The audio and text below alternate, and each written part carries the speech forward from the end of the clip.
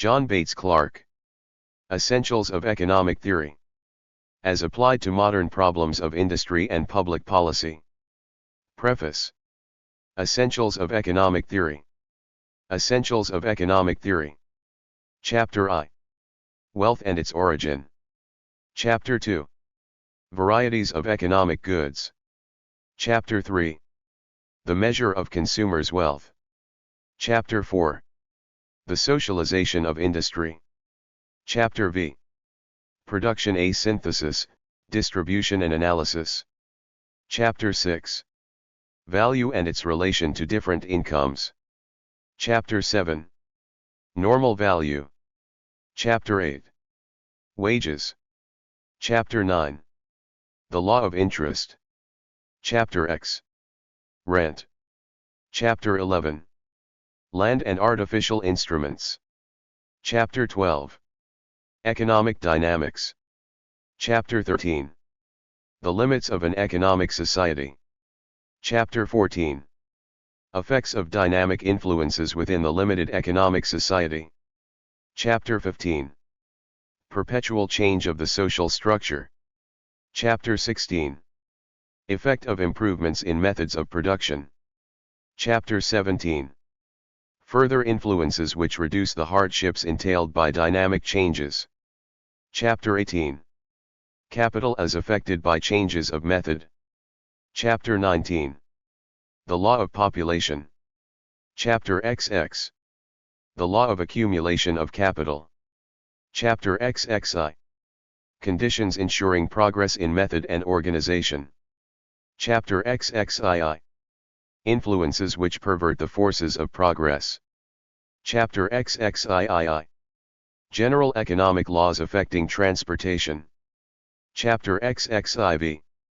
The foregoing principles applied to the railroad problem. Chapter XXV. Organization of labor. Chapter XXVI. The basis of wages as fixed by arbitration. Chapter XXVII. Boycotts and the limiting of products. Chapter XXVIII. Protection and monopoly. Chapter XXIX. Leading facts concerning money. Chapter XXX. Summary of conclusions. Index. The Macmillan Company 64-66 Fifth Avenue, New York. The Macmillan Company 64-66 Fifth Avenue, New York. The Macmillan Company 64-66 Fifth Avenue, New York. Preface. Table of Contents. In a work on the distribution of wealth, which was published in 1899, I expressed an intention of offering later to my readers a volume on economic dynamics, or the laws of industrial progress. Though 8 years have since passed, that purpose is still unexecuted, and it has become apparent that any adequate treatment of economic dynamics will require more than one volume of the size of the present one. In the meanwhile, it is possible to offer a brief and provisional statement of the more general laws of progress. Industrial society is going through an evolution which is transforming its structure and all its activities. 4 general changes are going on within the producing organization, and the resultant of them, under favorable conditions, should be an enrichment in which all classes would share. Population is increasing, capital is accumulating, technical methods are improving, and the organization of productive establishments is perfecting itself, while over against these changes in industry is an evolution in the wants of the individual consumer, whom industry has to serve. The nature, the causes, and the effects of these changes are among the subjects treated in this volume. The political economy of the century following the publication of The Wealth of Nations dealt more with static problems than with dynamic ones. It sought to obtain laws which fixed the natural prices of goods and those which, in a like way, governed the natural wages of labor and the interest on capital. This term natural as thus used, was equivalent to static. If the laws of value, wages, and interest had at this time been correctly stated, they would have furnished standards to which, in the absence of all change and disturbance, actual values, wages, and interest would ultimately have conformed.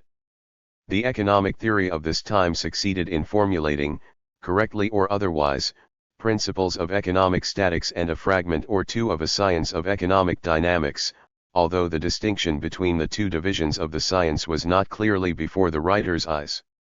The law of population contained in the work of Malthus is the only systematic statement then made of a general law of economic change. Though histories of wages, prices, etc., furnished some material for a science of economic dynamics, none of them attained the dignity of a presentation of law or merited a place in economic theory. Students of political economy were at that date scarcely awakened to the perception of laws of dynamics, and still less were they conscious of the need of a systematic statement of them. A modest beginning in the way of formulating such laws the present work endeavors to make.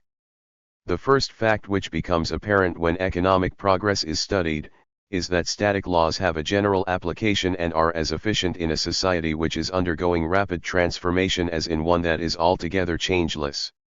Water in a tranquil pool is affected by static forces. Let a quantity of other water rush in and there are superinduced on these forces others which are highly dynamic. The original forces are as strongly operative as ever, and if the inflow were to stop, would again reduce the surface to a level. The laws of hydrostatics affect the waters in the rapids of Niagara as truly as they do those in a tranquil pool, but in the rapids a further set of forces is also operative. In the work referred to, issued in 1899, an effort was made to isolate the phenomena of economic statics and to attain the laws which govern them. Necessarily the study made a certain impression of unreality, since it put out of sight changes which are actually going on and are the conspicuous fact of modern life. It assumed the conditions of a world without any such movement and endeavored to formulate laws which, in such a condition, would fix standards of value, wages, interest, etc.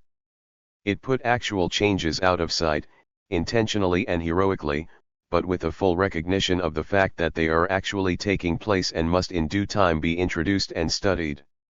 We live in what is par excellence an age of progress, and it is in part for the sake of perceiving the laws of progress that we first disentangle from them the laws of rest and make a separate study of these.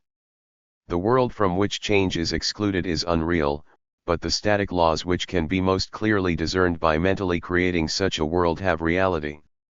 Every day's transactions are governed by them as truly as a physical element like water in active movement is affected by forces which, if they acted alone, would bring it to a state of permanent rest. The first purpose, therefore, of the present work is to show the presence and dominance in the real world of the forces described in the earlier work. It brings static laws into view and endeavors to show how they act at any one particular stage of industrial evolution. Even while changes are examined, the fact is perceived that there are steadily at work forces which, if changes should cease, would make society conform to a certain imaginary static model and makes wages and interest also conform to static standards. Another purpose of the work is to examine seriatim the effects of different changes, to gauge the probability of their continuance, and to determine the resultant of all of them acting together. It is important to know under what conditions changes proceed at a normal rate, and when the standard of wages rises as it naturally should. As the actual rate of wages pursues its rising standard, but lags somewhat behind it, it is necessary to know what determines the interval between the two, and when the interval is normal. What is called economic friction is the cause of this interval and is an element that is amenable to law. There is to be studied, not only the friction which obstructs the action of natural forces, but positive perversions of the forces themselves. Of these the chief is monopoly, and its influence, its growth, the sources of its power, and its prospect of continuance have to be determined. The actual tendencies of the economic system are against it, and so if we accept a few monopolies created for special ends are both the spirit and the letter of the civil law. In a country in which law held complete sway, all objectionable monopolies would be held in repression. In order to see how much economic forces can be made to do in this direction, the present work discusses railroads and their charges, and some of the practices of great industrial corporations, and tries to determine what type of measures a government should take in dealing with these powerful agents. In connection with monopoly and with the conditions of economic progress, a study is made of trade unions, strikes, boycotts, and the arbitration of disputes between employers and employed, and also of the policy of the state in connection with them, and with money and protective duties. It is my belief that students should become acquainted with the laws of economic dynamics, and that they can approach the study of them advantageously only after a study of economic statics. The present work is in a form which, as is hoped, will make it available for use in classrooms, not as a substitute for elementary textbooks, but as supplementary to them. It omits a large part of what such books contain, presents what they do not contain, and tries to be of service to those who wish for more than a single introductory volume can offer.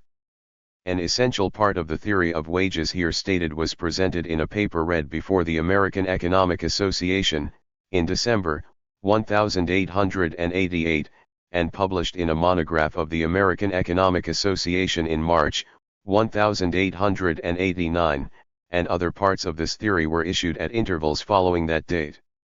The theory of value was published in the New Englander for July, 1881. I had not then chanced to see the early statements of the principle of marginal appraisal contained in the works of von Thunen and Jevons, and did not consciously borrow anything from their writings, but I gladly render to them the credit that is their due. I do not fear that I shall be supposed to have borrowed other parts of the general theory here offered. The theory of capital here stated was first presented in a monograph of the American Economic Association for May, 1888, and the discussion of money of which the present work gives a summary, in articles in the Political Science Quarterly for September, 1895, and for June and September, 1896. The discussion of the relation of protective duties to monopoly appeared in the same quarterly for September, 1904. The author should, perhaps, apologize for the fewness of the citations from other works which this volume contains.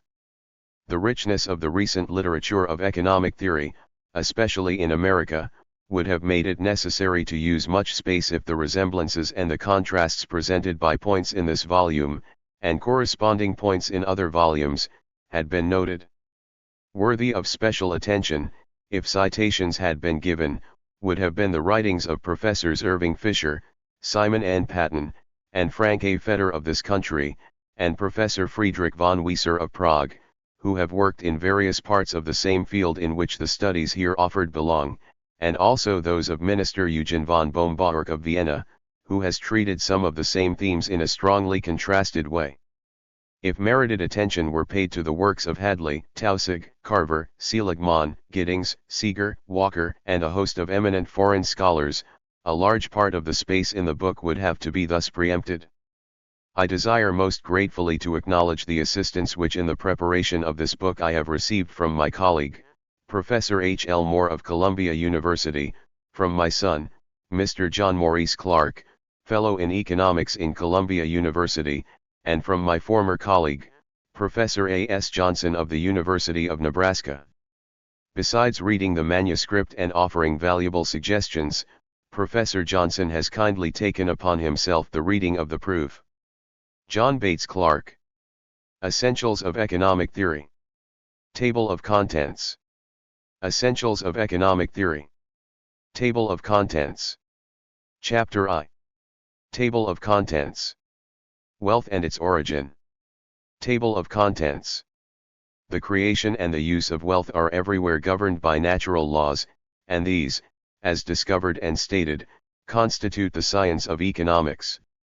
Some of them come into operation only when men live in more or less civilized societies and work in an organized way, while others are operative wherever men work at all. Every man who lives must have something that can be called wealth, and, unless it is given to him, he must do something in order to get it. A solitary hunter, living in a cave, eating the flesh of animals and clothing himself in their skins, would create wealth and use it, but he would not take part in a social kind of industry. What he does could not be described as a bit of social, national, or political economy. Yet the gaining of his living would be an economic operation and would involve a creating and using of wealth. A statement of the laws governing the processes by which such a man makes the earth yield to him means of support and comfort would constitute a science of the economy of isolated life, which is a part of the general science of economics. Primitive capital. If an isolated man hunts with good implements, he gets more game than he would have done if he had not used some of his time in making such implements. It pays such a man to interrupt his hunting long enough to make a spear or a bow and arrows. This amounts to saying that it is an advantage to him to become, in a simple way, a capitalist as well as a laborer, for the primitive implements of the chase are forms of productive wealth, or capital. Moreover, if he possesses foresight, he will keep enough food within reach to tide him over periods when game is not to be had, and such a store is another form of capital. The field of general economics. The economy of a man who works only for himself is subject to laws that are based on his own nature and the character of his material environment. Because he is what he is and because nature is what it is, there is a certain way in which he must proceed, if he will live at all, and there are certain conditions which must exist, if he is to live well. The inherent productive power of labor and of capital is of vital concern to him, since he is both a laborer and a capitalist, but he is in no way interested in what we commonly call the relations of labor and capital, since that expression always suggests the dealings of one class of men, who labor, with another class, who own or control productive wealth.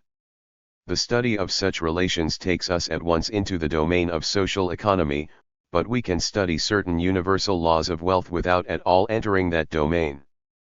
When we speak of the power that resides in a bow and arrow, we refer to a truth of general economics and one which illustrates the inherent power of capital, though we may be far from thinking of lenders and borrowers in a modern money market or of dealings of any one class of men with any other. The field of social economics. The moment that we begin to examine economic relations that different classes of men sustain to each other, we enter the realm of social economics, and we do this whenever we study modern business dealings. Even our hunter would take part in a social economy if he began to sell some of his game, and from that time on his income would depend, not wholly on his relation to material nature, but partly on his relation to other men. A good market for his game would come to be of the greatest importance to him, and a market for anything implies a social method of securing wealth. Fundamental facts common to primitive life and social life. The relations which men sustain to each other in civilized industry are thrown into the foreground in the science of social or political economy. It is an organized system of industry in which we are engaged, and it is that which we care most to understand. Until recently we have had a far less satisfactory understanding of the social element in industry, that is, of the relations that men who are producing wealth sustain to each other, than we have had of such general facts as a primitive producer needs to know. We have had, for example, much information concerning the materials which the earth contains and the way to make them useful. We have had a practical knowledge of what wealth is and of the mode of creating it, and we have been able to identify it as we have seen it either in the raw or the finished state.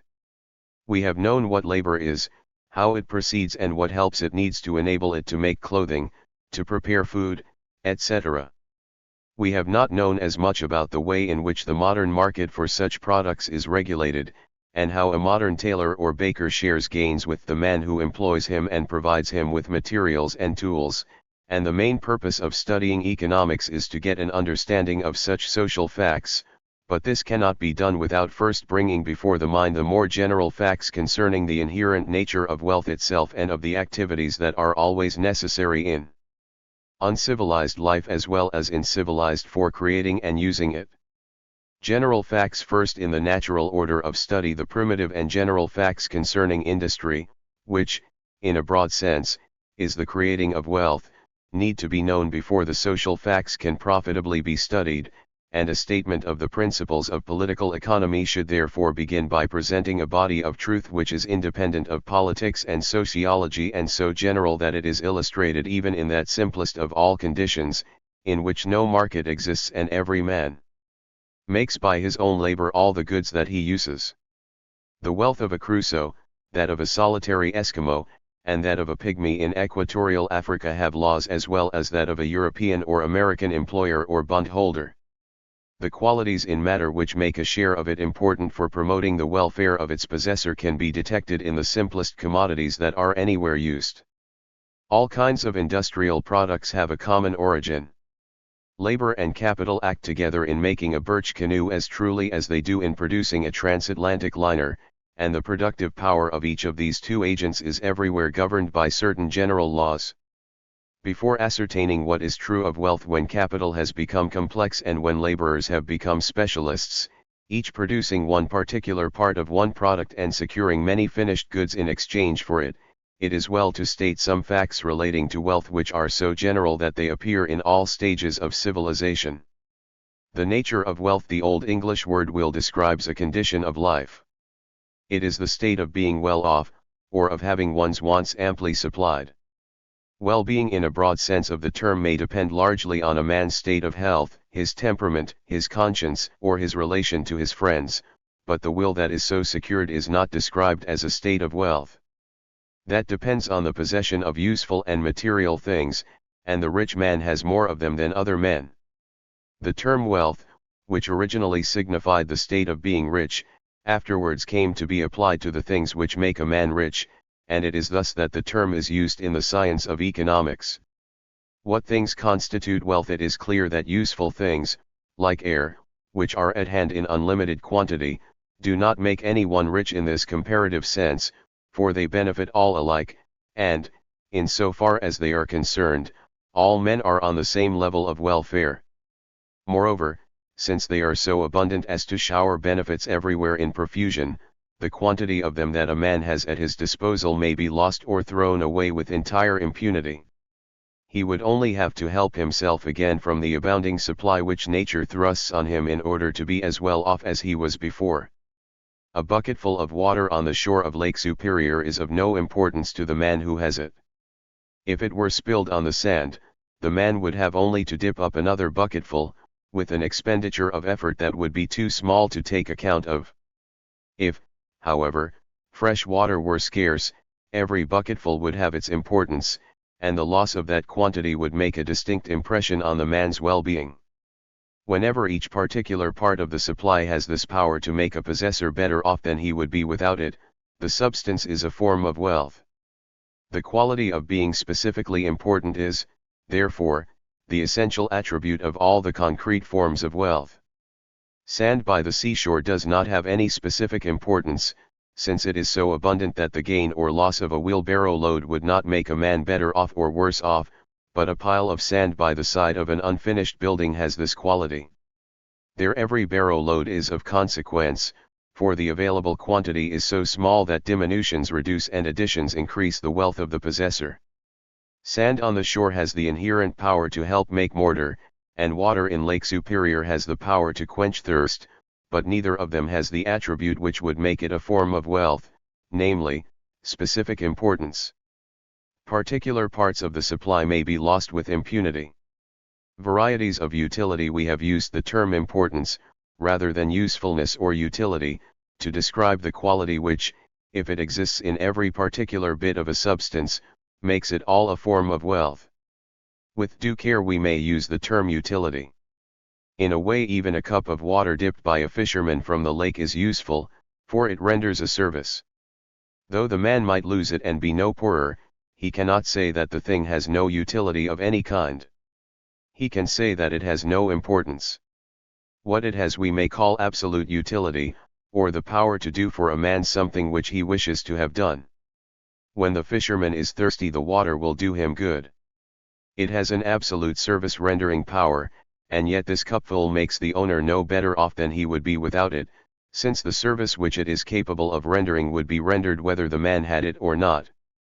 Absolute utility in an article is the power to render any service whatever, regardless of the question whether it would be rendered equally well if the article were absent. If conditions were such that the man would have to go thirsty in case he spilled his cupful of water, then this little supply would have what we may term effective utility, and this means that the presence of the particular bit is a positive element in conducing to the man's welfare. Usable things have absolute utility even when they are superabundant, but they have effective utility only when the quantity of them is so limited that every particular bit of it is of some importance.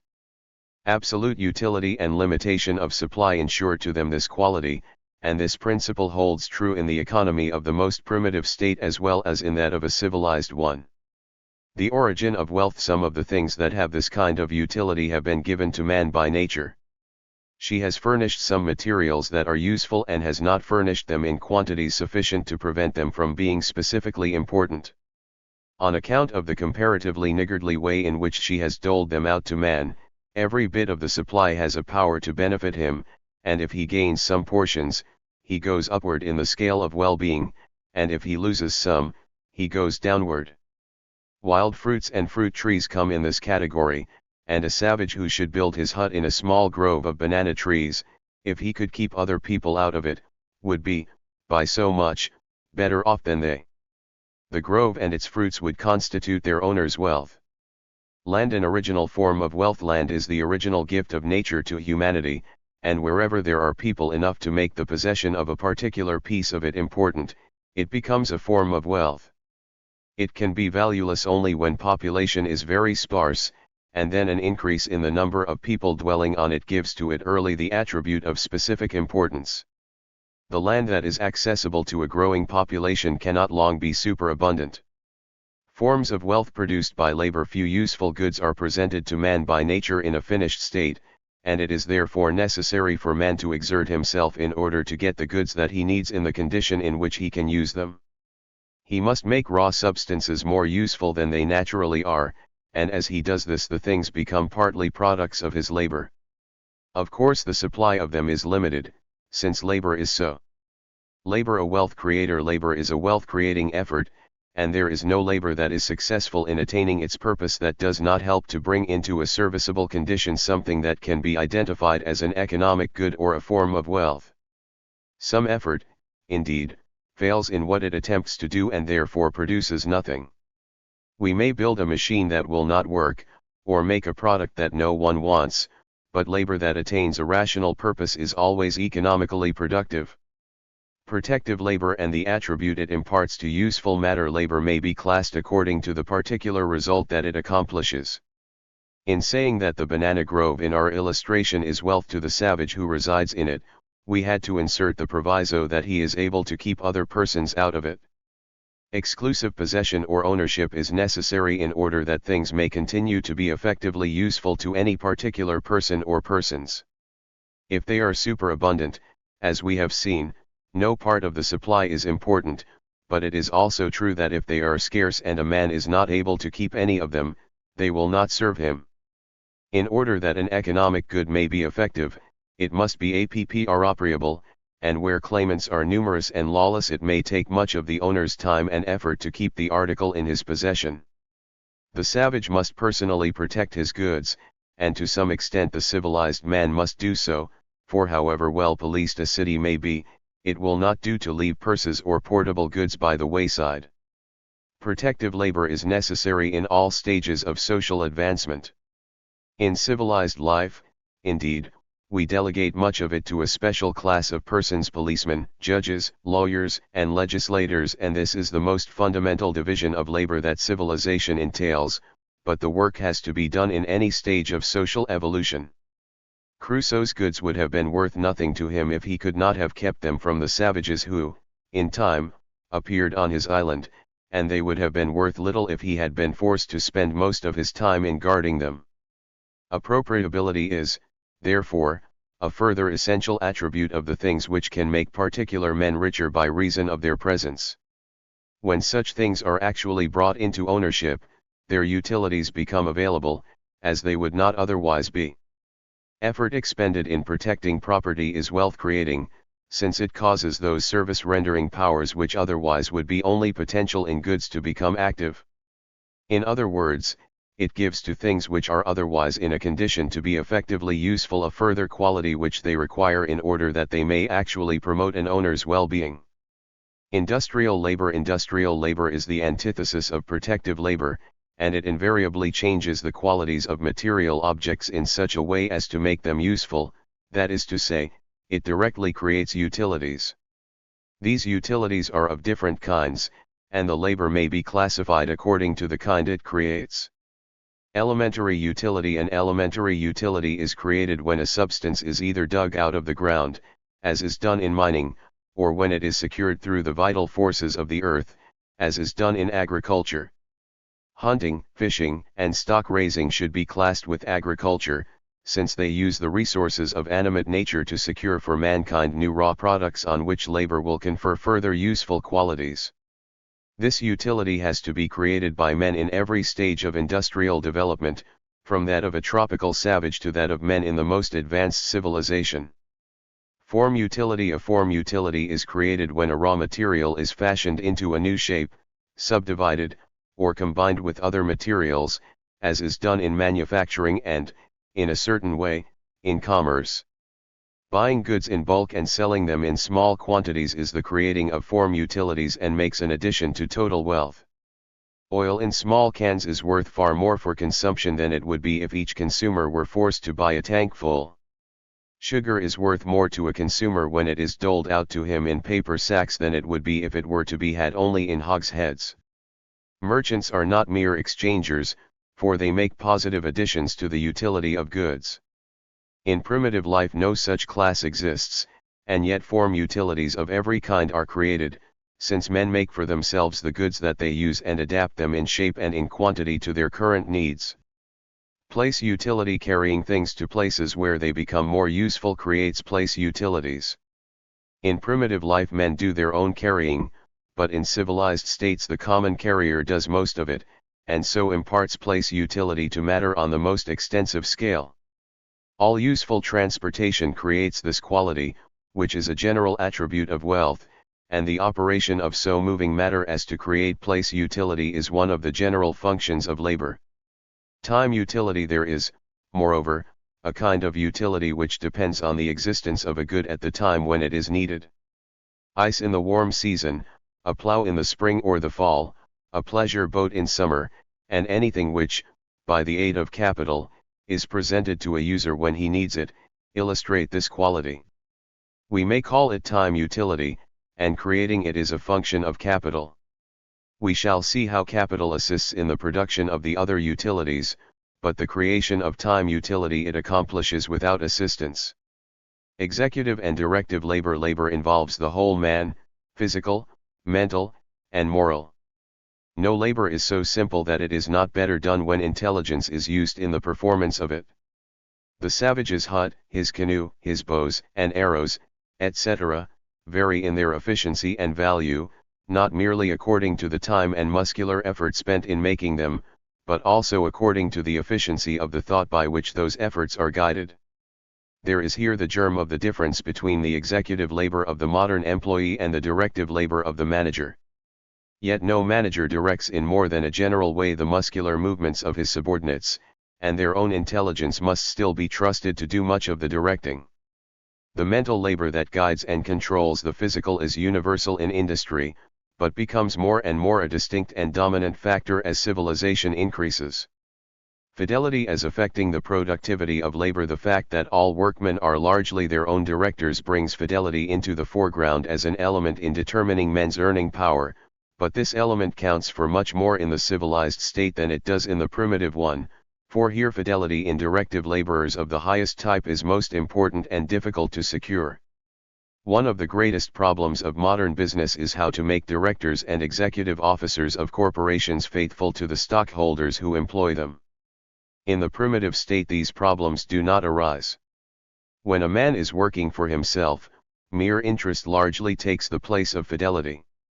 If today anyone secures a good house of his own to live in, it is because he employs contractors, overseers, and artisans, all of whom are, in the main, faithful to his interests and see that the work of building is properly done.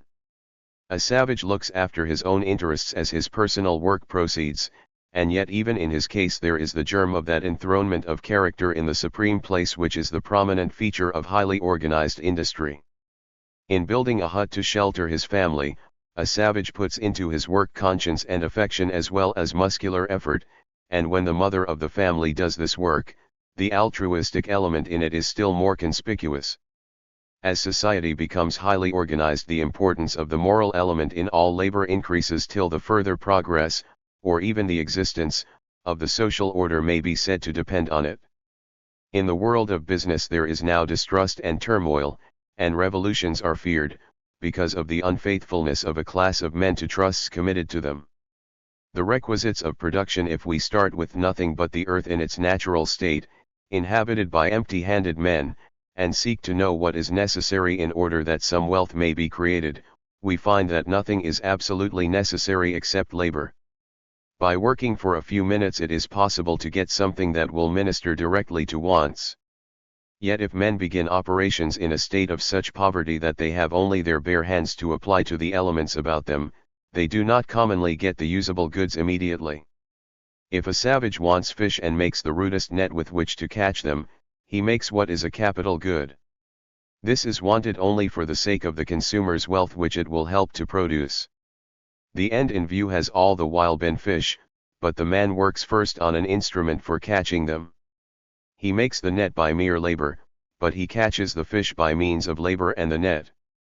Without such instruments to aid in production a dense population could not live at all, and a very sparse one could live only in a meager and precarious way.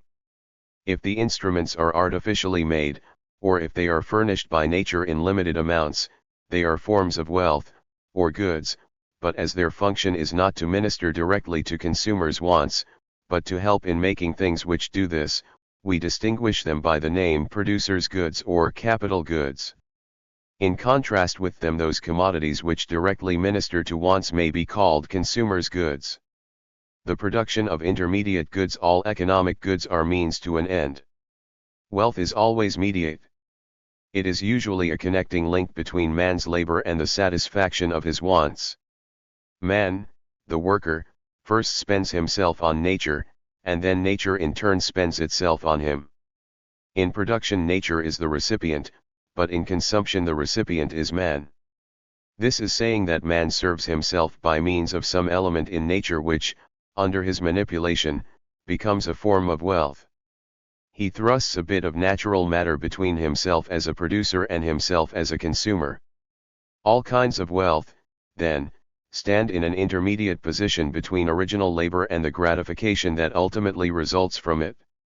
Some goods, however, are means in the special sense of standing between labor and other goods. Instruments help to make consumers' goods and these add to man's pleasure. Using a tool is not generally agreeable. The tool stands not only between the effort and the gratification that will ultimately follow, but between the effort and the further material good that will directly produce gratification. The hatchet intervenes between the labor that makes it and the firewood it will cut, while the wood acts directly on the man and keeps him warm. Capital goods are in this special sense mediate. They are not wanted for their own sake, but for the sake of something else that is directly useful. All labor immediately productive of wealth. When a savage abandons the plan of fishing from the shore and gives his labor for a fortnight to making a canoe with which to fish more effectively, he interposes an interval of time between his labor and its ultimate fruits, the consumer's goods. There is no such interval between the labor and the kind of wealth that it first creates, namely, the canoe. This immediate product of labor is itself a form of wealth and at once rewards the laborer, since it is what he needs, though he does not need it for consumption. Industry always pays as it goes and tolerates no hiatus between labor and wealth in some form. Organized industry immediately productive of consumers' goods. If one man were keeping the stock of canoes of a few fishermen in repair and taking as his pay a share of each day's catch, he would not have to wait for his food any longer than the fishermen themselves. This mode of conducting the industry, however, involves organization. If each fisherman had to make his first canoe, it would be necessary for him to wait for fish, but as soon as a stock of canoes has been obtained and a special set of men assigned to the work of keeping the stock intact in number and quality, that necessity entirely ceases. 5 men may do nothing but fish while a sixth keeps their stock of canoes intact by repairing old ones left on the shore and making new ones to replace such as are beyond repairing. Fishing and boat building may go on simultaneously, and all the men may go share in each day's catch.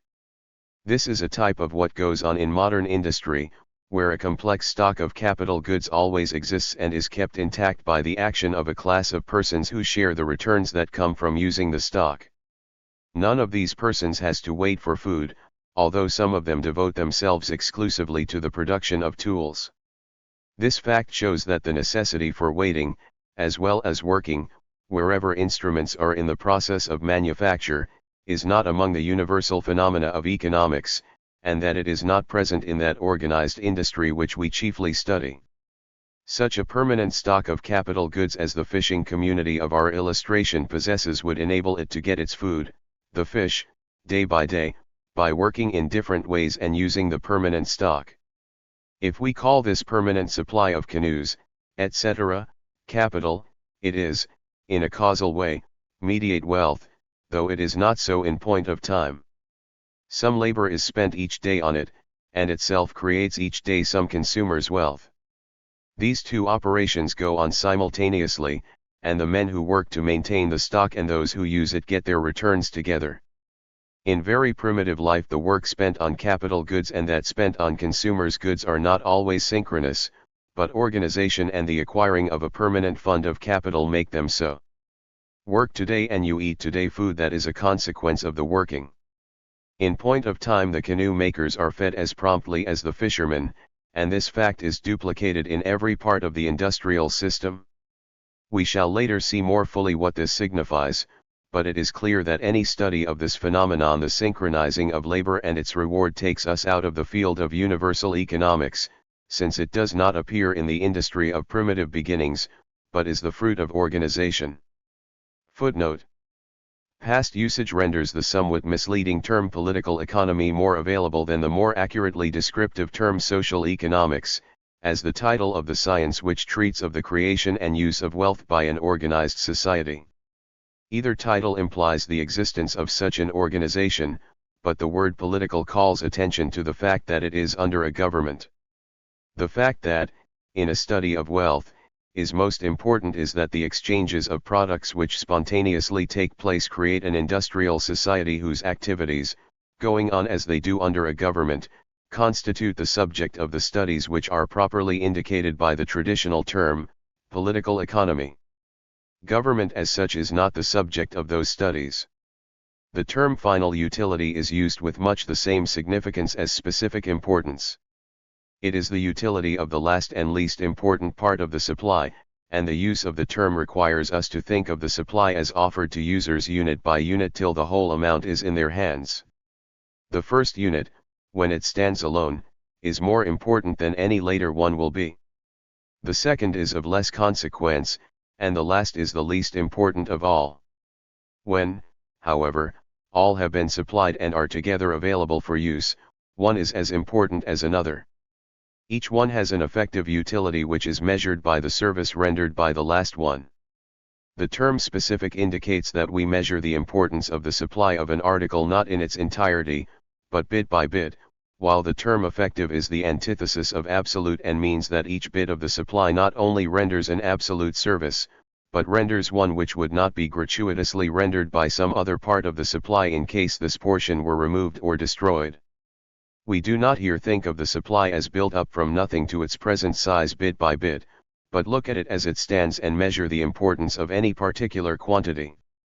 When we speak of final utility, we think of a series of increments supplied one after another, and in this case the successive increments become less and less important, since, after some have been supplied, the want of the kind of good that they represent is less keenly felt.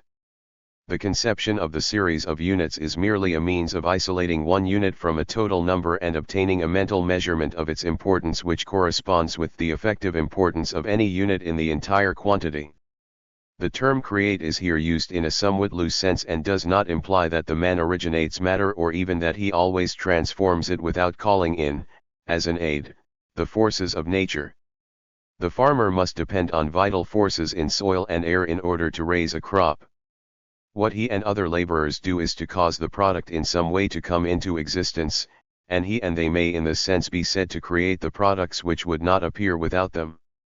The distinction between elementary utility and others does not need to be applied with the utmost strictness, for mining creates form utility by breaking up masses of ore, and place utility by making them accessible.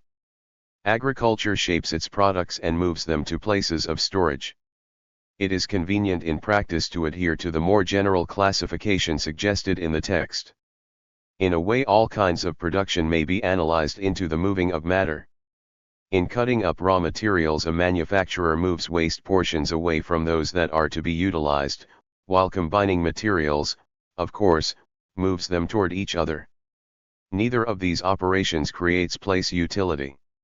This quality consists in a relation, not between some materials and others, but between goods and the persons who are to use them.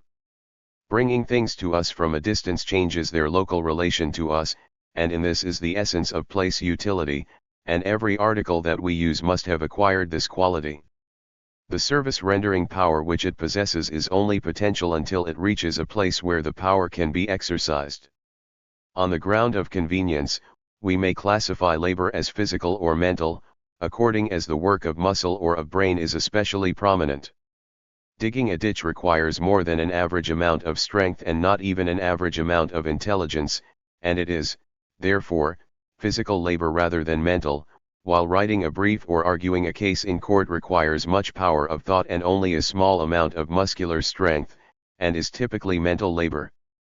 Managing an estate for an absent owner is more largely a moral function, since the value of the service depends chiefly on the fidelity of the man who renders it, but physical and intellectual labor are also involved. These three types of personal effort are exerted wherever wealth is created. For an elaboration of the conception of mediate goods, the reader is referred to von Bohm-Bawerk's work on Positive Theory of Capital and to John Ray's work on the Sociological Theory of Capital. One man might be employed in guarding canoes and fish against theft, which is doing protective rather than industrial labor, and economic forces would tend to give him a share as large as each of the others receives, provided, of course, that the men are of equal capacity as workers. The conception of capital goods as always putting enjoyments into the future has crept into economic science because in certain illustrations taken from primitive life they seem to have that effect. We shall see that they do not have it at all in static social industry, and that they have it only in a limited way in dynamic social industry, or that which is carried on by a society undergoing organic change. Chapter 2. Table of Contents. Varieties of economic goods. Table of Contents. Passive capital goods. Labor spends itself on materials, and these, in their rawest state, are furnished by nature herself. They ripen as the work goes on. Every touch that is put on them imparts to them more of the utility which is the essence of wealth. They are technically goods, or concrete forms of wealth, from the moment when they begin to acquire this utility, though for a time they are in an unfinished state. The function of materials, raw or partly finished, in the physical operation of industry is a passive one, since they receive utility and do not impart it. The iron is passive under the blows of the blacksmith's hammer, leather is passive under the action of the shoemaker's sewing machine, a log is passive under the action of the lumberman's saw, etc. The materials which are thus receiving utilities under the producer's manipulations constitute a distinct variety of capital goods, while the implements which help to impart the utilities constitute another variety, and both kinds are present in all stages of industrial evolution. Savages use raw materials and tools for fashioning them. Active capital goods: the hammer which fashions the iron, the awl which pierces the leather, and the saw that cuts the log into boards have an active function to perform. They do not receive utilities, but impart them. They manipulate other things and are not themselves manipulated, and except as unavoidable wear and tear injure or destroy them, they are not themselves at all changed by the processes in which they take part. They are the workman's active assistants in the attacks that he makes on the resisting elements of nature. Passive instruments, then, and active ones: things which receive utility, as industry goes on, and those which impart utility constitute the two generic kinds of capital goods. What is commonly called circulating capital is a permanent stock of passive capital goods, and, in like manner, what is usually known as fixed capital is such a stock of capital goods of the active kind. The materials and the unfinished goods that are scattered through a modern mill and receiving utility are what the manufacturer would at this moment identify if he were asked to point out the things in which he has circulating capital invested, while the mill, the machinery, the land, etc., which are imparting utility, are what he can point to as now constituting his fixed capital. At a later time there will be other goods of both kinds in his possession, and these will at that time embody the two kinds of capital. While a primitive man would have little occasion to use the term capital goods, he would possess both varieties of the goods which the term denotes. Varieties of active capital goods: mere hand tools act as armatures attached to the person of the worker, and they enable him effectively to attack resisting substances. The hammer fortifies the blacksmith's hand against the injuries it would suffer if he delivered blows with his fist, and it multiplies the efficiency of the blows. Machines, however, substitute themselves for the person of the worker and carry the tool through its movements.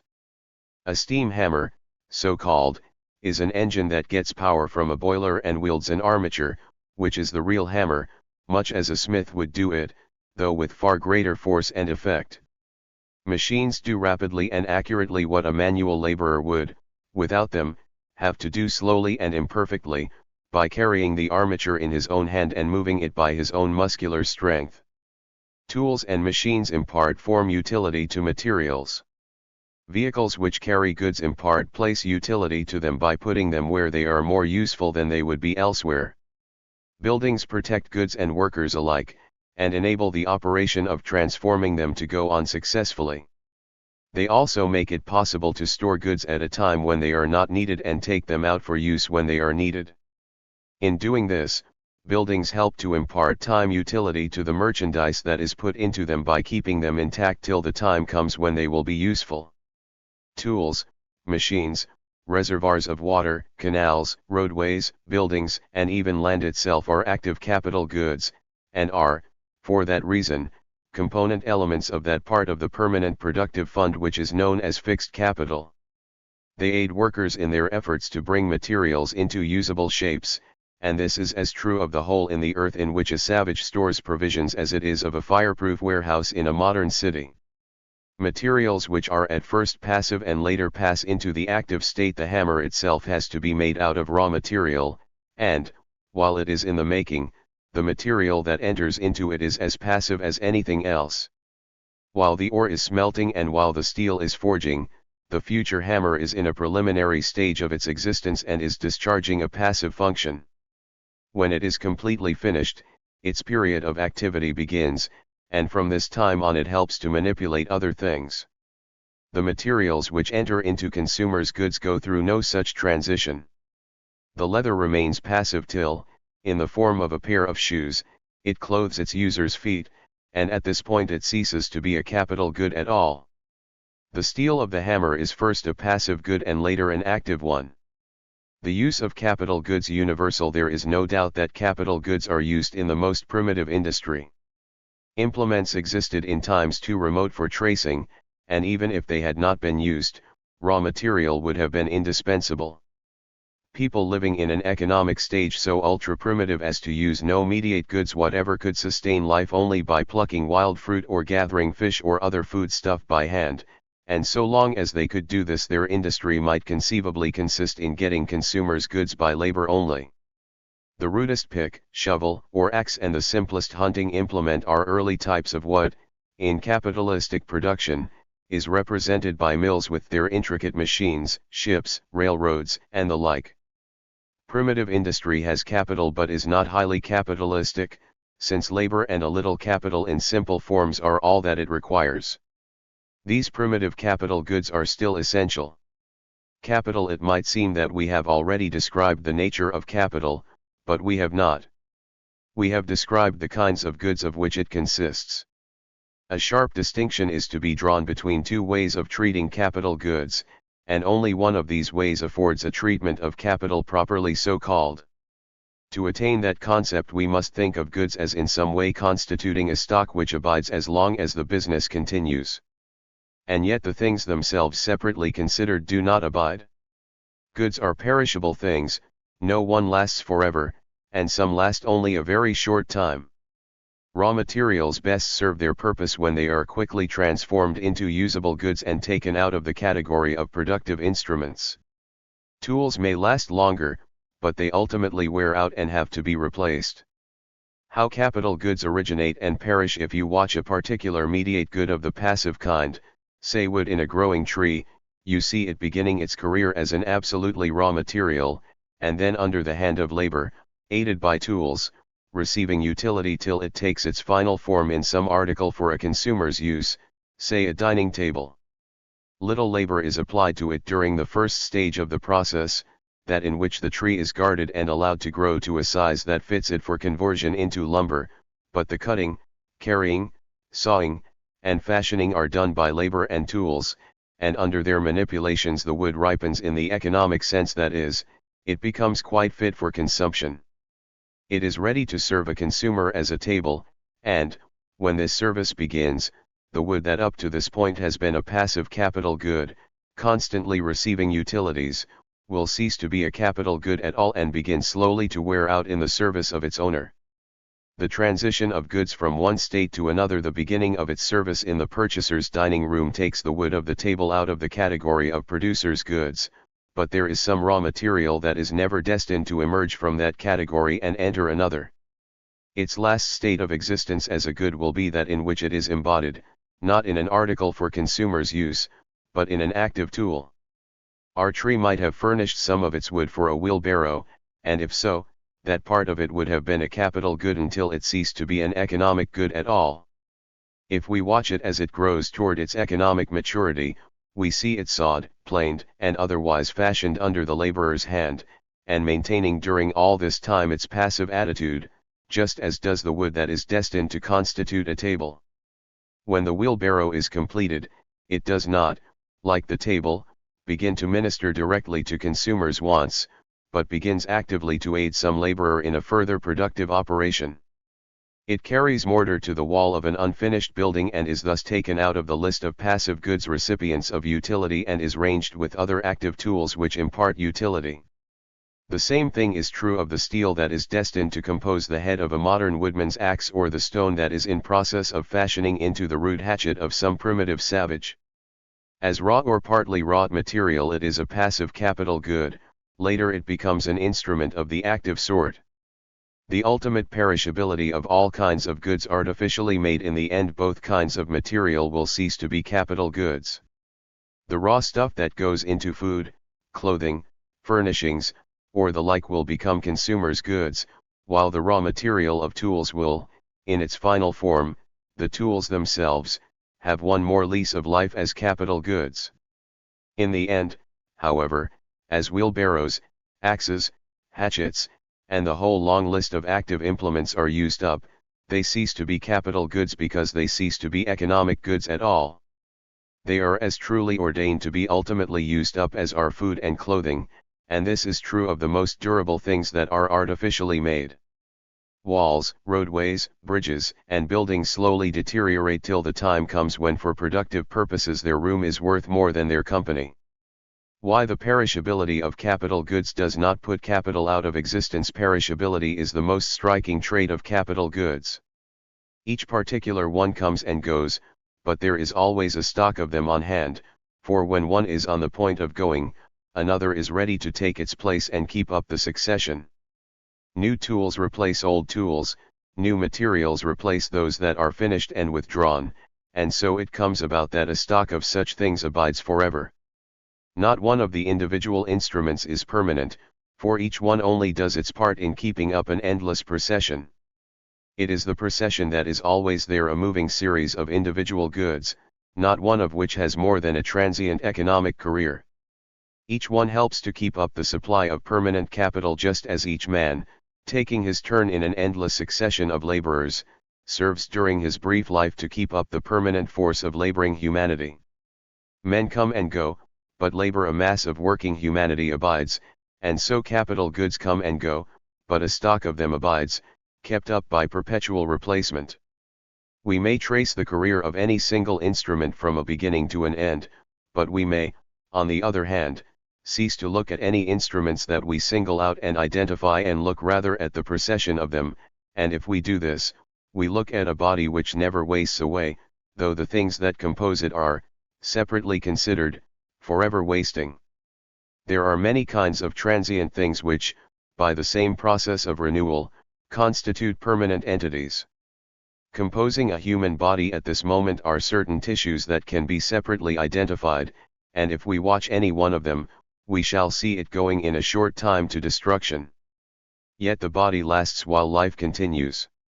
Indeed, the evidence of the life itself is the discarding and replacing of the tissues. A living body is a durable thing, though the particular tissues that at any one time compose it are not so. In a like way drops of water make a river, and this is a permanent thing, however rapidly its composition changes. The waterfall that drives the machinery of a mill is permanent, though no particular particle of water remains in it for more than a moment.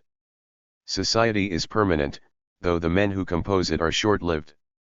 In an exactly similar way a body of capital goods is maintained as a perpetual instrumentality of production. This is capital properly so called. It is, as it were, a quasi-living body, perpetuated by the constant replacement of the component parts, which are destroyed as its normal activities go on. The difference between capital goods and capital summarized the distinction between capital goods, on the one hand, and capital, on the other, is, then, like that between particular tissues and a living body, or like that between particular particles of water in the river and the river that flows forever. We can single out and watch certain drops of the water as they flow from a spring, and we can trace them through their brief careers, and say truly that the river is composed of fickle and transient stuff, but we cannot say that the river is transient. That is perpetuated by the renewing of the supply of water as the original drops disappear.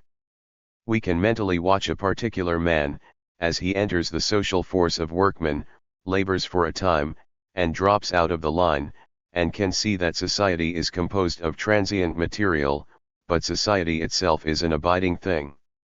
So we can study a particular bit of ore or wool or leather or a particular hammer or spindle or sewing machine, and in those cases we shall be studying capital goods and finding how perishable they are, but we shall also see that a stock of them always abides as the capital of economic society. We can cease to look at individual things and study the permanent fund of productive wealth, which is made up of goods like ore, wool, leather, hammers, spindles, and sewing machines. The identity of the things which make up this stock is forever changing.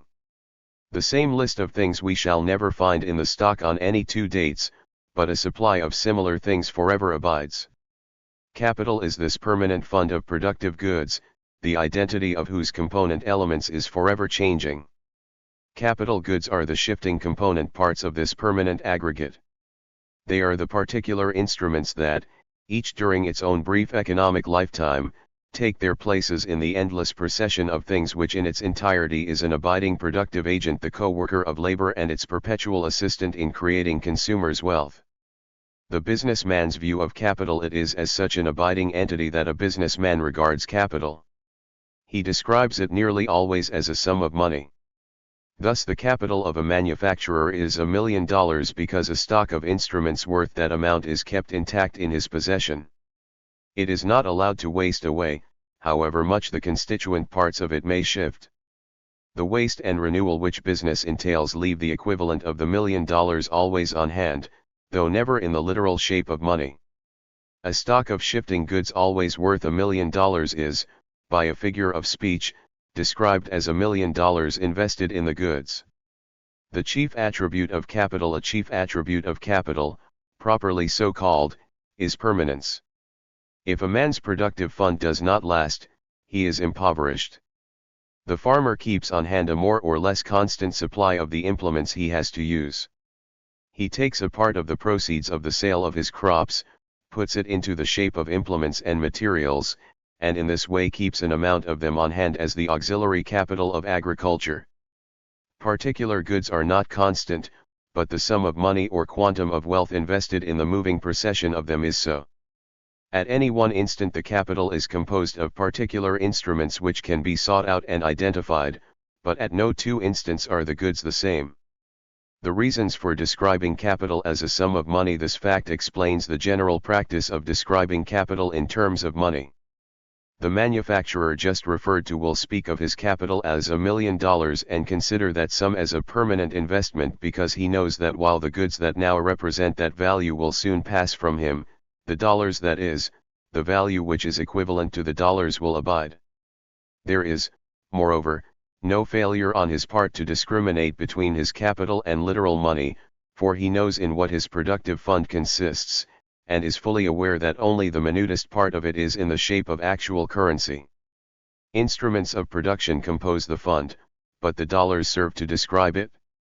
They indicate the amount and the abiding quality of it, since they describe what he has invested or embodied in the shifting things and can, by a fair sale, get out of them. Why abstract terms are used in popularly describing capital in certain connections, money is, in unintelligent thinking, confused with real capital in ways that we should guard against. In avoiding such errors, we need to be even more careful that we do not miss the truth that is at the basis of the common mode of describing capital.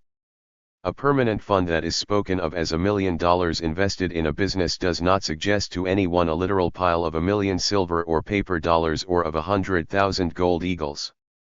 It suggests what is actually in the business, a procession of things, each of which comes into the man's possession and then leaves him, and helps him to keep the constant stock of goods that at any time is a potential million of dollars.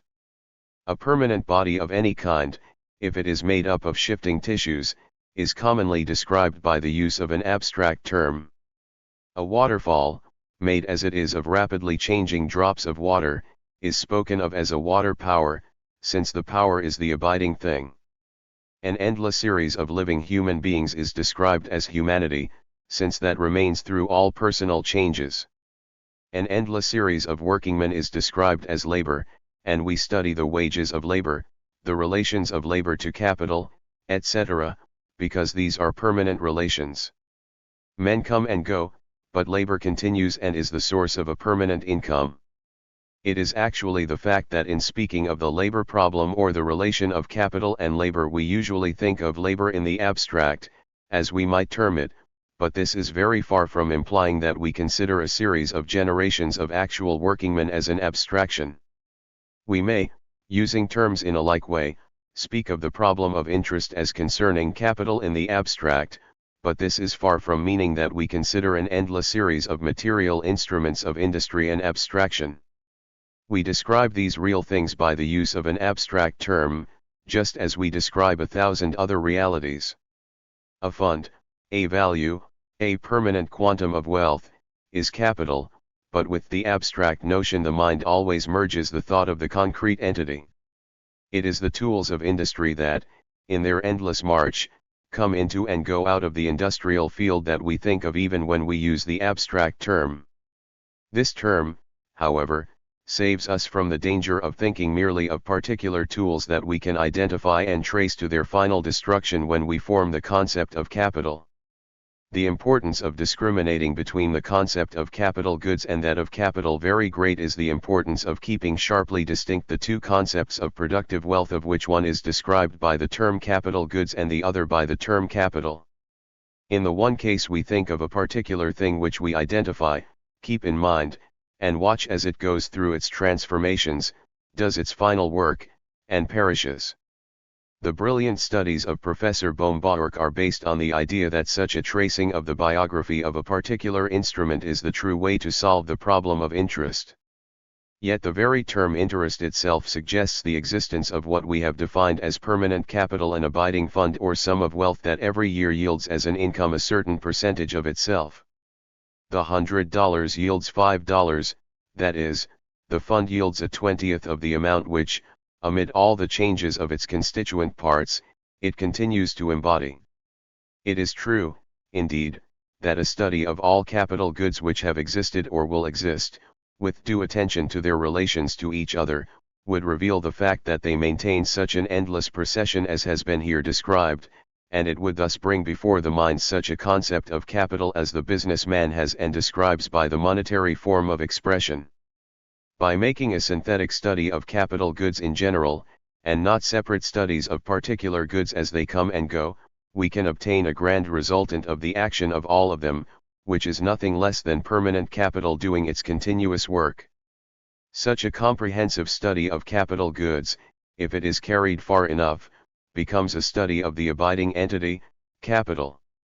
Allowing ourselves, however, to put the abiding entity out of sight and merely to trace the origin, growth, and productive action of separate instruments of production would be disastrous. The undying body in which the particular things are tissues absolutely needs to come into view. The very mention of a problem of interest of the percentage of itself that a fund of a given amount can annually earn puts before us at once the permanent entity, capital, and the problems relating to it. Labor as a permanent entity. The term labor is sometimes used to describe a permanent aggregation of laborers, no one of whom lives and works through more than a brief period. Labor is thus analogous to capital and laborers to capital goods. A permanent working force is composed of perishable beings as a permanent producing fund is composed of perishable goods. Both are commonly described by the use of abstract terms, but both are in reality concrete things, and actually to reduce either to a mere abstraction would be to put a material entity out of existence. We instinctively speak of a value, a given number of dollars, in describing a man's capital, but it is dollars invested in productive instruments, and we instinctively speak of labor when we mean an abiding force of workingmen. Neither capital nor labor is like an immaterial soul that can live apart from its body. Each consists of a permanent body with a shifting composition. A permanent sum, on the one hand, a permanent amount of working energy, on the other, are always present, but they are in goods and men respectively. Each may well be described by the use of an abstract term, and in practical life it commonly is so, but it is a concrete reality. Peculiarity of land as a capital good. One reservation needs to be made when we call capital goods perishable. If we include land under this term, we must make it an exception to the rule of destructibility. It is the only thing that does not go out of existence in the using. It is not a produced good at all and does not stand, like other goods, in an intermediate position between labor and the gratification that labor is intended to produce. Work did not create it and using will not end it. It will be called, in our study, a capital good, for it is a form of wealth which produces other wealth. It enters into the permanent productive fund that society is using. Differences between land and other capital goods important in economic dynamics. It is in a later part of the study which deals with economic changes, the part which we shall call economic dynamics, that the differences between land and artificially made goods become prominent, and these differences will receive due emphasis in their proper place. In studying the law which would govern economic society if no essential economic changes were taking place in reducing society, as it were, to a static state, we find that there is a certain set of characteristics which land shares with those capital goods which are the products of human industry. In static studies it is best to group the productive instruments which men make with the one unmade good which nature furnishes, and to recognize that together they embody the permanent fund of productive wealth. Mobility, an attribute of capital. Even in a static society, capital would be permanent, while particular capital goods would be perishable. In dynamic studies, another quality of capital, as distinguished from capital goods, comes into the foreground, namely, mobility. It is the power to move without loss from one industry to another. Goods cannot be thus moved with any freedom. A loom cannot be taken out of a woolen mill and made to do duty in a carpenter's shop, nor can a circular saw be made available in weaving. When the loom wears out and needs replacement, it is in the owner's power to procure either another loom or a circular saw, and if he chooses the latter alternative, he causes capital to move into the woodworking business. A whaling ship would not be useful as a cotton mill, but much capital that was once invested in the whale fishery of New England has since found its way into manufacturing. The transfer can often be made without waste. If the earnings of an instrument have sufficed to replace it with another that is like it, they may suffice for producing an instrument that is unlike it. Waste, if it occurs, results from a failure of the original instrument to earn the fund for replacement. Capital which thus abides but passes from one employment to another is a body the identity and the character of whose component parts change. The transfer of capital from one industry to another is a dynamic phenomenon which is later to be considered. What is here important is the fact that it is in the main accomplished without entailing transfers of capital goods. An instrument wears itself out in one industry, and instead of being succeeded by a like instrument in the same industry, it is succeeded by one of a different kind which is used in a different branch of production. Goods have not moved from one branch to another, but capital has done so. How capital itself may be destroyed. When we speak of capital as permanent, we mean that using does not destroy it as it destroys the tissues of which it is composed. Fires, earthquakes, and business disasters put parts of it out of existence and affect the volume of the fund as a whole, but production itself leaves it intact. It is this very production which destroys capital goods and makes it necessary to replace them. Footnote. In the economic sense, consumption is the utilization rather than the destruction of the thing consumed, though many things go rapidly to destruction in the process.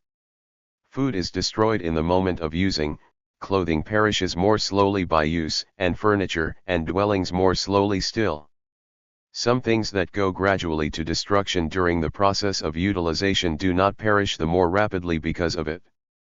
A vase, a statue, or a picture is consumed, in the economic sense, by a person's act of looking at it and getting pleasure from it, but this does not hasten its deterioration except as keeping such an ornament where it can be seen exposes it to deterioration or accident.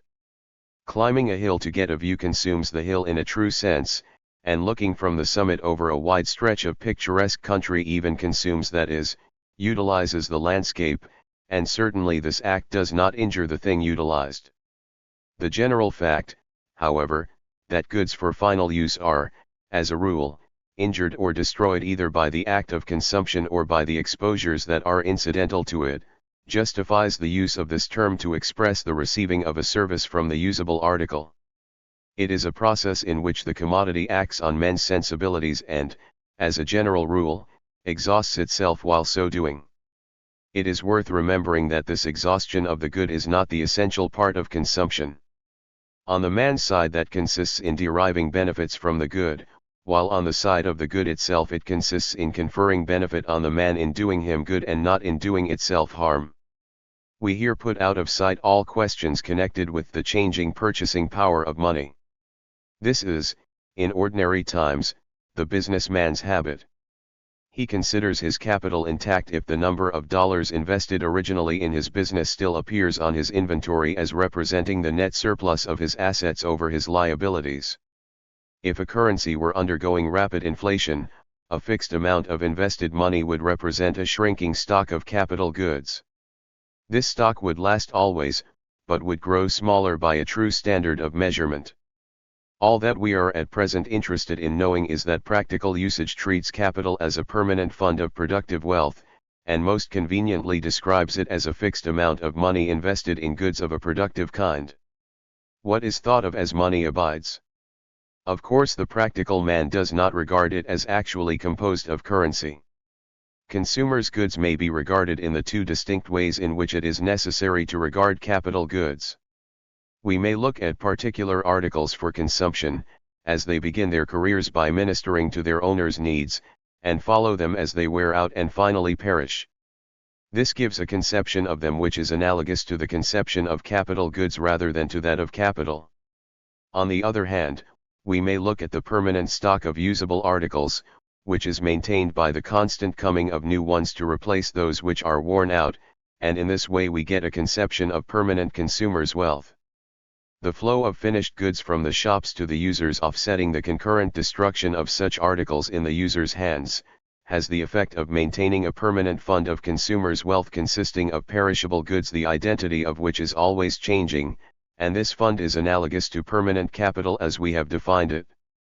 Professor C. A. Tuttle has advocated the use of the generic term wealth to denote the two continuing funds which we have here termed, on the one hand, capital, and, on the other hand, the permanent stock of consumers' wealth. We have preferred to use the term wealth in a sense that is generic enough to include both capital and capital goods, and both the permanent stock of consumers' goods and the particular articles that, in turn, compose it. Wealth consists of effectively useful concrete things regarded either as particular articles that can be identified and watched till they perish in the using, or as an abiding stock of articles of this genus, each one of which has in itself only a transient existence. See an article on the wealth concept, by Professor Charles A. Tuttle, in the Annals of the American Academy of Political and Social Science, for April, 1891, and other articles by the same author. What is commonly termed land contains elements which perish in the using. Such are deposits of coal, ores, or oil, and those ingredients of loam which are exhausted by tillage. Such elements of the soil are not land in the economic sense. How they should be regarded will be shown in a later chapter. Chapter 3. Table of Contents. The measure of consumers' wealth. Table of Contents. In all stages of social development, the economic motives that actuate men remain essentially the same. All men seek to get as much net service from material wealth as they can. The more wealth they have, other things remaining the same, the better off they are, and the more personal sacrifice they are compelled to undergo in the securing of the wealth, the worse off they are. Some of the benefit received is neutralized by the sacrifice incurred, but there is a net surplus of gains not thus cancelled by sacrifices, and the generic motive which may properly be called economic is the desire to make this surplus large. Except in a perfectly isolated individual life, there is opportunity for ethical motives to affect men's economic actions. Altruism has a place in any social system of economics, and so have the sense of justice and the positive compulsion of the law. Altruism does its largest work in causing men to give away wealth after they have acquired it, but conscience and the law powerfully affect their actions in acquiring it. These are forces of which social economics has to take account, but the more egoistic motive, desire to secure the largest net benefit from the wealth-creating process, is one of the premises of any economic science. This involves a general pursuit of wealth, but men seek the wealth for a certain personal effect which comes from the use of it, and they measure it, when attained, by means of this subjective effect. How specific utilities are measured as the essential quality of wealth is specific effective utility. We measure wealth by estimating the amount of this quality, and it is always a consumer who must make the measurement. He must discover the importance to himself of a small quantity of a particular commodity. The hunter must find out how much worse off he would be if he were to lose a small part of his supply of game and endure some hunger as a consequence. In doing this he gets the measure of the effective utility of any like quantity of game, since any one specific part of his supply is as important as any other and no more so. The estimate of the importance of such a supply of food material has to be made in this specific way, by taking the amount on hand piece by piece, and not by gauging the importance of the whole of it at once. Value the measure of specific effective utility. If any consumer will estimate the importance to himself of a single unit of goods of a certain kind, and multiply the measure so gained by the number of units he is appraising, he will make a measurement of the value of the total amount. Values not based on the importance of the total supply of goods. It is essential that the consumer, in determining the value of a kind of goods, should not estimate the importance of the supply in its entirety, since that would give an exaggerated measure. Measurements of value are always made specifically, and single units of the supply of goods are appraised apart from the remainder. The total utility of atmospheric air is infinite, since the loss of the whole of it would mean the total destruction of animal life, but the specific utility and the value of air is nil, since no one limited part of the supply has any practical importance. A roomful of it might be destroyed with impunity. So the cereal crops of the world, taken as a whole, have almost infinite importance, since their destruction would result in universal famine, but each bushel of grain has an importance that is relatively small. The loss of it would impose no serious hardship upon the average consumer, since he could easily replace it. The value of the crop is determined by the importance of one bushel taken separately and by the number of the bushels. If we estimate the importance of one unit of the supply of anything, express the result of the estimate in a number, and then multiply this by the number of units in the supply, we express the value of this total amount. The total utility of it, on the other hand, is measured by the benefit which we get from the supply in its entirety, or by the difference between the state we are in when we have it all and that to which we should be reduced if we lost it all and were unable to replace it? To measure any such total utility we contrast, in imagination, our condition with the full supply on hand and a condition of total and hopeless privation, in so far as these goods and similar ones are concerned. This method of measuring wealth universal, these principles apply as well to the economy of a solitary islander of the Crusoe type as they do to that of a civilized society. A Crusoe does not need to measure values for purposes of exchange, but he has other reasons for measuring them. It is for his interest to use his own labor economically, and to that end he should not put too much of it into one occupation and too little into another. When, by reason of a large store of wheat on hand, the specific importance of it is small, or, if we use a common expression, when the utility of the final increment of it, which a man might secure by making an addition to his supply, is small, he should divert his labor to raising goats or building huts, where the utility of the increment of product to be gained is, for the time, greater. The solitary man thus well illustrates the act of the society which, in its own peculiar way, sends labor from one department of industry where the final utility of its product is small to another where it is larger. It is all done by measuring the specific importance of goods. The utility of producers' goods. Consumers' goods have a direct utility, which is a power immediately to serve a consumer. Instruments of production, on the other hand, have indirect utility, since all that they are good for is to help produce things that render the immediate service. They have productivity, and this has to be measured in determining their value. What we need to know about hoes and shovels, hammers and anvils, spindles and looms, etc., is how much power they have to create the goods that we want for consumption. Here again the measurement has to be made in the specific way. The capital goods have to be taken unit by unit if their value for productive purposes is to be rightly gauged. A part of a supply of potatoes is traceable to the hoes that dig them, but in valuing the hoes we do not try to find out how much worse off we should be if we had no hoes at all. We endeavor simply to ascertain how badly the loss of one hoe would affect us or how much good the restoration of it would do us. This truth, like the foregoing ones, has a universal application in economics, for primitive men as well as civilized ones must estimate the specific productivity of the tools that they use, and make hoes, shovels, or axes according as the procuring of a single tool of one kind becomes more important than procuring one of another kind.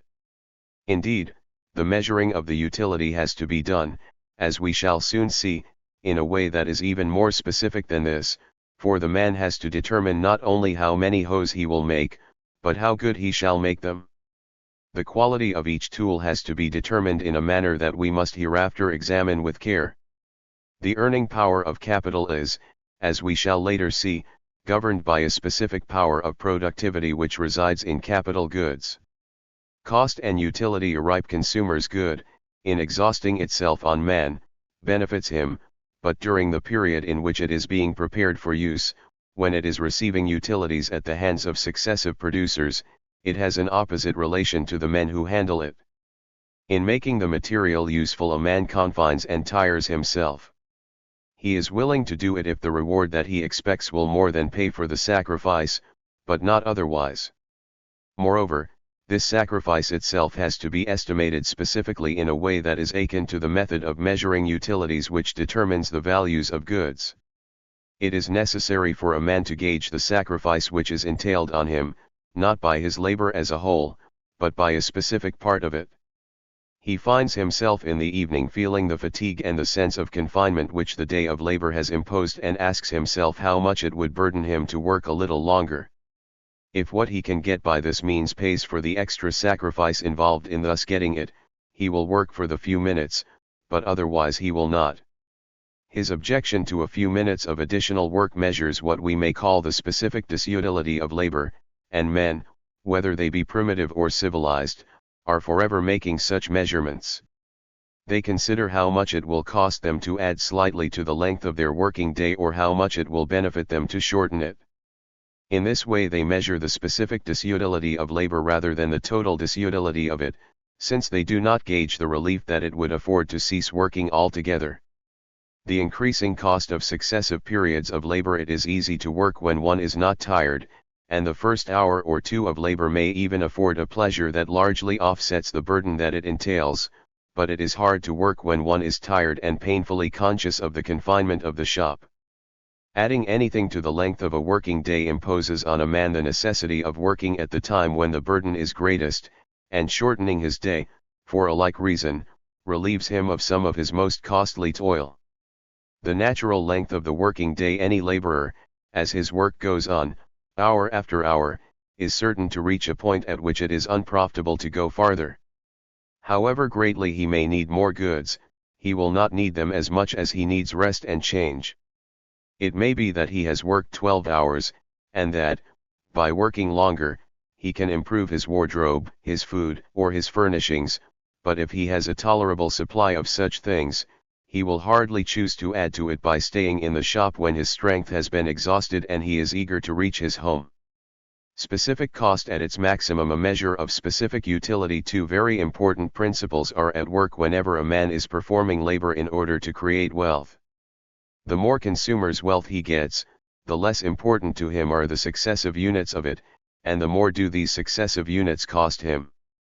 The 10th hour of labor adds to his supply of food, but this addition is not as important as the supplies that were already on hand. If we divide the supply into tenths and let the man produce a tenth in each successive hour, the first tenth, which rescues him from starvation, is the most important, while the last tenth, which comes nearest to glutting his appetite, is least important. This last increment, however, is produced by the greatest sacrifice, for it is gained by making the working day 10 hours long instead of 9. Let the hours of the working day be counted along the line AD, and let us suppose that a man gets unit after unit of consumer's wealth, as he works hour after hour, and the units grow less and less important. The first and most important we may measure by the vertical line of. The second is worth less, the third still less, and the last one is worth only the amount CD. This means that the successive units of what we may call general commodity for personal use have declined in utility along the curve BC.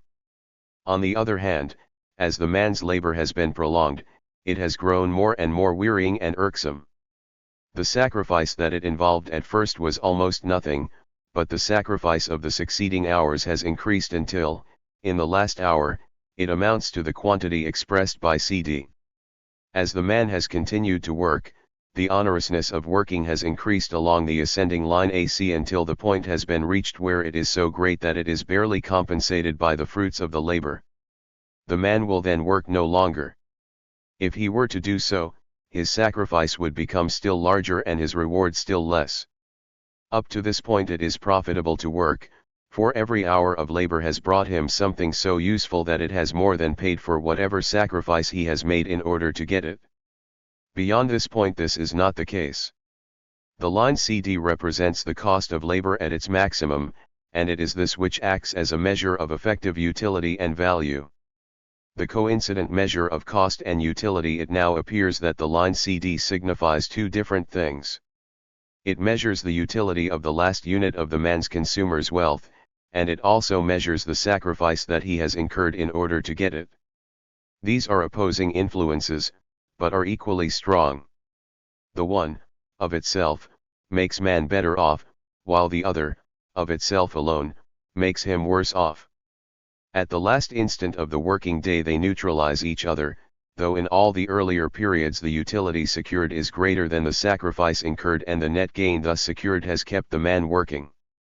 The point at which utility and disutility are mutually neutralizing at a certain test point, then, production acts on man in such a way as exactly to offset the effect experienced from the consuming of the product.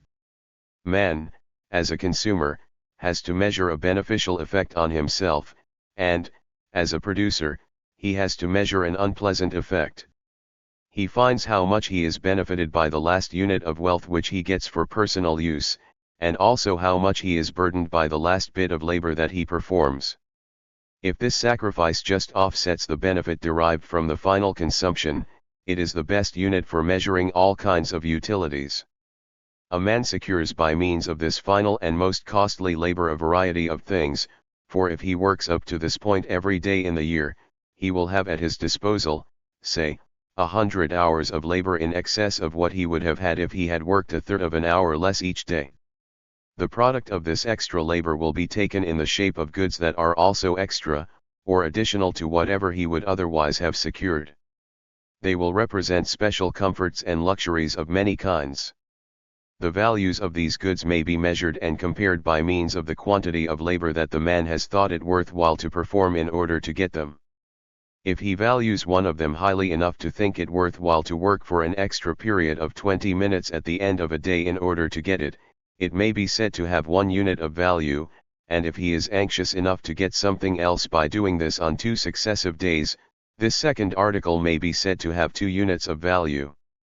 The savage who, by working for an extra hour, makes some improvement in his canoe, and by doing the same thing on another day makes some improvement in his food, establishes thereby the fact that he values these 2 additional bits of consumer's wealth equally. If he uses 10 hours of the same costly kind of labor in making an addition to his hut, he proves that he values that gain 10 times as highly as he does either of the others. Establishing values by means of such final costs is a process that goes on in every stage of social evolution. Unlike results of creating wealth and using it, summarized wealth, then, affects a man as a consumer in one way and the same man as a producer in an opposite way. In the one case the effects are favorable, and in the other they are unfavorable. At a certain test point the 2 effects may be equally strong as motives to action, and so may be said to be equivalent. The man is impelled to work by his desire for a final unit of wealth, and he is deterred from it by his aversion for the final unit of labor which he will have to incur if he secures the benefit. If he performs the labor and gets the benefit, he neither gains nor loses as the net result of this particular part of his labor, though from all other parts of his labor he gets a net surplus of benefit. It is natural to measure all such economic gains in terms of sacrifices incurred at the test point where these are greatest. This is the labor one would have to incur in order to add the means of gratification to his previous supply of consumers' goods. Minimum gains offset maximum pains. Running through and through the economic process are these 2 different measuring operations. Man is forever estimating the amount of harm that wealth does him when he is in the act of producing it, and the amount of good it does him when he consumes it, and there is always to be found a point where the 2 amounts are equal. It is the point at which gains are smallest and sacrifices greatest. It is at this point that men measure values in primitive life and in civilized life. How in the intricate life of a modern society the measuring is done we shall in due time see. For the present it is enough that we perceive the universality of the law according to which value is best measured by the disutility of the labor which is most costly to the worker. Organized societies do something which is tantamount to this. It is as though the whole social organism were an individual counting the sacrifices of his most costly labor and getting therefrom a unit for comparing the effective utilities of different goods. How primitive man tests value. It is a mistake to suppose that what is essential in value depends on the existence of an actual market in which things are exchanged for each other. In a market, it is true, values are established and their amounts are expressed in ways that cannot be adopted in primitive life. When we buy a thing, we help to fix the value of it and of other things which are like it. The mere ratios in which things exchange for each other in a market are, however, by no means the essence of value itself. That is something deeper and is one of the universal phenomena of wealth.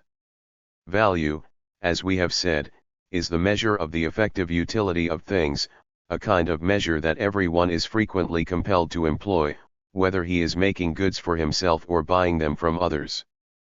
A producer who has the option of making different things for himself needs to know what variety of goods can be increased in supply with the greatest advantage to himself as a consumer. Adding to the supply of any one of them is getting a final or marginal unit of consumer's wealth.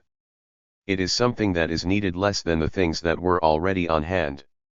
Without making such a comparison of the importance of marginal units of different commodities he cannot use his resources in the way that will do him the most good. How isolated men measure final utility. If a cave dweller possesses a store of 100 measures of nuts, he measures the final utility and the value of the store in the manner which we have described. If he were to be deprived of the whole stock, he might starve, but this fact does not afford the basis of the value which he puts on the nuts. He measures the importance of this consumer's wealth specifically. He tests the effect of losing one measure and no more, and finds that he could lose the single measure without suffering greatly. The difference between having an appetite fully satiated and having it very nearly so is not serious. Let AD represent the savage's total supply of food. AB will represent the utility of the first unit, CD of the hundredth. If we supply the food unit by unit, the utility of the successive increments will decline along the curve BC. When the man has 100 units of food, no one unit of it is worth any more than the last one, since if any one were taken away, the last one could be put in the place of it. The total absolute utility of the food is measured by the area ABCD, but the total value will be represented by the rectangle ADCE. The area EBC measures the surplus of utility contained in the earlier units in the series. The motive for measuring values in primitive life, even the cave dweller would have to measure values, and would thus have to apply the principle of final utility, because he would need to spend his limited productive energies in the way that would do him the most good. When he is nearly satiated with food, he needs other things more than he does foodstuffs. If he has secured so much of one product that any additional amount that he may get by an hour's labor would be of less use to him than what he could get of some other product by the same amount of labor, it is important for him to change his occupation and produce that thing of which an additional unit, which will perhaps be the final unit of this more desirable article, has the higher degree of usefulness. Final utility and labor cost. On the supposition that a small store of roots and nuts were incapable of being replaced by any amount of effort and that no other food were to be had, the utility of it would be indefinitely great, since the man's life would depend on this one increment of food alone. A man would value that life-sustaining good for what it would do for him, and without any reference to the amount of work he had performed in order to get it, or to the amount he would have to perform in order to get another store like it. On the supposition that by labor the man could replace this essential supply, the effective utility of it would be gauged by the sacrifice he would have to make in order to replace it. The effective utility of any unit of a good that an hour's labor will produce can never be more than enough to offset the disutility of a marginal or final hour of labor, and thus even a single unit of replaceable foodstuff, even when it stands alone and constitutes the whole supply, is valued according to the cost of getting another one like it. A man will prize it according to his dread of the sacrifice involved in getting the duplicate. If he gets this by adding an hour of labor to his day's work, this fact is an evidence that the importance of the original supply of the food is measured and expressed by this personal cost of replacement, and as any similar quantity in a large supply of food can be duplicated by the same amount of labor, it appears that, by a standard based on cost, the effective utilities of all units are equal. That of each one is measured by the disutility of an hour's labor, and that of the whole supply is this amount multiplied by the number of units that this supply contains. How primitive man measures the productivity of labor and capital. There is a truth relating to producers' wealth that resembles the truth that we have just stated with regard to consumers' wealth. The more consumers' goods of one kind a man has, the less is the value that any one of them has to him. The more producers' goods of a given kind a man has, the less is the efficiency that any particular one of them possesses as an aid to labor. The last bit of bread serves the man himself in a less important way than does the first, inasmuch as it gratifies a want that is less intense, and the last implement of a given kind, the last hatchet or spade or arrow, helps him less in his productive operations than did the first one. On the one hand, we have the law of the diminishing utility of successive units of consumers' goods, and on the other hand, we have a parallel law of the diminishing productivity of successive increments of producers' goods.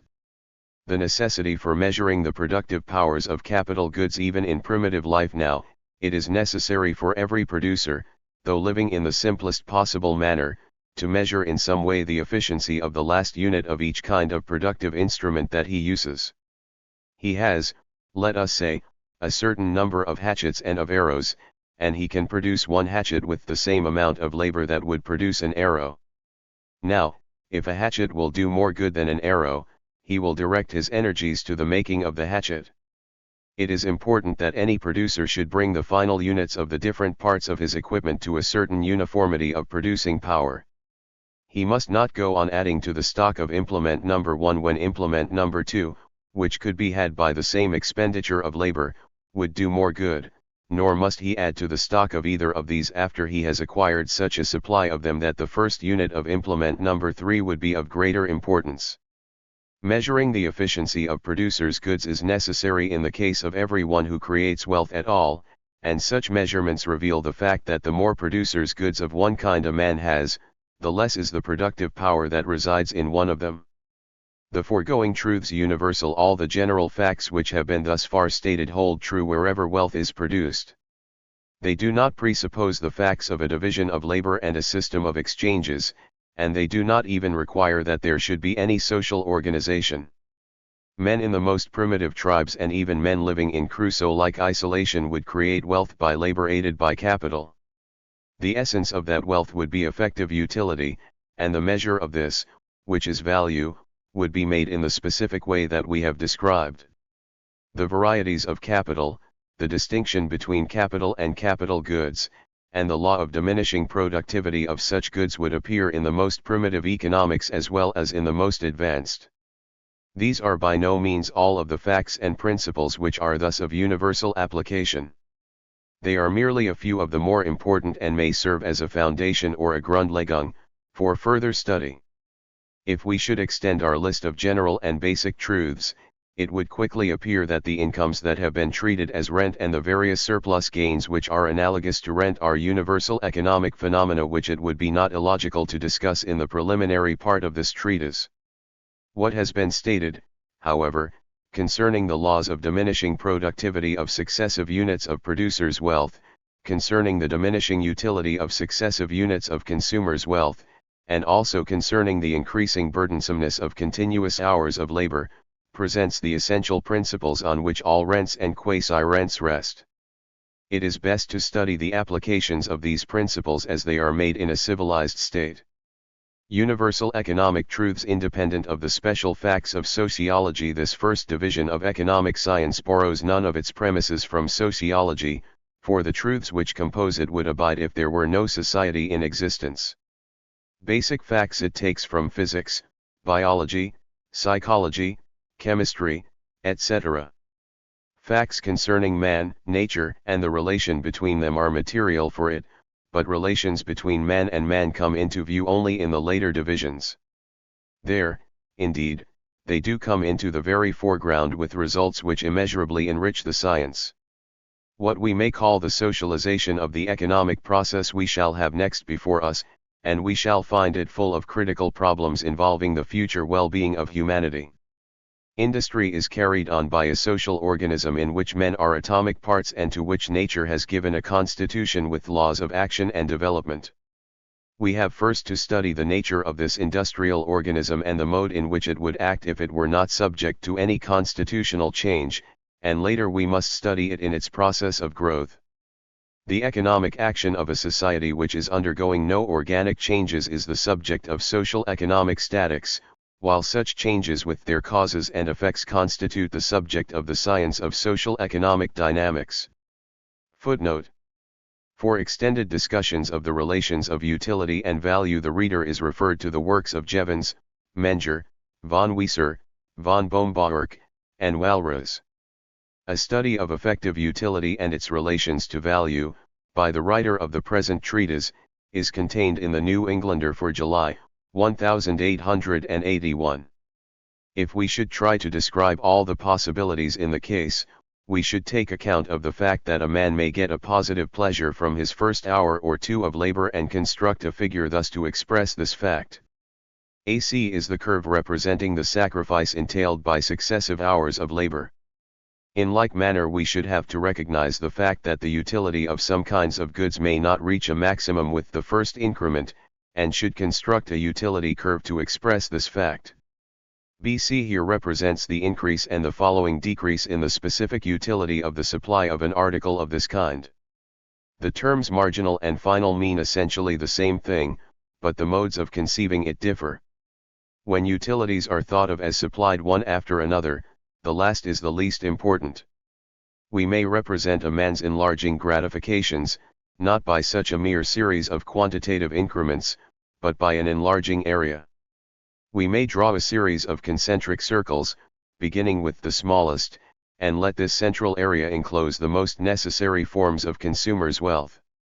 When we draw a second and larger circle, we enclose between it and the first one a zone which includes those forms which come next in importance. By continuing to draw circles we reach an outermost one which bounds a zone in which are included the least important of the consumer's acquisitions. These are the things which he gets with his costliest increment of labor, and the things which lie beyond the circle last drawn would not pay for the sacrifice which acquiring them would cost. In the accompanying figure the fifth zone includes these marginal forms of wealth. Although we may use the terms final utility and effective utility in a way that makes them nearly interchangeable, it is clear that the qualities for which the two terms stand are by no means identical, and that effective utility must be studied in any complete analysis of value. In distinguishing final utility we assume that the units of the supply of goods of a particular kind are furnished one by one, and we measure the absolute utility of each unit. The line-up measures the absolute utility of the first unit supplied. This measurement does not take any account of the cost of replacing this unit, for it does not recognize the possibility of replacing it.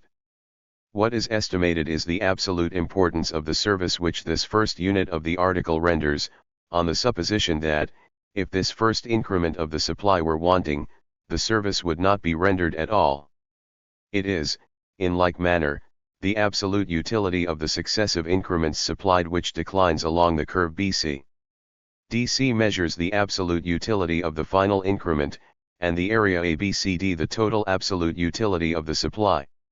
If the goods can be reproduced by labor, the total effective utility is less, since it is measured, as we have seen, by the amount of sacrifice which the replacing of one lost unit would entail multiplied by the number of units in the supply. It is the amount expressed by the area AECD which is the amount of the value of the goods, since measure of effective utility and value are the same, both in the case of a single unit and in that of a total supply. We have discovered two reasons why the effective utility of any one of the earlier units is equal to the absolute utility of the final one. The first reason is that, if any one of them were lost, the final one would be put in the place of it and the consumer would suffer no loss except what would be entailed by going without the last unit. The second reason is that if the consumer should lose any one of the earlier units, he could replace it by the same amount of labor that would replace the final one.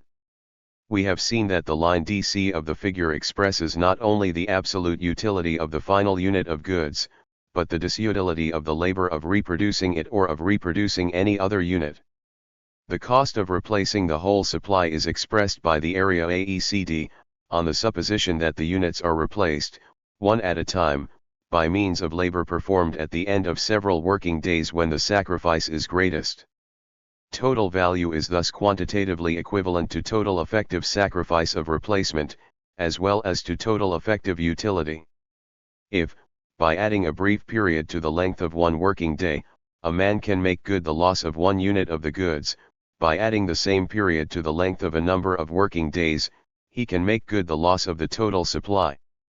For simplicity we assume that the man's physical condition remains unchanged, and that an extra hour of labor at the end of any one day costs him as much as it would at the end of any other. The law of diminishing returns of successive units of capital goods is based on the same principle as the law of diminishing returns of capital, but it is not identical with it. We shall see, in due time, how a permanent fund of producers' wealth actually grows and why each new unit, as it adds itself to the fund, creates a smaller income than did its predecessor. Chapter 4. Table of Contents. The Socialization of Industry. Table of Contents. We have now before us a few principles of so general a kind that they apply to the economy of the most primitive state as well as to that of the most advanced.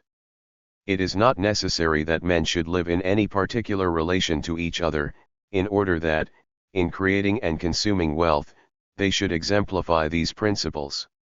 They would do this even though they never came into touch with each other, but lived, as best they could, each man on his solitary farm. Laws of this general kind result from man's relation to nature, and not at all from the relation of different men to each other. Let a man keep wholly aloof from other men, apply his labor directly to nature, and he can produce wealth of the various kinds that we have described. He can secure food, clothing, and other things for his own use, and he can make tools to help him in securing them. He will appraise the consumer's goods according to the law of what has been called final utility or, in another view, effective specific utility, and he will also test the comparative usefulness of his various tools by an appeal to the law of final or specific productivity. Social economy, the chief subject of study. We care most to know how an organized society produces and uses its wealth, and in making this inquiry we encounter at once phenomena that are not universal. The civilized society creates its wealth cooperatively, by the joint action of its various members, that is, it proceeds by means of a division of labor and an exchanging of products. Moreover, it has, in some way, to share the sum total of its gains among its various members. It has to apportion labor among different occupations for the sake of collective production, which is a grand synthetic operation whereby each man puts something into a common total which is the income of all society. It has, further, to divide the grand total into shares for its different members, an analytical operation in which each man takes something out of the aggregate for his personal use. This is distribution in the narrower sense of that term, the apportionment among the members of a civilized society of the fruits of production. In the wider sense the term also includes the apportionment of the sacrifices incurred in the joint production. Distribution, as thus defined, is the element that appears in economic life in consequence of social organization. This is a secondary element, indeed, for man, nature, and their relations and interactions are the primary facts, and the relations of men to each other come logically after these. Social organization, however, is so transforming in its effects as to reduce to small proportions the amount of attention it is worth our while to devote to the economy of the primitive types of life. It is necessary to make some study of that economy, for it is thus that we place before ourselves the fact that there are universal economic laws and perceive distinctly the nature of some of the more important of them. Facts peculiar to socialized industry. The term political economy denotes a science of industry as thus socialized, for it is a science of the wealth which is produced in an organized way by the people of a more or less civilized state. The general truths which we have thus far stated apply to such an economy, indeed, but they also apply to the wealth-creating and wealth-consuming processes of uncivilized peoples, and even of isolated individuals who have no dealings with each other. They are truths of economics in the unrestricted sense, and we have now to study the special truths of political economy.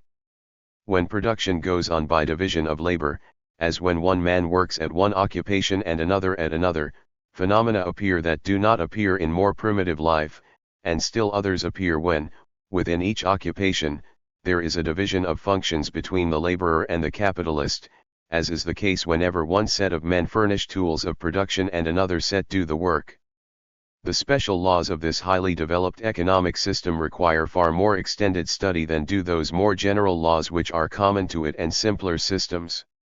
We now continue to recognize the universal and basic truths which have been stated in the foregoing chapters and proceed to the study of the special principles which apply only to organized economic life. Specialized production, the means of diversified consumption. As the kinds of goods that we individually make become fewer, the things which we get and use become more numerous and varied. Such is the law of economic specialization. Society as a whole produces an infinite variety of things, and the individual member of it secures for himself goods of very many kinds. The typical modern worker is, in his production, a very narrow specialist, but in his consumption he is far less a specialist than was the rude hunter who was able to enjoy only the few goods which he himself produced. The modern worker's tastes are omnivorous, for he has developed an immense variety of wants and, through social organization, he has acquired the means of satisfying many of them. The position of individuals in the producing organism. When we say that production has been socialized, we mean something very far-reaching. We mean that an organization has grown up in which men are members or parts of members, and that this great organization has undertaken to do the productive work for all the individuals that compose it. For the first time we now recognize a sociological fact among the premises of economic science. When men, whose predecessors may have lived in isolated families or in a society organized for defense or for the mere pleasures of association, now develop a truly economic society, the individual depends on other individuals as well as on nature for the supply of his wants.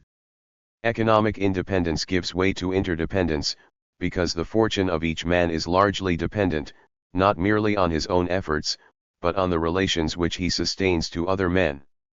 Simple laws of nature still largely control his income, but social laws also have a certain control over it. Exchanges in their primitive stage, the exchanging of products is, of course, the process with which the organization begins, and this process is introduced by easy and natural stages.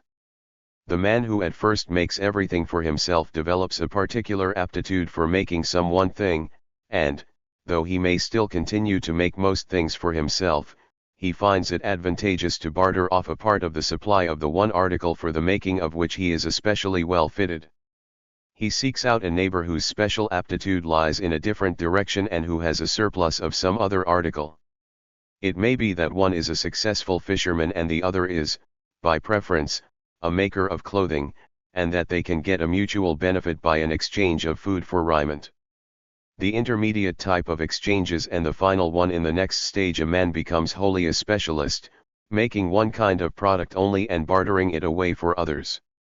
It might seem, at the first glance, that differentiation has now done its full work, but it is very far from having done so. Making one complete good for consumption is still a complex operation, which can advantageously be subdivided in such a way that one man produces a raw material while another works it up into a useful shape.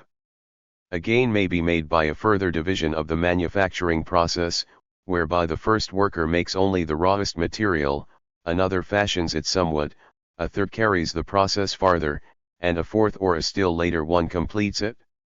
In modern industry the material must often pass through very many hands before it is ready to be made over to the consumer.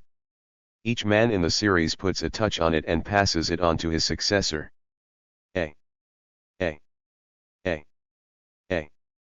A is an article of consumer's wealth and A is the rawest material that enters into it.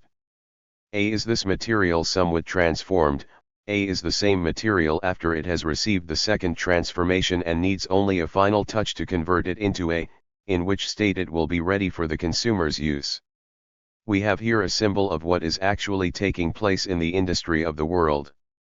Cattle are grazing on western ranches, hides are tanning in the woods of Pennsylvania, leather is going through the many changes that fashion it into shoes in the mills of Brockton, shoes are arranged on the shelves of retailers in New York in readiness for the people who are to wear them. These are stages in the making of a single product, and 1,000 different products are coming into existence in a like way. A representation of the groups, or specific industries, which compose economic society. If we put beside the series of A's a series of B's and one of C's, we have a much simplified representation of what is actually taking place. There are, in reality, a myriad of different things which almost every consumer uses, and every one of them is made by a series of productive operations like the one we have described. The very fact that there are so many of them that it is hopeless to try to represent them all in the table makes it desirable to illustrate the principle by tabulating only a few and to assume that these few are all that there are. For the purposes that we have in mind, it is entirely safe to suppose that a series of A's, one of B's, and one of C's represent all the consumer's goods that society uses. What we wish to ascertain is how the different series work together to furnish an income for each member of society. The organization spontaneous laborers can go where they will, and yet they are in some way brought into an orderly relation to each other, being placed in certain proportions in different industries. Capitalists also are free to invest their funds as they will, and yet there is a certain amount that is naturally devoted to each branch of business. How this apportionment takes place we can most readily ascertain by creating such an imaginary and very much simplified society as this table furnishes. A, B, C, A, B, C, A, B, C, A, B, C.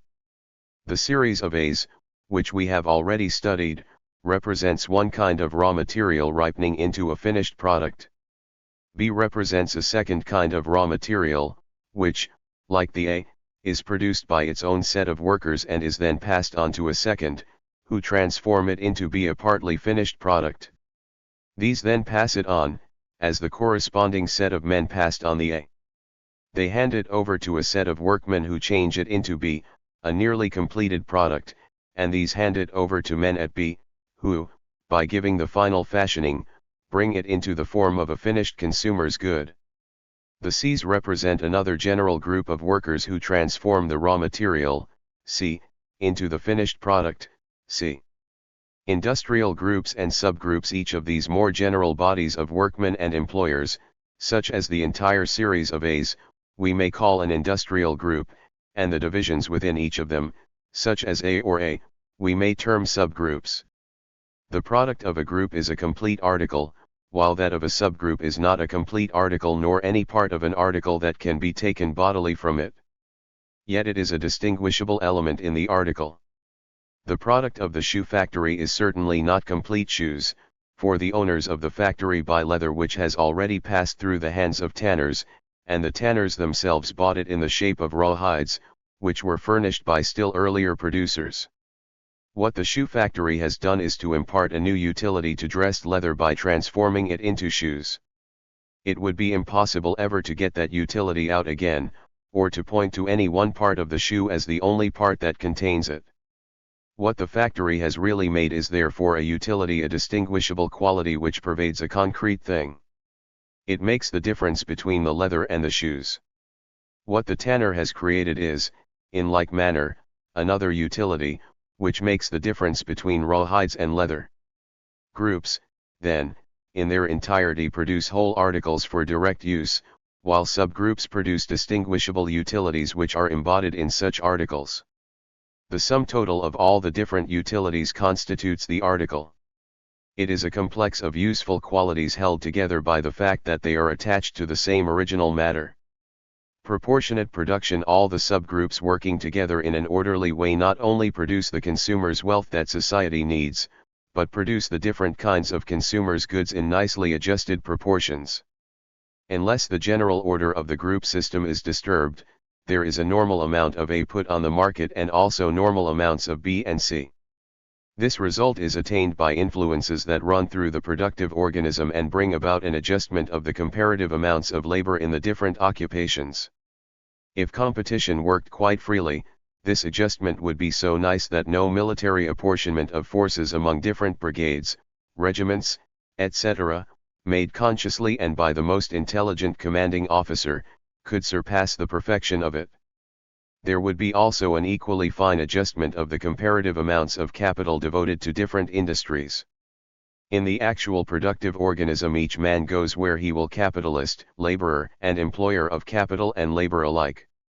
Each man acts in this respect as though there were no such thing as coercion, and as though he might, with unchecked freedom, do solely what is good in his own sight.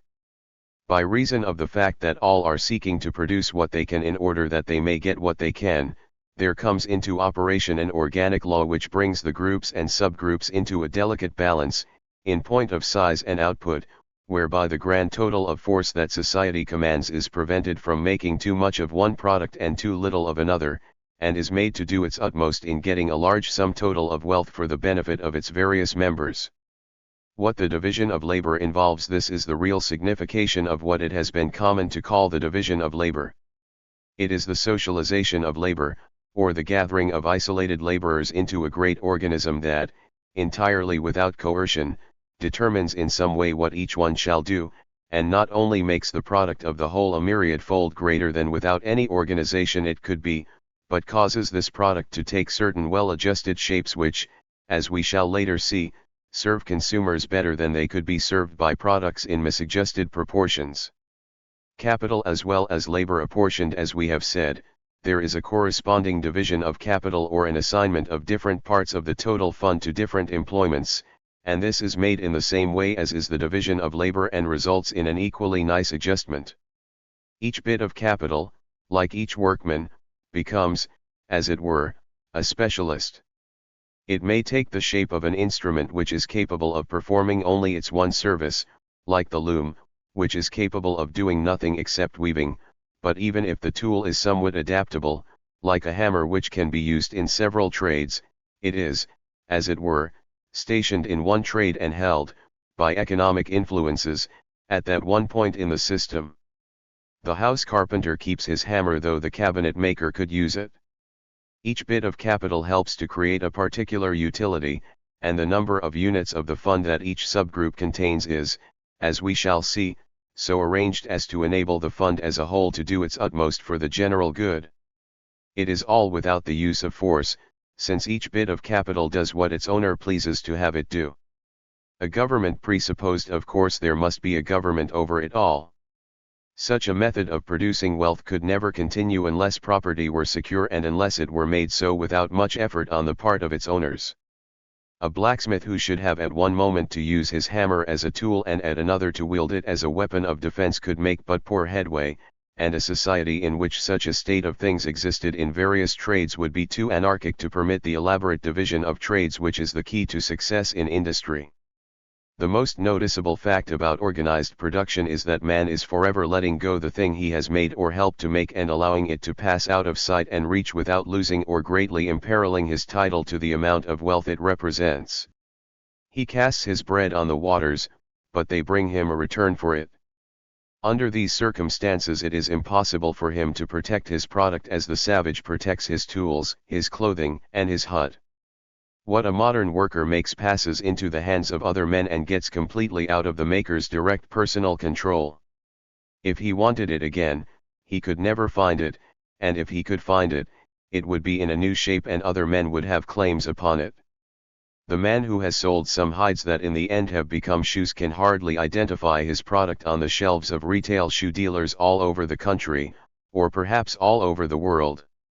If by a miracle he could find the particular bits of leather that in their raw stage he himself has furnished, they would be in new and far more valuable forms than they were when he had possession of them. The shoes contain utilities which the man who furnished the hides cannot claim to have created.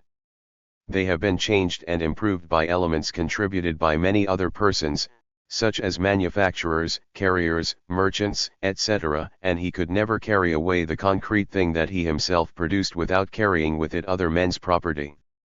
The surrendering of goods and the retention of values features of social industry. Socialization of industry means, then, that individuals forego all effort to retain their own concrete products, but that they retain certain parts of the value of the products to which they have made contributions. The value of A when it is sold is claimed by men at A, and A according to some principle. The values of B and C can be followed until they reach the pockets of the men who have contributed their several shares to the making of these things. All this requires a government and a well-developed system of laws and courts for the protection of property, including the protection of it in the form of a claim to a value that is embodied in things which have gone beyond the maker's reach. Property here takes a refined form which requires that the man should forego all desire to keep the literal thing he has made and should make it his aim to retain the value of it in some other form. It is a comparatively simple matter to guard a concrete article which a man has in his possession, though even that requires some energy on the part of the police force and is never quite perfectly accomplished, but it is a far more difficult matter to enforce a claim that a man has against other men, in consequence of some utility that has been created by him but has gone away from him and mingled with utilities created by many other persons in a product that the man will never see. It is the problem of guaranteeing to the shoemaker the due return for the stitches he has put into shoes when the shoes themselves have gone to buyers and wearers in every quarter of the land and many quarters of the globe. Groups under a socialistic state in political economy as distinct from general economy. We take one premise from sociology and another from politics. We assume that society exists and that it has taken on a political character, by establishing laws with courts to interpret them and officials to enforce them. We do not, however, assume that the direction of industrial affairs is in the hands of such officials. In the main, industry is organized in a spontaneous way. Men choose such occupations as they like, and when there are too many of them in one group and too few in another, the rewards naturally increase in the group where a larger force is needed, and this lures men in that direction. In a socialistic society, such adjustments would be made under the direction of the state. Officials would have to decide when more workers are needed in the A series and less in the B series, and would have to use either inducements or some kind of compulsion in order to move them from the one group to the other. What we actually have to deal with is a society that shapes itself by the free acts of individuals, and we have to see how, in this way, it organizes itself for production and divides among different claimants the product that, by the joint action of all of them, it creates. Gains from the organization of industry. The advantages of the division of labor consist in an increase in the quantity of products and in an improvement in their quality, and the quantitative gain is almost beyond computing. The advantage appears mainly in the middle and upper subgroups of the series, which transform the materials, rather than in the lower subgroups, which produce them, and yet there is a gain everywhere from such organization. A man produces far more when he performs the same operation many times than when he goes through a whole series of unlike operations. Moreover, he can perform the single operation far more accurately and can thus attain a more perfect result. He can learn his minute trade more easily than he could a complex one.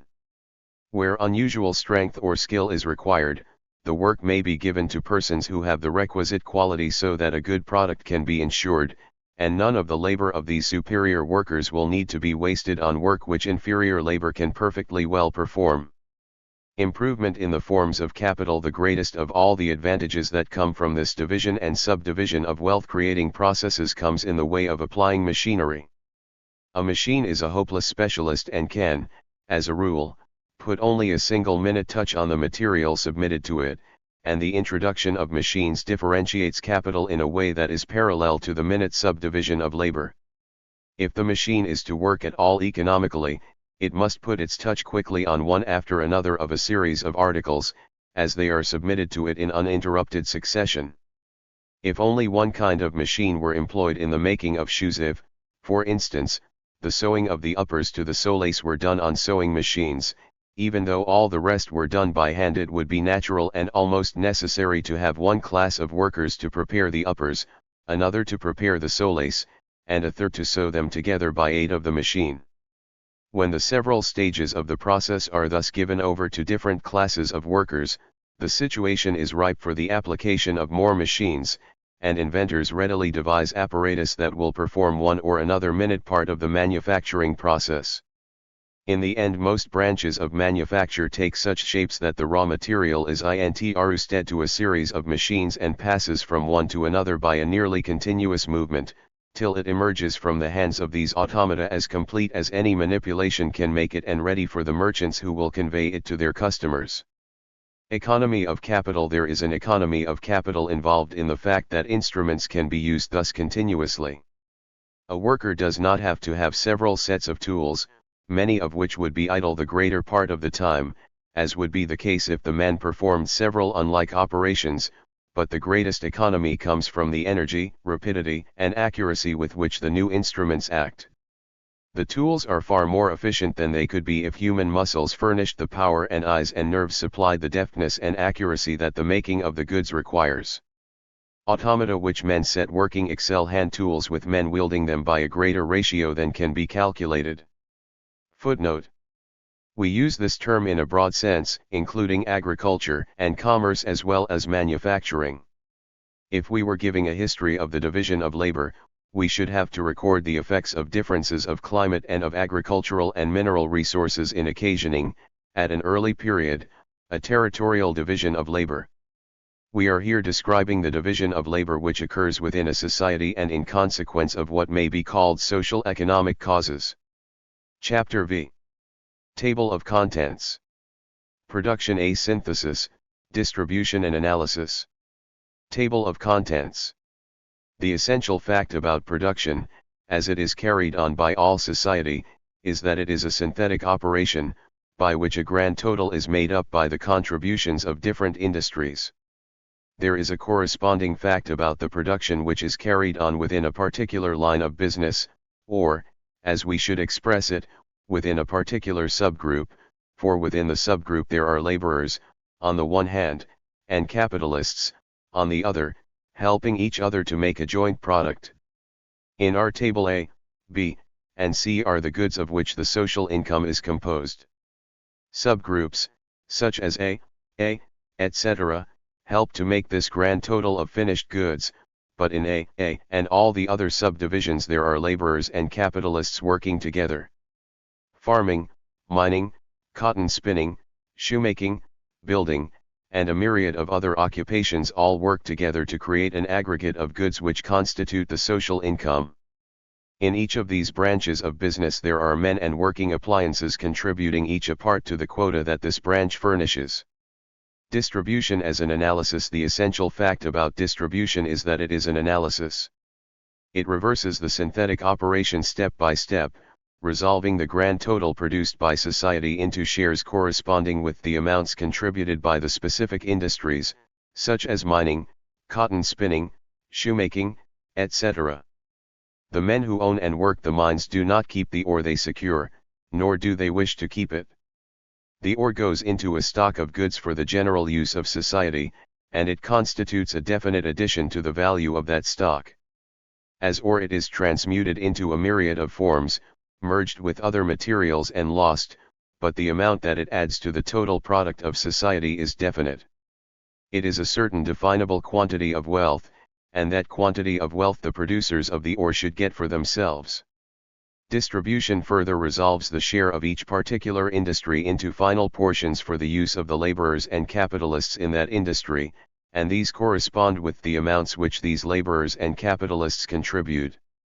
The result of distribution is to fix the rate of wages, the rate of interest, and the amount of the profits of employers, if such profits exist, and the general thesis which is here advanced and remains to be proved is that, if society were without changes and disturbances, if competition were absolutely free, and if labor and capital were so mobile that the slightest inducement would cause them to pass from one branch of business to another, there would be no true profits in any business, and labor and capital would create and get the whole social income. Moreover, each laborer and each capitalist would get the amount of his personal contribution to the sum total. Amid all the complications of society, the modern worker would be in a position akin to that of the solitary hunter in a primitive forest. His income would be essentially of his own making and would include all that he makes. He would not, like the primitive man, get the literal things that he fashions, but he would get the amount of wealth that he creates, the value of the literal products which take shape under his hand. Standards of wages and interest. This accurate correspondence between men's incomes and their contributions to the general earnings of society would exist only in the absence of certain changes and disturbances which it will be our aim, in the latter part of this work, to study. These changes give to society the quality that we shall term dynamic, and we shall examine them at length. What can, however, be asserted in advance is that the rates of wages and interest which would prevail if the changes and disturbances were entirely absent constitute standards toward which, in spite of all the changes that are going on, actual wages and interest are continually tending.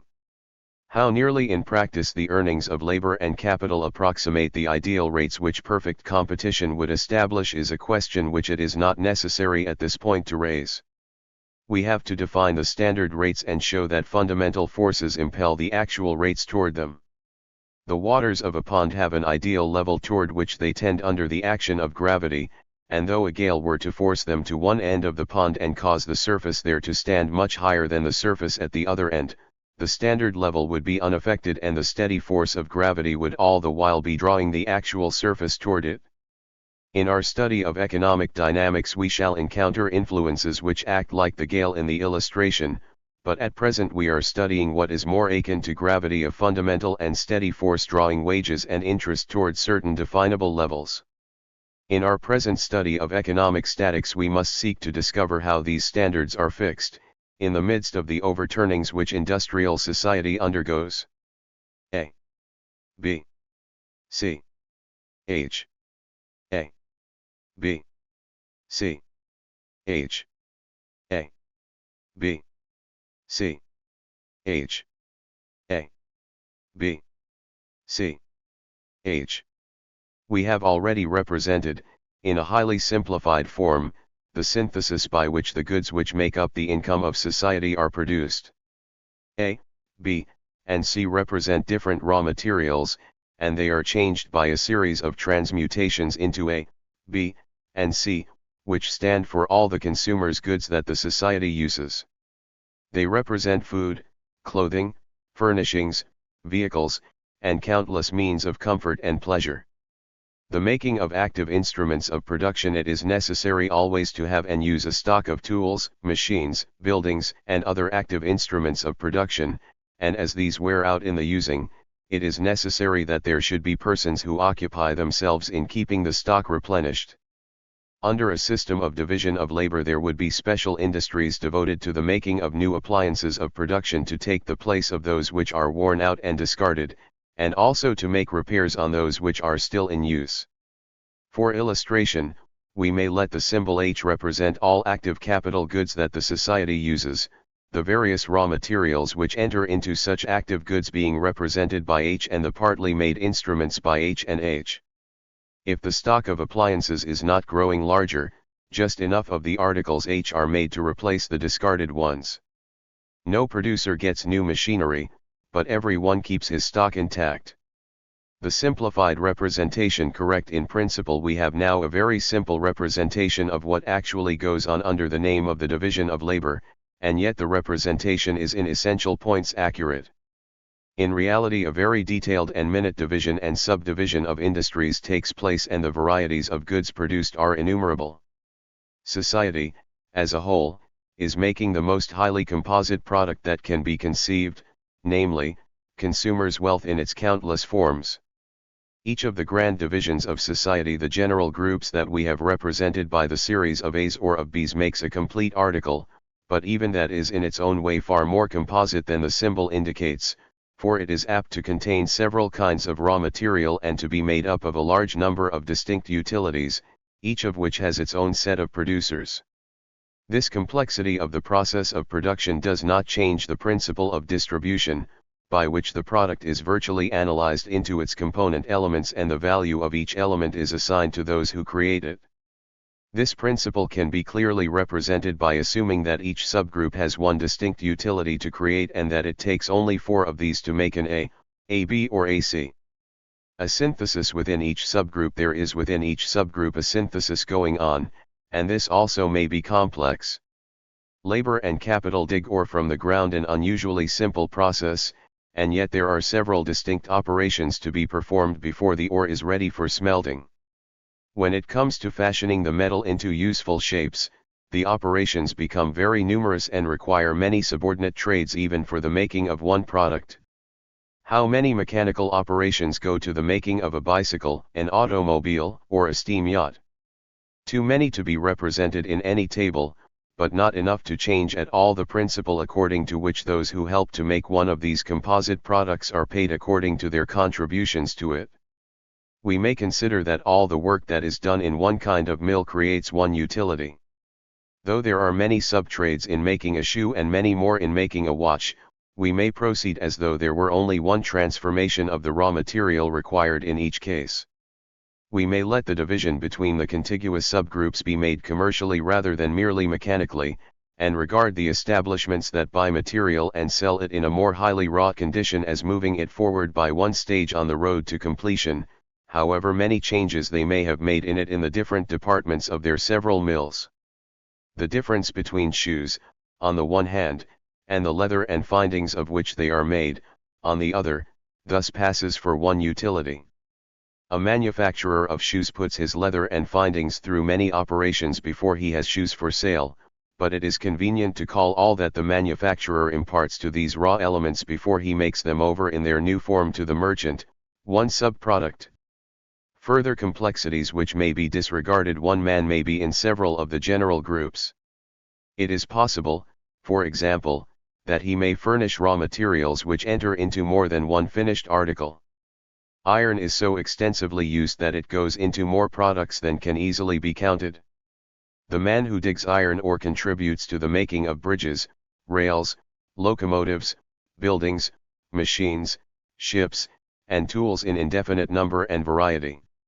The price of each of the articles into which any of this material goes contains in itself the price of that part of the raw material which goes into it. There is steel in a ship, and the maker of that part of the output of raw steel which goes into a ship gets his pay from the price of the vessel, and so with the crude metal which goes into a bridge, a building, an engine, etc. What the producer of a material gets from each source tends, under perfectly free competition, to equal in amount what he contributes toward the value of the corresponding article. In terms of our table, a miner may furnish ore from which iron is taken for the making of both A and B, and if so, when the distributive process analyzes these products into their elements, the value of what he has in each case contributed will fall to him. He will be paid according to the help he has afforded in the making of the A and the B, and this fact does not change in principle the manner in which the income of society is divided. If the man helped to make only one thing, he would get a part of the price of that one thing, but if he helps to make several, he will get a part of the price of each of them. Each group has one grand function to perform, such as the making of an A, and if the man helps in more than one, and is paid accordingly, his total pay is according to the amount he produces in all the different functions he performs, and the principle of distribution works as perfectly as it would if the man were confined to the single subgroup A. For simplicity we assume that he is so. The functions of capitalist, laborer, and entrepreneur often performed by one person may perform several functions, not only by contributing to the products of several groups, but by contributing in more than one way to the product of one subgroup. He may, for example, both labor and furnish capital, and he may, further, perform a special coordinating function which is not labor, in the technical sense, and scarcely involves any continuous personal activity at all, but is essential for rendering labor and capital productive. What this function is we shall presently see. We shall term it the function of the entrepreneur, using this term in an unusually strict way. We shall keep this function quite distinct from the work of the superintendent or manager of a business. How much the term labor covers we include under the term labor all effort expended in a routine way in carrying on business.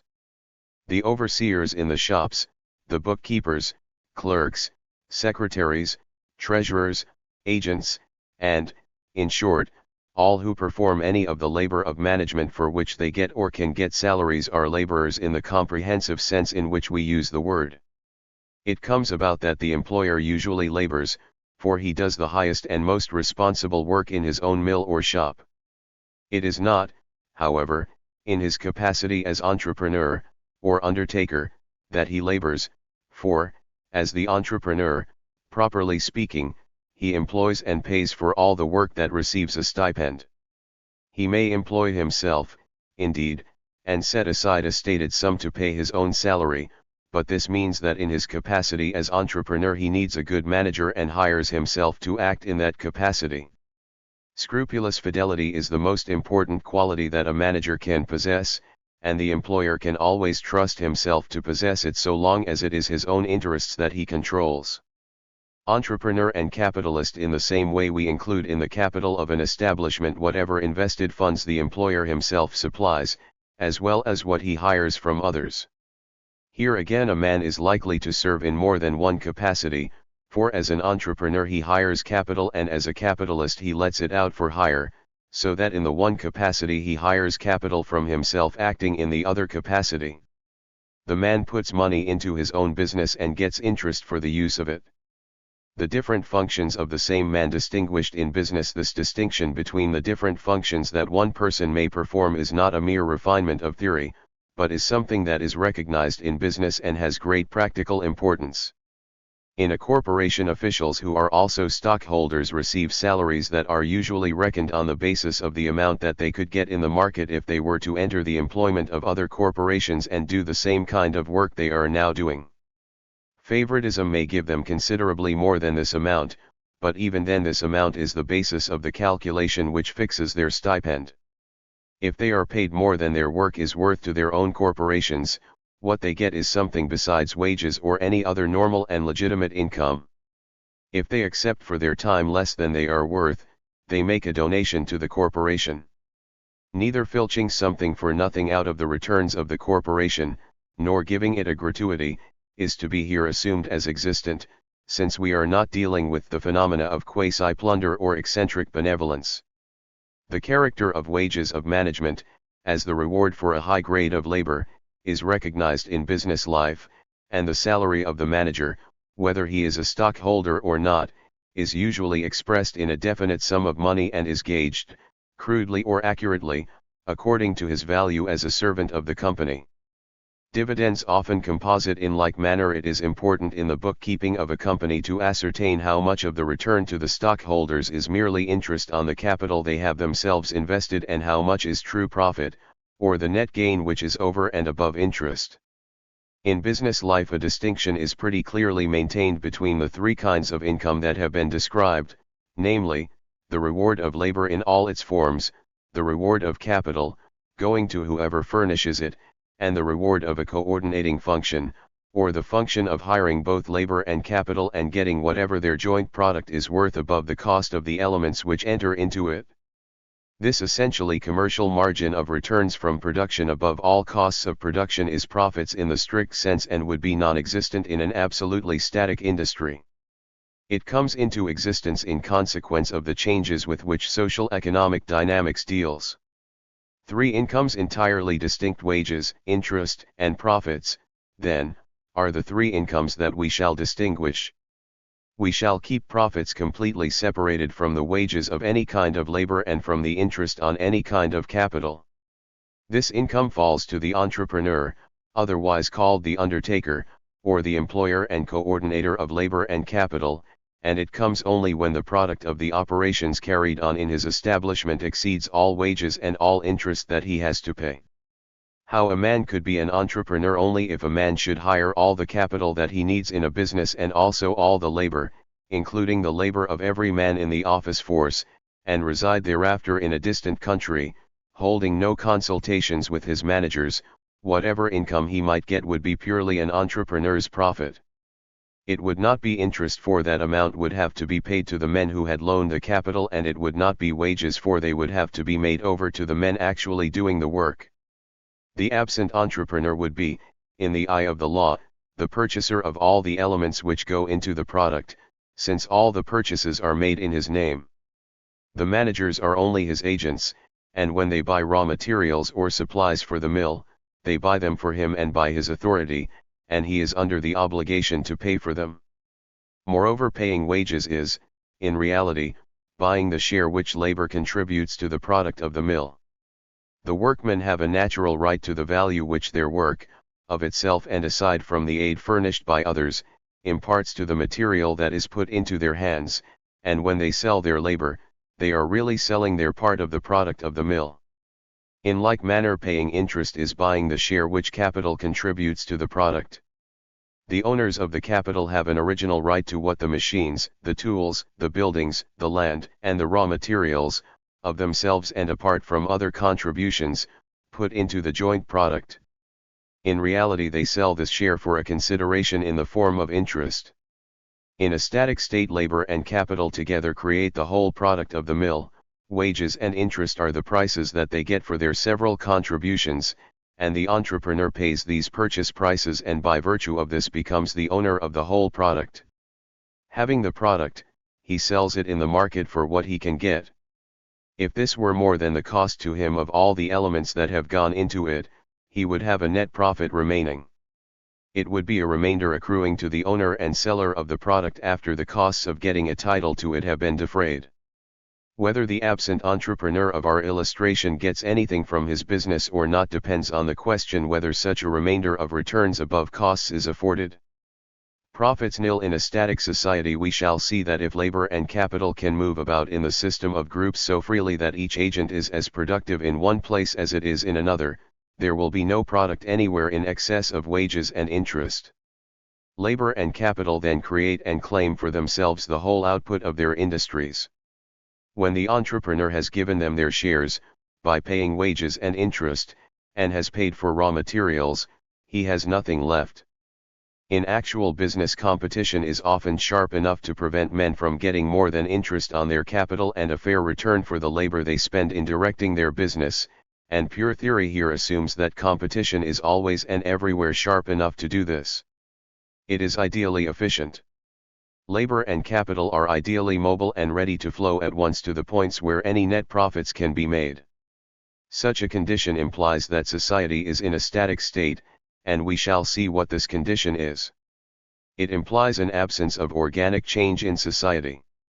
The great collective producer does not alter either its form or its mode of producing wealth. Industry goes on, indeed, but it goes on in a changeless way. Reserving the full description of this state for a later chapter, we note here that the adjustment which would theoretically bring a society to such a state would preclude all gains for its entrepreneurs. The merging of functions desirable, the uniting in one person of the functions of capitalist, laborer, and entrepreneur contributed much to the productivity of the small shop system of former days. The man who had a few $1,000s invested in a little shop and employed a few men to assist him got 3 different kinds of income, and the sum of the 3 was larger than anything he could have secured if he had been only a laborer or only a small capitalist and entrepreneur. He worked harder and more intelligently than a hired superintendent would have done. He was led to be cautious because his own capital was risked in his business, and yet he was spurred to enterprise by the fact that when, by virtue of the influences which we call dynamic, profits were made, he got them. Even in the largest corporations the same conditions contribute to success, and it is best that managers should be owners of some part of the capital which they handle and receivers of some portion of the profits which they try to secure for their companies. Where competition is sharp, companies directed by their owners may supplant those of which the direction is given over to hired managers. The growth of corporations does, however, tend to put salaried men more and more into controlling positions and to reduce the power of the body of stockholders, who perform a joint function as capitalists and entrepreneurs. In itself this tends to reduce profits and detracts from the advantages which the incorporation of a business offers. Distribution primarily functional rather than personal, where men get incomes that are composed of wages, interest, and profits, economic science should, in the first instance, tell us how the rates of wages and interest and the amount of profits are determined. A study of the static laws of distribution concerns itself with the reward of labor as such, and the reward of capital as such, while a study of dynamics takes account of pure profits. When we know what the rates of wages and interest are, we can tell what any capitalist manager should have by knowing how much capital he furnishes and how much and how well he works as a manager. If the business is yielding a net profit, over and above the interest on its capital, we can tell what part of this net income any one stockholder will get in the form of a rate of dividends in excess of the rate of interest if we know how much of the common stock of the company he owns. His personal income depends on the incomes attaching to the functions he performs. The science of distribution should tell us primarily, not what any man personally gets as a total income and how well off he is as compared with other men, but in what way the wages of his labor, the interest on his capital, and the return for the entrepreneur's function are fixed. In technical terms, this is saying that distribution is primarily functional and not personal. Certain forces assign certain rewards to different functions which are involved in the creating of wealth, and the science of distribution tells us how these forces work, tells us, in short, how wages, interest, and true profits are, in and of themselves, determined. If any man works and gets wages, that part of his income will be determined by the wages law. If he furnishes capital, a second part of his income will be determined by the interest law. If he also coordinates labor and capital, whatever he may thus gain is determined by the law of profit. Economic science has to ascertain and state what these 3 laws are, though in its static division it has only to account for 2 of them. Costs as well as gains apportion. The term distribution, as commonly used, denotes a division of the gains of industry, but as we have said, there are sacrifices which have to be borne in getting the gains, and these also have to be shared. Wealth benefits men in the using, but puts burdens upon them in the making, and when all society does the making, it has to apportion, in some way, not only the benefits but the burdens. We shall take account of these sacrifices because of the relation that they bear to the gains. They act as an ultimate check on production. Men would go on producing indefinitely if the operation cost them nothing, since it would always be agreeable to have a further income, but they necessarily encounter pains and sacrifices that, sooner or later, bring the enlargement of their incomes to an end. Much that is of importance occurs at that critical point where the sacrifices of production put an end to the extension of it. It is the positive fruits of production that we have first to consider, and what in this connection we wish first to know is how wages and interest are determined when industry is carried on in a social way and under a system of competition. We shall find that these incomes are always tending towards standards which they would reach if society were in the state which we have described as static. How they are forced away from their standards by the changes and disturbances of actual life, and how the standards themselves change with social development, will be the subject of the latter part of this treatise. Footnote. It will be seen that we here assume for the process known as competition a degree of perfection which it does not attain in actual life. This process would be absolutely free if labor could and would instantly abandon one industry and enter another whenever it appeared that it could create an increased product by so doing, and if capital also moved with the same promptness on the smallest inducement. In actual life there is friction to be overcome in the making of such transfers, and this constitutes one of the subjects of the theory of economic dynamics and will in later chapters be fully considered. Whenever either labor or capital thus moves to a new place in the group system, it becomes an active competitor of the labor or capital that was already there. We need a definition of the competing process. In the case of producing agents, it consists in a rivalry in selling. The laborer who moves from A of the table that, in the preceding chapter, has been used to represent organized industry to B, offers for sale, as some would say, his service, or more accurately, the product which his labor can create.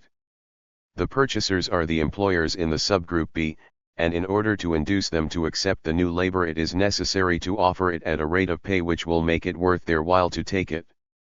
If the workers already in this division of the field are getting just what they are worth, a larger force cannot be employed at the same rate of wages, because, for a reason that will later appear, the new labor cannot offer for sale as large a product as an equal amount of the labor that is already there. If the transfer to B were made, the new labor would have to accept lower pay than the old has been getting, and the old labor would be forced to accept a cut in its rate of pay or be supplanted by the new. A rate sufficiently low would ensure the employment of all. If the labor formerly in this subgroup has been getting less than it is worth, there will ensue a competition among employers who desire to realize, each for himself, the margin of profit which can be made by getting additional labor, and this will either raise the pay of the men already in this subgroup or call new men into it, or do both. In any case it will, in the absence of all trace of monopoly on the side of the employers, end by giving to the men what they are worth. It is, in fact, such a bidding for new labor by employers in any branch of business that moves labor from point to point in the industrial system. The entrepreneur is the agent in the case, profits are the lure, and competition rivalry in buying is the means, and competition is, as we use terms, absolutely free whenever it is certain that the smallest margin of net profit will set it working and draw labor or capital to the profit-yielding point. There is competition among the entrepreneurs at A in selling this finished product to the consuming public, and among different purchasers in buying it. Whenever the price of A is so high that the whole output of it cannot be sold, each vendor tries to supplant others and ensure a sale of his own product rather than that of anyone else. Competition here is overt and active. When all can be sold at the current price, finding a market for one vendor's supply does not require that he win away another's customers, and although the different sellers continue to be rivals and each would welcome an increase of patronage made at others' cost, no one is forced to underbid others in order to continue to sell his accustomed output. Competition is here quiescent, since actual underbidding and the luring away of rivals' customers do not take place. When entrepreneurs who are not now in the subgroup A are ready to enter it and to become rivals of those already there whenever any profit is to be had by such a course, their competition is not actual but potential, and yet it is a real influence and serves to deter producers already in the field from establishing such a price for their product that the possible competitors will become real and active ones. These three influences may conceivably act without obstruction or may be hindered and deprived of much of their power. In actual life they are subjected to hindrances, and whether they shall hereafter ensure a certain approximation to the general state which a perfectly free competition would ensure, or whether the economic condition of the world shall be permitted to drift far from that normal state, depends on the success which governments will have in reducing or removing the hindrances. In this treatise the term profits will be used to designate the net increase which may remain in employers' hands after paying the wages of labor of every kind and interest on all capital used. The term gross profits describes a sum made up of this net profit and interest on the capital. The preceding paragraphs may seem to show that if an entrepreneur ever gets an income, he does it by wresting from labor and capital a part of their products. We shall see that in dynamic industry there is a normal way in which he may get an income without taking anything from the incomes that labor and capital would get if he did not perform his part. His return may come from the result of an enabling act which he performs, whereby both the labor and the capital of a particular subgroup become more productive than other labor and capital are, and more so than they would be if the entrepreneur's enabling act were not performed. Chapter 6. Table of Contents. Value and its relation to different incomes. Table of Contents. Functional distribution controls personal income, since each man who gets, in a normal way, any income at all performs one or more productive functions, and his total income is the sum of the returns for these several functions.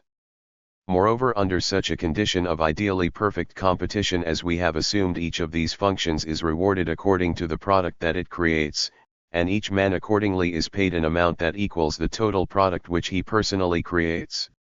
Men's products, even in the disturbed conditions of actual life, set the standards to which their returns tend to conform, though they vary from them in ways that we shall not fail to notice.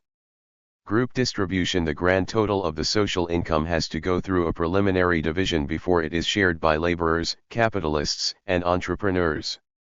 In each industry the pay of all these functionaries comes from the selling price of the commercial article that they cooperate in making.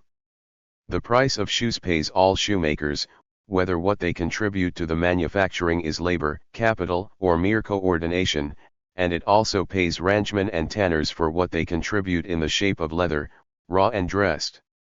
If the price of shoes should rise, there would be a larger income for the group whose activities create them. So if woolen clothing were to become dearer, there would be more money for the group that makes it, and this would include those who raise sheep and those who convert wool into cloth, as well as the garment makers themselves. The question, what members of a group would get the benefit of a rise in the price of its product, is one that must be discussed in connection with economic dynamics, and we shall find, when we reach this part of the subject, that it is entrepreneurs' gains which come largely from sources like this. We have already seen that, in a static condition and with prices, wages, and interest immovably held at rates to which perfectly free competition would bring them, entrepreneurs as such would get nil, and the whole price of every article would be distributed among the laborers and the capitalists who make it. The proof of this will appear when we have examined the process by which the values of goods are adjusted, and this will help to prepare the way for a study of the sources of net profits, which are an all-important feature of actual business. Society is honest or dishonest according as this entrepreneur's income is gained in one way or in another, and it is not too much to say that before the court of last resort, the body of the people, no system of business will be allowed permanently to stand unless the basic principle of it tends to eliminate dishonest profits. A chief purpose of static studies is to afford a means of testing the legitimacy of the incomes that come to entrepreneurs.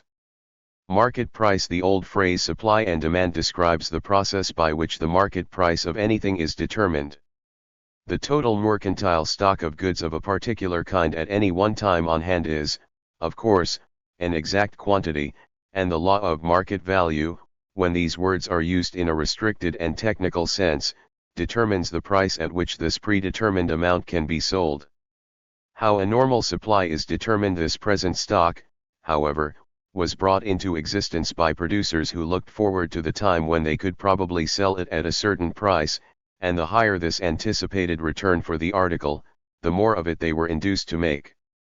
The price, which today depends on the quantity on hand, acted in advance as a lure to bring that quantity into existence, and among the different articles which men can produce, they are forever singling out for increased production those things which offer the strongest lures, that is, the things that sell for the largest amounts as compared with the cost of making them.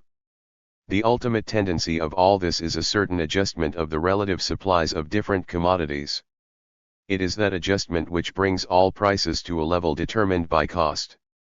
Natural value. This tendency toward cost prices those which afford to the producers wages for all their labor, but no true entrepreneur's profit establishes a further law, that of natural value, and this it is that fixes the standard to which, in the long run, market values, as adjusted by supply and demand, tend to conform. A market value is natural or unnatural according as it does or does not conform to a certain standard, and this ultimate standard itself is the cost of producing the several kinds of goods. What the term cost in this connection really means we must later see, but for the present we may take the common and practical view that it is the amount of money that an entrepreneur must pay out in order to bring the article into existence. If there were very little wheat in the granaries of the world, demand acting on this limited supply would determine the selling price of it, and this price would be high as compared with the cost of raising this grain.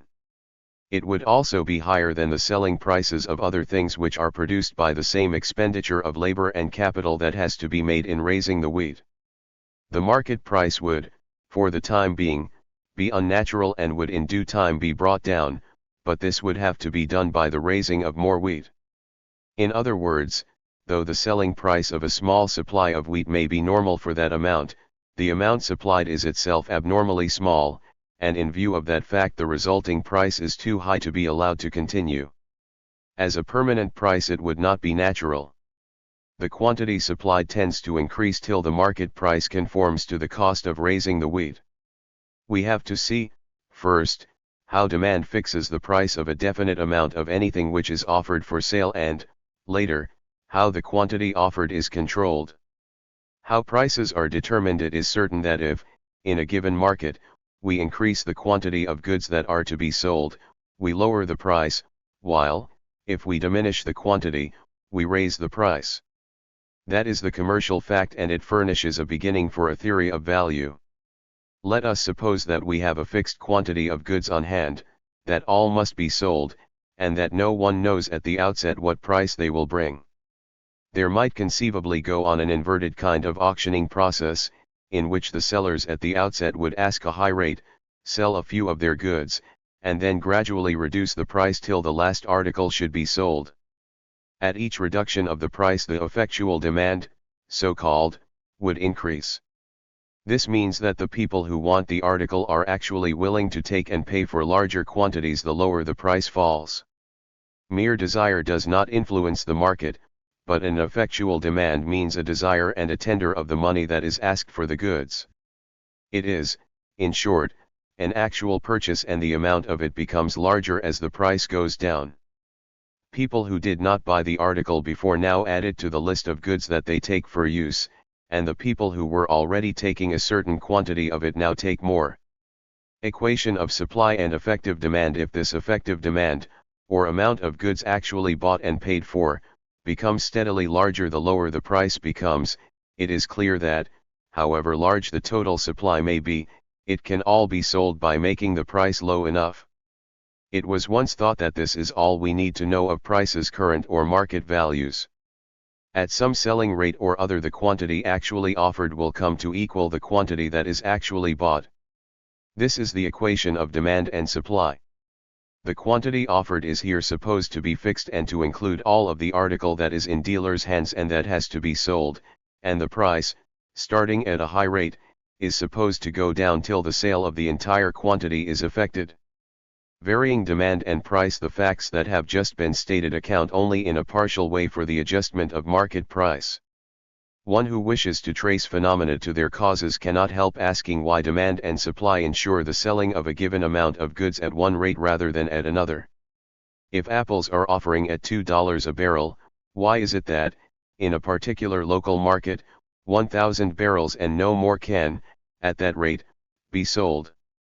We can readily see that at $1 a barrel more could be sold than at 2, and that at 3 less would be sold.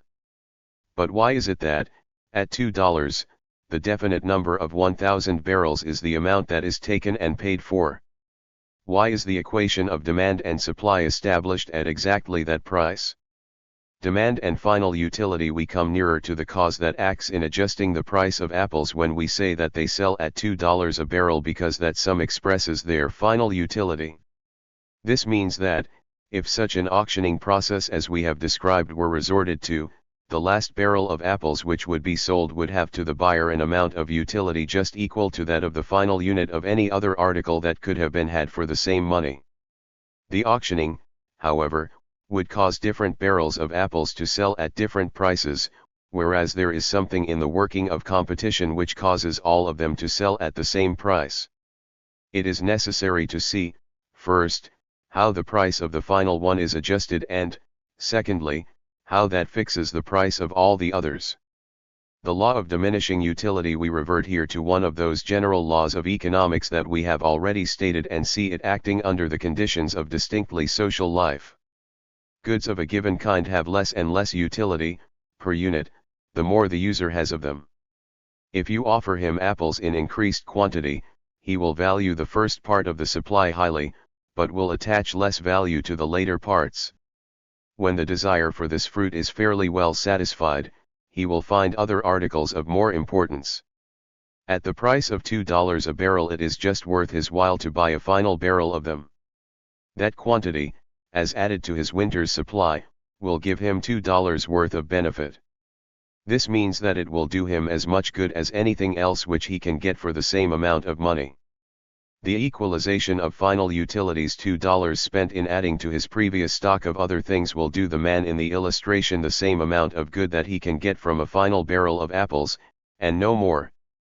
In the case of goods which are all alike and of which consumers are always glad to use an additional amount, prices tend to adjust themselves in such a way that a final unit of any one which the consumer buys with $1 is worth just as much to him as a final unit of any other article he buys with that amount. The last dollar paid for apples is as remunerative, in the way of pleasure and benefit secured, as is the last dollar used to improve his wardrobe, to add something to his stock of furniture, to buy tickets to the theater, etc. Apples have, as it were, to compete with clothing, furniture, and amusements for the consumer's favor, and if the vendor charges more for them than do the vendors of other things having the same power to give pleasure, some of the apples will remain unsold, for though customers will always give as much as they would have to pay for other things of equal final utility, they will not give more. The prices of all increments of supply equal. A consumer always gets a net surplus of benefit from the early increments of the goods he consumes. If the last barrel of apples is worth $2, or, what is the same thing, if the last barrel has in it an amount of utility equal to the final utility of other things that $2 will buy, the first barrel has a larger utility, and yet it costs no more than the last one. The sellers of apples, if they expect to dispose of all that they have, must at the outset fix the price at such a point that the very last increment of the supply will successfully compete with other articles for the favor of purchasers. Competition forces them to sell the whole amount so cheaply that the least important part of it may be as important to the purchaser of that part as the corresponding and least important part of the supply of other things. Nothing but a monopoly of the entire available stock would enable them to carry out the auctioning plan and offer the stock piecemeal, so as to get a higher price for the parts offered early.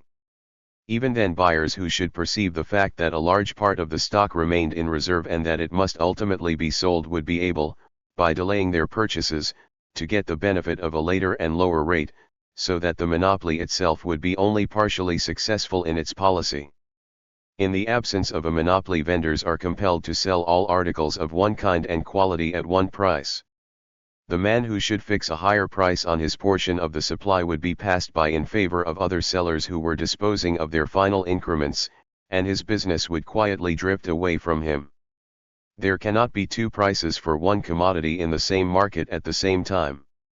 This fact is fundamental.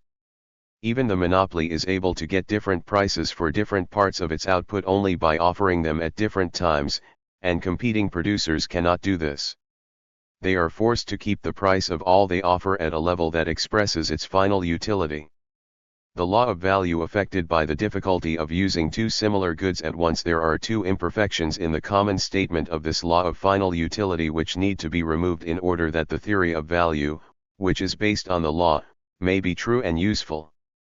The first lies in the assumption that people buy completed articles, such as coats, tables, vehicles, watches, etc., in regular series of units, adding to their stock coat after coat, watch after watch, etc., all just alike, till the utility of the last one becomes so small that it is better to buy other things.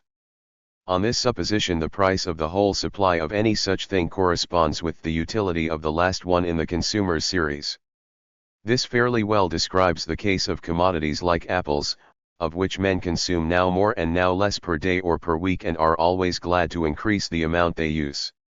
Of most kinds of consumers' goods, a person wants at one time one unit and no more, and a second unit, if he has to use it himself within the same time in which he uses the first, would be an encumbrance.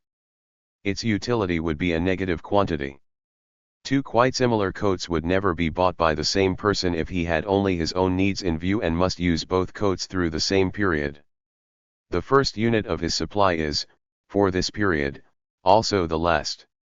The law of value affected by the fact that the final unit of a good is usually a complex of unlike utilities. The second imperfection consists in the assumption that in measuring the utility of such a unit the consumer estimates the importance to himself of the article taken in its entirety. In the case of the apples of our illustration, the difficulty is not obvious. A man, as we have just noticed, may increase or diminish his consumption of this fruit. The first few apples that he uses will give him more pleasure than a second similar quantity, and the price of apples in the market may actually depend on the utility of the final peck of apples that each of the customers consumes in a season. In other words, there is, in this instance, a probability that the goods, although supplied at once, may be appraised as if they were offered in a regular series, and that the law of final utility, in its common and simple form of statement, may in this particular apply to the case. The second difficulty, however, remains, and even in the case of such goods as apples renders the common statement somewhat inaccurate, while in the case of most kinds of consumers' goods the inaccuracy is glaring. If the price of fine watches corresponded with the utility of the last one that a consumer uses, it would be many times greater than it is. Rather than go without watches altogether, many a man would pay $1,000 for one for which he actually gives 100, and, moreover, this watch may be the final one in his case. The utility of the last overcoat that a man uses in the winter may be such that, if he could have it on no other condition, he would readily give $500 for it instead of 50. How unlike services may be rendered by one good at the same time. What people want of any useful thing is in effect in themselves a pleasure or a benefit which they expect to get, and apart from this subjective result they would not want the thing at all. The power to confer a particular benefit is a utility. Men buy goods solely for their utilities, and they measure these service-rendering powers in the things offered to them and pay for them accordingly.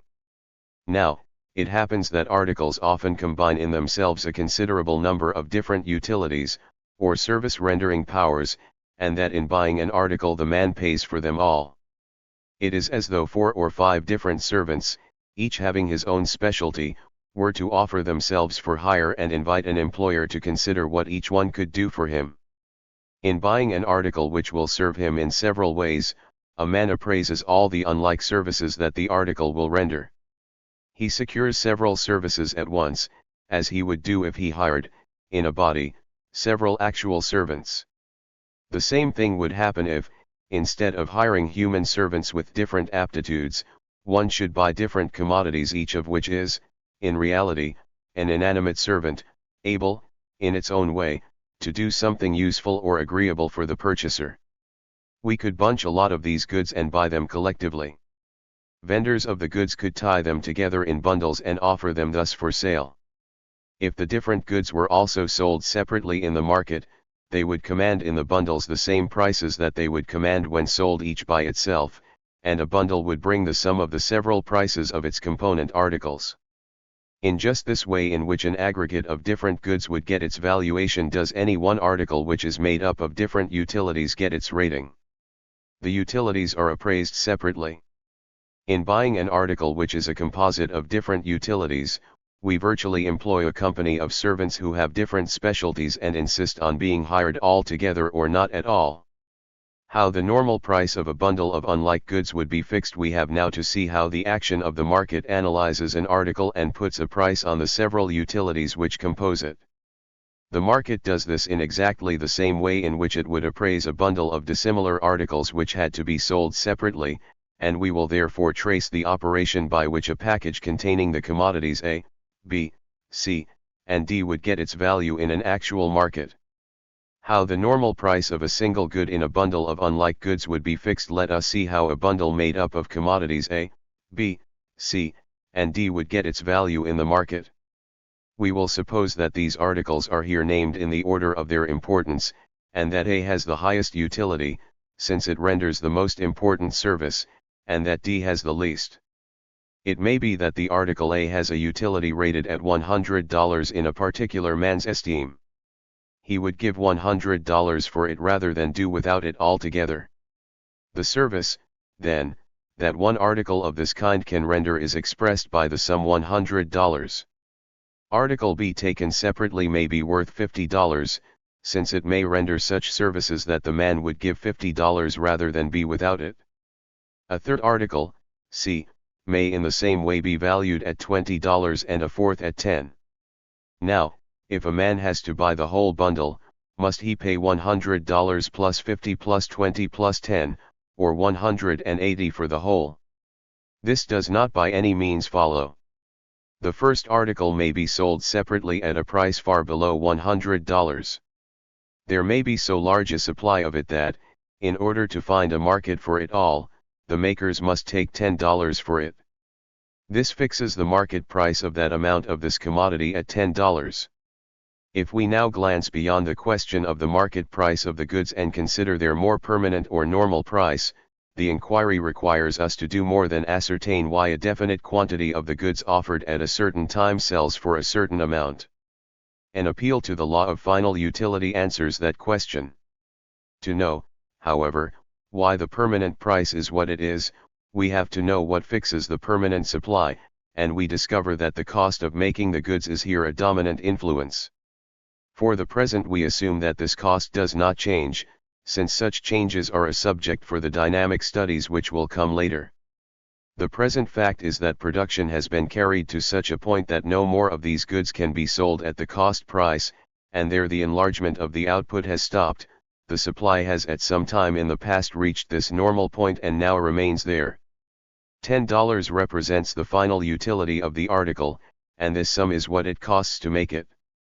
If it could be sold for any more than that, competition would bring new producers into this business and would impel those already in it to enlarge their production till the price would stand at the normal or cost level of $10. The consumer's surplus. In every such case there are men who would give much more for the article rather than be without it, and we have supposed that someone would pay $100 for this commodity if he could not otherwise obtain it. $90, then, measures what we may call his consumer's surplus, or the clear benefit he gets from buying at its market price an article that is worth to him so much more. This comes about by the fact that the makers of article A, in order to sell the amount of goods that competition has impelled them to make, must accept the offers of persons who can consistently give only $10 for it. These are relatively poor persons, and as the sum of $10 expended on other articles would benefit them as much as $10 spent on this one, it is a final purchase, or a final increment of their consumer's wealth. In order to get it they sacrifice, in some other form, a benefit as great as the one they get from acquiring this commodity and receive, therefore, no consumer's surplus from it. These are the men whose demand helps to fix the price of the article A, and the willingness of other persons to give more does not make it bring any more. The rich men, who stand ready to pay $100, if necessary, are gainers by letting poorer men fix this price. It is by catching the patronage of these poorer men that the makers can dispose of their large output, and in doing this they have to bring the price down to $10. The function of a special class of marginal purchasers of each article. In like manner there is a class of marginal purchasers of the article B, or the persons who pay for it so much that they get no net benefit or consumer's surplus from the purchase. If they did not buy this article, they could get something else that would do them as much good for the same outlay. It costs, let us say, only $10 in the making, and enough of these articles are made and offered for sale at that price to supply all customers who are attracted by the offer. The men who would pay more for it do not count. Each of the other articles in the bundle, when it is offered separately and at the cost price which competition establishes, represents a final utility to some one class of purchasers.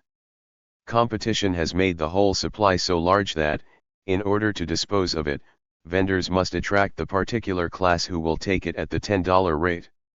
This class is in the strategic position of market price makers for this one thing. They are the last class to whom the producers can afford to cater. If each of the 5 articles in the bundle costs the makers $10, and if so many of each are made that they just supply the needs of the classes that will buy them at $10 apiece, the price of all 5, when sold separately, will be $50. Most of the purchasers of each article would give more than 10 for it if they had to, but some would not do so, and the producers cater to the needs of these marginal persons. How the prices of the goods are fixed when they are sold in various combinations. How do these articles get their valuation when they are tied in bundles containing all 5 of them and the bundles are sold unbroken? In essentially the same way as when sold separately. Article A, we will suppose, is one of the necessaries of life and is to be had by itself in the market. Article B represents a comfort, and C and D are luxuries. The bundles are so made that A and B are often sold together, as are also A, B, and C, and A, B, C, and D. A purchaser may have at his option the first only, the first and the second combined, the first 3, or all 4. Article A, when it stands alone, can be had at the natural or cost price and in quantity sufficient to supply the wants of all classes of buyers from the highest down to the class which will take it at $10 the cost of making it but at no higher price. Anyone can have the A either alone or tied to other articles at this price. One who buys A and B in combination will pay for article A only the same price that it commands when sold separately, and since he buys B, the utility of which is less than that of A, at $10, it is clear that he gets A for less than it is worth to him, but the $10 may be all he would give for the B. This man is not the marginal purchaser of A, for in buying it he realizes a consumer's surplus, but for the article B, which is tied to it, he may pay all that it is worth to him. For that he is a marginal purchaser, and as such he gets no consumer's surplus out of it.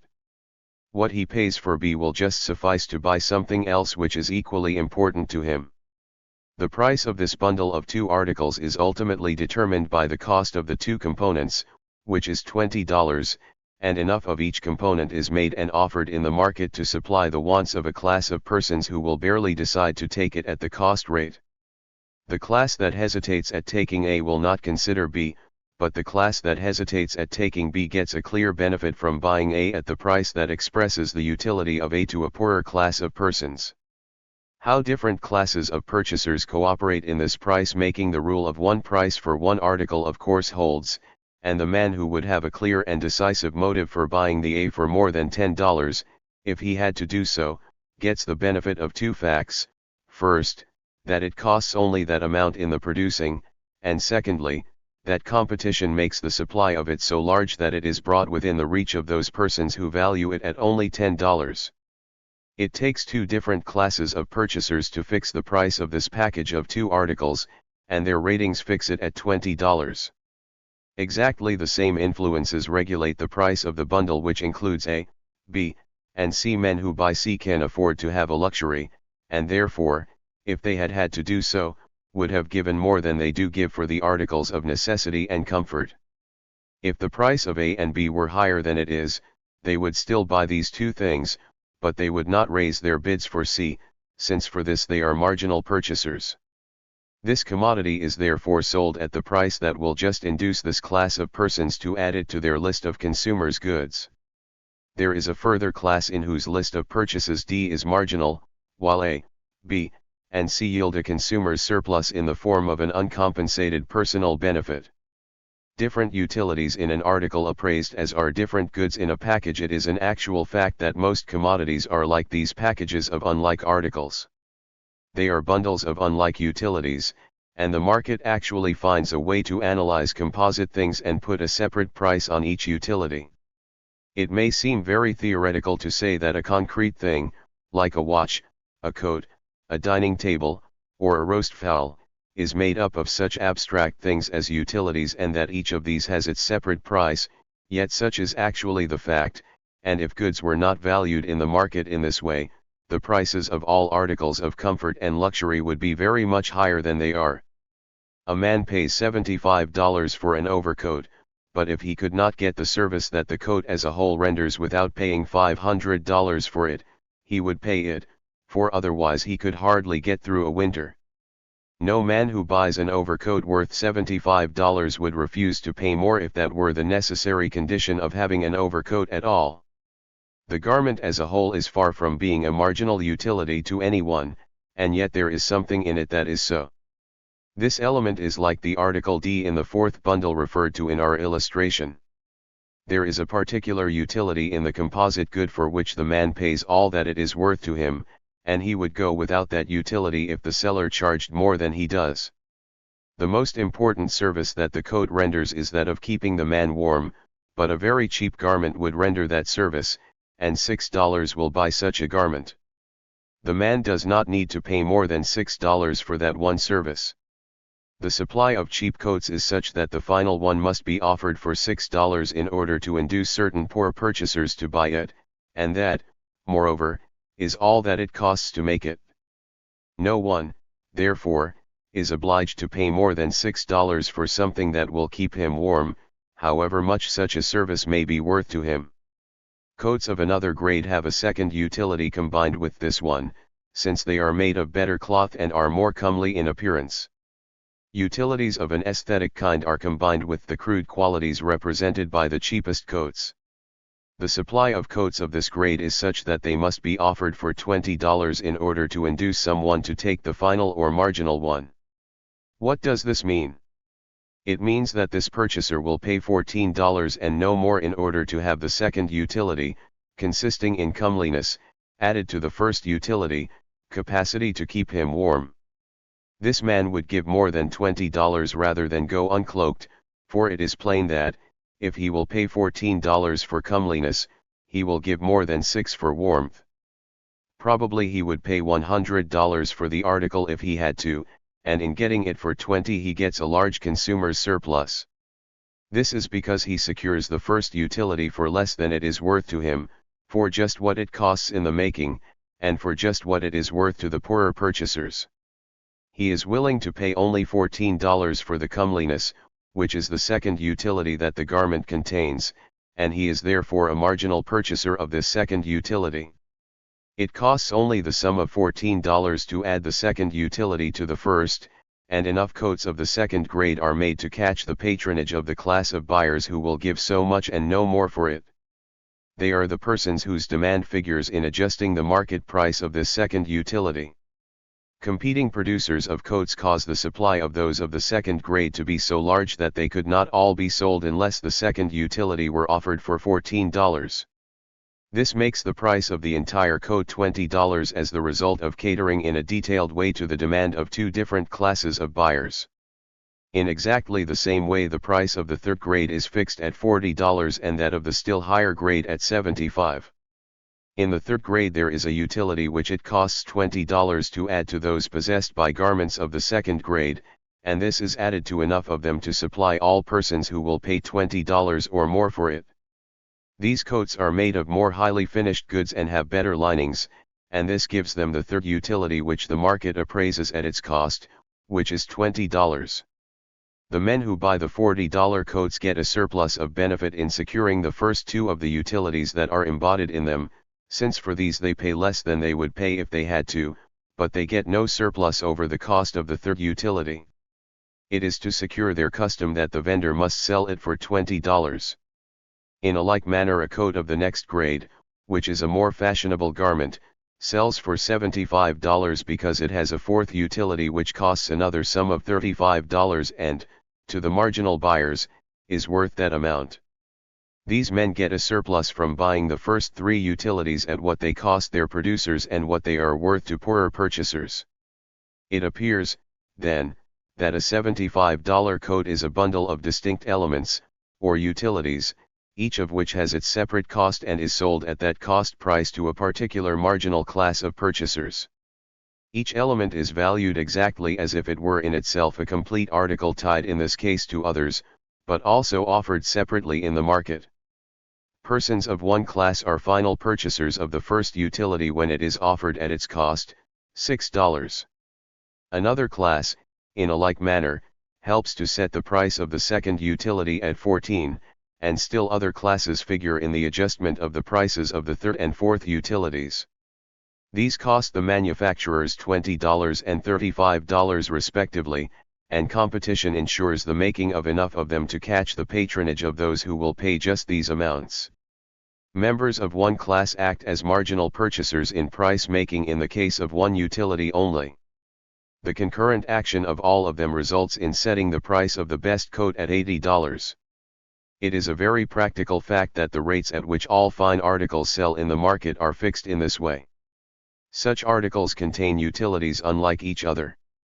They have power to render services of varying degrees of importance, and each of the several services gets its normal valuation when producers make enough to supply the want of a particular group of persons to whom it is a marginal service and who are willing to pay only what it costs. They would go without that one service if they had to pay more for it. This method of valuation applicable to all commodities of high-grade illustrations of this principle might be multiplied indefinitely. A fine watch tells the time of day, but something that would do that could be had for $1, and that is all that this fundamental element in the fine watch sells for. It takes a series of purchasers bidding on the higher utilities of the fine watch to make it sell for $500. The man who buys such a watch would give, perhaps, $10,000 for it rather than be without a watch altogether, but he is saved from the necessity of doing so by the fact that poorer customers have done the appraising in the case of all the more fundamental qualities which the watch possesses.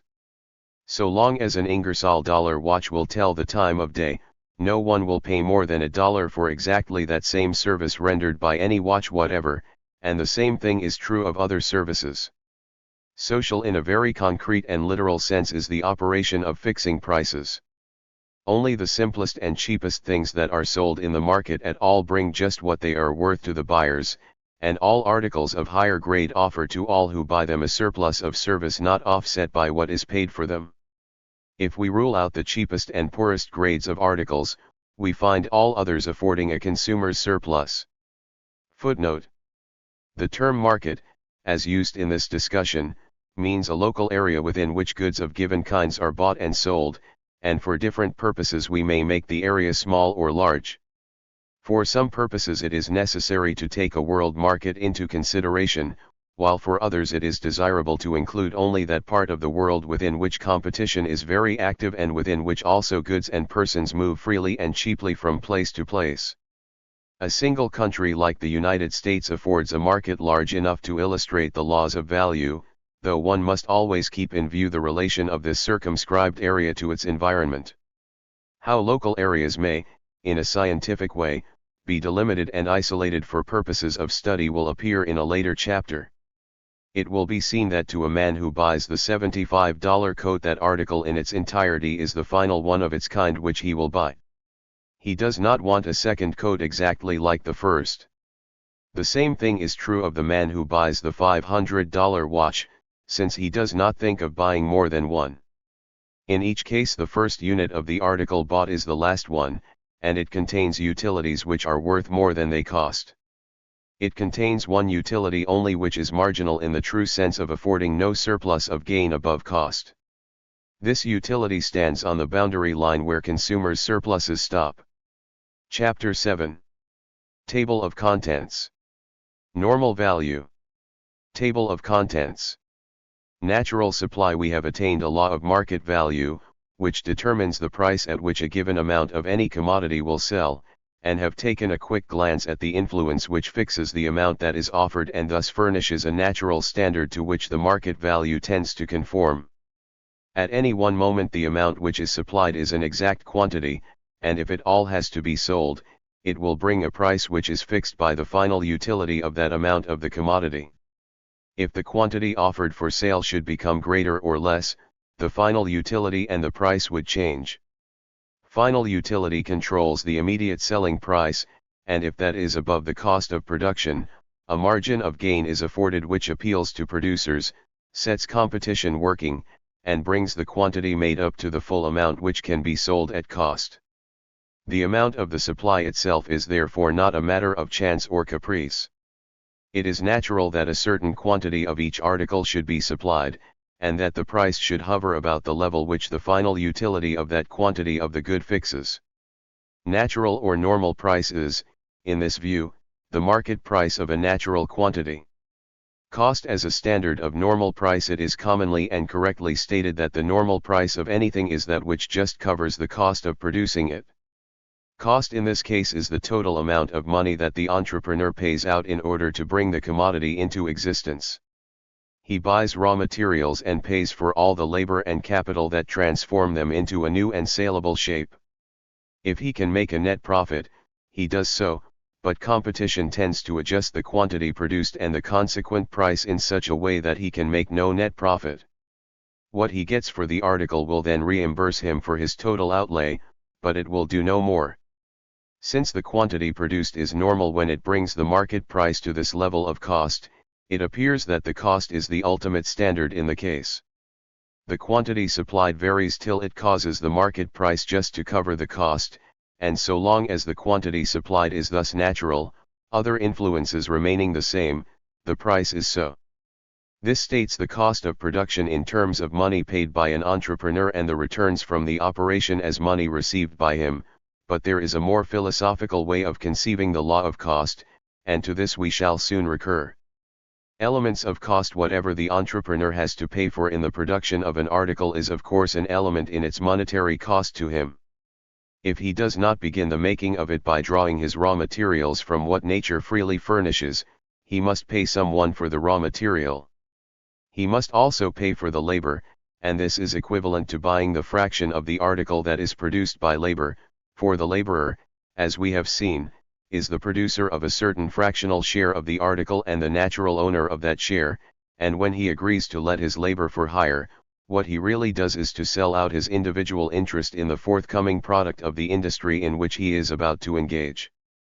When a workman in a shoe factory agrees to work for $2.50 a day, he really contracts to sell every day for that amount a certain quantity of shoes. The leather is one element which enters into the finished shoes, and therefore the entire shoe is not really made in the factory, but of the part which is there made, namely, the utility that results from transforming the leather into shoes. One part is made by labor and another by capital. The entrepreneur has to buy both of these if he is to acquire a valid title to the product and have a right to sell it. These costs are therefore purchase money paid for undivided shares of goods.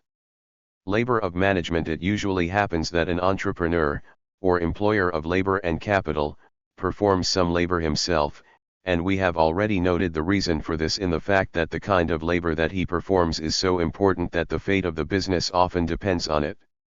He may manage the business so well as to make it succeed or so ill as to make it fail.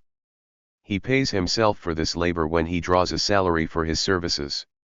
As an entrepreneur he treats his own labor as he does that of anyone else and buys the fraction of the product of his business that his own labor of management has created. In this he illustrates the general law that all payments of wages are payments of the purchase of a certain quantity of product. Though the owner's own contribution to the product is not always mentioned in terms in the accounting, that is what his salary is paid for, though it is spoken of as a payment for his time, or his labor. The capitalist as the vendor of a share in a product capital, as we have seen, also contributes a definite share toward the total amount of every product in the making of which it cooperates. Labor does not do all the transforming of leather into shoes which is done in the factory, since machines, fuel, etc., help, and we shall later find that there is a way of determining how much of the product the help so given creates. It adds a certain amount to what labor can claim as its own special product, and the man who owns the capital becomes the lawful claimant for this additional share. When he agrees to let his capital work for an employer, he virtually sells to the employer the undivided share of the product, shoes or whatnot that the capital really creates. The furnisher of productive instruments, like the furnisher of labor, is a vendor, and the entrepreneur is a buyer. Entrepreneur and capitalist, as was stated in an earlier chapter, an actual employer nearly always furnishes some of the capital that he uses. If he did not do so, he would have difficulty in borrowing more, since banks or other lenders do not loan to empty-handed men.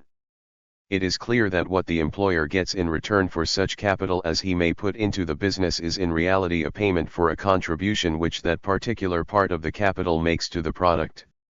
Since each bit of capital in an establishment contributes something toward the creating of the product, the employer's own capital has the same right to the value of its contributory share as has the capital of anyone else.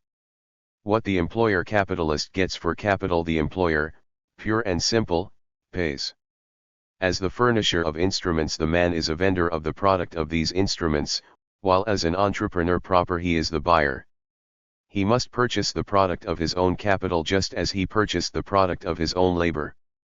In paying, therefore, wages for all labor, including what he performs himself, interest on all capital, including his own, and the price of raw materials, he gets something which, if competition does a perfect work, he has to sell for what he gives for it. The shoes, when he sells them, tend, under active competition, to yield only what has been paid for them in the making and, in a perfectly static state, would actually yield no net profit. All the entrepreneur's costs, therefore, resolve themselves into purchase money paid, his receipts are money accruing from sales, and under ideally free competition the two sums total are equal. The entrepreneur's proper function, not labor of management. In some theoretical discussions the management of a business figures as the principal function of the entrepreneur, and all or nearly all of the reward that comes to him is represented as coming in the shape of a reward for a responsible kind of labor that calls great abilities into requisition. But it is very clear that, whether he personally performs any labor or not, the employer has a distinctly mercantile function to perform, and this in itself is totally unlike the work of overseeing the mill, the shop, or the sales room. He acquires a title to the whole product by paying for the contributions which labor and producers of raw materials separately make toward it, and then parts with the product, and if he gets any more than he has paid out, he makes a profit. When industry is in what we have termed a dynamic state, such a difference between the value of the product and the cost of the elements that go into it is continually appearing, and that, too, largely in consequence of causes over which, as a mere manager, the employer has no control. A profit so gained cannot be wages of management. It is a purely commercial gain, or a difference between what is paid for something and what is received for it. Mercantile profit it is best, therefore, to distinguish in some perfectly clear way between that function of the entrepreneur, which consists in buying and selling, and any work that he may find it best to do in the way of superintending the business. At the cost of using the term entrepreneur in a stricter sense than the one customarily attached to it, we will make this word describe the purely mercantile functionary who pays for the elements of a product and then sells the product. The reason for the very division between gains from this source and gains from management we shall soon appreciate, for we shall see that competition tends to reduce one of these incomes to nothing, but tends to perpetuate the other and to make the amount of it conform to a positive standard. The entrepreneur, as we shall use the term, is neither the manager nor the capitalist, and when we have occasion to speak of either of these functionaries, we shall call him by his own distinctive name, though we know perfectly well that, in actual business, it is desirable and often quite essential that the same one who acts as an entrepreneur should also put into the business some labor as well as some capital. A man who performs two unlike functions, buying and selling, on the one hand, and managing the business, on the other, serves in two capacities that are clearly distinguished from each other, while if he furnishes any of the capital, he adds to these a third capacity entitling him to the value of the product of his capital. As a manager he directly aids in producing goods, and he gets pay for so doing from his other self, the entrepreneur, who acquires the title to the goods. As a capitalist he has another legitimate claim upon himself as entrepreneur. These distinctions recognized in practical accounting, that this is no bit of mere theoretical subtlety, is proved by the fact that the bookkeeping of nearly all establishments distinguishes between these two incomes by actually putting an appraisal on the work the employer does and paying a salary for it.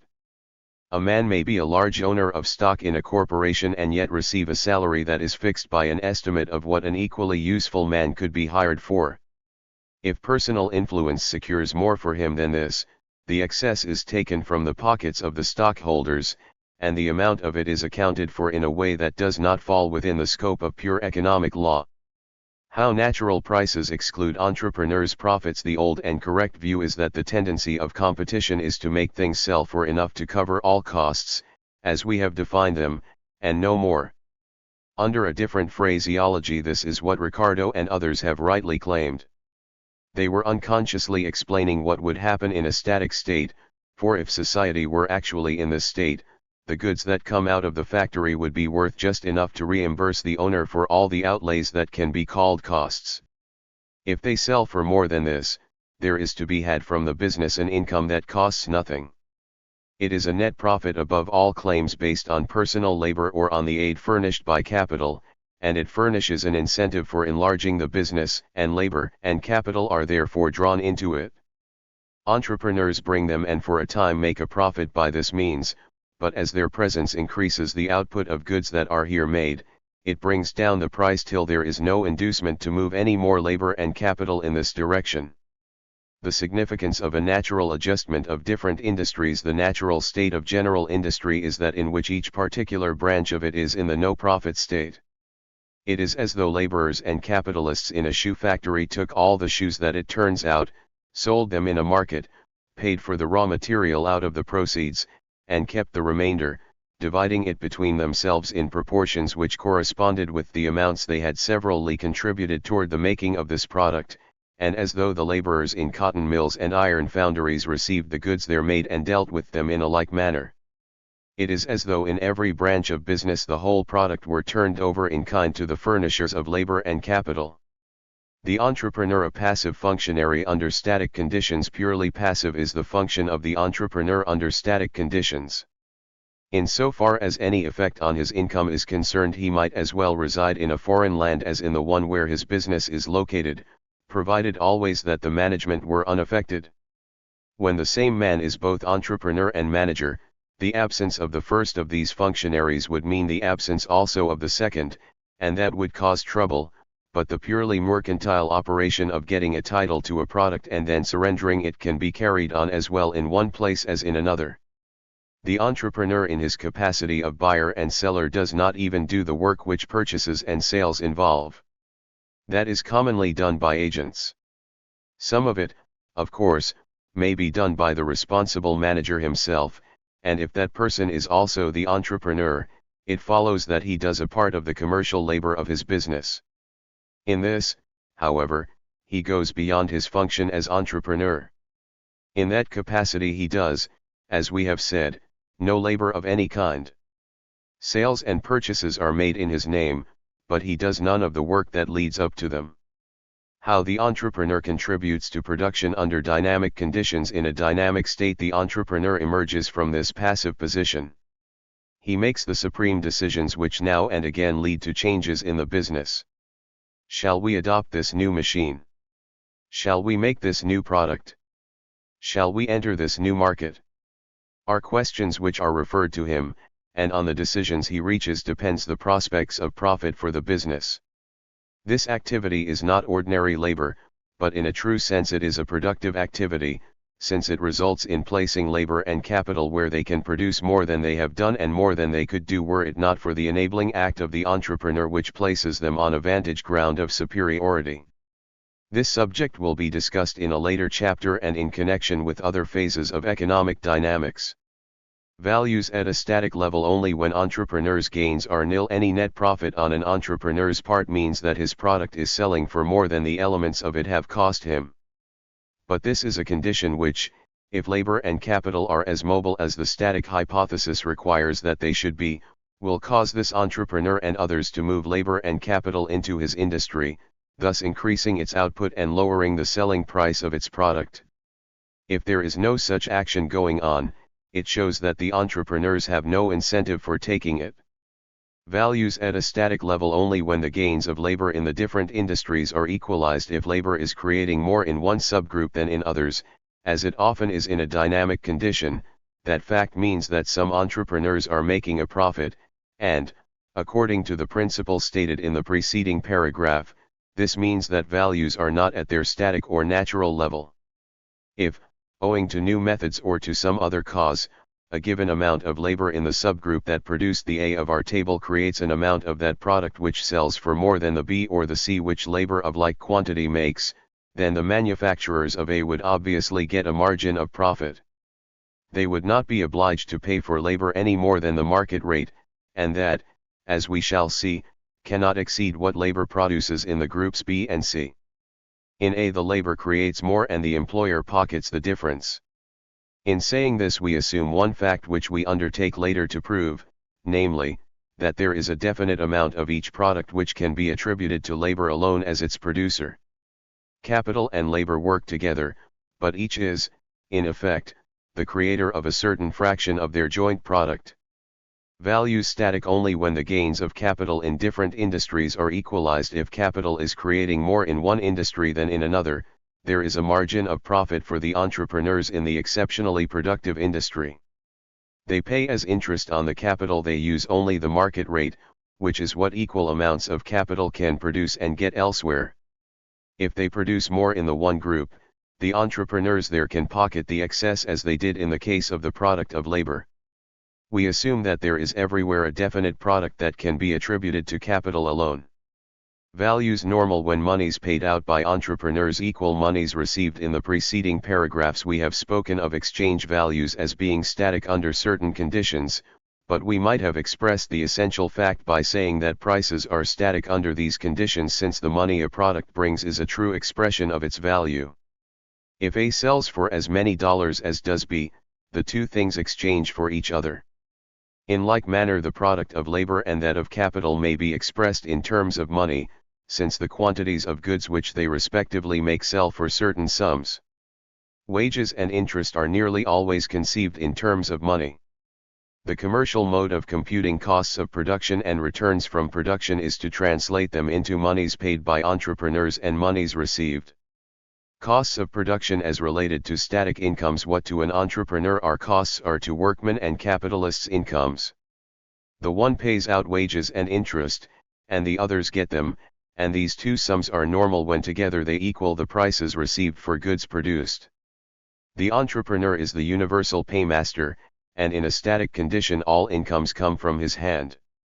Footnote: the holders of common stock in a corporation are always entrepreneurs, and they are also capitalists if the stock represents any real capital actually paid in. If the bonds and the preferred stock represent all the real capital that there is, any dividends that may be paid on the common stock are a pure entrepreneur's profit. If, on the other hand, the stock all represents money actually put into the business, the dividends on it contain an element of net profit if they exceed simple interest on the capital and insurance against the risks that are not guarded against by actual insurance policies.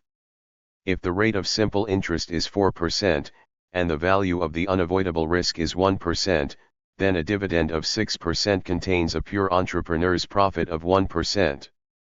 In dynamic conditions such a return is often to be expected, and we shall soon study the conditions that afford it.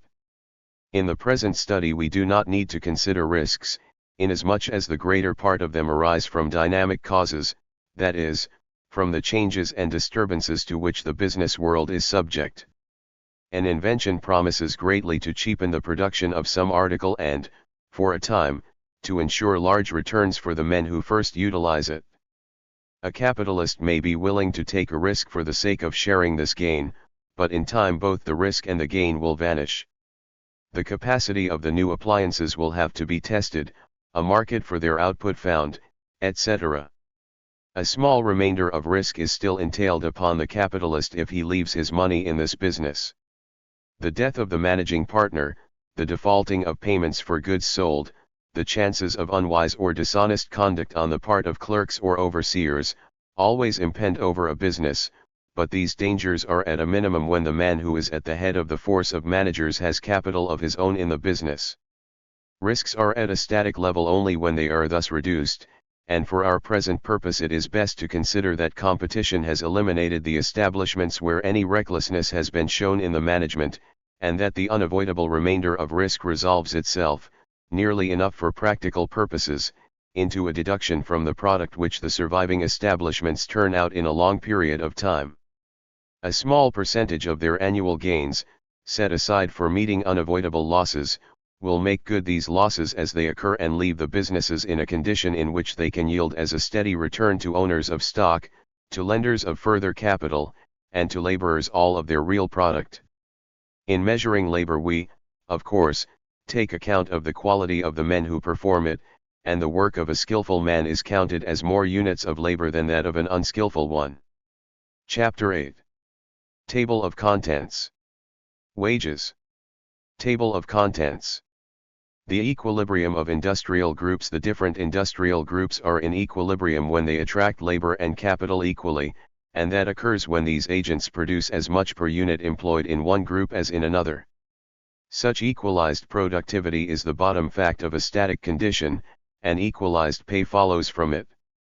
Wages and interest tend to be uniform in all the groups.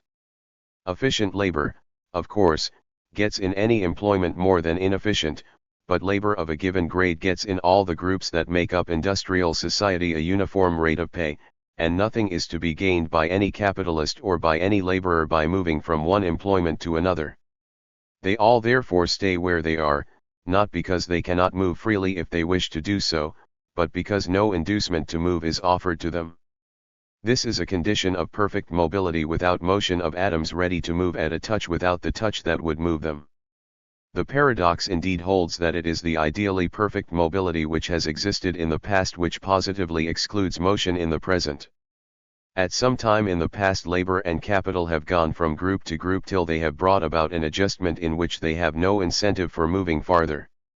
The surface of a pool of water is kept tranquil, not because the water is not perfectly fluid, but because, in spite of the fact that it can flow with entire freedom in any direction if it is impelled more in that direction than in any other, each particle of it is impelled equally in all directions.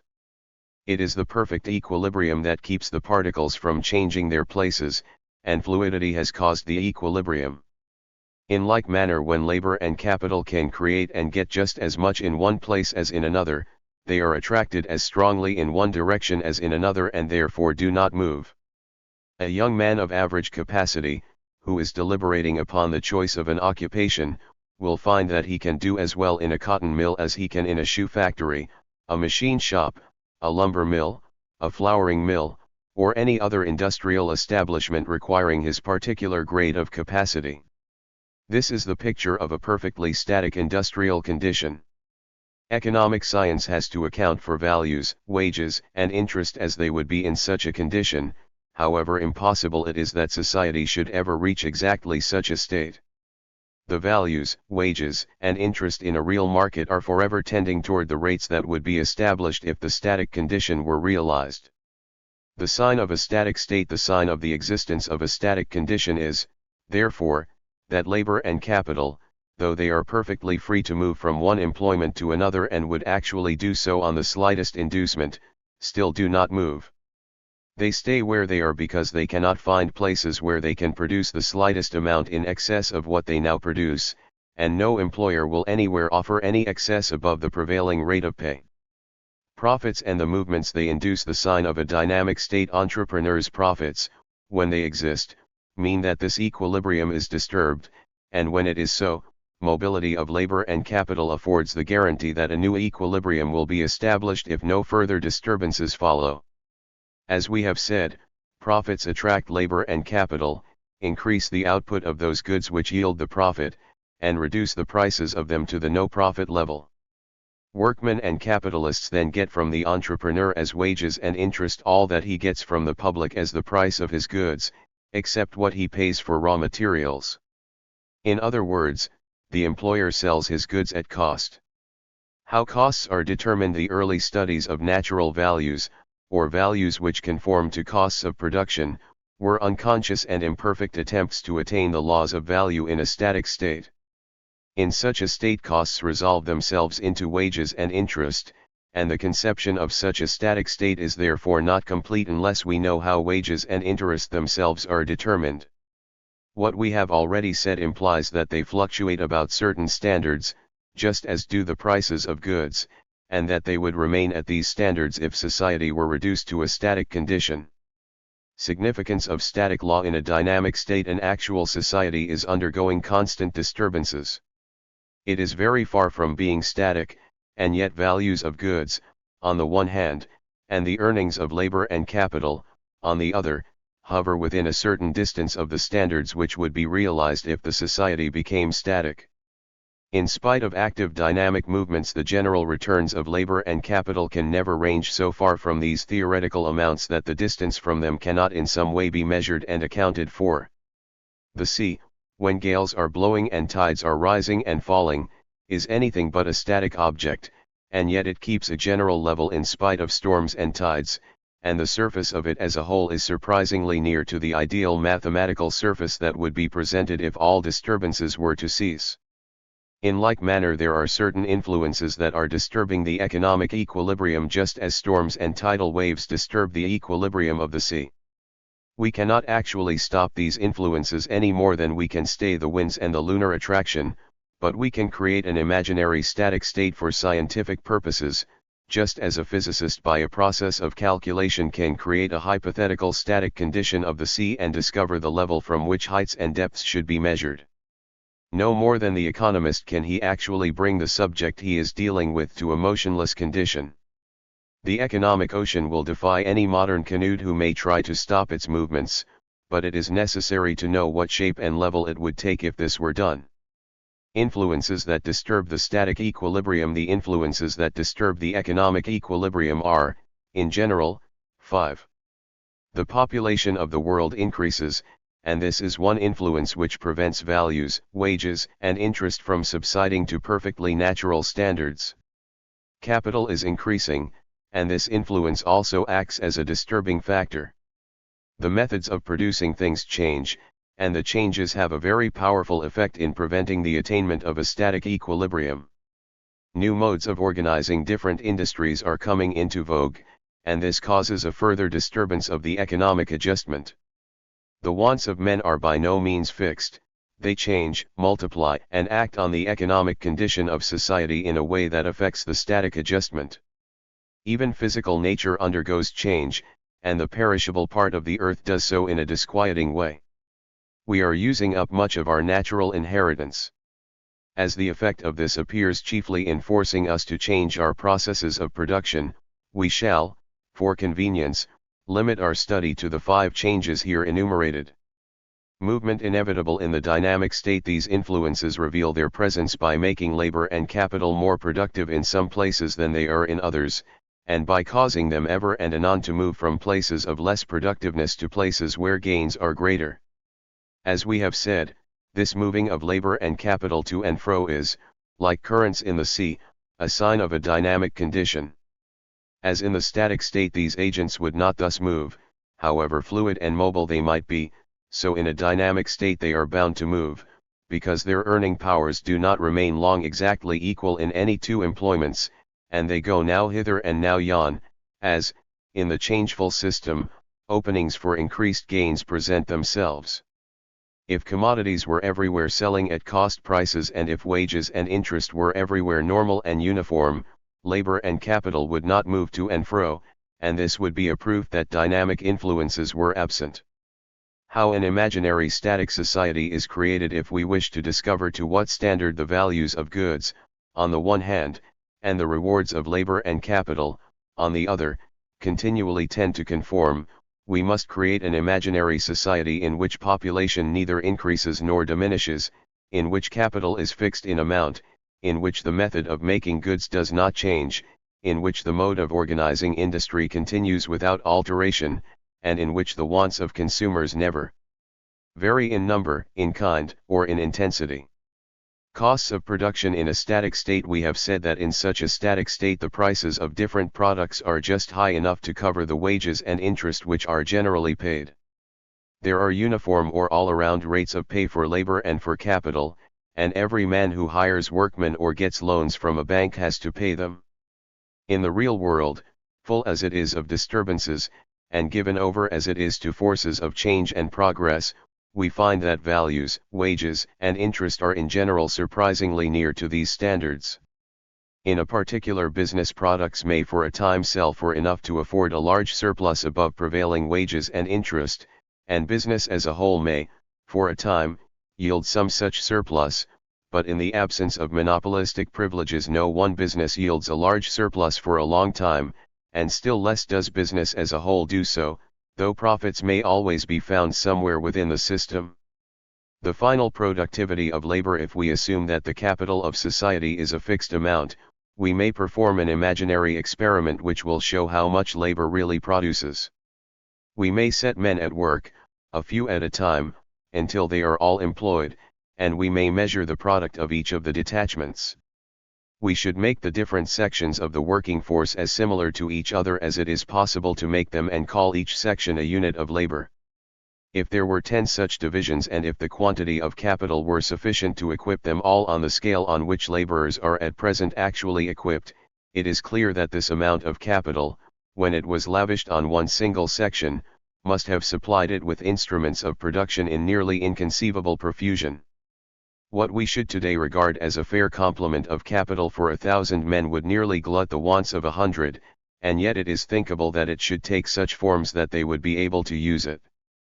Productivity of the first unit of labor. We will set at work one section which we have called one unit of labor, and will put into the hands of its members the whole capital which is designed ultimately to equip the 10 sections. It is very clear that the forms that this capital will take cannot be the same that it will have to take when the entire working force is using it. Indeed, we shall have to tax our ingenuity to devise ways in which one unit of labor can utilize the capital that will ultimately be used by 10. The tools and machines will have to be few in number but very costly and perfect. We shall have to resort to every device that will make a machine nearly automatic and cause it to exact very little attention from the person who tends it. The buildings will have to be of the most substantial and durable kind. We shall have to spend money without stint wherever the spending of it will make labor more productive than it would otherwise be. If we do this, however, the product of the labor and its equipment will be a very large one. The industry will succeed in turning out indefinitely more goods than a modern industry actually does, and the reason for it will be that the workmen have capital placed in their hands in unparalleled profusion. The product of the second unit of labor. We will now introduce a second unit of labor, by doubling the number of workers, without changing the amount of the capital. We must, of course, change the forms of the capital, or it cannot be advantageously used by the larger working force. The buildings will have to be larger, and if they are to be erected with about the same amount of capital as was formerly used, they must be built in a cheaper way. Tools of every sort must be more numerous, and this larger number of tools, if it is to represent the same investment of capital that the former number embodied, must also be simpler and cheaper. The whole equipment of capital goods will have to undergo a complete transmutation, but the essential thing is that the amount of the capital should not be changed. A provisional mode of measuring capital. In measuring the amount of the capital we are obliged to use a unit of cost, and in the illustration we have assumed that the cost can be measured in dollars. The productive fund consisted at the outset of a certain number of dollars invested in productive operations. This is only a provisional mode of measuring it. The money spent really represents sacrifice incurred, and we shall find that the only kind of sacrifice that is available for measuring the cost of goods of any kind is that which is incurred by labor. Ultimate measurements of wealth in all its forms have to be made in terms of labor. Such measurements have presented difficulties, and the attempt to make them has led to serious fallacies. We shall see, in due time, how these fallacies can be avoided. The law of diminishing productivity: under these conditions the second unit of labor will add something to the amount that was produced by the first unit, but it will not cause the product to become double what it was. It could not do that unless the capital also were doubled. Each unit of labor is now cooperating with 1/2 of the original capital, and the total product is less than it would have been if the new labor, on entering the field, had brought with it as full an equipment of productive instruments as was possessed by the labor that preceded it. Adding to the industry a second unit of labor without adding anything to the capital makes the total product somewhat larger, but falls short of doubling it. If we credit to this second unit of labor what it adds to the product that was created before it came into the field, we shall find that it is a certain positive amount, but obviously less than the total product which was realized by the first unit and all the capital. It is even less than 1/2 of the product of the two units using all the capital. Perhaps the first unit of labor, when it used all the capital, created 10 units of product, while the two units of labor, using this same original amount of capital, produce 16 units of product. The clear addition to the original product which is caused by the added labor of the second squad of workmen is only 6 units, while 1/2 of the total product after the addition to the labor has been made is 8. This figure represents the amount we may attribute to 1 unit of labor and 1/2 of the total capital, while 6 represent what is causally due to 1 unit of bare labor only. With all the capital and 1 unit of labor we get 10 units of product, while the addition of 1 unit of bare labor brings the total amount up to 16. 6 units find the cause of their existence in the presence of the second unit of labor, and the second unit therefore shows, as compared with the first, a diminished productivity. Product of the third unit of labor: we will now introduce a third unit of labor, leaving the amount of capital still unchanged, but again altering the forms of it so as to adapt them to the needs of a still larger working force. We will make the buildings larger and therefore, of necessity, cheaper in their forms and materials. We will make the tools and machines more numerous and simple, and will do everything that is necessary in order to make the fixed amount of capital, the fund amounting to a given number of dollars, embody itself in the number and the kinds of capital goods that are requisite in order to supply 3 times the original number of workmen. The third unit of labor now adds something to the product realized by the first 2, but the addition is smaller than it was in the case of the second unit. Products of a series of units of labor: if we continue this process till we have 10 units of labor, employing the same amount of capital as was formerly used by 1, we shall find that each unit as it begins to work adds less to the previous product than did the unit which preceded it, and that the 10th unit adds the least of all. Care must be taken not to confound the addition that is made to the product in consequence of the additional working force with the amount which, after the enlargement of the force, is created by the last unit of labor and its pro rata share of the capital. When the 10th unit of labor is working, it is using 1/10 of the capital, and the two together create 1/10 of the product. This is more than the amount which is added to the product by the advent of the 10th unit of labor. That addition is merely the difference between the product of all the capital and 9 units of labor and that of all the capital and 10 units of labor. This extra product can be attributed entirely to the increment of labor. It is also carefully to be noted that when the units are all working together, their products are equal, and the particular one which happened to arrive last is not less productive than the others. Each one of them is now less productive than each one of the force of 9 was under the earlier conditions. In like manner each unit of the 9 is less productive than was, in the still earlier period, each unit of the force of 8. At any one period, all units produce the same amount. At any one period, then, what any one unit of labor produces by the aid of its pro rata share of the capital is a larger amount than what each can be regarded as producing by itself. Though one of 10 units creates, with the aid of 1/10 of the capital, 1/10 of the product, of itself it creates less, for we can only regard as its own product what it adds to the product that was creating before it arrived on the scene. It is the bare product of a unit of labor alone that we are seeking to distinguish from other elements in the general output of the industry, and that consists in the difference between what 9 units of labor and all the capital can produce, and what 10 units of labor and all the capital can produce. We will consider the amount of capital fixed and let the amount of labor increase along the line AE, and we will let the product of successive units of labor be measured by the vertical distance from the points on the line AE to the descending curve CD. AC is the product of the first unit of labor. The product of later units is measured by lines to the right of AC and parallel with it, which grows shorter as the number of units increases. ED is the product of the last unit. In each case we impute to an increment of labor whatever amount of product its presence adds to that which was created before. Summary of essential facts. The facts that are to be remembered then are, first, that the capital remains fixed in amount, though the forms of it change as the number of units of labor increases. Secondly, that which we call the product of a unit of labor is what that unit, coming into the field without any capital, can add to the product of the labor and capital that were there before, and thirdly, that this specific product of labor grows smaller as the amount of labor grows larger, rendering the product of the last unit the smallest of all. When the 10th and last unit is working, each one of the 9 earlier units is, of itself, producing no more than does the final one, though it formerly produced more because of the larger quota of capital with which it was formerly supplied. The test of final productivity: there are now at work 10 units of capital and 10 of labor, and we cannot go through the process of building up the working force from the beginning. How, then, do we measure the true product of a single unit of labor? By withdrawing that unit, letting the industry go on by the aid of all the capital and 1 unit of labor the less. Whatever one of the 10 units of labor we take away, we leave only 9 working.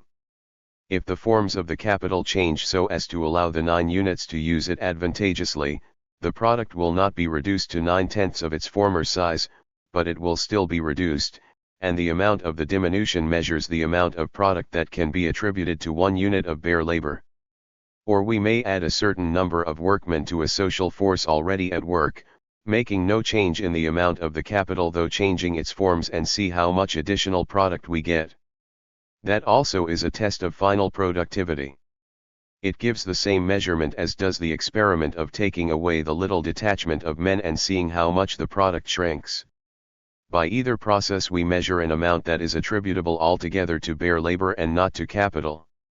The whole area BCD in the diagram is an amount of product that is attributable to capital and not to labor. It represents the total surplus produced by labor and capital over the amount that can be traced to the labor alone.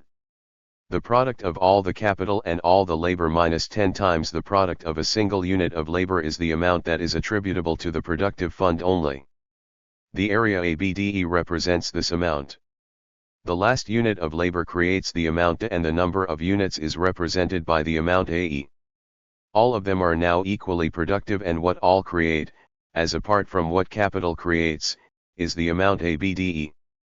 Only the final part of this mode of gathering a working force practically resorted to the process of building up the working force from a single unit is imaginary. In practical life we see the process only in its final stage.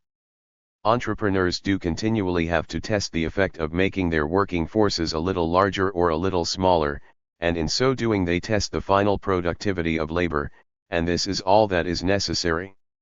Tracing the process of building up the force of labor unit by unit reveals a law which is important, namely, that of the diminishing productivity of single units of labor as the number of units increases. If we crowd the world full of people but do not proportionately multiply working appliances of every kind, we shall make labor poorer. Why a detachment of laborers rather than one man is treated as a unit of labor in making up the force of workers? We might have treated each individual as a unit, but we have preferred to call a detachment a unit in order that the symmetry of the force might be preserved. Even though we were studying only a single mill, it would have its departments, and it would be desirable that, when we enlarge the force of men, we should be able without difficulty to give to each part of the mill its fair share of the new laborers. If it were a shoe factory, we should need to add lasters, welders, sewers of uppers, etc., in a certain proportionate way, in order that one part of the mill might not get ahead of another and pile up unfinished products faster than they could be taken and completed. In the last analysis, the law applies to the industry of all society. The final unit in the case consists of shoemakers, cotton spinners, builders, foundrymen, miners, cultivators, etc., and of men of all subtrades included in the general callings. As the composite detachments come into the field, they apportion themselves among all the occupations that are represented, and that too in nicely adjusted proportions.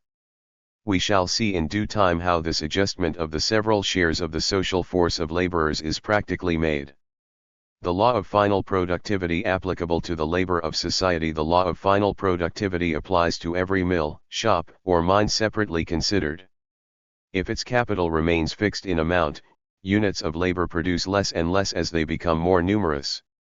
The product of any unit at any one time may be measured by taking it away and seeing how much the output of the establishment is reduced. The law, however, applies to all the mills, shops, mines, etc., considered as a social complex of working establishments. As the working society grows larger without growing richer in the aggregate, the power of labor to produce goods of all kinds grows less.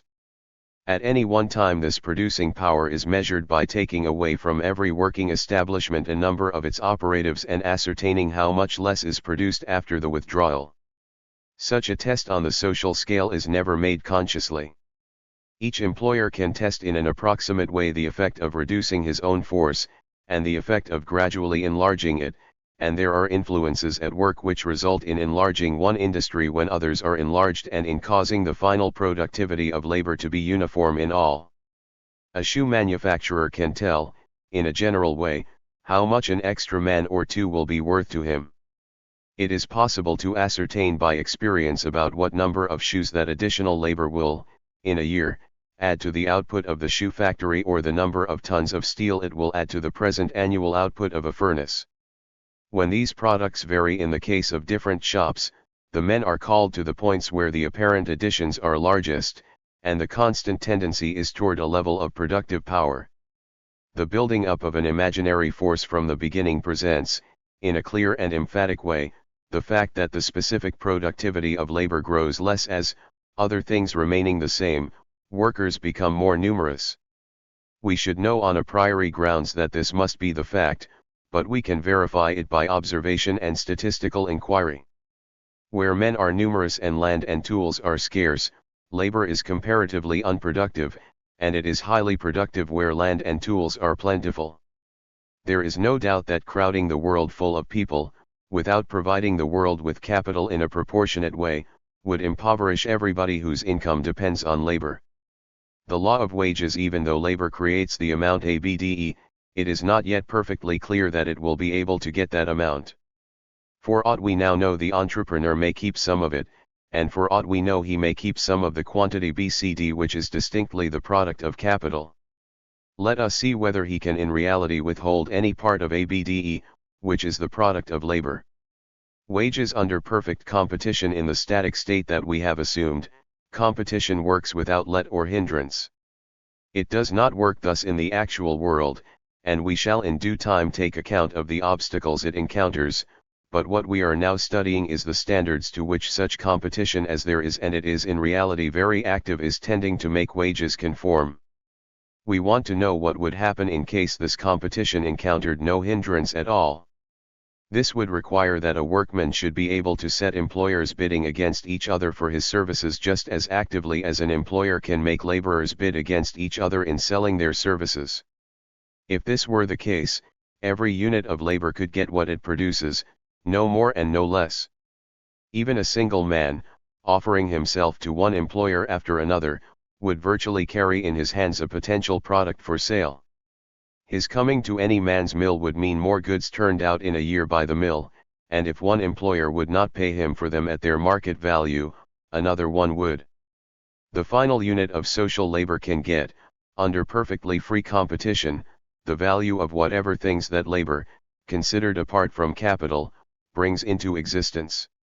Moreover, each unit of labor by itself alone now produces, as we have seen, the same amount of commodity as the final unit, and can get the price of it. Now that they are all working together, each one of them can place itself in the position of the final unit by leaving its present employment and offering its services elsewhere. Wages regarded as prices of fractional products adjusted by perfect competition under the hypothesis of perfect competition, as the term has been used in our discussion, the vendors of goods can get their market values. These values are fixed by the final utility law. Free competition means, then, not only that any average laborer who offers himself for hire virtually carries in his hands a potential but definite product for sale, but that he may confidently offer it at the price that is fixed by its final utility. Like other vendors, the laborer can get the true value of his product and he can get no more. In an ideally perfect society organized on the competitive plan, a man would be as dependent on his own productive power as he would be if he were alone in a wilderness. His pay would be his product, but that would be indefinitely larger than it could be in a wilderness or in any primitive state. The capital of other men and the organization that they maintain enable a worker to create and get far more than he could if he lived alone, even though, like Crusoe, he were monarch of his whole environment.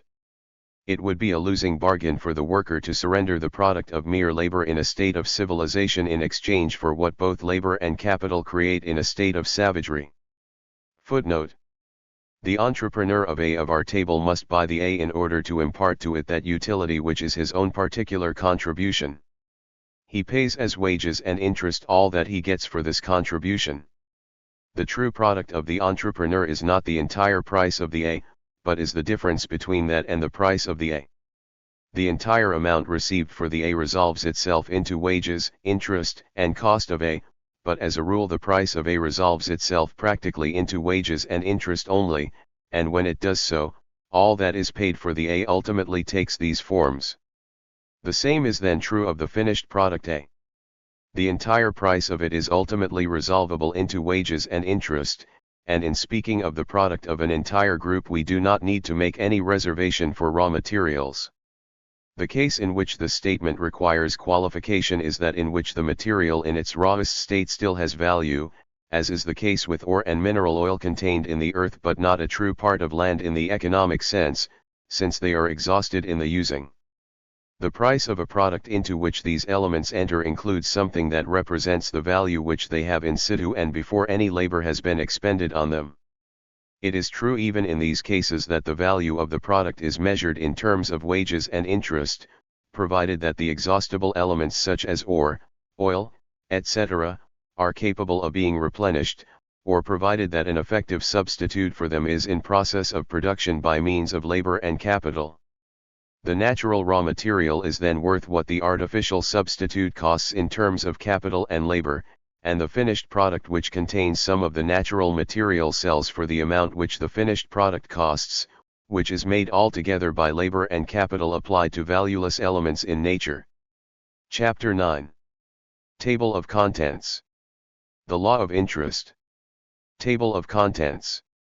The product of the final unit of labor, an amount which in practice is measured without any tracing of the previous growth of the working force, sets the standard of the rate of wages. We have now to see that the rate of interest has a similar basis, and yet it is worthwhile to build up, wholly in imagination, a fund of capital, just as we have made up the force of laborers, increment by increment. This will have the incidental effect of illustrating another way in which wages may be determined. Interest as a residual amount. The area BCD in our former figure represents the difference between the total product of an industry and the wages paid to laborers. If there is no net profit accruing to the entrepreneur, this area must represent interest. It is what is left for the capitalist on the supposition that he and the laborer together get all that there is. If the goods sell for what they cost, this must be the fact, and the amount represented by BCD has thus to go to capital, since, by a rule of exclusion, it cannot go to the entrepreneur nor to the laborer. The mill and its contents earn for their operator nothing but simple interest on the money they have cost. Paying the laborers discharges the first claim on the product, and there then remains only enough of the product to pay the remaining claim, that of capital. The question still remains to be answered, how the capitalist, if he is a different person from the entrepreneur, or operator of the mill, can make this functionary pay over to him all that he has in his hands after paying the wages of labor. The importance of the residuum. The above reasoning does not satisfactorily show what influence the capitalist can use to make the entrepreneur pay over to him the entire amount of the residuum. It shows that after paying wages the entrepreneur will have a certain amount left, but it is not thus far clear how the capitalist can get it from him. The fact that the laborers get only the amount represented by ABDE and that the whole amount is ACDE does, however, at least show that the entrepreneur has the amount BCD left in his hands, and that he is able to pay this amount to the capitalist if by any appeal to competition the capitalist is able to make him do it. Interest not determined residually. The fact is that the interest on capital is fixed exactly as are the wages of labor. We will let another figure represent the entire product of the same amount of labor and the same amount of capital that were represented in the former case. We will assume that there is at the outset a complete force of laborers, and that no men are added to it or taken from it, but we will gradually introduce units of capital instead of units of labor as in the former case. The amount of capital is now represented by the line AE and the product of the first unit of it by the line AC. The product of the successive units declines along the curve CD. The final unit of capital then brings into existence the amount of wealth represented by ED. As every other unit now produces the same amount, the capital as a whole creates the quantity represented by ABDE and every unit of it makes its own separate contribution to that amount. In this we have simply applied to capital and its earnings the principle we formerly applied to labor and its earnings. General form of the law of final productivity. This principle is the law of final productivity, one of those universal principles which govern economic life in all its stages of evolution. Either one of the two agents of industry, used in increasing quantities in connection with a fixed amount of the other agent, is subject to a law of diminishing returns. The final unit of the increasing agent produces less than did the earlier units in the series. This does not mean that at any one time one unit produces less than another, for at any one time all are equally productive. It means that the 10th unit produces less than the 9th did when there were only 9 in use, and that the 9th unit formerly produced less than the 8th did in that still earlier stage of the process in which there were only 8 in use, etc. If the productive wealth of the United States were only $500 per capita instead of more than twice that amount, interest would be higher than it is, because the productive power of every dollar's worth of capital would be more than the productive power of each dollar's worth is now, and, on the other hand, if we continue to pile up fortunes, great and small, till there are in the country $2,000 for every man, woman, and child of the population, interest will fall. Because the productive power of a dollar's worth will become less than it now is. How competition fixes interest. We can now see how it is that the capitalist can make the entrepreneur pay over to him the amount left in his hands after paying wages. Every unit of capital that anyone offers for hire has a productive power. It can call into existence a certain amount of goods. The offer of it to any entrepreneur is virtually an offer of a fresh supply of the kinds of goods which he is making for sale. Loaning $10,000 to a woolen manufacturer is really selling him the amount of cloth that $10,000 put into his equipment will bring into existence.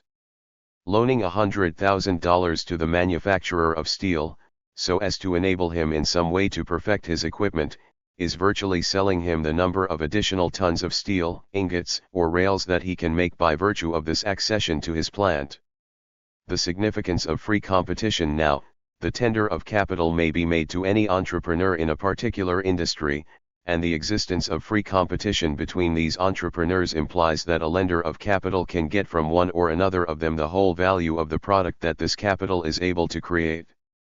A unit of capital in the steel business can produce N tons of steel in a year, and if one employer will not pay the price of N tons for the loan of it, another will. This, indeed, implies an absolutely free competition, but that is the condition of the problem we have first to solve. When we know what ideally active competition will do, we can measure the effects of the obstructions that, in practice, competition actually encounters. Competition for capital among different industries. The capitalist can invoke the aid of competition outside of the limits of one particular business. He may offer his loan to steel makers, to woolen manufacturers, cotton spinners, silk weavers, shoemakers, etc. Within each one of these industries, perfect competition between the different employers will give him the value of the product which, in that business, his capital is able to create.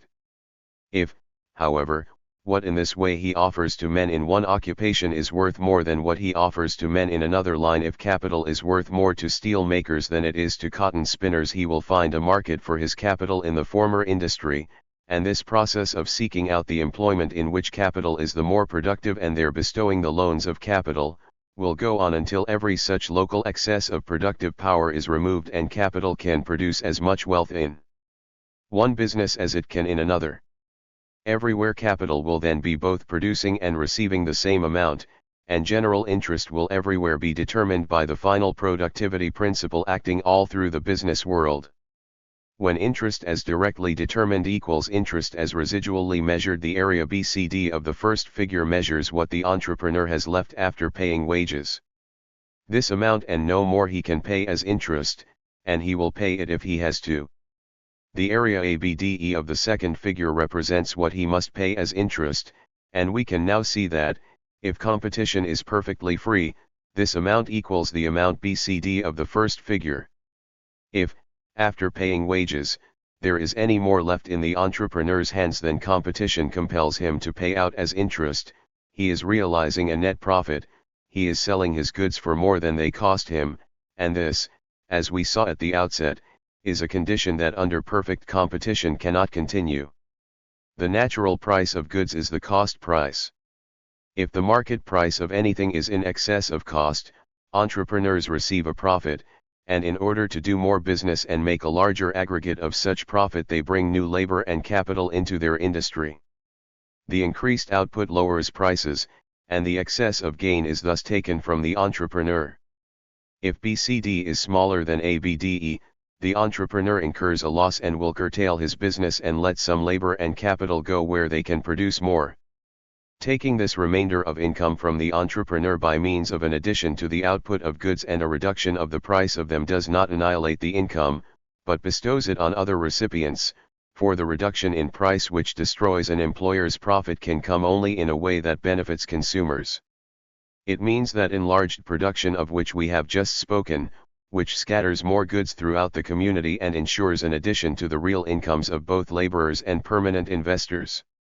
Effect of perfect mobility of labor and capital. Perfect mobility of labor and capital ensures that the residuum in the entrepreneur's hands after wages are paid shall all be made over to the capitalist.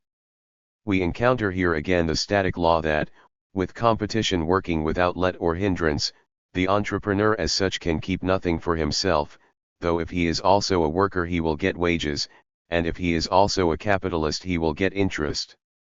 His business will pay wages on all kinds of labor, including that of management, and interest on all capital, including his own. A net gain above all this it will not afford, and whatever the entrepreneur has left after paying wages he will have to use in paying interest, and vice versa. Laborers and owners of capital have, as it were, to take each other's leavings. Such is the situation in an ideally static condition, though we shall see how it is changed in actual and progressive society. The area BCD of the first figure is, under static conditions, exactly equal to the area ABDE of the second figure, because ACDE represents the whole product, BCD in the first figure represents all that is left of it after wages, measured by ABDE, are paid, and we know by evidence both theoretical and practical that the capitalist, whose share is directly expressed by ABDE of the second figure, can claim and get the whole of this amount. Wages as a residuum. It is clear that the same reasoning applies to wages. In the second figure they are represented as a residuum. The area BCD represents what the entrepreneur has left after paying interest, and nobody can get this amount but the wage earner. The reason, however, why the wage earner can get it is that free competition will give him the amount ABDE of the first figure, and this, under perfectly static conditions, must equal BCD of the second. Under perfect competition the entrepreneur cannot have any of the amount BCD left in his hands after meeting the claims that the wage earner makes on him. On the other hand, he must have enough left to pay interest, since otherwise he would be incurring a loss, and that could not fail to force him and others who are in the same situation to contract their operations or go out of business. If the output of goods is reduced, either by the retirement of some employers or the curtailment of product by all, the price of what continues to be sold will be raised to the point at which wages and interest can be paid. Wages and interest both adjusted at social margins of production. It is to be noted that wages and interest are fixed at the social margin of production, which means that they equal what labor and capital respectively can produce by adding themselves to the forces already at work in the general field of employment. In making the supposition that, owing to some disturbing fact, a particular entrepreneur has not enough after paying wages to pay interest, we assume that the rate of interest is fixed, in this way, in the general field and not merely in his establishment. If BCD were larger than ABDE, the entrepreneur would be selling goods for more than cost and realizing a net profit, which he cannot do in a static state, but a pure profit is not only possible but actual in a dynamic state. In actual business, total returns represented by ACDE amount to more than the sum represented by ABDE plus ABDE. There are conditions that in practical life are continually bringing this to pass in different lines of business, though not in all of them at once. The real world is dynamic, and therefore the true net profit, or the share of the entrepreneur in the strict sense of the term, is a positive quantity. This income is always determined residually. It is a remainder and nothing else. It is what is left when wages and interest are paid out of the general product. To the entrepreneur comes the price of the products that an industry creates. Out of this he pays wages and interest, and very often he has something remaining. There is no way of determining this profit except as a remainder. The return from the sale of the product is a positive amount fixed by the final utility principle. Wages and interest are positive amounts, and each of them is fixed by the final productivity principle. The difference between the first amount and the sum of the two others is profit, and it is never determined in any other way than by subtracting outgoes from a gross income. It is the only share in distribution that is so determined. Entrepreneurs' profits and residual income are synonymous terms. In the static state no such residual income exists, but from a dynamic society it is never absent. Every entrepreneur makes some profits or losses, and in society as a whole the profits greatly predominate. Summary of facts concerning a static adjustment of wages. We know then that in any industry wages and interest absorb the whole product, because any deviation from that rule in a particular group is corrected in the way above mentioned. Moreover, general wages and interest, as determined by the law of final productivity, must equal those incomes when they are determined residually. The area of the rectangular portion of one of the foregoing figures must equal the area of the three-sided part of the other. The question arises why all entrepreneurs might not get a uniform profit at once. This would not lure any labor or capital from one group or subgroup to another. If, after paying wages and interest at market rates, the entrepreneurs in each industry have anything left, the entire labor and capital are producing more than they get, and there is an inducement to managers and capitalists to withdraw from their present employers and become entrepreneurs on their own account.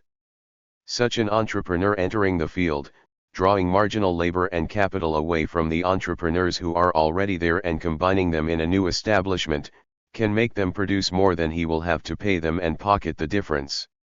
If such a condition were realized, there would be a gain in starting new enterprises, since luring away marginal agents and combining them in new establishments would always be profitable.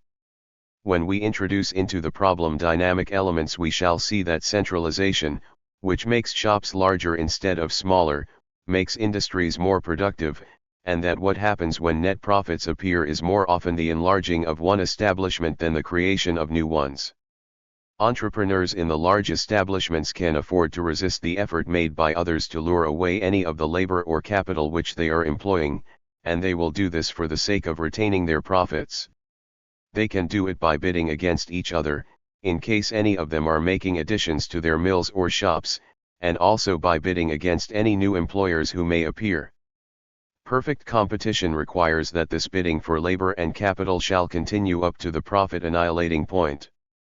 Here, As elsewhere in the purely static part of the discussion, we have to make assumptions that are rigorously theoretical and put out of view in a remorseless way disturbing elements which appear in real life. The static state requires that all entrepreneurs who survive the sharp tests of competition should have equally productive establishments, which means that they should all be able to get the same amount of product from a given amount of labor and capital. The actual fact is that differences of productive power still survive. There are some small establishments which, within the little spheres in which they act, are as productive as large ones, but there are also some which are struggling hopelessly against large rivals in the general market and are destined ere long to give up the contest. In other words, the centralizing and leveling effects of competition are approximated but never completely realized in actual life. A fact that it is well to note is that the test of final productivity is inaccurately made when unduly large amounts of labor and capital are made the basis of the measurement. Take away, for instance, a quarter of the working force, estimate the reduction of the product which this withdrawal occasions, and attribute this loss entirely to the labor which has been taken away, and you estimate it too highly. With so large a section of the labor withdrawn, the capital would work at a disadvantage, and a part of the reduction of the product would be due to this fact. If we should take away all the labor, the capital would be completely paralyzed, and the product would become nil. It would obviously be inaccurate to say that the whole product is attributable to the labor, on the ground that withdrawing the labor annihilates it all. With any large part of the labor treated as a single unit, the loss of product occasioned by a withdrawal of such a unit is more than can be accurately imputed to it as its specific product. The smaller the increments or units are made, the less important is this element of inaccuracy, and it becomes a wholly negligible quantity when they become very small. A study of the forms of the productivity curves will show that if we take as the increment of labor used in making the test only a tenth of the whole force, we exaggerate the product imputable to it by a very minute fraction, say by less than a 100th part, and if we take 100th of the labor as a final unit, we exaggerate the product that is solely attributable to it by an amount so minute that it is of no consequence in practice or in any theory that tries to be applicable to practice.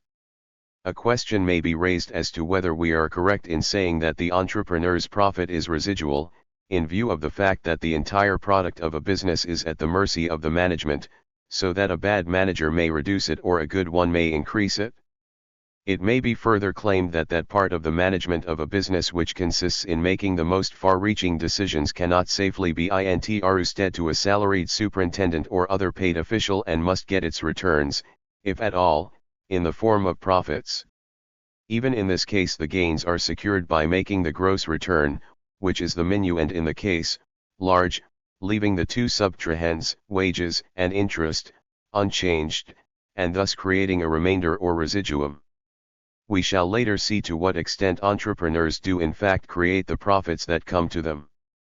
The complete static conception of society requires that no entrepreneur should be left in the field who cannot continue indefinitely to hold his own against the competition of his rivals, and this requires essential equality of productive power on the part of all of them.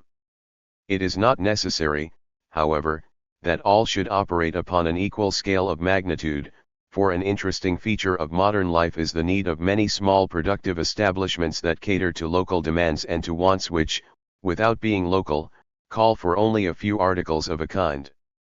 Repairs, small orders, and peculiar orders are executed more cheaply in small establishments, and they survive under the very rule of essential equality of productive power which static conditions require. For catering to the general market and producing staple goods, the large establishment has a decisive advantage, and this ensures the centralization which is the marked feature of recent industrial life. Chapter X. Table of Contents. Rent. Table of Contents. The term rent as historically used, the word rent has a striking history. The science of political economy first took shape in a country in which direct employers of labor were not, as a rule, the owners of much land. Farmers, merchants, and many manufacturers hired land and furnished only the auxiliary capital which was necessary in order to utilize it. In a practical way, the earnings of land were thus separated from those of capital in other forms, Since they went to a different class of persons, and in the thought of the people the charges made for the use of mere ground came to constitute a unique kind of income. If, during the last century, the land in England had been a highly mercantile commodity, and if it had been the common practice of entrepreneurs not to hire it but to buy and own it, as they bought and owned all other industrial instruments, there is little probability that land would have been considered, either in practical thought or in science, as a thing to be as broadly distinguished as it has been from all other capital goods. A businessman would have measured his permanent fund of capital in pounds sterling and would have included in the amount whatever he had invested in land. As in America, any representation of the capital of a corporation includes the sums invested in every productive way, and this includes the value of all land that the company holds. So in England, under a similar system of conducting business, any statement of the amount of a particular business capital would have included the whole of the productive wealth embarked in the enterprise, and in any statement of the forms of it there would have appeared, besides a list of all tools, buildings, unfinished goods, and the like, a schedule of the prices of land that the company owned and used. In putting capital into his business a man might buy land, in withdrawing his capital he might sell it, and the land in the interim would be the obvious embodiment of this part of his fund. The fact, then, that land was owned by one class of persons and let to another for hire, and that the lessees were the entrepreneurs or users of it, caused practical thought and speech to put land in a class by itself. The origin of the theory of rent scientific thought powerfully strengthened this tendency. At a very early date a formula was attained for measuring the rent of land, while no satisfactory formula was, then or for a long time afterward, discovered for measuring the amount of interest. Men contented themselves with saying that the rate of interest depends on demand and supply. In the case of the rent of land the same thing might have been said, but here such a statement was not mentally satisfying, and investigators tried to ascertain why demand and supply so act as to fix the income that land yields at a certain definable amount. The traditional formula for rent, the formula which has long been accepted as measuring the rent of a piece of land, though it bears the name of Ricardo, grew into shape under the hands of several earlier writers. In its best form of statement this principle asserts that the rent of a piece of land is the product that can be realized by applying labor and capital to it, minus the product that can be realized by applying the same amount of labor and capital to land of the poorest grade that is in cultivation at all. The quantity of the poorest land must be left indefinite, and all that the given amount of labor and capital can economically utilize must be left at their disposal.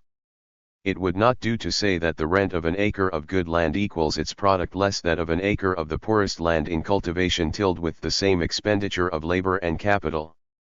If we should select a bit of wheat land in England tilled at a large outlay in the way of work, fertilizers, drains, etc., and try the experiment of putting the same amount of labor and capital on a piece of equal size in the remotest part of Canada, we should find that, so far from securing wheat enough to pay the bills that we should incur in the way of wages and interest, we should not have enough to help us greatly in the defraying of these costs, and the cultivation of this piece of land would be a losing venture.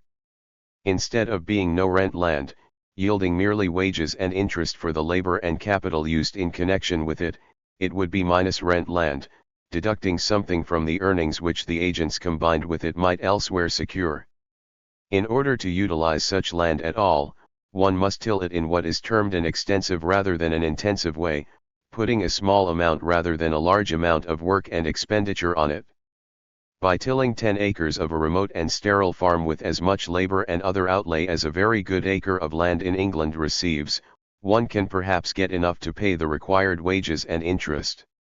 In general, no rent land is commonly utilized in an extensive way and very good land in an intensive way, and in stating the old formula for rent we need to be careful to make it mean that the rent of the good piece is its total product less the product that can be had by taking from the good piece the labor and capital it now absorbs and setting them at work on a piece of the poorest land which is enough larger than the good one to enable us to secure a crop which will be worth just the amount of wages and interest we must pay.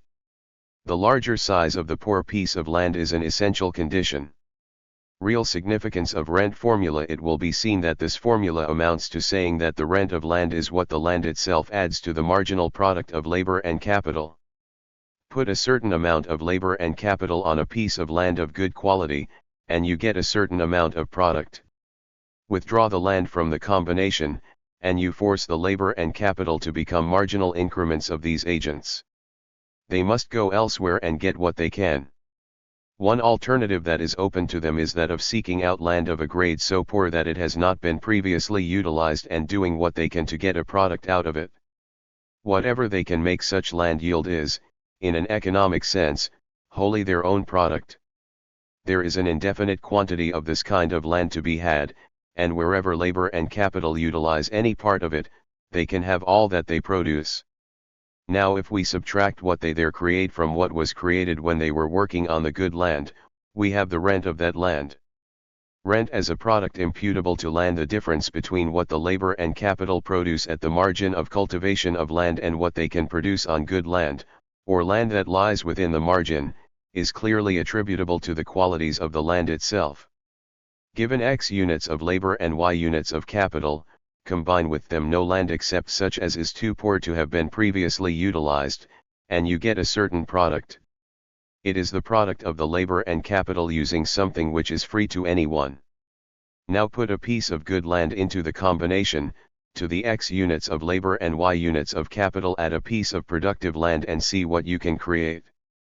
We do this by taking these units of labor and capital away from the worthless marginal land and setting them to tilling that which is of the better quality.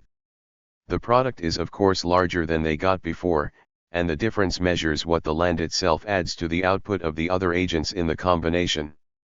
The true conception of rent is that of the specific addition which land makes to the product of other agents used in connection with it. There are various ways of measuring this addition, but the method just used will at least show that the presence of the good land is the cause of the excess of product which given amounts of labor and capital secure over what they could create on land of the poorest quality. Rent as a differential product. In the early statements of the rent law it was not said that the rent of a piece of land is the product specifically attributable to it. If it had been, the chances are large that a much broader and more scientific use of the rent formula would have resulted. The law of rent, as it was actually stated, made it consist of a differential amount. It was what a given amount of labor and capital would produce under one set of conditions minus what they would produce under another. Since it is the presence or the absence of the productive land which makes the only difference between the two conditions, rent, even as it is thus defined, is really the amount of product specifically attributable to the land. It is what is created when the land is used in excess of what would be created if it were not used and if the cooperating agents did the best they could without it. We may use, as the most general formula for the rent of land, the contribution which land itself makes to the product of social industry. If we use the same method in measuring the rent of land which we used in measuring the wages of labor and the returns of capital, we shall represent the rent of a given piece of land as the sum of a series of differential amounts. In the accompanying figure the vertical belts bounded by lines rising from the letters A, B, C, etc., represent the products realized by applying successive increments of labor and capital to a given piece of land, and the horizontal lines running toward the left from A, B, C, etc., separate the wages and interest from the amounts that are successively added to rent. When one composite unit of labor and capital is working, its product and its pay is measured by the belt between the line AA and the line NN. A second composite unit produces the amount represented by the area between AA and BB, and that is the amount which each unit separately considered will produce and get as its pay. This leaves the area between the horizontal line running from B and the section of the descending curve as the rent of the land. A third unit of labor and capital produces what is represented by the area between BB and CC, and this becomes the standard of pay for all units, leaving the enlarged area above the horizontal line at C as rent. In the end there are 10 units of labor and capital. Their total earnings are expressed by the area of the rectangle below the horizontal line running from J, and the sum of all the areas above that line is rent. The intensive margin of cultivation. The extensive margin of cultivation is the land that is adjacent to an imaginary boundary line separating the grades of land that are good enough to be used from those that are too poor to be used. There is, however, what may be called the intensive margin of cultivation. A given bit of land is said to be cultivated more and more intensively when more and more labor and capital are used on it. Land is subject to what is called the law of diminishing returns. Law of diminishing returns. The more labor and capital you employ on a given piece of land, the less you will get as a product for each unit of these agents. What the last unit of labor adds to the antecedent output is less than was added by any of the other units, and the same is true of the last unit of capital. As we continue the process of enlarging the working force and adding to the working appliances, we reach a point at which it is better to cease putting new men with their equipment at work on this piece of land and to set them working on a bit of land so poor that it was not formerly utilized at all.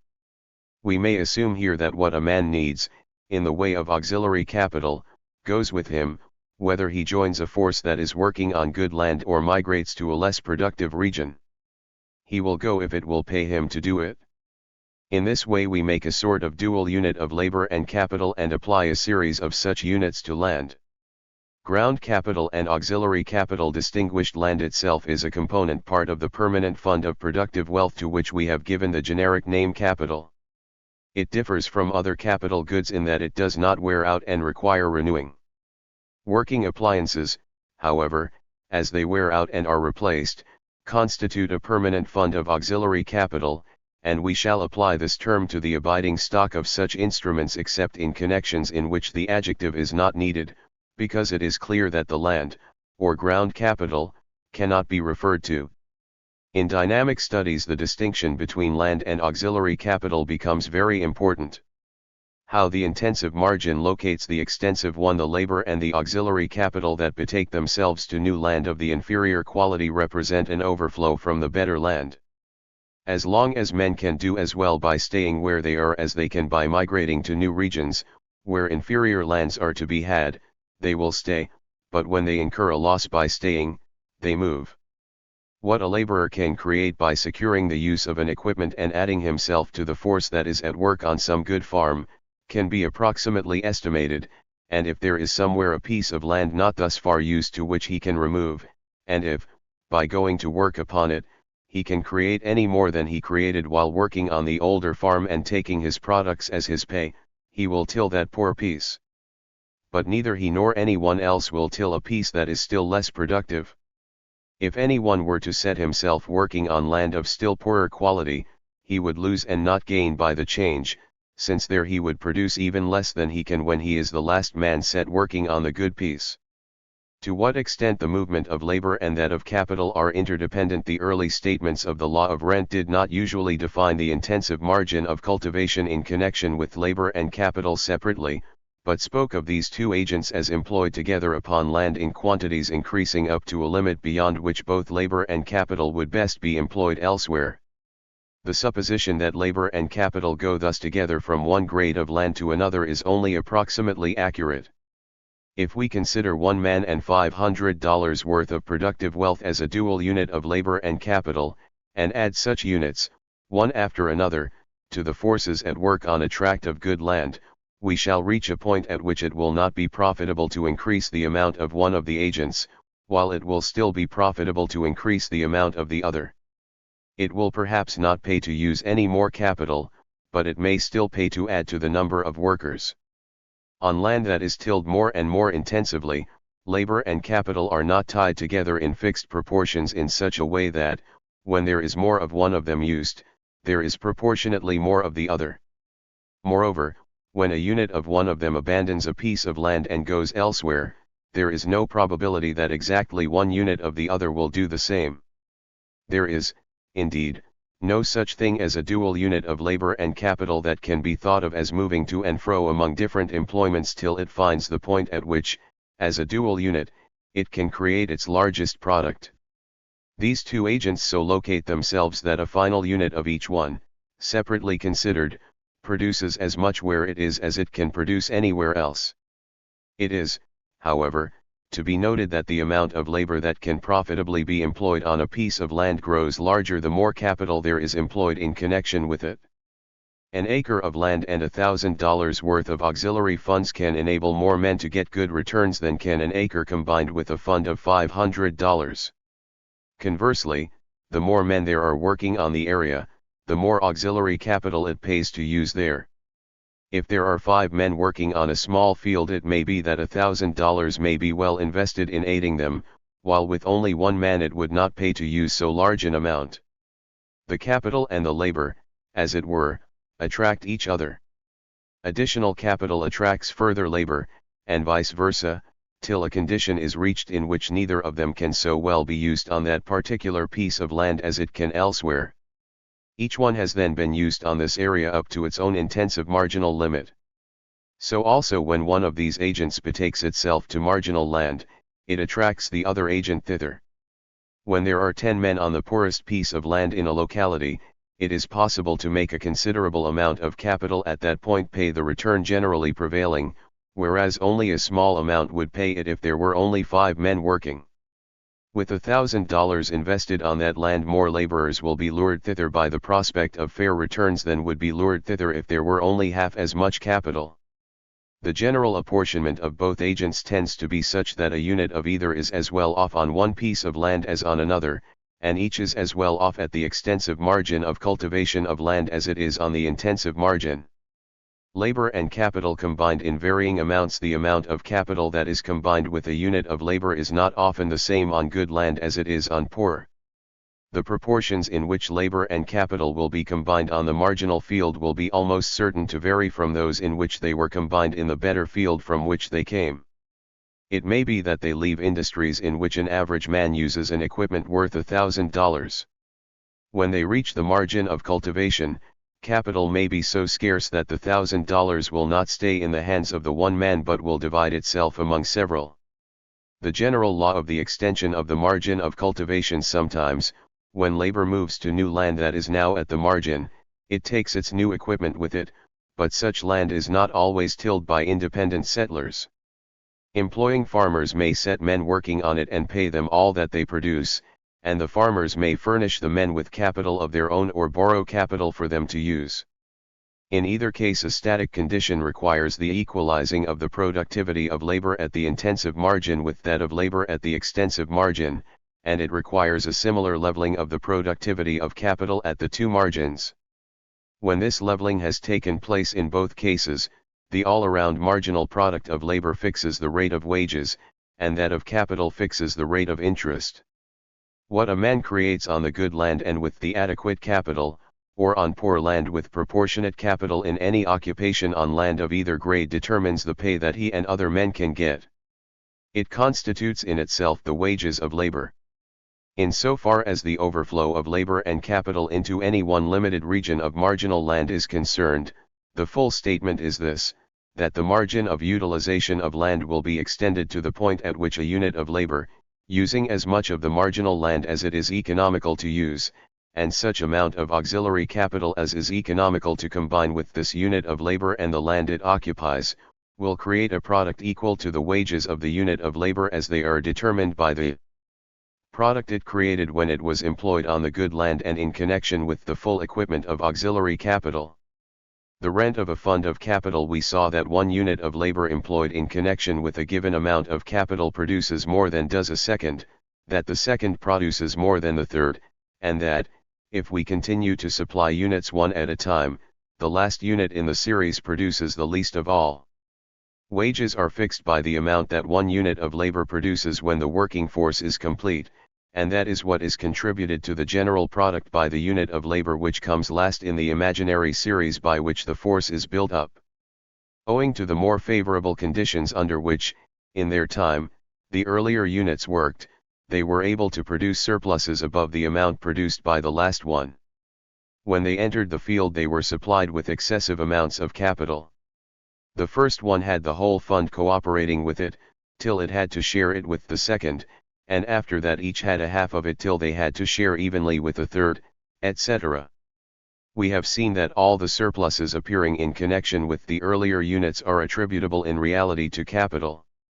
The area BCD represents the amount by which the presence of an excess of capital increases the products attributable to the earlier units of labor. It represents the sum of all the differences between the products of the earlier units and the product of that final one, which in the end sets the standard of productivity of labor. It might be called the rent of the fund of capital. It is composed of a sum of differences exactly like those which constitute the rent of a piece of land. The rent of a permanent force of labor in the figure on page 148, the working force was supposed to be fixed in amount, the capital increasing by increments, or as some earlier economists would have said, by doses along the line AE. The last unit of capital produces the amount DE, and all the capital produces ABDE, while products of the earlier units of capital, as they come successively into the field and are used by an excessively large labor force, are represented by the area BCD. Here this area represents what may be called the rent of the force of labor, since it is a sum of surpluses that, again, are entirely akin to those that constitute the rent of a piece of land. A question of nomenclature. It may be an open question, as a matter of mere nomenclature, whether these surpluses, which are thus traceable to a permanent fund of capital, on the one hand, and to a permanent force of labor, on the other, can with advantage be called rents. In this treatise we do not think it best to employ that nomenclature. What is not uncertain is that these gains are measurable by the same formula that measures the rent of a piece of land.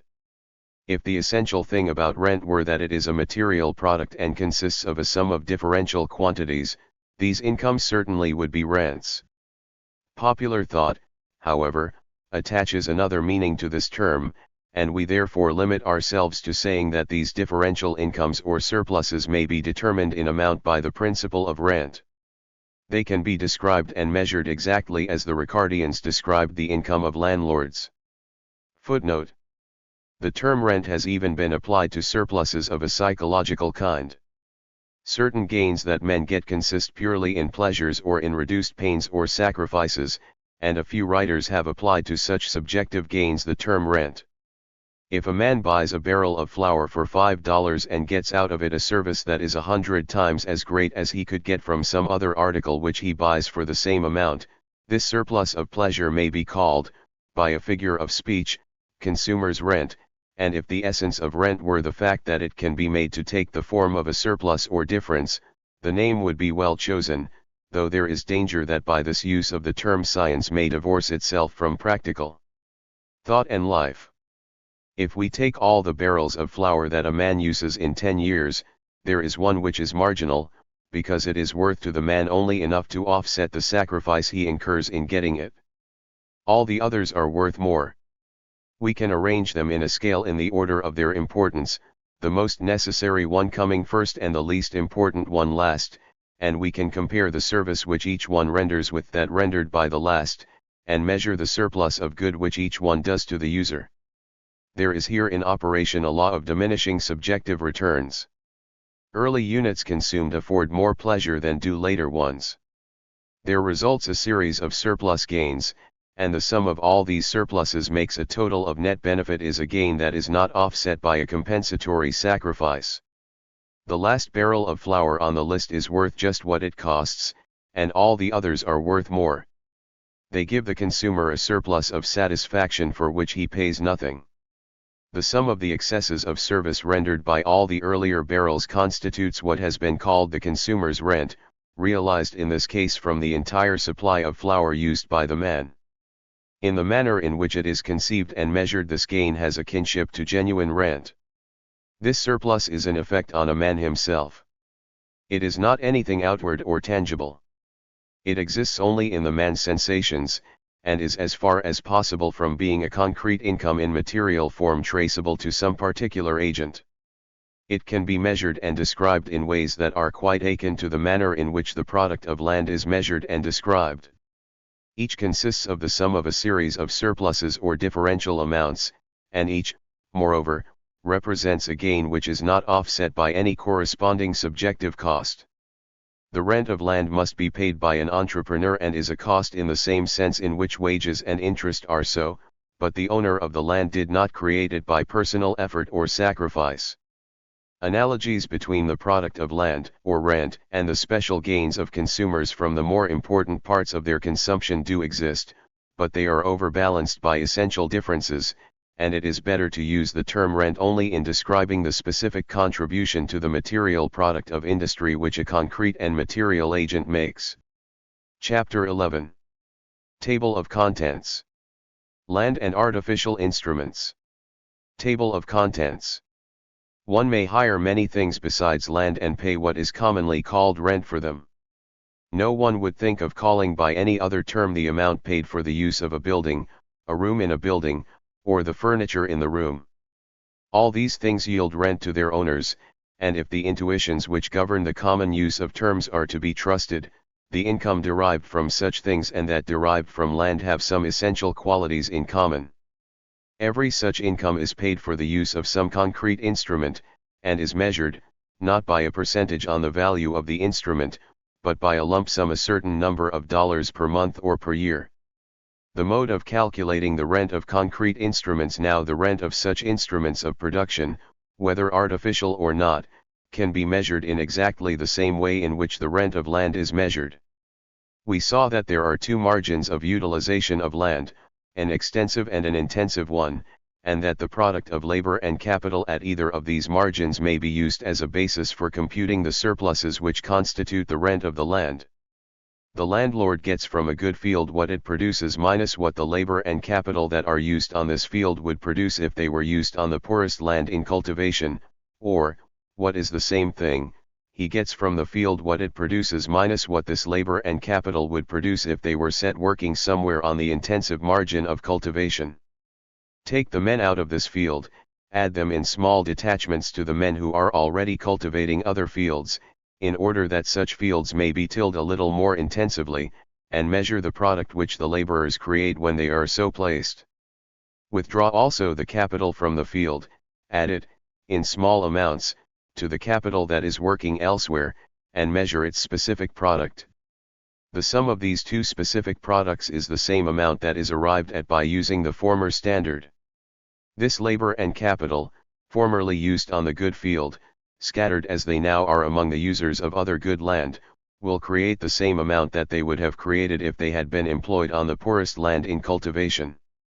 This amount is, as it were, what they produce by their own unaided power, and whatever is produced in excess of this amount when a good field comes to their assistance is the rent of that field, for it is the contribution which the field makes to the joint production. Total product of land, labor, and auxiliary capital minus the product created by the labor and auxiliary capital when these agents are put in marginal positions equals the rent of the land. The rent of an instrument measured from the intensive margin. We can measure the product of any instrument in this way. If it is a ship, it takes labor to sail it and requires a considerable amount of auxiliary capital.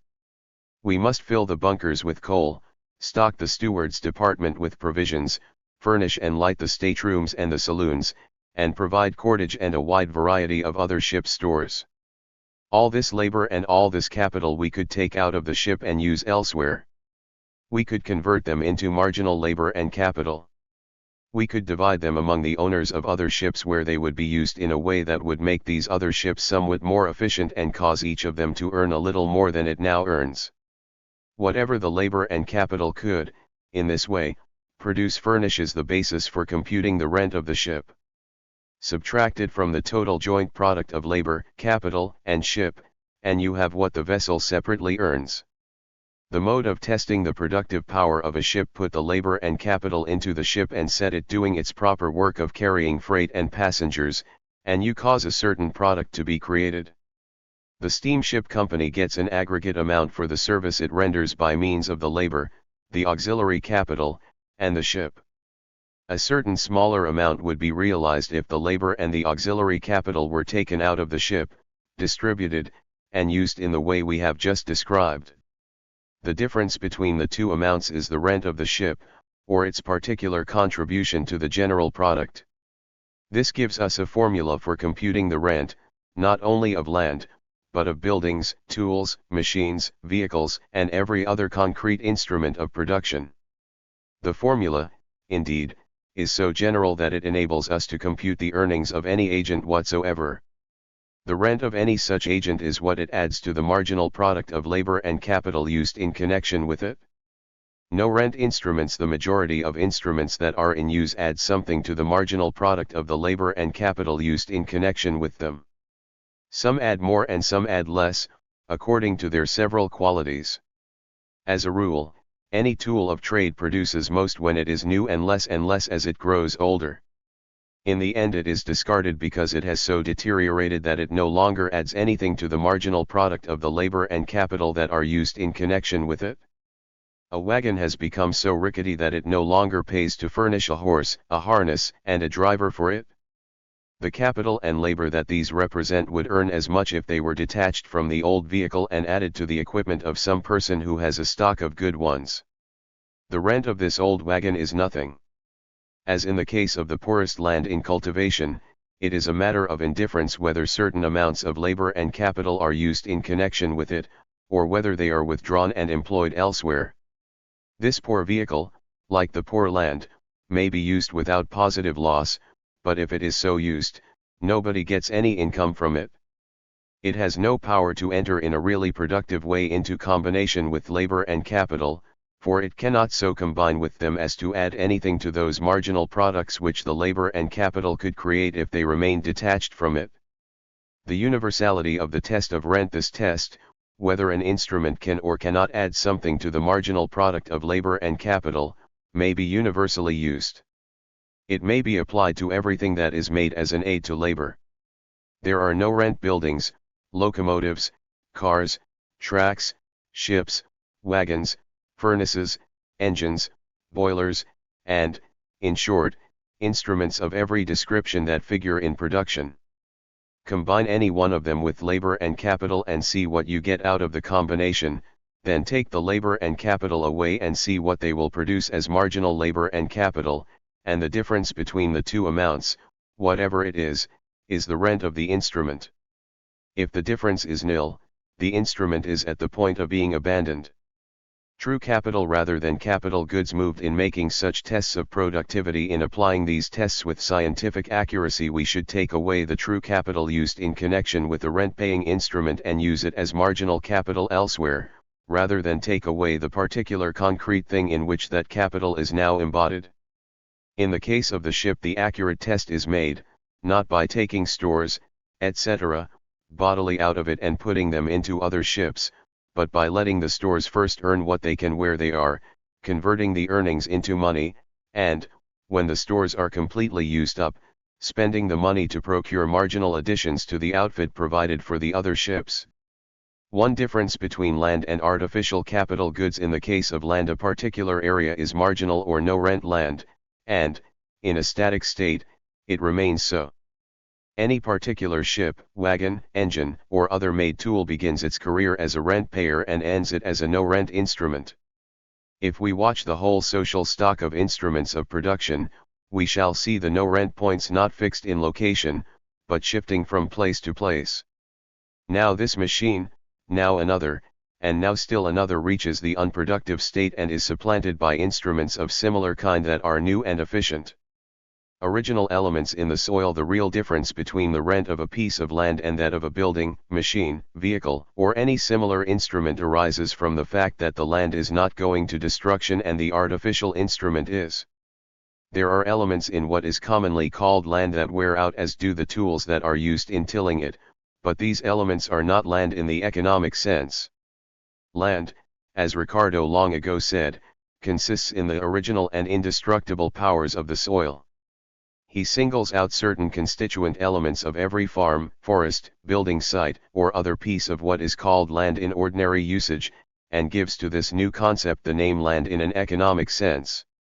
These so-called powers are original elements because man does not make them, they are provided altogether by nature, and the only way in which man may be said to impart any productive power to them is by putting them into combinations in which they can produce. When men settle upon what has been vacant land, they bring the land into combination with labor, and when they break up the land for tillage and put buildings on it, they combine it with artificial capital. By means of these combinations land acquires productive power, but physically considered, it is altogether a natural product. Indestructible elements in the soil. Land in the economic sense is indestructible because the natural effect of use is not to destroy it. This does not mean that it is not physically possible to destroy land to the extent of making it forever impracticable to use it in the ways in which land is commonly utilized. Nature may do this by sinking it beneath the ocean, and man can, if he will, do something akin to this, but he does not naturally destroy what is truly land in the using. It is impossible to use a plow, a spade, or a reaping machine without injuring it and, in the end, wearing it out. It is also impossible to draw the nutritive constituents out of the superficial loam and convert them into crops without exhausting the supply of these sources of fertility and so spoiling that which is commonly called the land, though it is not so in the economic sense. What is really land in this sense is not affected. Nitrates and phosphoric acid that lie in the topmost stratum of the soil are among the destructible instruments of agriculture. The supply of them has to be renewed, if cultivation is continued, and they are therefore in the class with the plows, spades, and reaping machines which also wear out. But whatever there is in the soil that suffers no deterioration from any amount of use is the land with which political economy has to deal. The gross and the net rent of land identical as land does not wear out and require renewal, all that it adds to the products of the labor and capital that are used in connection with it may be taken by the landlord as an income without reducing the amount of his property. Whatever land produces at all is a net addition to the general income of society. Net rent of artificial instruments smaller than gross rent. It is not safe, on the other hand, for the owner of buildings, tools, or livestock to take for his own consumption all that these produce. If he were to use up their gross produce as he gets it, he would find, in due time, that a considerable part of his property had vanished. Such instruments wear out and become worthless, and if no part of what they produce is set aside as a sinking fund with which to purchase other instruments to take their places, one whole genus of capital must go altogether out of existence. Artificial instruments self-replacing. What actually happens is that these instruments create enough wealth to pay for their own successors, and that, too, besides paying a net return, which, regarded in one way, is interest. If you compute the whole product of one of these instruments by the Ricardian formula which we have examined, the amount of it will be whatever the instrument, during its entire career, adds to the product of the labor and of the capital that are used in connection with it, and that includes the fund for renewal that has just been described, the amount, namely, which the owners must set aside for repairing the instrument and finally purchasing another. As the instrument itself provides the sinking fund, it may be said to create, in an indirect way, its own successor. The ship earns, over and above the net income which is interest on its cost, enough to keep itself seaworthy so long as it sails and, in the end, to build another ship. The locomotive, the furnace, the loom, the sewing machine, the printing press, etc., all pay for and thus indirectly produce their own successors. The net rent of a permanent series of similar instruments. The first charge on the product of any instrument of this kind is the amount necessary for replenishing the waste of it and for providing a successor when this original instrument shall have been wholly worn out. In like manner, the first charge on the successor is providing a similar fund, and so on indefinitely. A part of the productive power of every one in an endless series of similar instruments is devoted to this type of reproduction. The series maintains itself and yields an income besides, and that remainder of its gross rent which is left after waste of tissue is repaired is available as a net income for the owner. This net remainder constitutes an interest on the owner's capital. He possesses a permanent fund of productive wealth embodied in the endless series of these perishable instruments, and the series taken as a self-perpetuating whole yields nothing but this interest. Each instrument, separately considered, yields interest and a sinking fund, but the sinking fund is not available as an income, since it must take shape as another instrument which serves to keep the series intact. What the first instrument creates in addition to the sinking fund is its contribution to interest, and what each instrument creates above what is required for virtual self-perpetuation is also interest.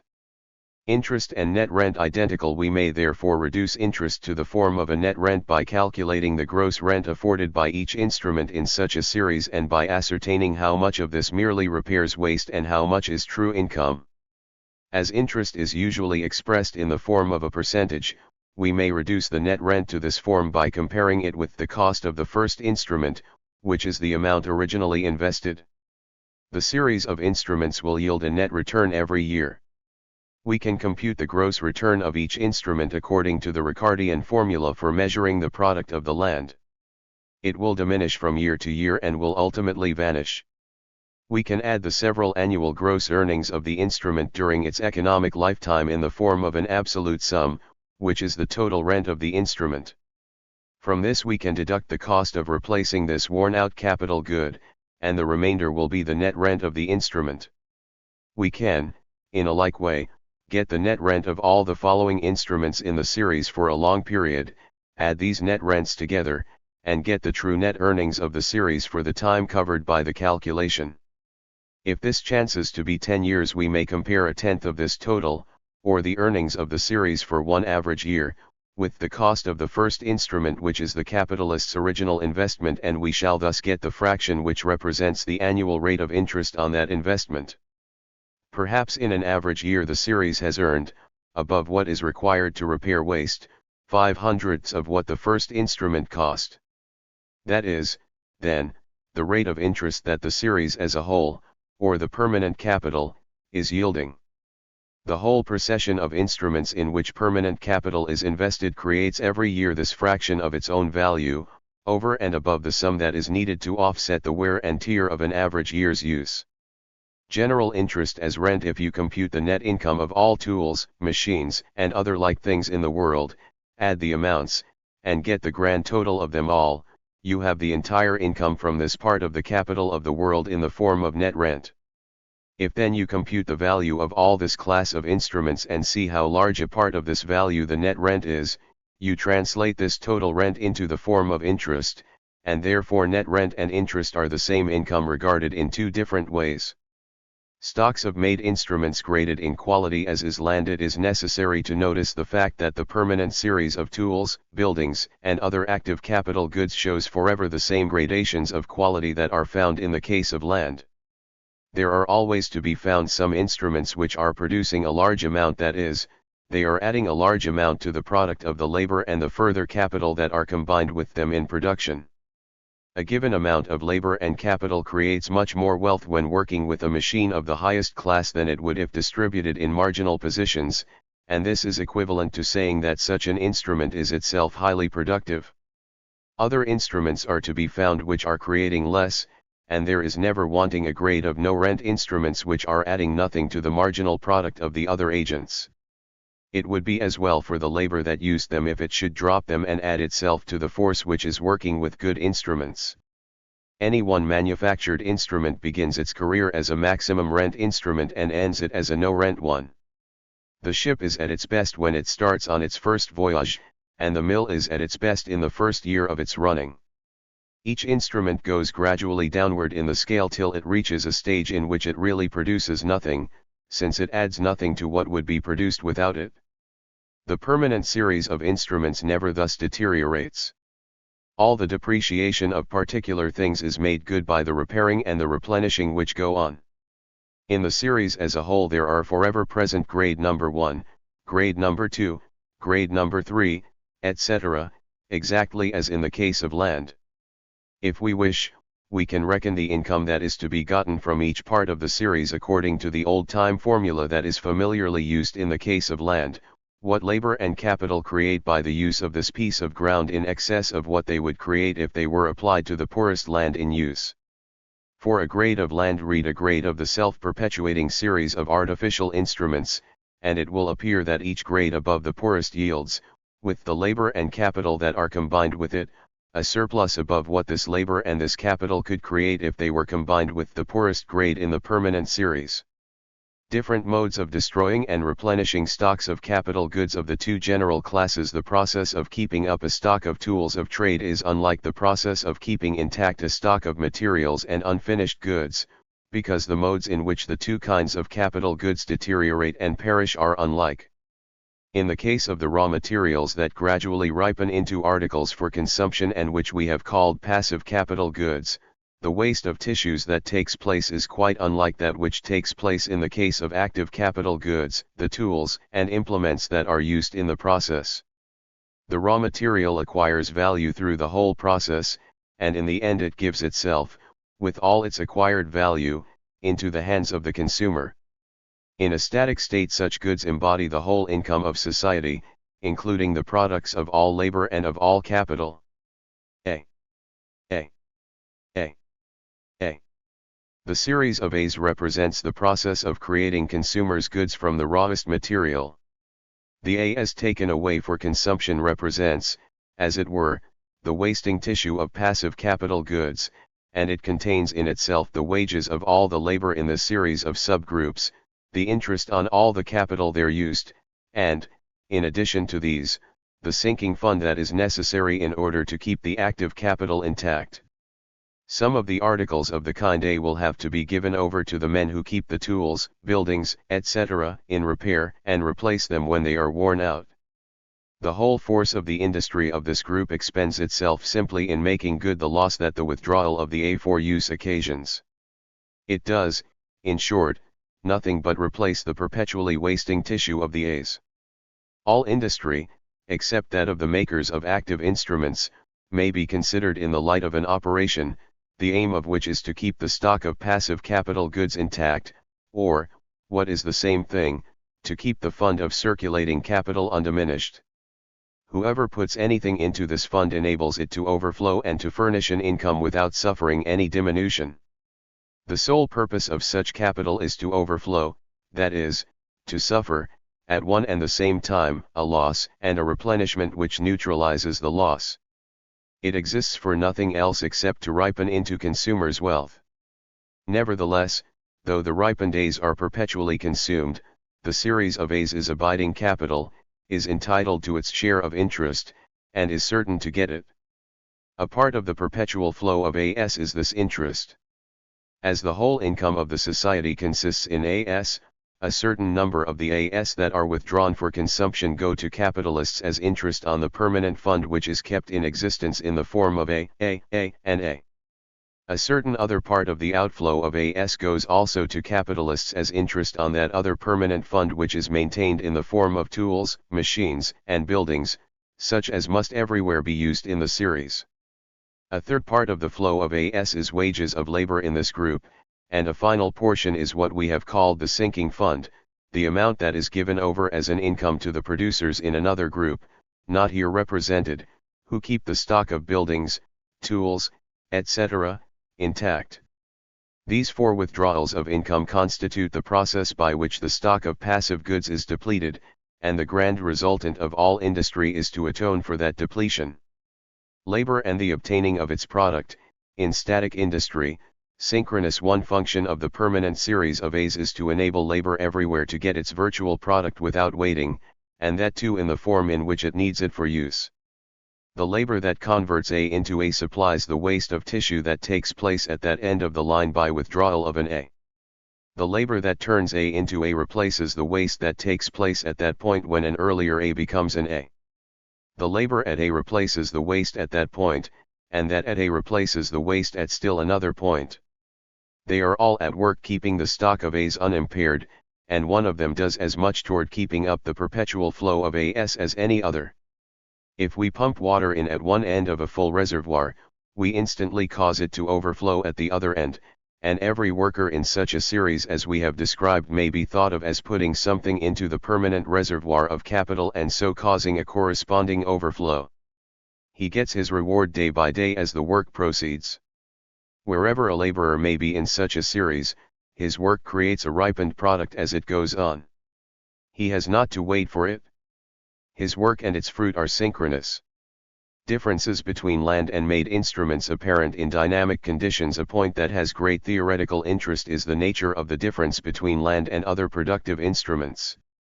In a static society the difference would be comparatively unimportant, but it is brought into prominence by the changes which constitute a dynamic state. The static hypothesis requires that capital should not increase or diminish in quantity, and that it should not change its forms. The equipment of every mill and of every ship is kept unimpaired but not enlarged or improved. There is a fixed number of spindles in the cotton mill, of lathes in the machine shop, of sewing machines in the shoe factory, etc., and this fact removes the most striking difference which, in a dynamic society, actually distinguishes land from other things.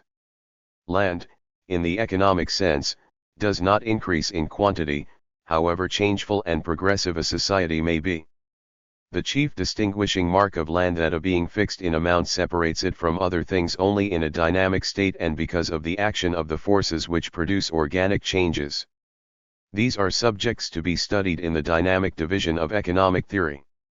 A distinguishing mark of land which appears in a static state of industry. In a static state there remains this difference between a piece of ground and a building, a tool, or any other instrument: the ground is not artificially made and does not perish in the using, while the building or the tool or other appliance is so made and does so perish. It must in wearing itself out create in the indirect way which we have described its own successor. The engine must, by a part of its product, pay the men who will make another engine and so perpetuate the series of engines. This makes it necessary for the owner of the engine to save some of its gross rent to pay for depreciation and renewal, while he can safely use the whole rent of land. This mark of distinction not applicable when land is contrasted with a permanent stock of capital goods if we look, not at one particular instrument, but at an entire series of them if we take into view, not only the engine which is now driving the mill, but also the one that will succeed it, and again the one which will succeed that second engine, and so on forever. This difference between land and the artificial instrumentality vanishes. The series of engines, like land itself, yields only a net rent. The remainder of its gross product is not a true rent at all, since any one of the engines creating it has to consume it on itself and cannot give it to the owner as an income. This remainder pays certain men for keeping the series of engines intact, and what is given to them as pay for their services cannot accrue to any one as an income from the series of instruments so maintained. It is the earnings of the corps of maintenance created by their own labor and capital. What the series of engines yields over and above what it expends in maintaining itself it gives to its owners as an income. This is their net return and they can use it without trenching on their property. The analogy between the returns from land and those from a self-perpetuating series of made capital goods is in this particular complete. The source of the fund for repairs and renewals: the fund for repairs and renewals must, of course, like the net income itself, be furnished by instruments that are above the no-rent grade. A machine will naturally be used as long as it pays anything whatever, and during the latter part of its career it usually produces less than mere interest on its cost. So long as the labor and the auxiliary capital that are combined with the instrument produce by its aid any more than they would produce if they were withdrawn from it and added, as marginal increments, to the labor and capital that are working in connection with good instruments, they will continue to use the machine and they will abandon it only when it ceases to pay anything whatever. Out of the total amount it produces before reaching this point of abandonment comes the amount that is needed as an offset for the cost of providing a new machine. Incorrectness of a common statement concerning rent and price: this brings into view a striking fallacy of what has been current economic theory. It has been customary to claim that the rent of land is not an element in price, although the interest on capital is such an element. The rent of land is the net product of land, and if interest be kept distinct from it, this income is the net product of a permanent stock of capital goods. The relations of these two component parts of the constant output of goods to the prices of the goods are identical. Proof of the incorrectness of the current statement concerning rent and price: the vague form of the current statement concerning rent and price is responsible for much confusion of thought on that subject. What the statement would mean is that the price of wheat is not affected by the great contributions to the supply of it which good lands are making. These contributions are the rent in its original form. The rent of wheat land is wheat, that of cotton land is cotton, that of mill sites is manufactured goods, etc. That money is used in payments made to landlords changes nothing that is essential. To say that such contributions to the supply of particular commodities are not an element in determining the prices of them, would be as unreasonable as to make the same assertion concerning other parts of the supply. Quite as logically might it be asserted that other components in the supply do not affect prices, that the amount of wheat which is attributable to harvesting machinery or the amount of calico which is imputable to looms has no influence in the market values of these articles. Why the produce due to good land prevents prices from greatly rising. If the use of good wheat land were merely discontinued, the supply of wheat would of course be not only lessened, but reduced almost to nothing, and a famine price would at once result. If, now, an attempt were made to make good the shortage of the supply of the cereal by tilling lands which are now at the margin of cultivation, it would at once appear that not enough of such land exists to enable us to accomplish the purpose, and it would be necessary to push the margin outward and till poorer and poorer soils, at a greatly enlarging cost. We should grub out worse thickets, drain worse swamps, terrace more discouraging hillsides, irrigate more remote and barren deserts, etc. All this would mean a greater cost of production of wheat and a higher price for it in the market. It would also mean another thing. The extending of the margin of cultivation, which makes it include poorer grades of land, causes that part of the area now tilled which does not command any rent to yield one. After the margin should have been greatly extended and finally located in a region where getting anything out of the soil would require a struggle, it would appear that all of the lands newly annexed to the cultivated area except the last and poorest would command a rent. All but those on the new margin would add a definite quota to the supply of wheat, and this contribution would be their rent. Entering into the supply, it would of course count in the adjustment of price. What can reasonably be conceded concerning rent and price? There is another possible meaning of the phrase rent is not an element in price, and, whether it was clearly in the minds of those early economists who made the assertion or not, it is what their argument proves. The payment of rent by tenants to landlords has no effect on the market value of the produce. Food would not become cheaper, says Professor Fawcett, even if land were made rent-free. There would be the same need of foodstuffs as before, and the tillage of lands would be pushed to the present margin, where the yield is smallest. The cost, in labor and capital, of that marginal part of the supply of food which has come from these poorest lands would continue to be what it has been heretofore. The farmers would, of course, get from the good lands the same surplus that they get at present, but the fact that land had been made rent-free would enable them to keep it. This surplus is, of course, rent, and transferring it from landlords to tenants does not affect prices.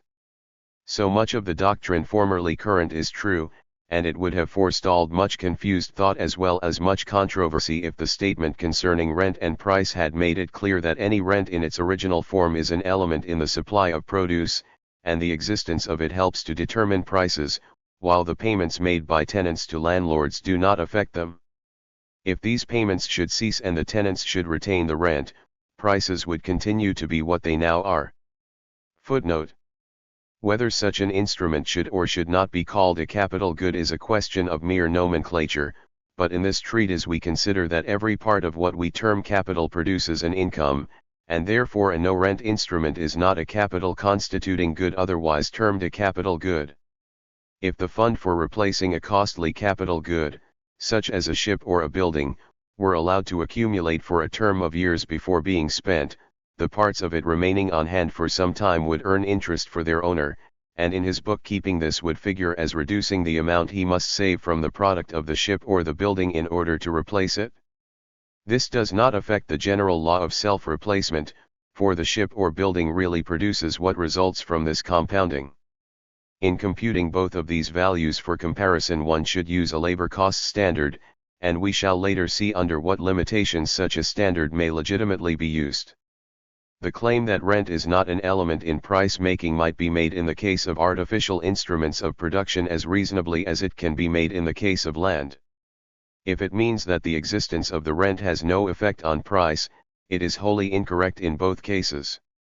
The statement may be so changed as to tell what is true concerning the rent of land, and it will then also tell the truth about the product of the artificial instruments, which is interest in its original form.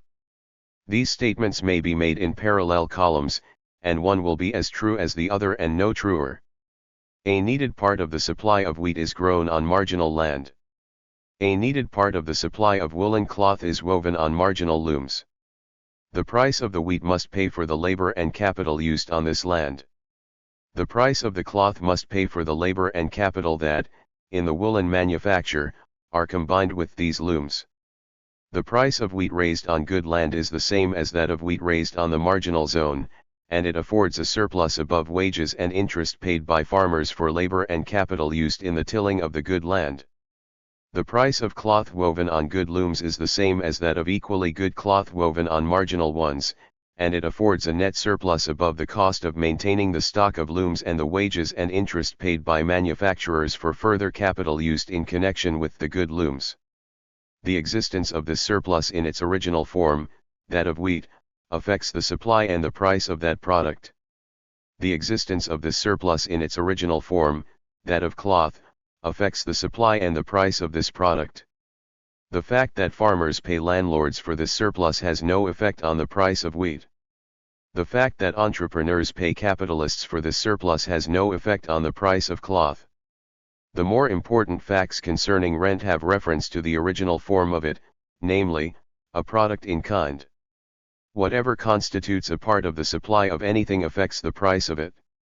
The surplus afforded by good looms is an element in the supply of cloth, and that afforded by good land is an element in the supply of wheat. They make these two supplies larger than they would otherwise be, and of course they are of cardinal importance in determining price. The rent of anything is an element in the supply of some kind of goods, and the annihilation of it would reduce the supply and raise the price of product in which, in its first estate, it consists. Chapter 12. Table of Contents. Economic Dynamics. Table of Contents. The efficiency of static forces in dynamic societies. The static state which has thus far been kept in view is a hypothetical one, for there is no actual society which is not changing its form and the character of its activities. 5 organic changes, which we shall soon study, are going on in every economic society, and yet the striking fact is that, in spite of this, a civilized society usually has, at each particular date, a shape that conforms in some degree to the one which, under the conditions existing at that date, the static forces acting alone would give to it. It is even true that, as long as competition is free, the most active societies conform most closely to their static models. If we could check the 5 radical changes that are going on in a society that is very full of energy, if, as it were, we could stop such an organism midway in its career of rapid growth and let it lapse into a stationary condition, the shape that it would take would be not radically unlike the one which it had when we interposed the check on its progress. Taking on the theoretically static form would not strikingly alter its actual shape. The actual form of a highly dynamic society hovers relatively near to its static model, though it never conforms to it. In the case of sluggish societies this would not be true, for if in one of them we stopped the forces of growth and waited long enough to let the static influences produce their full effects, the shape to which they would bring the organism would be very different from the one which it actually had when its slow progress was brought to a stop. Most efficient in the most changeful societies are forces which, if they were acting by themselves alone, would produce a changeless state. The reasons for this will later appear. Differences between static forms of society at different dates. A highly dynamic condition, then, is one in which the economic organism changes rapidly and yet, at any time in the course of its changes, is relatively near to a certain static model. It is clear, therefore, that it cannot, at different periods, conform even approximately to one single model. If the forces of change which in 1800 were impelling the industrial society of America to a forward movement had been suppressed, and if competition had been ideally free and active, that society would before long have settled into the shape then required by the forces which, in the preceding chapters, we have described. Some labor would have moved from certain occupations to others and gained by the change, and this movement of labor would have ended by making the productive power and the pay of a unit of this agent uniform in all the different subgroups of the system. Capital would have so apportioned itself as to level out inequalities in its earning power. the profits of entrepreneurs would have been equalized by becoming in all cases nil, and the best available methods of production would everywhere be found surviving and bestowing their entire fruits on laborers and capitalists. All this is involved in saying that the static model, the form of which was determined by the conditions of 1800, would have been realized. This would have been brought about by suppressing at that date the forces which cause organic change and by giving to competition a perfectly unobstructed field. If we had done this in 1900, instead of at the earlier date, economic society would, in a like way, have conformed to the shape required by the conditions of 1900, and this would have been very different from the shape which the static forces would have given to society a century earlier. There is an ideal static shape for every period, and no two of these static shapes are alike. Differences between the actual shape of society and the static one at any one time. The actual shape of society at any one time is not the static model of that time, but it tends to conform to it, and in a very dynamic society is more nearly like it than it would be in one in which the forces of change are less active. With all the transforming influences to which American industrial society is subject, it today conforms more closely to a normal form than do the more conservative societies of Europe and far more closely than do the sluggish societies of Asia. A viscous liquid in a vessel may show a surface that is far from level, but a highly fluid substance will come nearly to a level, even though we shake the vessel containing it vigorously enough to create waves on the surface and currents throughout the whole mass. This is a fair representation of a society in a highly dynamic condition. Its very activities tend to bring it nearer to its static model than it would be if its constituent materials were not fluid and if it were never agitated. The static shape itself, though it is never completely copied in the actual shape of society, is for scientific purposes a reality. There are powerful influences tending to force the industrial organization at every point to conform to it. The level of the sea is a reality, though the motion of the waters never subsides sufficiently to make their surface accurately conform to it. As vigorously agitated, the water shows a surface that is nearer to the ideal level than would an ocean of mud, tar, or other sluggishly flowing stuff. The winds throw up waves a few feet high, but the fluidity keeps the general surface surprisingly level, and so civilized society, made as it is of fluid material kept in vigorous agitation, finds, as it were, its level easily.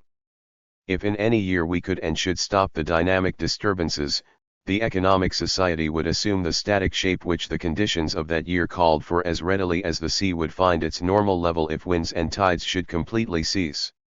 Static influences that draw society forever toward its natural form are always fundamental, and progress has no tendency to suppress them. Competition, a cause of rapid changes in the standard shape of society and of a quick conformity of the actual shape to the standard one. The competition which is active enough to change the standard shape of society rapidly, that, for example, which spurs on mechanical invention and causes a large profit to be realized in a particular subgroup, has also the effect of calling labor and capital quickly to the point at which the profit appears, and, in the absence of any monopoly, reduces this profit to nil and restores, in so far as this cause of disturbance goes, the equilibrium of the groups. Under the influence of active competition, a particular group frequently undergoes quick changes which call for more labor and capital, but it gets them quickly, and, as has just been said, the standard shape of a society which is in this highly fluid condition does not differ so much from the actual shape as does that of a society the movements of which are sluggish. The standard shape is like the hare that moves quickly and irregularly, while the actual shape is like the pursuing hound, which moves equally quickly, follows closely all turns of the course, and, if the game were to stop moving, would in short order close on it. The equalization of the productive power of labor and of capital in the different subgroups. We have seen that in a static state labor and capital do not move from subgroup to subgroup in the system, and that this absence of flow in a fluid body is not brought about by monopoly or by any approach to it. That, indeed, would obstruct transfers of the producing agents from point to point, but monopoly is a thing most rigorously excluded by the static hypothesis. At every point we have assumed that the power to move is absolute, while only the motive is lacking. The equalization of the productive power of labor in the various subgroups precludes the migration of labor, and a like equalization precludes a migration of capital. Equalization of productive powers within the subgroups. Not merely must each unit of labor or of capital be able to create as much wealth in one subgroup as in another, but within the subgroup the specific industry each unit must be able to create as much under one employer within the industry as under another. The different entrepreneurs must compete with each other on terms of equality, and no one of them must be able to wrest from a rival any part of the rival's patronage. So long as one competitor has an advantage over another in his mode of creating a product, there is no equilibrium within the subgroup. The more efficient user of labor and capital is able to draw away labor and capital from the less efficient one, and the self-seeking impulse which is at the basis of competition impels him to do it. The producer who works at the greater advantage is foreordained to underbid and supplant the one who works under more unfavorable conditions. That a static state may exist and that the movements of labor and capital from point to point may be precluded, every competitor within a subgroup must be able to keep his business intact, hold his customers, and retain in his employment all the labor and the capital that he has. Equality of size of productive establishments. Not necessary size is, as we shall see, an element of efficiency, and the great establishment often sells goods for less than it would cost a small one to make them. The small manufacturer often finds that he would best become a mere merchant, buying some of the products of the great mill and selling them to his customers, rather than continue making similar goods. In the general market, an approach to equality of size is usually necessary in order that competitors may be on even terms. This does not preclude the survival of many small establishments. The local retailers have an advantage over great department stores in the filling of small orders. When one has to buy what costs $1, it does not pay to spend a dime in car fares, and waste $1's worth of time in order to secure the thing for 90 cents. Weariness to customers is here the element that gives to the small producer his advantage and enables him to keep that part of the business which comes in the form of many small orders, but small producers often have other advantages than those which depend on location. In a shop which is more like that of a craftsman of 3 centuries ago than it is like the great furniture factory, a cabinet maker can make a single chair of a special pattern more cheaply than the great manufacturer can afford to do it. The great shop requires that there should be many articles of a kind turned out by its elaborate machines in order that the owner should get the benefit of their rapid and unerring action. There will long be at work hand presses much like those used by Benjamin Franklin, besides the complicated automata which do the bulk of our printing, because for printing a dozen copies of anything the lever press is the cheaper. There will be shoemakers who not only mend shoes but occasionally make them for customers who want other than standard kinds, and local tailors are sure to survive. Only in the general market and in the making of standard goods is size essential to success. A considerable number of competitors assume the most striking phenomenon of our time is the consolidation of independent establishments by the forming of what are usually called trusts, and this and all the approaches to it are precluded by the static hypothesis. There is a question whether, after competition has reduced the establishments in one subgroup to a half dozen or less, they would not, even without forming a trust, act as a quasi-monopoly. This question we have at the proper point fully to discuss, but here it is necessary to assume that nothing which creates even a quasi-monopoly exists. We shall find that competition usually would, in fact, survive and be extremely effective among as few as 5 or 6 competitors, till they formed some sort of union with each other. To avoid all uncertainty we assume that in the static state in which values, wages, and interest are natural and in which each subgroup has its perfectly normal share of labor and capital, there are competitors enough in each occupation to preclude all question as to the continuance of an active rivalry. Static values and prices. The equilibrium referred to requires that all values should stand at their static levels, which means that the prices of goods should be the cost prices of the older economists. The entrepreneur should make no net profit on the goods he is producing. The wages of labor must be productivity wages, since each man must get the amount of wealth that he brings into existence. Interest on capital needs, in like manner, to be productivity interest, and each unit of capital must get the amount it creates. Moreover, the prices of goods, as expressed in money, must be accurate representations of the comparative values of goods. All these features mark the static state, but the most obvious mark of distinction is the absence of movement from group to group.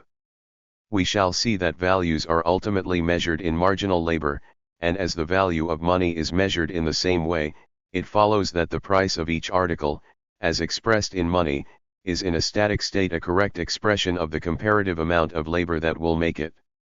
And the entire relation of commodities to each other and to labor can be expressed by the medium of currency. If a unit of labor produces gold enough to make an eagle, and if any commodity sells for $10, it will be safe to infer that it is also produced by 1 unit of labor.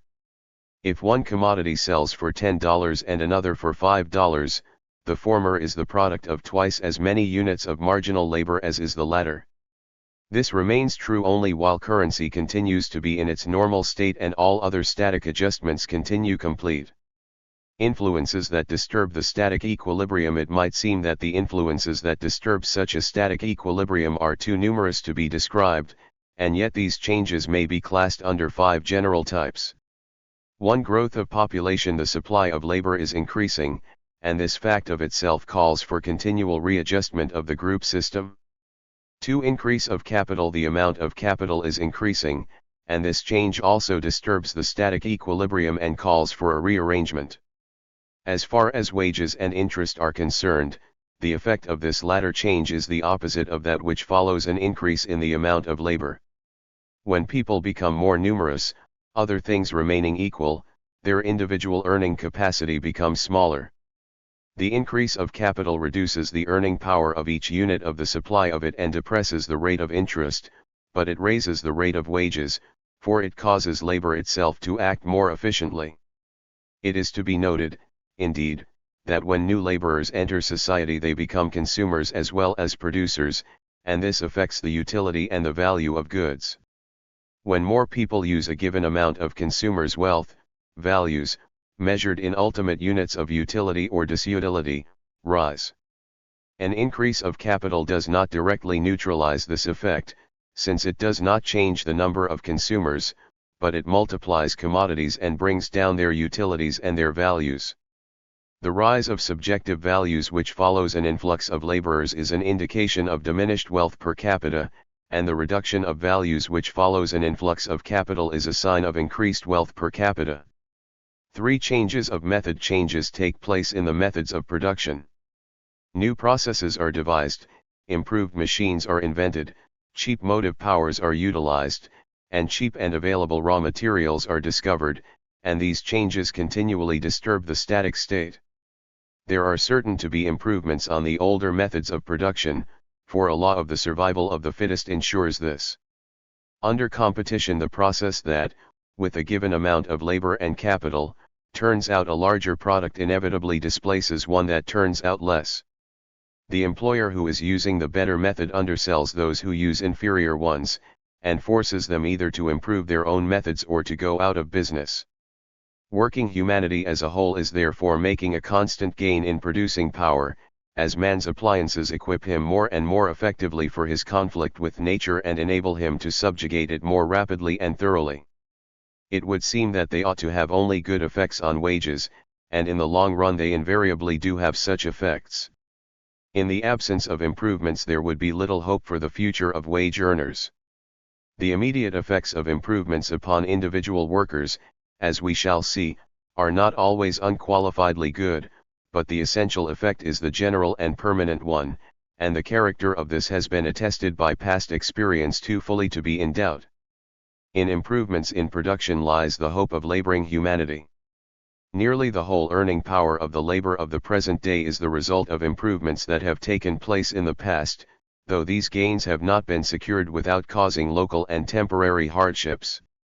If in the future the wages of labor are doubled or quadrupled, as the result of a series of improvements beginning now and extending to a remote period, this progress cannot be secured for nothing. The costs will be less than those attending improvements of the past, but they will be real. The most important fact is that they tend to become fewer and smaller and that the gains immeasurably exceed them. For changes in organization, there are changes in the mode of organizing the establishments in which commodities are produced, and so far as these occur under a regime of active competition, they also are improvements and give added power of production. The mills and shops become larger and relatively fewer. There is a great centralizing movement going on, since the large shop undersells and suppresses the smaller one, and combinations unite many great shops under one management. The effect of this, when it takes place in a perfectly normal way, is akin to that of improvements of method. It benefits society as a whole somewhat at the cost of individual members of the body, and it causes wages to rise by adding continually to the wealth-creating power of the men who earn them. We shall see that when consolidations repress competition, their effect is far from being thus wholly beneficial, and that not only are particular persons injured by them, but the community as a whole has a serious bill of charges to bring against them. The securing of the gains that come by consolidation without such evils is an end the realization of which will tax the statesmanship of the future. 5. Changes in consumers' wants. The wants of consumers are changing. They are growing more numerous as well as more refined and intellectual. This expansion of desires follows the general increase of productive power, since everyone already wants some things that he cannot procure, and all society has a fringe of ungratified wants just beyond the limit of actual gratification. Even if all these wants that are now near the point of actual satisfaction were to be satisfied, the desires would at once project themselves farther. The mere increase in earning power without any special education enlarges the want scale, but intellectual and moral growth cooperates with it in that direction and calls latent wants into an active state. More and more eagerly do men seek things for which the desire was formerly dormant. Changes of this kind affect values, cause labor and capital to move from group to group, and thus cause society as a whole to produce less of some things and more of others. They sometimes cause wholly new groups to appear, and draw workers and equipment from the old ones. Advantage of diversity of wants. One very marked effect of the diversification of wants is to increase the aggregate utility of a mass of commodity produced with a given expenditure of labor. Measure the whole wealth available for consumption on the basis of the labor that it takes to create it, and it will appear that it has more utility and is worth more to society in consequence of this evolution that is going on in the nature of the individual consumer. A given amount of labor benefits most the men whose wants are of the most varied character. If A, B, and C are three commodities, and if their several utilities decline, as successive units of them are given to a consumer, along the curves descending from the letters A, B, and C of the diagram, it is clear that the man whose consumption is confined to the commodity A gets less benefit from 3 units of wealth than does the man who consumes A, B, and C. The utility of the first unit of A is measured by the vertical line from A to the line D, that of the second by the line from A to D, and that of the third by the line from A to D. The utility of the first unit of B is measured by the distance from B to the line D and exceeds that of the second unit of A by the difference between the lengths of those lines. In like manner, the utility of C exceeds that of the third unit of A by the difference between the length of the line descending from C and that of the one descending from A. The declining utility of the income of the man who satisfies 3 wants is represented by the slowly descending curve ABC, while the diminishing utility of the income of the man who satisfies only 1 want declines along the sharply descending curve A. Changes in static standards. The grand resultant of all the changes that are going on in the more highly civilized countries is a continual rise, not only in actual wages but in the theoretical standard of wages. The static or natural rate of pay for labor today is higher than it was 50 years ago and lower than it will naturally be 50 years hence. Removing all disturbing influences and letting society settle today into a perfectly static condition would reveal the theoretical standard of present wages.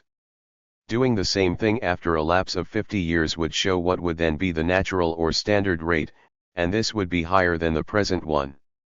Not only would the actual pay of labor have risen, but the standard to which it tends to conform would have become higher after every interval. The actual rate of wages at any one time varies from the standard, but as both rise from decade to decade, The actual rate hovers all the while within a certain distance of the standard one. Effects on values: in the same way, the values of goods measured in labor will in general be declining values. At no one time will actual market prices accurately express the amounts of marginal labor that are required for producing different articles, but they will approximately express this. Articles will sell in the market for about enough to pay for the labor that, when used as marginal labor, suffices to produce them, and as this amount of labor put into a given article grows less and less, the prices of the goods will actually pay for fewer and fewer days' labor. The standard price of anything will be the amount of money that is needed to pay for the labor of making it, provided always that we are careful to use only empty-handed labor in applying the test, and that we put that labor in the marginal position, as described in chapters 4 and v, and so disentangle the product that is attributable to it from that which is imputable to capital. If wages, as paid in money, remain stationary, normal prices will decline and actual prices will hover about them in their downward course, so that goods will actually buy smaller and smaller amounts of labor, or, what is the same thing, labor will secure as its pay more and more goods. Footnote. For studies of the effect of diversified wants, CSN Patton, Consumption of Wealth. It will be seen that account must be taken first of the natural expansion of the want which comes from an increase of productive power, and second of the changes in the quality of the wants to be gratified, which sometimes go ahead of any change in the productive system and call for new kinds of commodities. In measuring the cost of goods in labor, in chapters 4 and v, we disentangled from the amount of goods which is the joint product of labor and capital, the part which is attributable to labor only. The mode of doing this is there more fully stated. The old and crude method of using a labor standard of value which assumes that the product of a unit of labor aided by capital will always buy the product of another unit of labor aided by capital we must take all pains to avoid. In connection with the cost in labor of different articles, it is to be remembered that in agriculture the effect of improvements of method may not always suffice to counteract the working of the so-called law of diminishing returns, which ensures, with agricultural science in a given state of advancement, smaller products per capita when there are more men on a given area. That this influence should preponderate over that of improved processes requires that population should increase with a degree of rapidity which may or may not be maintained. Chapter 13. Table of Contents. The limits of an economic society. Table of Contents. When we try to establish a standard to which wages generally tend to conform, the question arises how much of the earth we have in view. Is there a rate at which the pay of labor in Europe, Asia, Africa, Australia, and America tends to settle and remain? Is there a common rate of interest that is normal in all these grand divisions, and are there also general standards of value for goods which govern their prices in all the markets of the world? If there are no such standards having universal validity, are there any that are valid within single geographical divisions? On what principle can we divide the earth into sections for economic purposes? These are some of the questions which must be answered if a theory of distribution is to have any definiteness of meaning, and they arise whenever we try to establish a static standard of any kind. If we talk about natural wages, we must know in how much of the world they are natural. The questions become even more urgent when we try to solve dynamic problems. We shall have to determine the effects of an influx of labor into the economic society we are studying, but does this mean an increase of population in the world as a whole? Does an influx of capital have a similar comprehensive meaning, and does an improvement in the method of producing some commodity mean a change in the mode of making it in every part of the world where it is produced at all? We need to know how extensive the society is whose activities we are examining.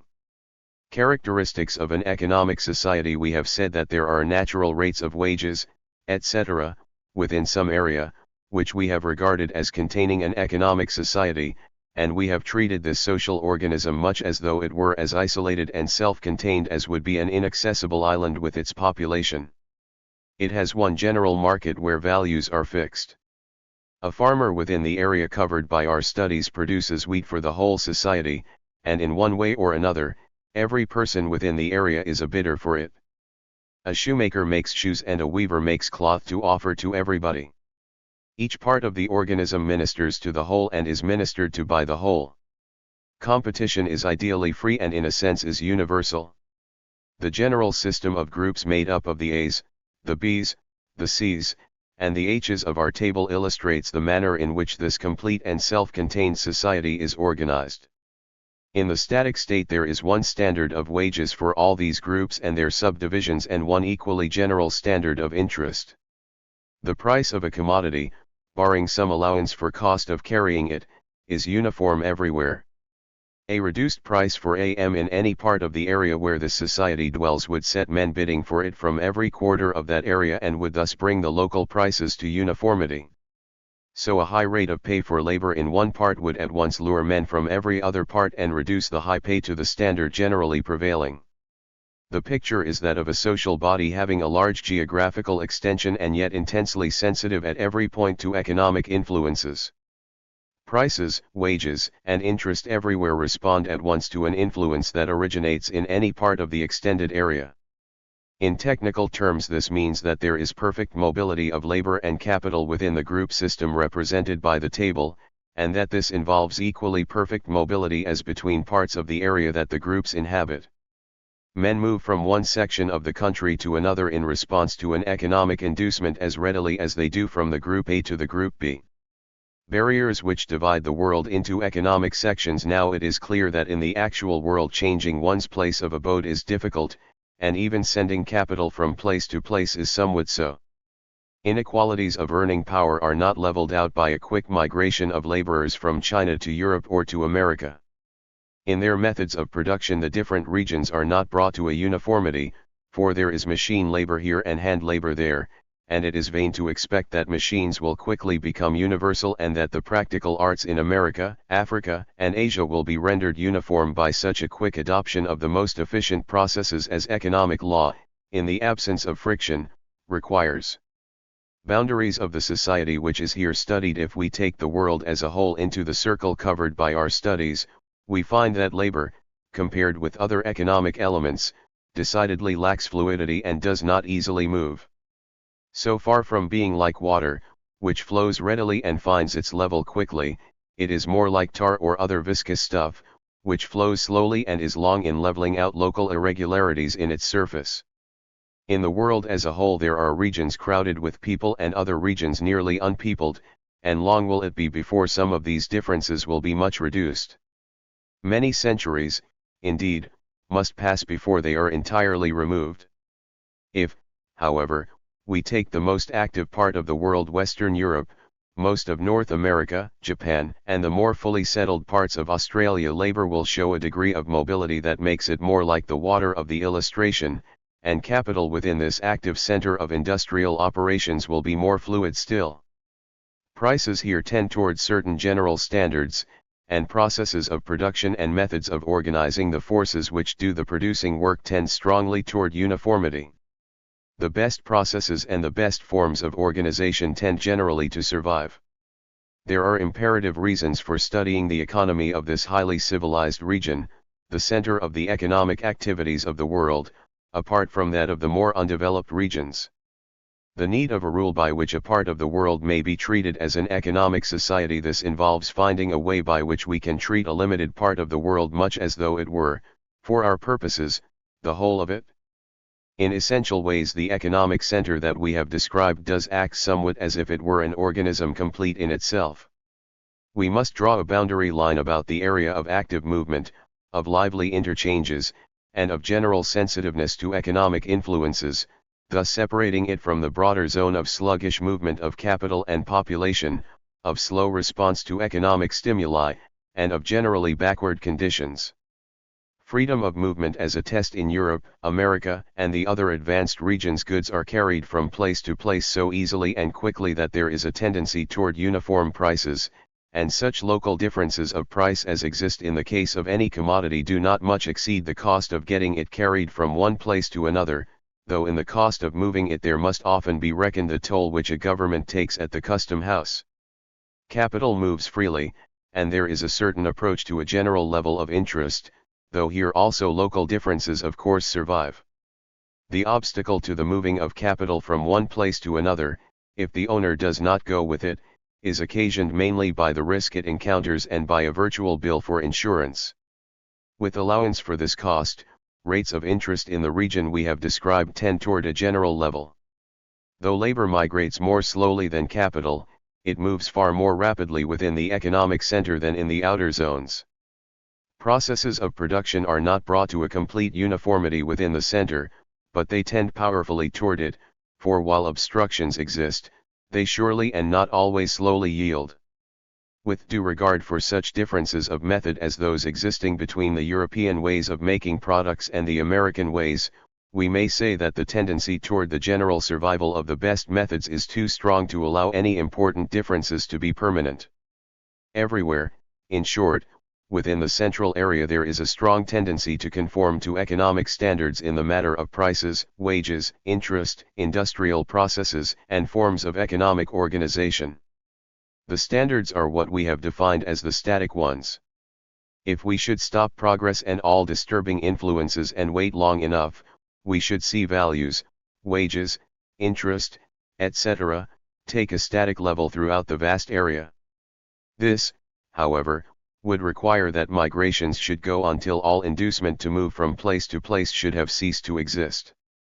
Population would then have distributed itself over the land in the most advantageous way, and no body of people would be better off than any other by reason of the location of their abode. A long period would be needed to bring about this adjustment even within the circumscribed area where influences that make for change are very active and where obstacles are far smaller than they are in the uncivilized regions. Essential density of population. A perfectly static state requires, not a perfectly equal distribution of population, but such a distribution that there is no reason for further migrating. The power of the soil to feed its inhabitants varies with its fertility. Where the land is highly productive a dense population may live easily, whereas on a sterile soil even a sparse population may find natural resources too meager, and men may move to places which are more thickly peopled and yet may gain by the change. Moreover, such occupations as manufacturing and commerce require, of course, a far larger population on a given area than does any form of agriculture. Some regions are so undesirable as dwelling places that it takes an exceptional economic reward to induce men to live there. The static state is one in which, all these things being considered, there is no reason for changing the place of one's abode. This implies more nearly equal density per unit of natural resources than equal density per unit of mere area. Inequality of advantage due to location is what is leveled out, and doing this does not require nor permit that population should everywhere be equally dense per square mile or per acre. Effect of differences of occupation. Regions given over to agriculture naturally sustain more people than those devoted to grazing, and those which are devoted to manufacturing sustain more than either. In countries in which, as in Great Britain, manufacturing is so disproportionately developed that products must be largely exported, while food must be largely imported, given areas sustain more inhabitants than they do in any agricultural or grazing region and more than they do in any region where grazing and tillage, on the one hand, and manufacturing, on the other, are well balanced.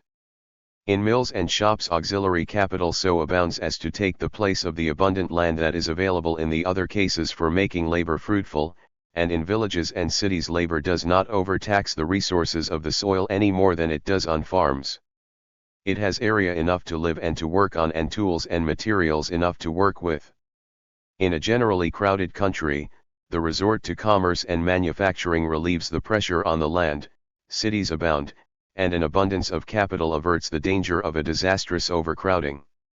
An approximately static distribution of population. The apportionment of population among the different sections of a country may be nearly normal, while migration may still go on from that country as a whole to remote parts of the general area which we include in our present study. There may be small reason for moving from one part of Germany to another and large reason for going from Germany to America. This larger movement occupies a long time, while certain other adjustments may be made more quickly.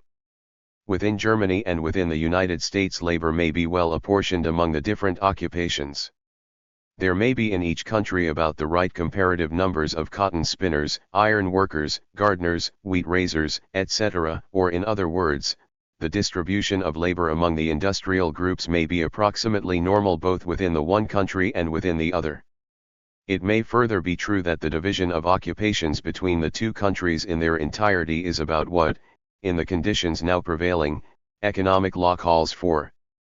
There are certain industries which now have their habitats in Germany and certain others that have their habitats in the United States, and this arrangement is partly due to the comparative density of the two populations. Because there are so many persons per square mile of land in Germany, there is a certain preponderance of manufacturing, and there are in America less manufacturing and relatively more agriculture. In that remote time when the relative density of the two populations shall become static, America will have reason to increase the comparative amount of the manufacturing and thus put herself in this particular more nearly on a plane with Germany. This occupation has its normal abode in regions of comparatively dense population, and a gain in comparative density means an increase in the amount of productive energy devoted to it. The place for the mill is where the land is crowded, and the better place for the work of tillage is where it is not so. How an unnatural distribution of population may be treated so long as the slow movement of population from country to country remains incomplete, the ultimate division of occupations between the countries can never be completely static. It is therefore with a division that is only approximately static that we have first to deal, and this is realized when in view of the comparative density of population in the different regions which now exists, occupations are naturally apportioned. The baseline AD of this figure stands for the part of the world in which economic law works rapidly and encounters comparatively few obstructions, and the extension of the line represents the lands outside of this region in which the laws are sluggish in their action. It is as though this baseline were a section of a vast surface including both civilized and primitive states. AB represents the smallest population per unit of land of a given quality within the central area, and DC represents the largest, while the ascending line BC shows the gradations of essential density in the peopling of different parts of it. At the point A, the pressure of the population on the resources of the soil is least, while at the point D it is at its greatest. At the point A man can get much out of the soil as the return for his own bare labor, while at D he can get comparatively little, and at intervening points on the base a man gets more than he does at D and less than he does at A. His gains measured in bushels of wheat, etc., vary inversely as the density of the population and so decrease from the left of the figure toward the right till the point D is reached. The occupations of the different localities are determined by these facts. How occupations vary with differences of land crowding. The arable land causes labor to flow naturally to manufacturing occupations, since in these it is not so greatly handicapped in comparison with the labor of more sparsely peopled regions. In a cotton mill in Manchester a man may contribute as many yards per day toward the product of the mill as he would in a mill in Fall River, but on an English farm one man's labor does not create as much produce as it does on an American farm. The large amount of available land per man in America has a great effect on the amount that a man can produce by tilling it, but it has very little effect on the amount of the cotton goods that his presence and labor in the mill ensure. In raising crops, therefore, the Englishman is at a more serious disadvantage in comparison with the American.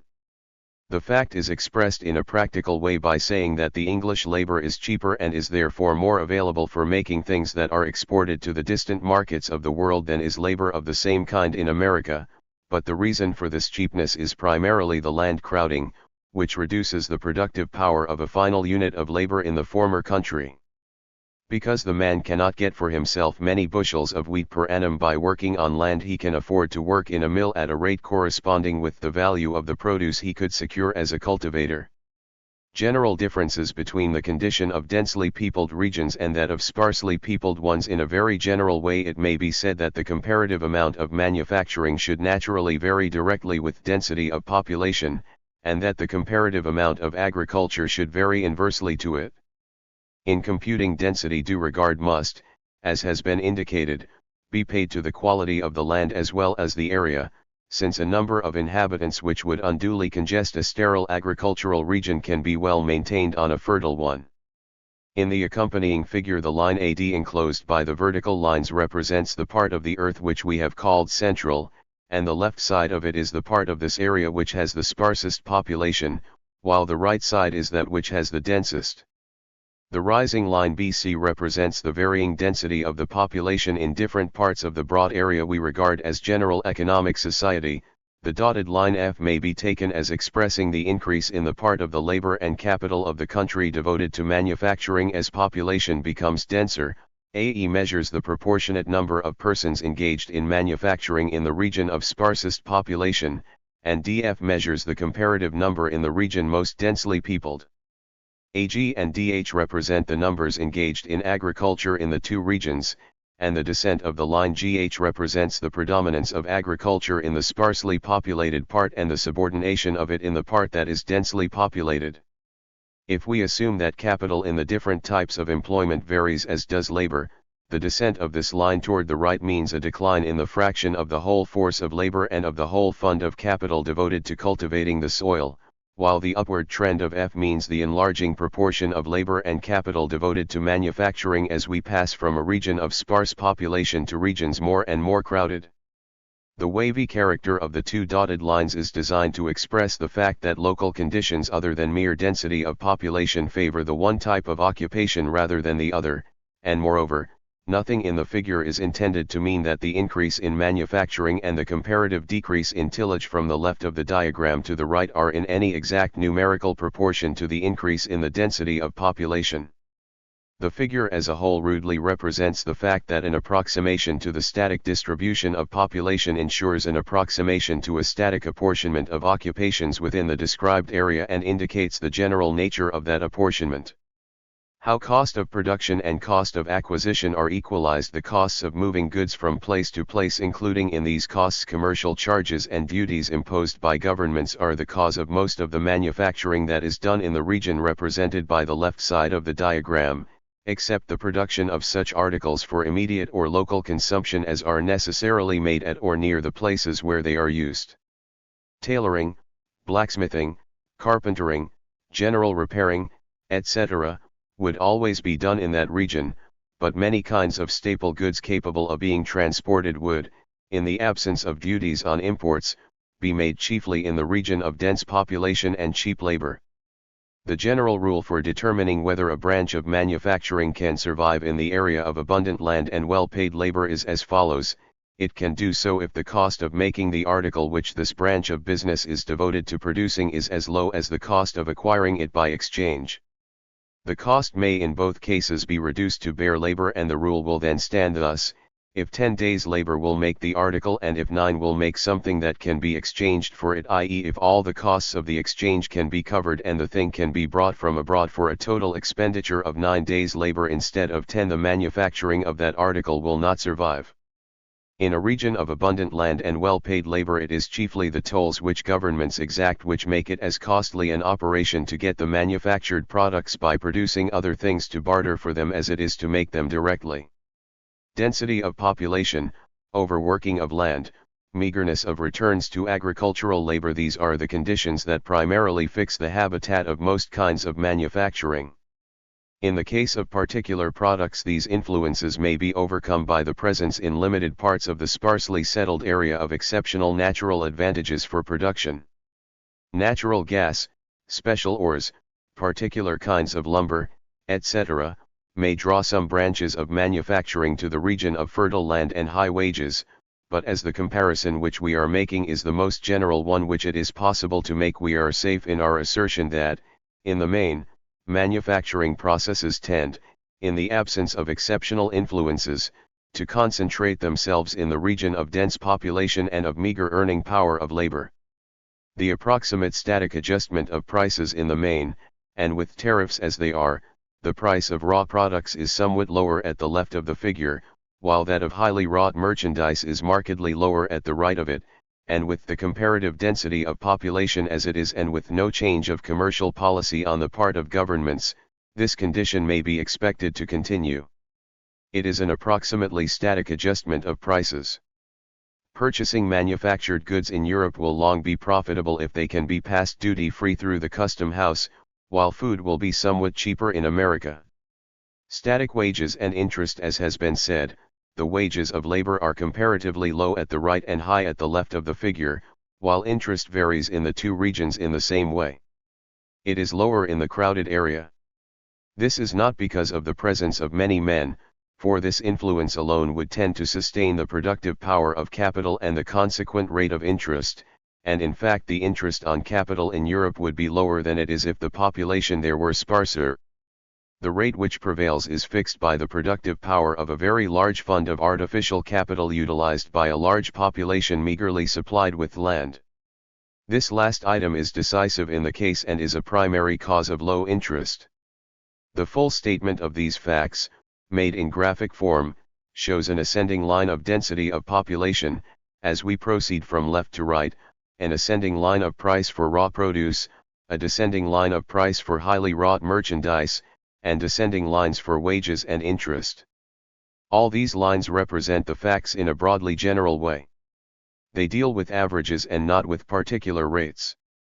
The labor whose earning power descends along the line numbered 5 is of many kinds, and the produce of which the average values vary along the lines numbered 2 and 4 is of many varieties.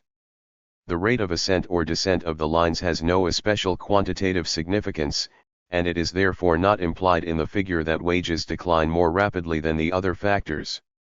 Moreover, it is such large areas as those of England, Germany, France, or the Mississippi Valley, including both cities and rural lands, that we have in mind when we speak of the density of population as ascending along the line numbered 1. Anywhere we expect to find cities containing more persons to the acre than rural districts. The purpose of the figure is to enable us to take in at a glance 5 different adjustments that in the main are to be regarded as approximately static within the great region described as the economic center of the world. Slow change of the foregoing adjustments. The line which represents the comparative density of population is of course slowly changing position as migration goes on from the older centers of population to more newly occupied regions. If the present distribution of population be represented by the line numbered 1, the distribution 100 years hence may be represented by the dotted line numbered 2, and that which will exist after 500 years shall have passed may be represented by the dotted line numbered 3. Even within the economic center the comparative density of population in different divisions is therefore not to be treated as strictly permanent, and it is not to be treated as in any sense permanent when we are forecasting effects that will be realized several centuries hence. For a problem involving a score or 2 of years the general conditions we have described may be treated as, in the main, abiding. Footnote. This is far from implying that economic laws do not work in the excluded outer area or that no effects are produced within the central area by causes that originate in the outer zone. How these things take place we shall later see. It will appear that manufacturing reacts on the density of population, first, by retarding emigration from the thickly populated country as a whole, and secondly, by causing local movements within the country, whereby cities and villages grow, and relieve what would otherwise be an excess of labor in agricultural regions. In this connection see the discussion of the principles of international trade in J. S. Mill's Principles of Political Economy, Book 3, Chapter 16. There can be no large area from which manufacturing is excluded.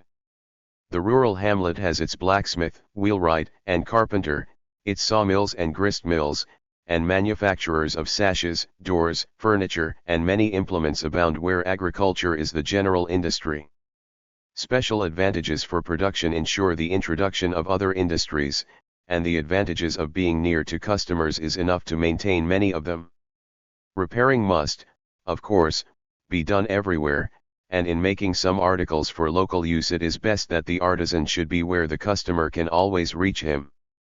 A large cost of transportation favors local industries, a high degree of productivity in agriculture has an unfavorable influence, and a protective tariff on manufactures reduces the returns from agriculture and favors manufacturing industry. The law of the distribution of occupations over the area represented by the diagram would, if it were more fully developed, present an amplification of the law of international trade stated in Mill's Political Economy, according to which countries naturally produce, not only the things for the making of which they have the greatest absolute advantage, but those for which they have the greatest relative advantage. The reason for confining attention to the central zone is partly, as we have stated, because here only do we get a quick response to an economic influence. Overproduction of any article quickly lowers the value of it throughout the area, and a mass of unemployed laborers affects wages throughout the area more speedily than it does in the Great Environing Zone. This, however, is only one reason for this limitation of the scope of our immediate study. A serious fact is that, if we include the entire world, we cannot establish, in the way we have proposed, the natural standards toward which values, wages, and interest are tending. It will be recalled that in the static division of this treatise we have attained a natural standard of wages by assuming that all dynamic changes were to cease and that labor and capital were to move to and fro in the system of industrial groups till each of these agents produced as much in one subgroup as in another. A computation of this kind might, within a limited area, be made periodically, say once in 10 years, and if this were done it would give a series of static standards of wages. Now these standards become higher as time advances. The static rate of pay for labor is, as a rule, higher at any one date than was the standard for a date 10 years earlier, and lower than will be that for a date 10 years later. The normal rate of pay about which actual wages fluctuate is a rising one. Now, if we introduce in imagination an absolutely static state for the world at large, we shall have to assume that growth of the general population and increase of the aggregate capital both cease, and that inventions and new coordinations are no longer made. We must then wait long enough to allow static distribution of industries to be made over the whole world and to let each industry find its absolute habitat. This would involve causing methods of producing any commodity to be unified the world over. Hand labor in the Orient would have to give way to machine production, as it has done in Western lands. For a strictly static adjustment, indeed even the density of population in the different sections would have to be brought to a virtual equality. While this nearly interminable process was going on, it would be needful that such dynamic changes as inventions and discoveries bring in their train should be absolutely precluded. Stop making new kinds of machinery and wait for centuries to allow a static adjustment to be made over the whole earth. Such would be the order. Now, such a test as this would show falling wages in the more favored parts of the earth, whereas the facts show rising wages.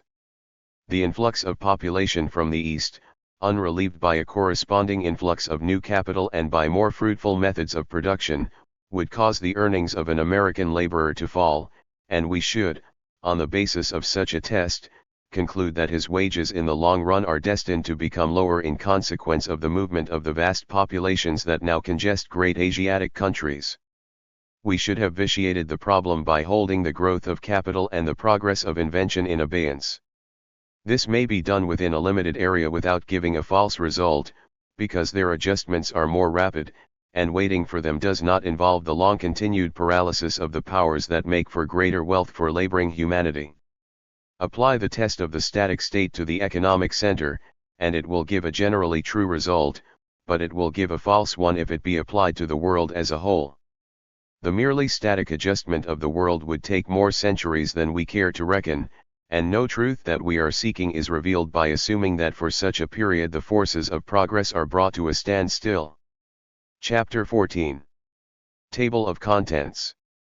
Effects of dynamic influences within the limited economic society. Table of Contents. How the general unification of methods of production calls at first for an increased exportation of capital from the central area and checks the immigration of laborers. A study of the causes of the interchanges which take place between the economic center and its environment shows that the movement of goods, the diffusion of modern methods of making goods, and the movements of capital and labor across the border of the economic society we are studying are interdependent. Opening a field for a profitable export trade increases the productivity of labor at home and tends to attract immigration. On the other hand, establishing in the outer zone a market for the products of the center prepares the way for introducing modern manufactures into the more densely peopled parts of the outer area. The company that sells cotton goods to the Chinese or the Hindus will find that there is more to be made by utilizing the cheap labor of those peoples for making the goods by efficient machinery. Commerce tends to diffuse a knowledge of the most economical processes of manufacturing, and this interposes a certain stay on migrations of labor toward the center. It will in time help to retain Chin-A men in China and Hindus in India. It does, however, cause a movement of capital from the center outward, followed in time by a creation of wealth in the outer zone for proprietors residing within the center.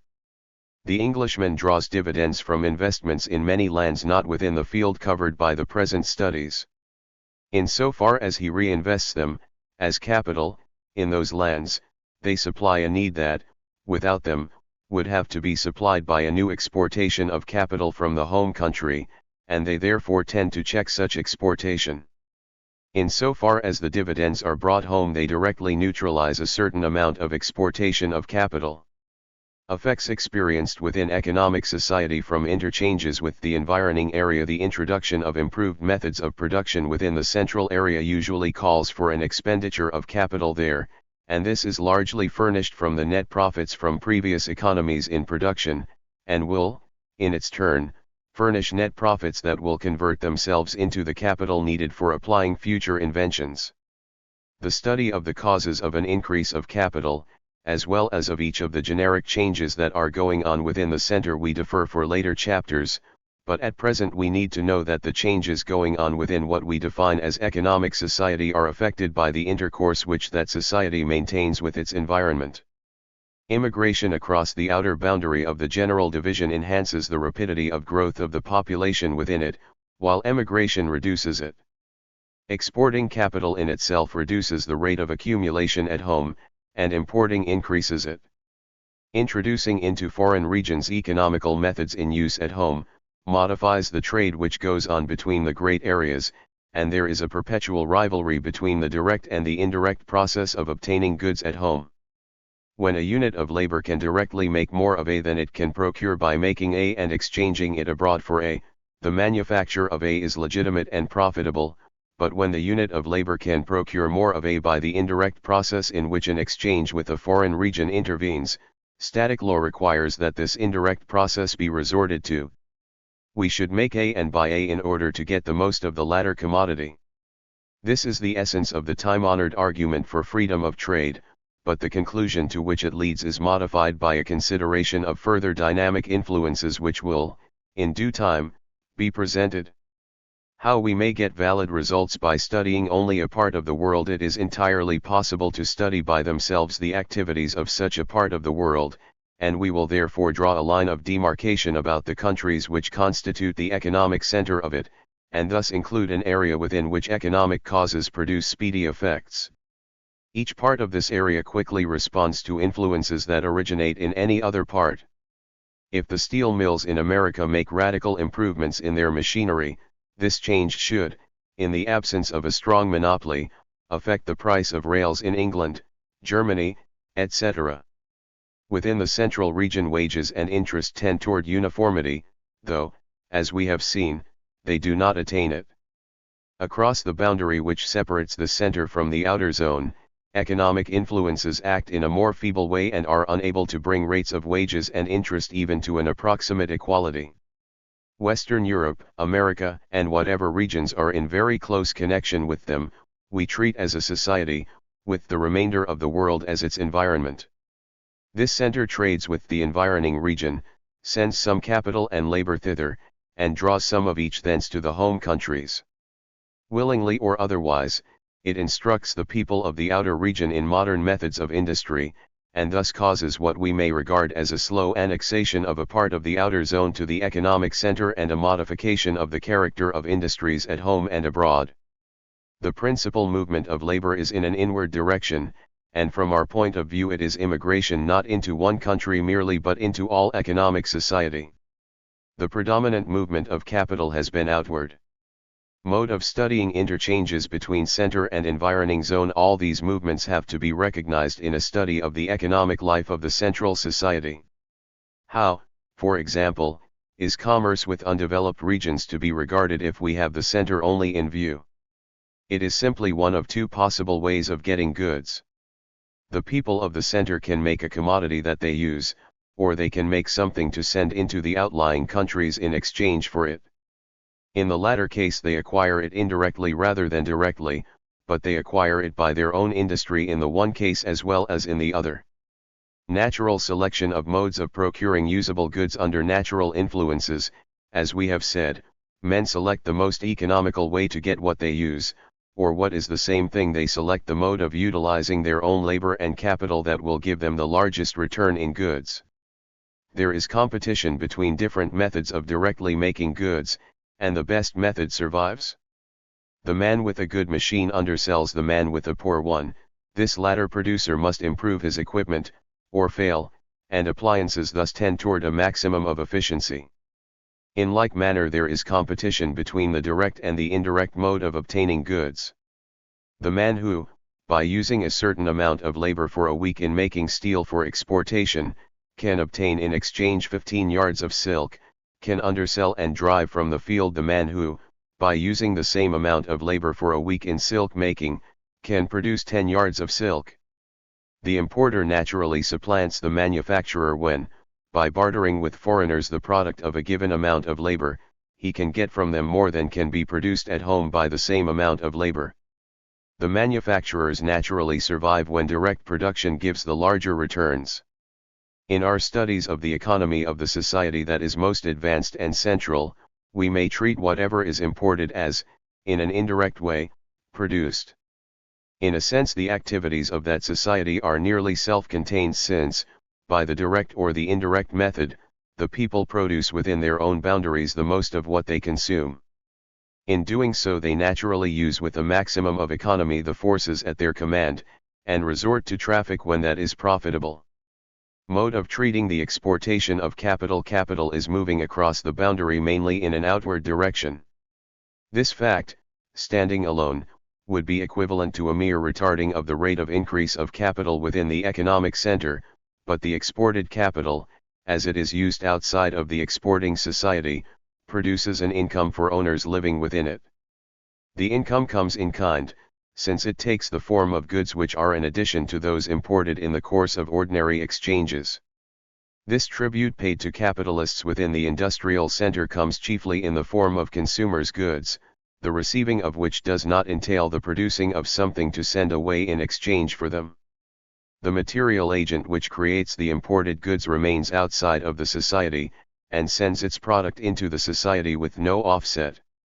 The fact of such an income coming from beyond the pale of an economic society has compelled us to qualify the statement that the economy of the society is self-contained, for there is a small part of its income which is not created within its borders. This comes about by the exportation of capital and the importation of some of its products. Effects of drawing interest from investments beyond the social boundary. Not all of these are consumers' goods. Some capital goods are imported and, moreover, many consumers' goods are passed over to the group called HH in our table, the one that makes active instruments of production, and in this indirect way the earnings of capital invested abroad add to the amount of capital at home. In the long run, the exportation of funds for permanent investment may, by its other and more indirect effects, increase the supply of them at home. The literal fact in each year is that what is exported is itself a reduction of the amount that would otherwise be added to the home supply, but that the income accruing from what has been exported in earlier years makes an addition to what is in this year accumulated at home.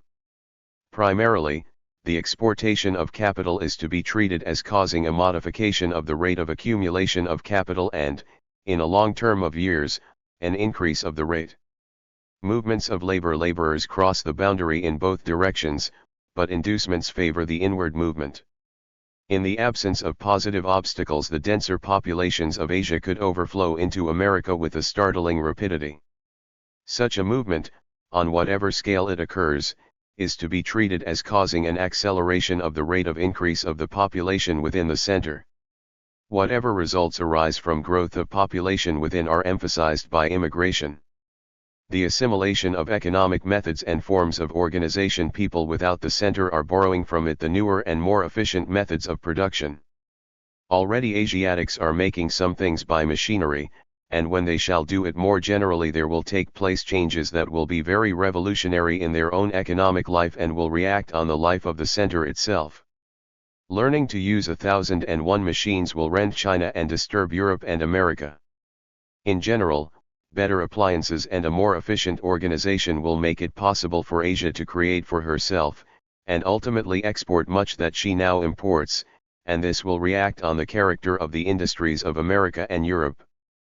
We shall somewhat modify our industries in order to get the benefit of new openings for commerce, and some of the things which we now directly produce we may find it more profitable to get by exchange, which is indirect production.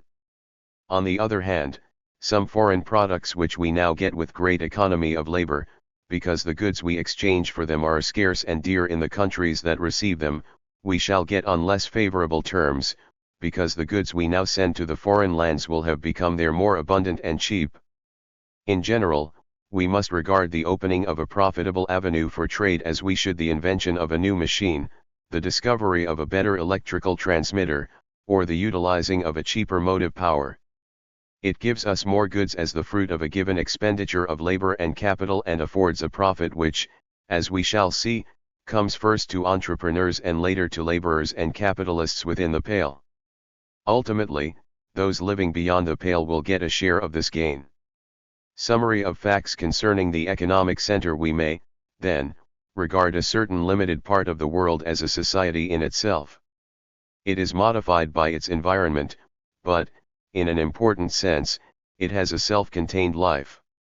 The economic changes which go on within it can be grouped under the 5 generic heads: increase in the amount of labor, increase in the quantity of capital, improvement of method, improvement in organization, and changes in the wants of the individual consumers.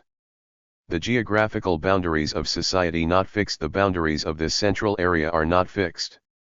As relations between the center and the part of the outer zone which is nearest to it become more and more intimate, the adjacent region takes on the character of the center.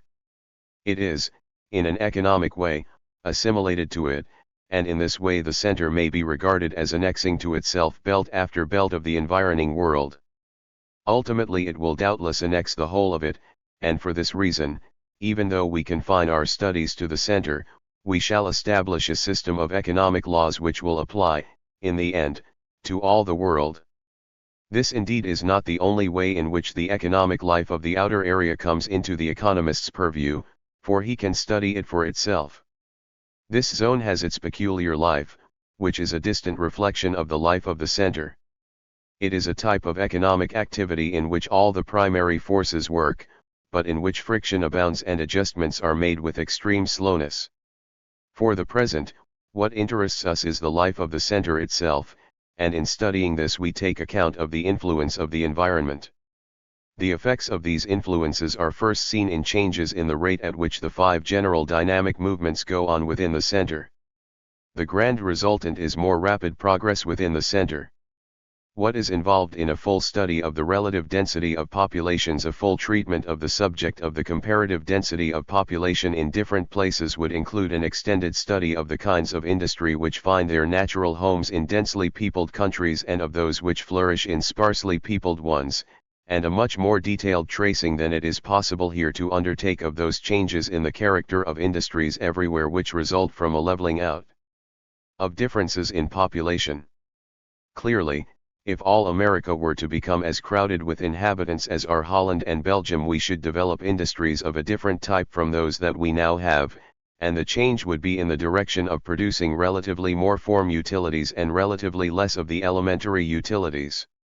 Labor and capital would move from the subgroups which in our table we have called A, B, and C toward A, B, and C. We should spend more of our energy in making finished goods and less in getting raw materials. I shall note in a very general way the changes in social industry caused by increase of population without looking forward to that remote time when the density of population shall be equalized. Why an approximately static adjustment of industries within the central area permits unequal density of population in different parts of it, we exclude from view the ultimate static adjustment of the whole world, and content ourselves with an approximate adjustment within society as we have defined it. Even within this limit there are inequalities in the density of population which it would require a very long time to remove, and a perfectly static state cannot be reached till they are leveled out. The selection of industries in Texas and in Belgium cannot be, in the ultimate sense, natural till population in these two regions is so adjusted that there is no longer an economic motive for migrating from the one to the other. If, in order to determine what an absolutely static condition for the central society would be, we were to apply the rule of imagining all new dynamic influences precluded and of allowing time enough to elapse to bring about a normal apportionment of population within that limited area, we should encounter a measure of the same difficulty which confronted us when we proposed to attain a similar static state for the entire world, though the trouble would be less serious in degree. In waiting long enough for population to distribute itself naturally, we cut off influences that, within that period, will affect production and distribution far more than the change in population will affect them. Insofar as Texas or any newly occupied region is concerned, the changes thus precluded are those which would have tended to reverse the effect of the redistribution of population. Migrations from Belgium to Texas, if extensive and long continued, would reduce the productive power of labor in Texas, while the dynamic changes which will actually go on within any such period will increase the productive power of that labor, and it is not certain whether the one or the other influence will predominate. For the United States as a whole, it is probable that progress in the useful arts will more than offset the influx of new laborers and give to wages a rising trend. If, however, we establish the natural standard of wages by cutting off such progress and letting the influx of labor continue, the test would give a standard lower than the present one of false, as well as a discouraging result. The resultant of all the changes we are about to study will probably give to the future pay of labor in America a rising trend. How industries adapt themselves to unequal density of population. In view of this fact, it is necessary to recognize approximate rather than an ultimate static state as that toward which the adjustments now going on are immediately tending. We will treat the unequal density of population within our economic society as something which will last, not forever, but so long that it will not be removed or appreciably affected within the period required for the other adjustments that we are studying. Given a population that is dense in Belgium and sparse in Texas, and competition will cause the industries to take on the types which they would have and retain if that difference in density were destined to be permanent. The type toward which the economic life of both regions is tending is thus approximate rather than an ultimate one. Each region will, in the near future, be of the type toward which influences which do not involve an equalization of population are impelling it. We get the true direction of the change that is going on in the earning power of labor and in the shape of the industrial organism in both regions by recognizing the fact that the differences in the density of their populations will continue through the period which we are considering. If the line BC represents the productive power of a unit of labor in a region which is sparsely peopled, and the line BC represents the productive power of a unit of labor in a densely peopled region, we may assume that AC and AC, which are equal to each other, represent the product of a unit in either locality when, general progress being precluded, the difference in the density of population should have been leveled out. Move people at once and in a wholesale manner till there is nothing to be gained by further moving them. Let pressure of population on the land be fully equalized, and you may be supposed to create a condition of uniform productive power for laborers of a given grade in the entire region. The horizontal line AA, which is everywhere the same distance above the line CC, represents the universal level of the productivity of labor in such a theoretical condition. The line BB represents the actual and different levels of the natural earnings of labor in the different regions. Assuming that all other static adjustments are made, but that the equalization of population has not taken place, labor will earn the amount BC in one place and the amount BC in another. Somewhere it will earn an amount represented by the vertical line descending from D and somewhere that expressed by the line descending from F, while there will be places where the earnings of labor are measured by the line descending from E, which is the amount that labor would everywhere create and get if the population could be quickly made normal in all regions.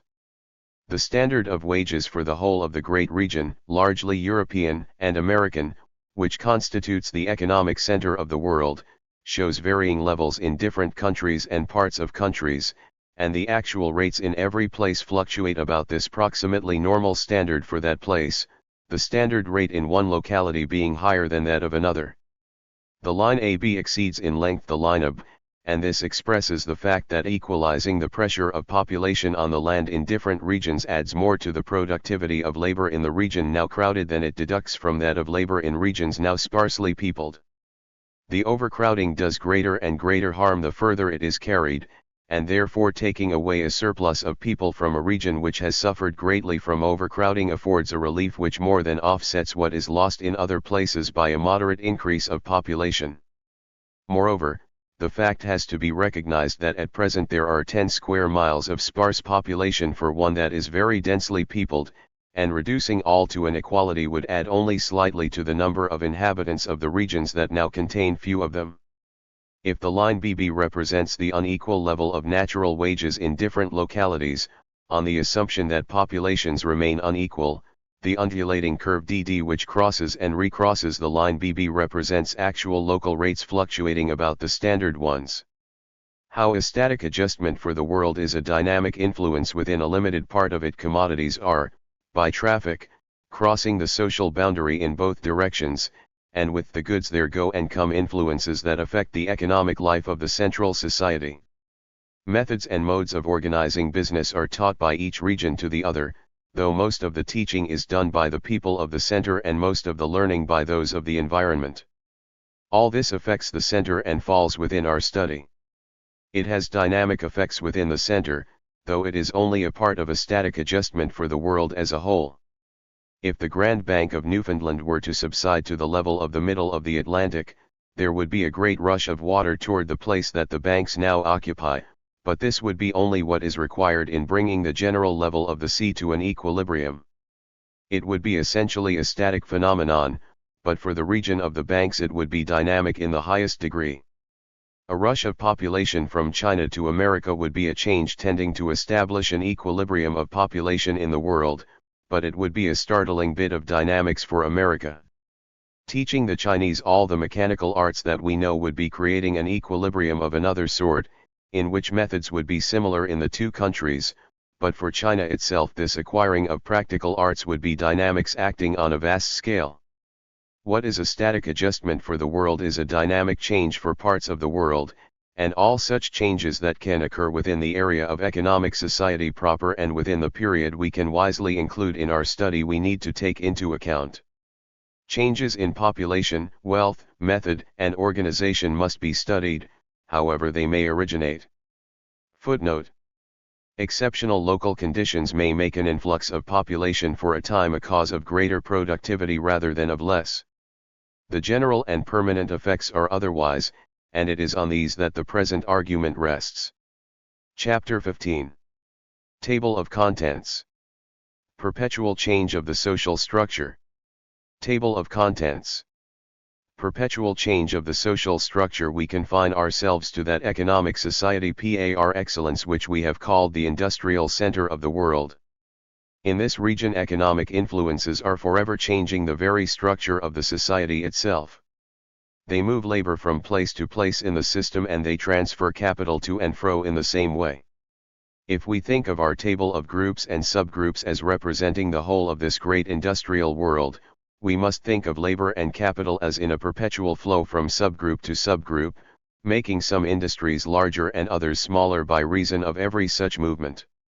The great force of labor and the fund of capital are like restless seas whose currents carry the water composing them now hither and now yon as the direction and force of the moving influences change. Movements of labor within the group system caused by increasing population. If the population were to increase while the amount of capital and the mode of using it remain the same, the effect would be a downward movement of both labor and capital in the series of subgroups by which we represent industrial society. Labor and capital would tend to desert the subgroups A, B, and C in our table and to move to A, B, and C. A, B, C, A, B, C, A, B, C, A, B, C. Causes of downward flow of labor in the group system. A larger population means, of course, not merely an increase in the amount of labor performed, but also an increase in the number of consumers. It means more mouths to feed and more bodies to clothe. It entails also, according to principles that we have already studied, a lower earning power and a lower rate of pay for labor. This means that simple food, cheap clothing, inexpensive houses, furnishings, etc., constitute a larger element in the consumer's wealth of society than they have heretofore done. Society uses fewer luxuries and more necessaries, and the necessaries of life are products in which raw materials predominate and costly form utilities are wanting. This makes a heavier draft upon the land than does the production of highly wrought articles of the same value. Luxurious articles are fashioned with a great amount of artisans or artists' labor and a relatively small amount of the labor of cultivators and miners. The subgroups A, B, and C are the ones that furnish the rawest materials, and it is they, therefore, that receive the largest portions of the new labor that enters the field. How economic friction works to the disadvantage of immigrants unless capital grows more rapidly than population. There is a certain friction to be overcome in obtaining places for new laborers. If they come largely as immigrants, they are crowded at the points of disembarkation and are then scattered over a large territory. They may have to gain employment by offering to entrepreneurs some inducement to take them. If capital has not increased, and the entrepreneurs are in no special need of new men, they will take them only at a rate of pay which is low enough to afford of itself a slight margin of profit. If the capital has already grown larger and the new men are needed, the situation favors them, and their pay is likely to be as high as it was before, or higher. The effect of increasing capital. The growth of capital has an opposite effect. It means a lower rate of interest, though it means more interest in the aggregate, since it ensures a larger fund on which the interest is received. The rate does not decline as rapidly as the amount of the fund increases, and this ensures a larger gross income from the fund, and it also ensures larger individual incomes for many persons. There is, then, a large number of people who are in a position to make their consumption more luxurious, and this causes an upward movement of labor and capital in the group system. More workers will be needed in the subgroups A, B, and C, where raw materials receive the finishing touches, and also in the other subgroups above the lowest tier. It is to these subgroups that a large portion of the new capital itself will come, and the labor will come with it. Larger incomes, more luxury, more labor spent in elaborating goods as compared with that required for procuring crude materials such as the order. Effect of an increase of both labor and capital. It is clear that a certain increase of capital might practically neutralize the increase of population, insofar as the movements thus far considered are concerned, and a greater increase of capital would reverse the original downward movement caused by the increase of labor and result in a permanent upward movement toward the subgroups A, B, and C. In this case, the men occupy themselves more and more in making the higher form utilities. They make finer clothing, costlier furniture, etc., and the new production requires proportionately less raw material than did the old. This is the supposition which corresponds to the actual facts. Capital is increasing faster than labor, and consumption is growing relatively more luxurious. Dwellings, furnishings, equipage, clothing, and food are improving in quality more than they are increasing in quantity. Goods of high cost are predominating more and more, and the subgroups that produce them are getting larger shares of both labor and capital. Population drifts locally toward centers of manufacturing and commerce. It moves towards cities and villages in order to get into the subgroups which have their principal abodes. The growth of cities is the visible sign of an upward movement of labor in the subgroup series. A change in the relative size of general groups. If all the steady movements of labor and capital were stated, it would appear that a relative increase in the amount of labor, as compared with the amount of capital, would enlarge the three general groups A, B, B, and C, C, and reduce the comparative size of the general group HH, which maintains the fund of capital by making good the waste of active instruments. Gain in capital estimated per capita would cause relatively more of the labor and more of the fund of capital to betake itself to the group HH. The movement toward the upper subgroups which is actually going on is attended by a drift toward this general group. An increase of luxurious consumption and an enlargement of the permanent stock of capital goods go together. Regularity and slowness of movements caused by changes in the amounts of labor and capital. The important fact about the movements thus far traced is that they are steady and slow. They do not often call for taking out of one part of the system mature men who have been trained to work there. They are movements of labor which do not, in the main, involve any considerable moving of laborers from group to group. The sons of the men in the subgroup A do not all succeed to their fathers' occupations, but many of them enter and A, so that labor moves from the lowest subgroup to higher ones. Such a transfer of labor entails few hardships for anyone, and in general it is to be said that all the movements of labor and capital which are occasioned by quantitative changes in the supply of these agents are of this comparatively painless and frictionless kind. About changes caused by new methods of production there is a different story to tell. The transformation of the world does not go on without some disquieting results, however inspiring is the remote outlook which they afford. The irregularity of the general movement, the fact that it goes by forward impulses followed by partial halts, is a further serious fact. Hard times present their grave problems, and we need to know whether it is necessary that dynamics, the natural and forward movement of the industrial system, should produce them. This problem is for later consideration. Movements caused by changes in the processes of production. Mechanical inventions are typical movers of labor and capital, constant disturbers of what would otherwise be a comparatively tranquil state. Dynamos for generating electricity and devices for conducting it to great distances from its sources have done much to rearrange the society of a score of years ago, as economical steam engines had done at an earlier date. Every device that saves labor calls for a rearrangement of labor in the system of organized industry. In a perfectly static condition there would be, as we have seen, a standard shape for all society, which means a normal apportionment of labor and capital among the producing groups and subgroups and also among the local divisions of the general area. The elements would subside to a state of equilibrium and become motionless, as water finds its level and becomes still in a sheltered pool.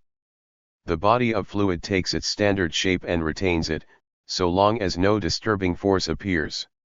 Now, society would have such a standard shape and would require, in the absence of dynamic changes, a relatively short time in order to conform more or less closely to it, if it were not for the unnatural apportionment of population in different parts of the area that the society inhabits and the obstacles which wholesale migrations encounter. For the solution of problems of the present and the near future we must accept as a standard the quasi-static adjustment of the population and the consequent quasi-static selection of industries in the different local divisions of the broad area, the arrangement that we have described as locating an excess of manufacturing in the more densely peopled areas and an excess of agriculture in the more sparsely settled ones. With this qualification it may be said that there is a standard apportionment of labor and capital among the producing groups, and that these agents gravitate powerfully and even rapidly toward it. If there were a certain amount of labor and capital at A, a certain amount at B, and so throughout the system, this standard shape would be attained, and the elements would not move, except as a very slow movement would be caused by changes in the comparative density of population of different regions. This standard shape would long remain nearly fixed if it were not for the appearance of the dynamic influences which are so active within the area we are studying. Alternations in the direction of movements caused by improved methods in a dynamic state. This standard shape itself, the approximately static one, is forever changing. At one time, for example, conditions exist which call for a certain amount of labor at A, another amount at B, etc. A little later these respective quantities at A, B, etc., are no longer the natural or standard quantities, for something has occurred that calls for less labor at A, more at B, etc. If A represents wheat farming, the amount of labor that it required when grain was gathered with sickles is more than is necessary when it is gathered with self-binding reapers, always provided that there has been no increase in population, which would require an increase in the food supply. The society therefore will not be in what has now become its standard shape till men have been moved from the wheat-raising subgroup to others. If the invention of the reaper were not followed by any others and if no other disturbing changes took place, labor would move from the one group, distribute itself among others, and bring the system to a new equilibrium, but it has not time to do this. It begins to move in the way that the new condition occasioned by the introduction of the reaping machine impels it to move, but before the transfer is at all complete there is a new invention somewhere else in the system that starts a movement in some other direction. Before the labor from A is duly distributed in B, C, etc., there is an invention in B which starts some of it toward other points. Why movements are perpetual as well as changeful. Such improvements are perpetual, and the dynamic society is not for an instant at rest. If the disturbing causes would cease, the elements of the social body would find their abiding place, and the important fact is that at any one instant there is such a resting place for each laborer and each bit of capital in the whole system. As we have seen, the men and the productive funds would go to these points but for the fact that before they have time to reach them new disturbances occur that call them in new directions. Again and again the same thing occurs, and there is no opportunity for placing labor and capital at exactly the points to which recent changes call them before still further improvements begin to call them elsewhere. Why technical changes are more disturbing than a general influx or efflux of population. When the moving of labor is gradual, it is effected, not so much by transferring particular men from one occupation to another, as by diverting the young men who are about entering the field of employment to the places where labor is most needed. When the son of a shoemaker, instead of learning his father's trade, becomes a carpenter, no laborer has abandoned an accustomed occupation and betaken himself to another, but labor has gone from the shoemaking trade to that of carpentering. A man often stays where he is to the end of his life, although during that life labor has moved freely out of his occupation to others. If we represent the facts by a diagram, they will stand thus. A, B, C, and D represent different occupations or subgroups in the table we have before used. At one date a static adjustment called for 50 units of labor at A, 40 at B, 70 at C, and 100 at D.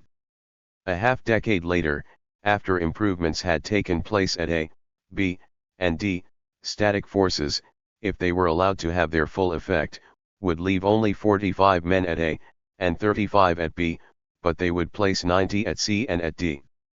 The first movements that would tend to bring this about are in the direction indicated by the dotted lines. The transfers are made, not by forcing men from A, B, and D to C, but chiefly by diverting to C young laborers who would otherwise have gone to A, B, and D to replace men who are leaving in these groups. Now, before the transfers are completed, something happens that calls for a different movement. Let us say that only 3 units of labor have as yet gone from A to C instead of 5, leaving 47 at A, only 2 have gone from B, leaving 38, and only 5 have gone from D, leaving 95 at that point. 80 would then be at C, and the static adjustment would not have been perfectly attained. It is at this point that a new change of conditions occurs, which calls for 52 units at A, 41 at B, 65 at C, and 102 at D. C now contributes something to A and B, but it gives more to D, and the fluctuations go on forever.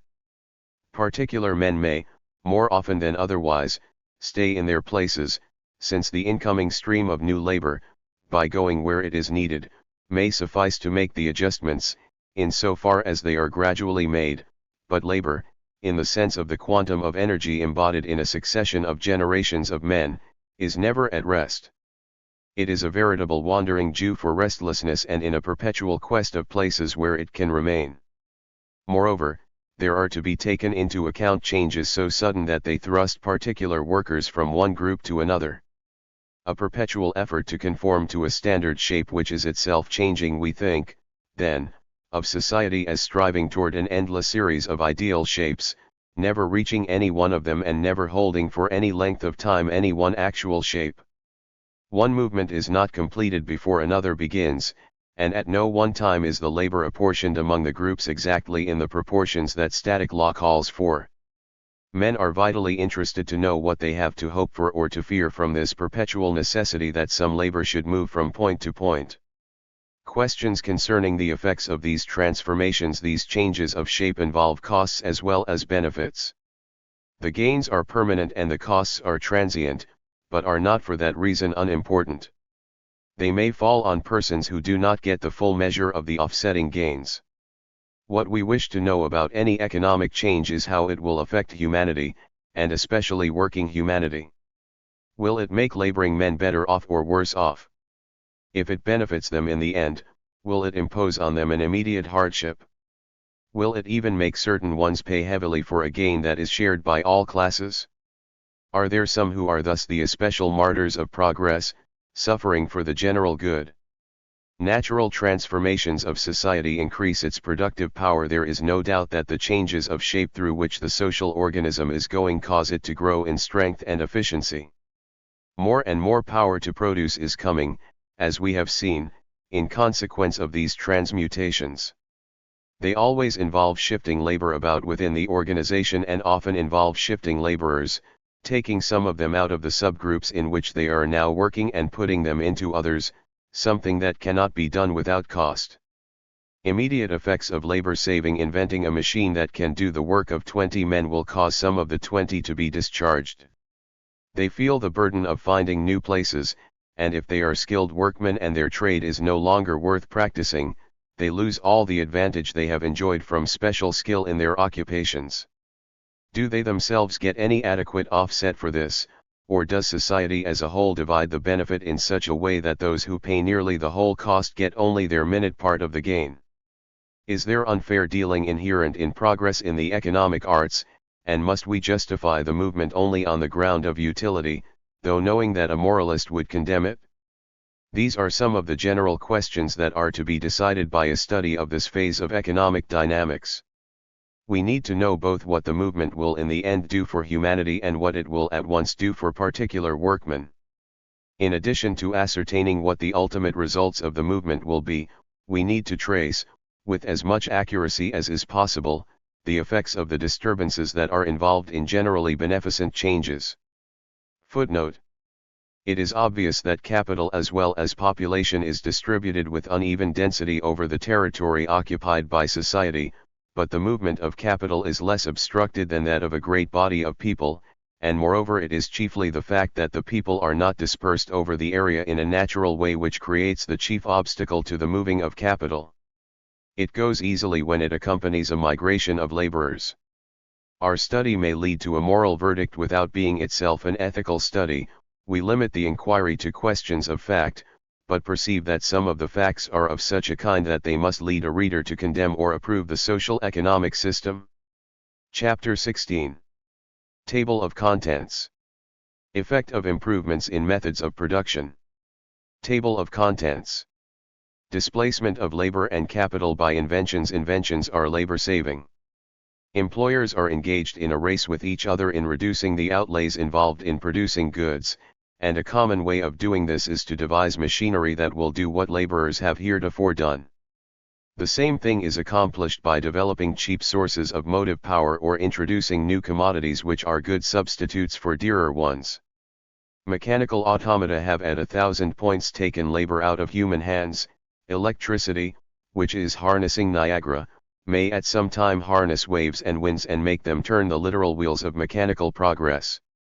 Such things, by causing a given amount of labor to produce a larger amount of consumers' wealth, are product multipliers, but this is the same thing as saying that they yield a given product at the cost of less labor, and as we more commonly see their effect in this light, we call them labor savers. While labor saving is not always and everywhere welcome to an offhand view, it would seem that product multiplying is the greatest blessing that, in an economic way, can come to humanity, and if general and permanent effects be considered, it is so. The solitary hunter who has to catch and club his game would get unqualified benefit from the possession of a bow and arrows, the fisherman would get the same benefit from a canoe, the cultivator of the soil from a spade, etc. Society in its entirety is an isolated being and derives similar gains from engines, looms, furnaces, steamships, railroads, telegraphs, etc. Yet there are persons within the great social organism to whom the benefit from one special improvement may be small and the cost great. There are none who are not better off because of all improvements past and present. The general demand for labor not lessened. It is a matter of common experience that new machines are labor displacers. At its introduction, an economical device often forces some men to seek new occupations, but it never reduces the general demand for labor. As progress closes one field of employment, it opens others, and it has come about that after a century and a quarter of brilliant invention and of rapid and general substitution of machine work for hand work, there is no larger proportion of the laboring population in idleness now than there was at the beginning of the period. A voluntary reduction of toil desirable and probable. A full study of the effects of technical progress will show that there is never a reduction of the general field for employment in consequence of it. There is an increase of pay, and this causes a certain unwillingness to work for as many hours as men formerly worked, and there is also a change in the nature of the operations that labor performs, which tends in the direction of more comfort and less painful toil. For the famous statement of J.S. Mill that it is questionable if all the mechanical inventions yet made have lightened the day's toil of any human being, we may safely substitute, it is the natural tendency of useful inventions to lighten the toil of workers and to give them, withal, a greater reward for their work. Mechanical progress is the largest single ground for hope for the future of laboring humanity, and by its effects, direct and indirect, it has already ensured a great alleviation of toil, with an increase in its rewards. It has helped to counteract the world crowding that for a century has gone on and the diminishing returns from agriculture which the crowding entails. Inventions may make disturbances, and their better effects may be temporarily and locally counteracted, but a society where competition rules is sure to secure the benefits in the end, and does, in fact, secure them in greater and greater measure as the years go by. Such are some of the theses which research will justify. Facts concerning disturbances incidental to progress. We have first to take account of the disturbances. They are prominent in economic discussion and constitute the subject of one of the grave indictments brought against the system of competitive industry. They have actually caused great hardships in the past, as skilled handicraftsmen have seen machines come into use which, for rapidity and accuracy of work, excel the best results that long apprenticeships formerly gave. Now that machinery has possession of most of the field, there is no longer the former opportunity for displacing hand workers, but the remainder of hardships incidental to progress is not to be overlooked. This part of the dynamic movement involves present local sacrifices for the sake of future general gains. Here, therefore, there are developed antagonisms of interest which may hinder progress and, if they were extensive enough, might conceivably throw a doubt over the future of the working class. While there is no great disposition to question the ultimate benefit which mechanical progress ensures, there is some uncertainty as to the process by which this benefit is extended to workers, and there is a struggle to avoid the immediate cost. There is, in some quarters, a disposition to rate the costs so highly as to draw the inference that we need to adopt a socialistic plan of living for the sake of enabling workers to avoid the hardships and secure the benefits of labor saving.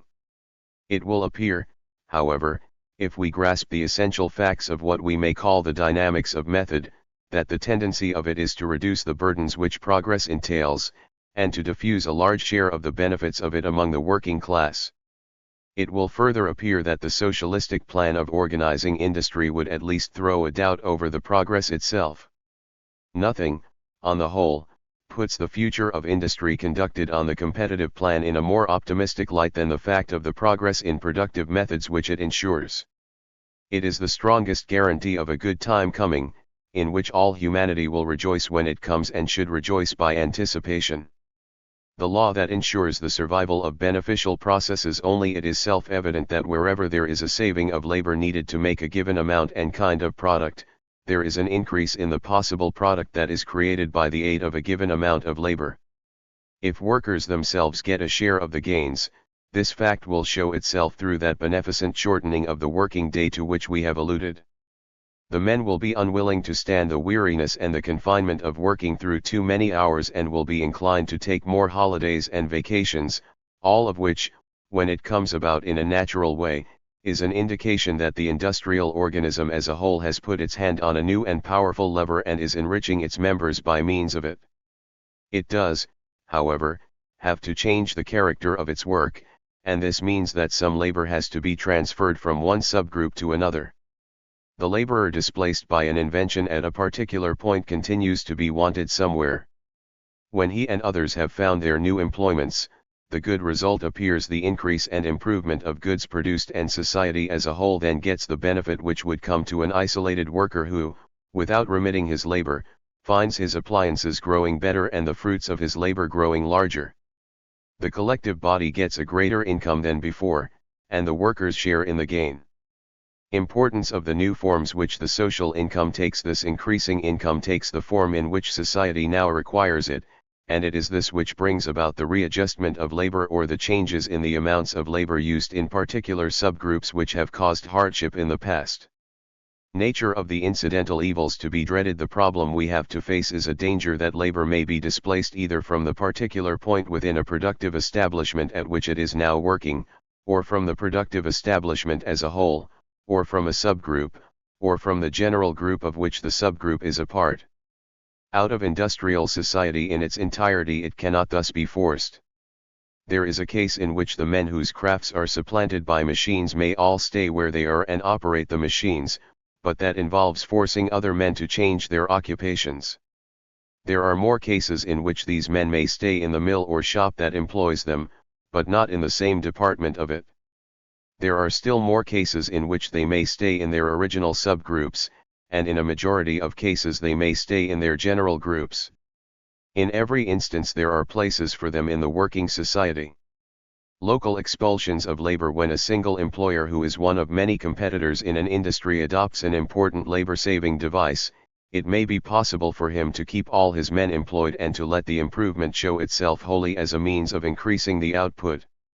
He may secure a machine which will do what 20 men formerly did. If it were possible to cut the uppers of a dozen shoes by the quick stroke of a single die, the machine that carried this armature would do the work of perhaps 12 knives handled by that number of skillful workmen. If the original number of men were retained in the cutting department, and if each of them were furnished with the new appliance, it would mean that 12 times as many uppers would be cut as were cut before the change was made. There would, of course, be no use in trying to do so much cutting of uppers for shoes, without doing 12 times as much sewing, welding, making soles and heels, etc., and to secure all this at once would require a 12-fold enlargement of the manufacturer's plant. This is too much to secure at once. The manufacturer might perhaps double the output of his mill and nearly double the number of his employees, but that would require only 2 of the 12 cutters he formerly had. The new workers would be in parts of the mill other than the one where the great saving of labor was effected. 10 men would be removed from the cutting department, and the 2 left there would cut, by the aid of the new machines, twice as many uppers as the whole number cut before, and that would require the furnishing of a double number of all other parts of the shoes and a double working force to make them. The 10 men liberated from the cutting department would be available for this purpose, and new ones would be brought in and set sewing, pegging, lasting, welding, etc. Within a single establishment, therefore, a radical saving of labor at one point usually involves some shifting of labor from that point to others, though it may increase the total number employed in the establishment which secures the economical device. The effect on a subgroup of an improvement by one entrepreneur. If an employer who has this experience is one of 100 in the shoemaking industry and the only one who secures the cutting machine, the market will receive as large an increase of the product as would be involved by multiplying the output of his mill by 2, without requiring that the price should be more than slightly reduced. An improvement which is monopolized for a time by a single entrepreneur seldom renders it necessary to reduce the aggregate of the labor in his employment. Far more often it makes it for his interest to increase the number and to put new labor in every part of the plant where no improvement in method has been made. It is often the fact, however, that labor has to abandon other establishments in the subgroup, and enough of it may do so to cause the amount in the entire subgroup to become somewhat smaller by reason of an improvement.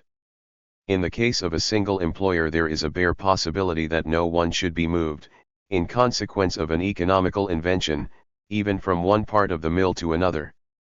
The manufacturer of our illustration might even keep his 12 cutters at work after the introduction of the machines referred to and do 12 times as much cutting, provided that he could quickly increase his output of finished shoes to 12-fold its former amount.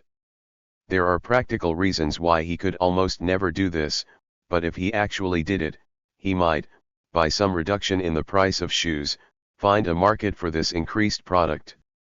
If the reduction of price were great, some competitors would probably go at once out of the business, but it is never the policy of a successful producer to make unnecessary haste in reducing prices, and, as a rule, the reduction is gradual. The increase of product from the very efficient mill must cause a certain reduction in the rate at which it sells its goods, and this is apt to force manufacturers who are particularly ill-equipped and cannot keep pace with the rate of improvement which their enterprising competitor establishes to go out of business. They thus relieve the market of so much of the product as they have contributed and make a place for the increased output of the newly equipped mill. In such a case the total output from the subgroup is not very greatly increased, and the price of the product does not need to be greatly reduced. Standard prices fixed by cost in the most economical establishment. It is a vitally important fact, as we shall soon see, that the price of an article is, in a dynamic society, always tending toward the cost of making it, not in the most inefficient establishment, where it is produced at the greatest disadvantage, but in the most efficient one of all. The ultimate effect of any great improvement is naturally to close the shops of all employers who do not adopt it or get an equivalent advantage of some kind. Ultimately the whole subgroup will be in the state of efficiency it would have reached if the improvement had been adopted by every entrepreneur on its first appearance. The effect of an improvement in production which is quickly adopted by a whole subgroup when an improvement is immediately adopted, not by one employer merely, but by all employers in a subgroup, it is likely to cause a quicker displacement of labor from the subgroup as a whole. A very economical machine introduced by its inventor or manufacturer and quickly adopted by all employers at A would nearly always force a certain number of laborers to leave that industry and find employment elsewhere, if it were not for one commercial fact, namely, the reduction in the price of the product and the consequent enlargement of the demand for it. How labor may be displaced from a general group. The amount of A that can be created depends on the amount of A that can be furnished as material to be transformed into A, and also on the amount of A that will be taken for conversion into A. This again depends on the amount of A that will be accepted by employers at A and sold in this last form to the consuming public. If the market for A cannot be much increased by a moderate reduction of the price of it, some labor may have to go into the group of Bs or Cs, and in any case there must be new labor in A and A if the product of A is increased. We can now measure the difference between the effect of the adoption of an improvement first by one employer and much later by others, and that of the quick adoption of it by all. In this latter case there is not much delay in increasing the output of the goods, and the market for them does not have time to grow larger because of the growth in the numbers and the wealth of the community. Unless the present market will take an enlarged quantity of the finished goods without requiring that the price should go below the new cost of making them, some labor will have to leave the general group. How patents may cause an increased displacement of laborers. What we often see is the nearly simultaneous adoption of a labor-saving device by all leading employers in one industry. Something like this takes place when the makers of a valuable machine retain the patent on it in their own hands, and press the sale of it on all the producers who have use for it. In this case, however, the makers usually put the price of the machine at a figure that, while it affords an inducement to buy it, does not reduce the cost of the goods, that it helps to make enough to cause a great increase in the demand for them. The owners of the patent on the new appliance charge for it what the traffic will bear, and until the patent runs out, the users of the machine have to sell their goods almost at as high prices as before. If the machine enables one man to do the work of a dozen, 11 men must find other things to do. They could find them in their own industry if the product of it were enlarged in consequence of the use of the machine, but if the high price of the patented machine prevents this, they must go elsewhere.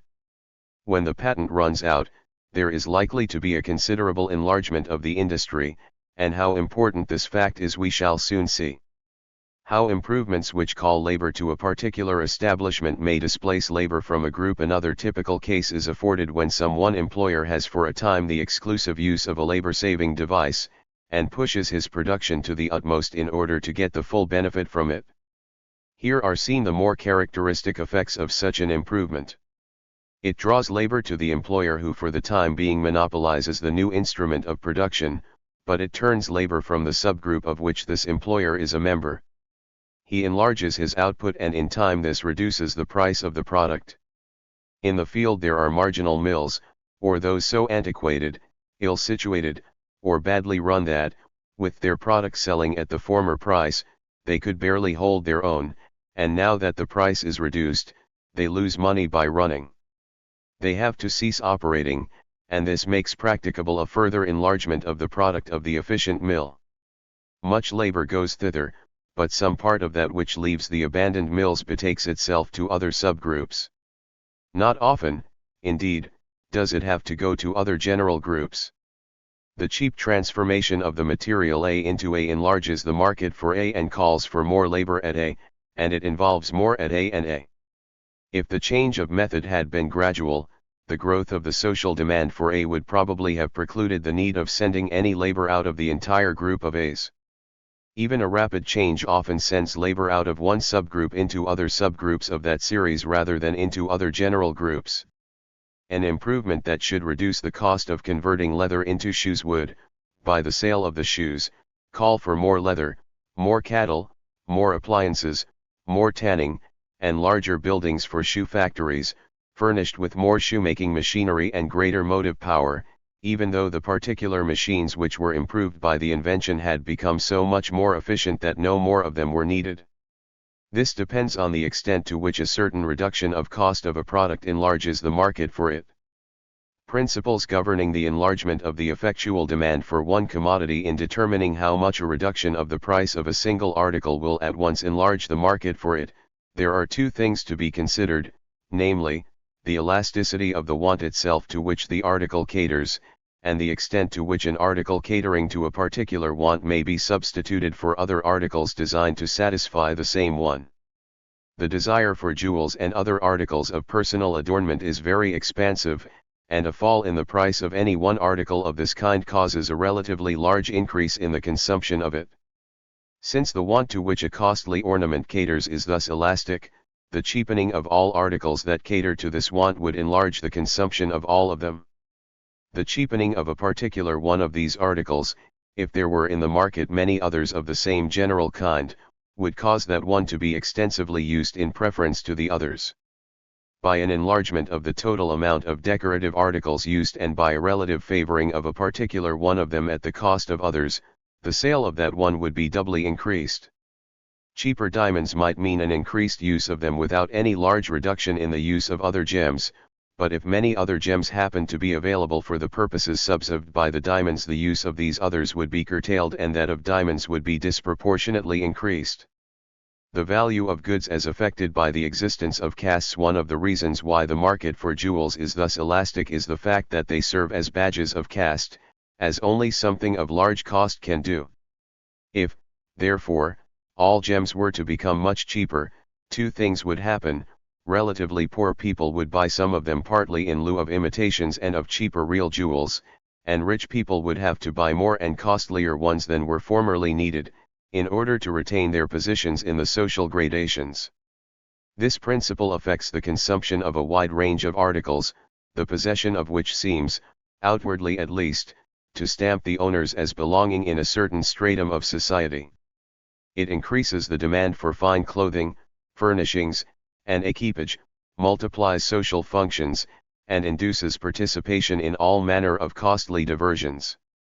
The elasticity of the market for luxurious goods is, in general, greatly increased by the action of this motive. The cheapening of them causes them to be consumed by the lower classes and renders the use of greater quantities or higher qualities of them a social necessity for the higher classes. We shall soon see that a reduction in the cost of any one article usually causes the use of it to trench on that of all manner of things which are on the margin of consumption and are not similarly cheapened. Changes of cost of different goods never uniform. The cost of all articles is never reduced at the same time, and it is impossible that all of them should remain in the same order of desirability in the estimation of purchasers. Many things, however, are often cheapened at the same time, though in different degrees. Whatever furnishes a very common raw material at a lower cost than has prevailed, as did the invention of the Bessemer process of steel making, makes everything into which that material enters cheaper.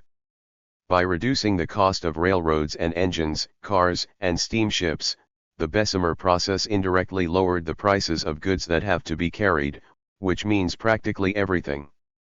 A cheap motive power acts in the same way and lowers the costs of producing an unlimited number of goods.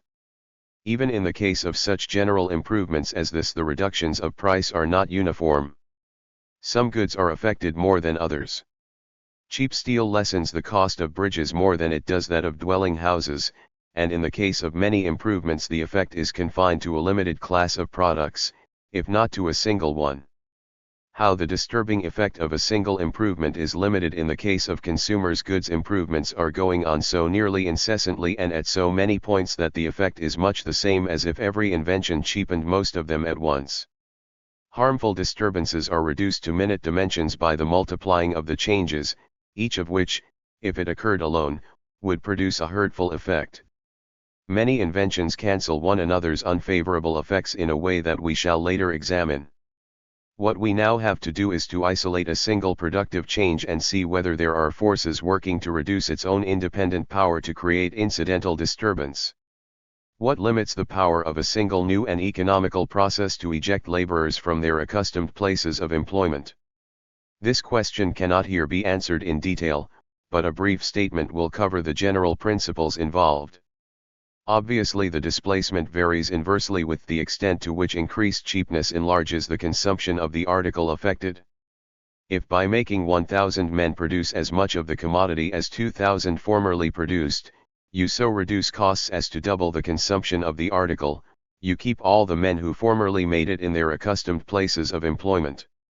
The elasticity of the want itself to which the article caters is one of the two elements that determine the increase in the consumption of it, but when this increase is due to an extensive substitution of this article for others in the purchasing lists of the consuming public, the result is greatly to reduce the displacement of labor which the new and economical method of production entails.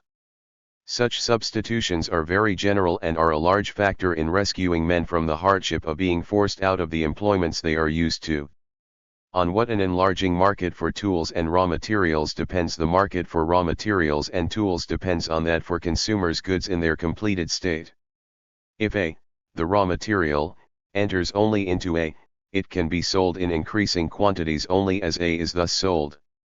The chief fact about tools and materials is that they may contribute to a large number of completed goods, and the significance of this fact we shall soon see. The ultimate power to find a market for all products of the lower subgroups depends on finding one for the products of the uppermost ones, the A, B, and C of our table. The laws which govern the market for finished goods of declining cost have first to be studied.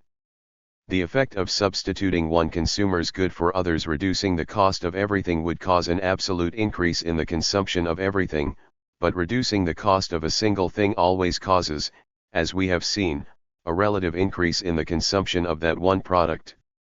While the demand for other articles may not grow absolutely less, it becomes relatively less because of the comparative cheapness of the one product. A substitution of one article for another in the lists of goods used by the public is a universal phenomenon attending an improvement which affects the production of one article only. When the cost of A causes it to stand just outside of the purchase limit of a large class of persons, a moderate reduction in the cost of it will make it a more desirable subject of purchase than the articles which have stood just within that limit, and it will be bought instead of one or more of these things. The securing of new customers for a finished product by means of a fall in the price of it is largely brought about by such substitutions. When the new article is added to a consumer's list, the one which has stood as his marginal or least desirable purchase is taken off from it. It is the relative desirability of buying one or the other of these articles that influences a buyer in his decision between them, and that cannot fail to be changed by anything that lowers the cost of one, leaving that of the other unchanged. If the cost of a unit of each of 10 articles be represented by the lines falling from the letters A, B, C, etc., to the base of the figure, a considerable fall in the cost of A would put it below the cost of each of the other articles represented. If in the case of a large class of persons who did not formerly buy any of the A it is as desirable as any of these goods, it will take its place as the most desirable subject of purchase instead of the least desirable. Those whose available means enabled them to acquire all the articles from J to B inclusive, but did not suffice for A, will now take the A and omit the B. Those whose acquisitions stopped with C will substitute A for that article, and in general every buyer of any of these things who has not heretofore acquired A will now put this in the place of the one which it was least worthwhile to acquire. Substitutions caused by a cheapening of one utility in an article which is a composite of several when different goods cost unlike amounts but are objects of equally strong desires, only one of them is a marginal purchase, and the others afford a personal gain to the consumer which is not offset by a cost. We have seen that this rule applies to the different utilities in a single good. In the case of every article several grades of which are sold, there is one component element or one utility which is worth to the buyer exactly what it costs, while the others afford a consumer's surplus. If the letters in the diagram represent, not whole articles, but utilities in articles, as discussed in Chapter 6, it will accurately express the essential facts. In such cases, which are very numerous, it is only necessary to reduce the price of the one utility which is now just worth its cost in order to induce more consumers to buy the grade containing this utility, instead of a lower grade of the same thing. In doing this, they forego the purchase of something else altogether, or content themselves with a lower grade of that other commodity. If jeweled watch cases should become cheaper, some persons would substitute them for plain cases and would forego buying, say, pictures which were just within their purchase limit, or would content themselves with cheaper pictures. This taking of one thing within the margin of consumption and discarding others is far less frequently done than is the taking of a lower grade of one kind of goods for the sake of securing a higher grade of another. Why substitutions reduce the displacements of labor? The question will, indeed, arise why the burden caused by the change may not be merely transferred to men in industries the products of which are displaced by the substitution.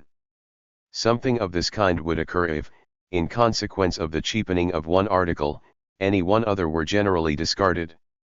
The important fact is that it is not any one thing, but a wide range of things which are consumed in smaller quantities in consequence of the change, and the effect on the makers of any one of them is small. If 1,000 men begin to buy the A of the table we have frequently used, some of them will forego B, some C, and so on through the list, and the market for no one of these things will be much affected. Moreover, the nearly universal fact is that a man who begins to buy one article that he never before used will save the price of it by contenting himself with a slightly cheaper quality of a number of others. He will give up a dozen utilities in as many entire commodities in order to be able to buy the one entire commodity that he adds to his purchasing list.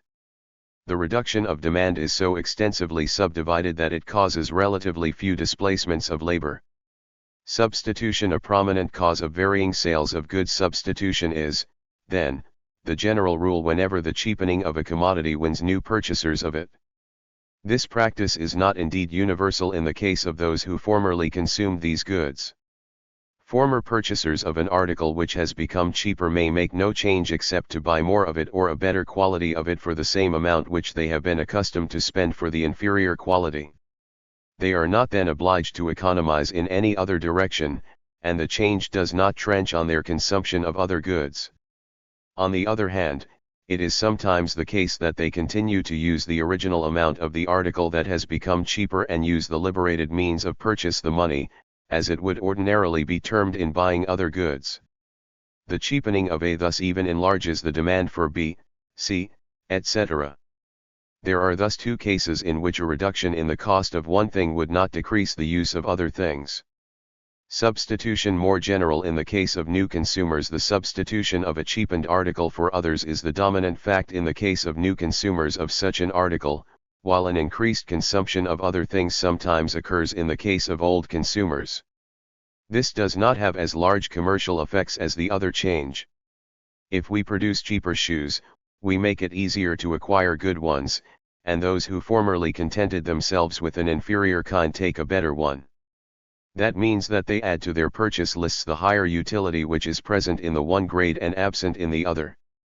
They buy a new element in goods rather than more of those goods, and while they may not always change their consumption of articles of other kinds, they more frequently do so.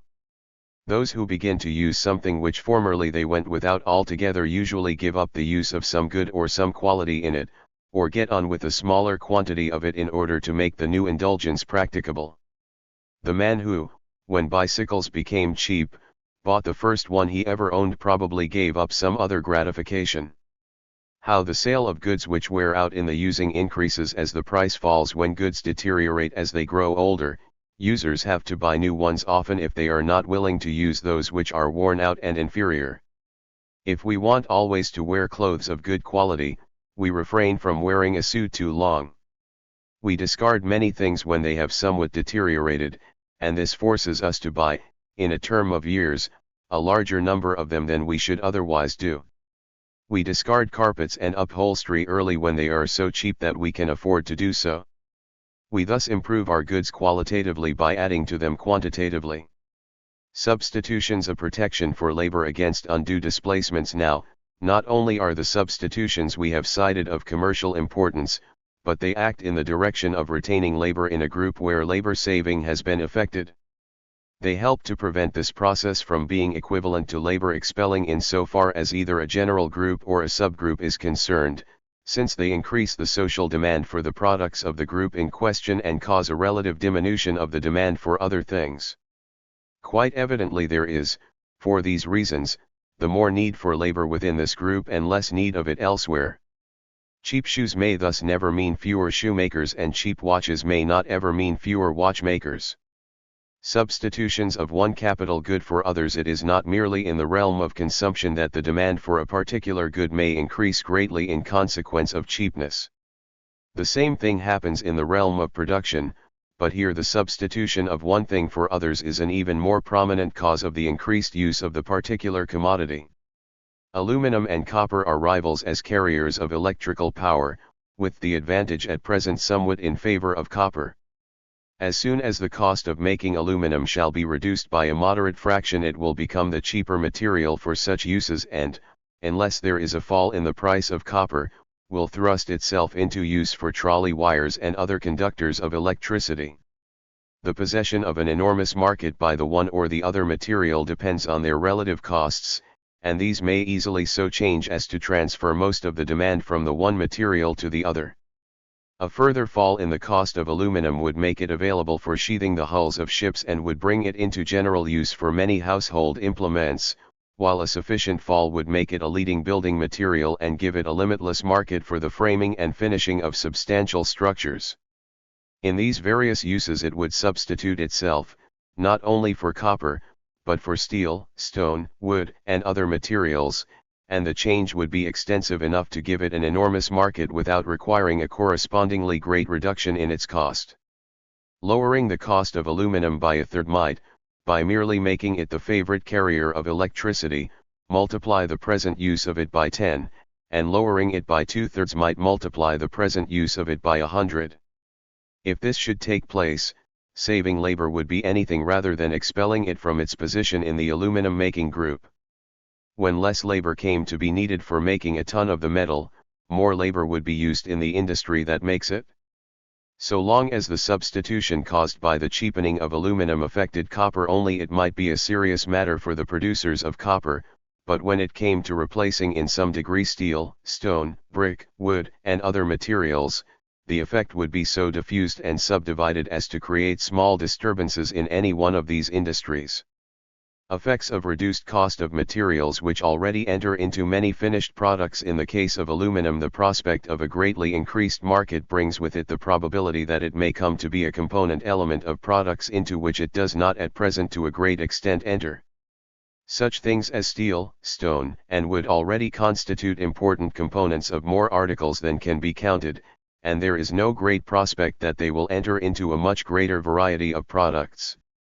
In the case of these materials, there is a prospect that cheapness will show itself in reduced costs of the finished goods that are made of them, and that these finished goods will be used in greater quantities without substituting themselves for other things in so drastic a way as that which we have described in the case of aluminum. A reduction in the cost of steel would indeed bring about a substitution of that material for others at every point where the steel and something else are now on a plane in desirability. The type of building that now is made with plain brick walls and wooden floors, because that cheap mode of building enables it to earn a slightly larger interest on its cost, would often be made with a steel frame and concrete floors.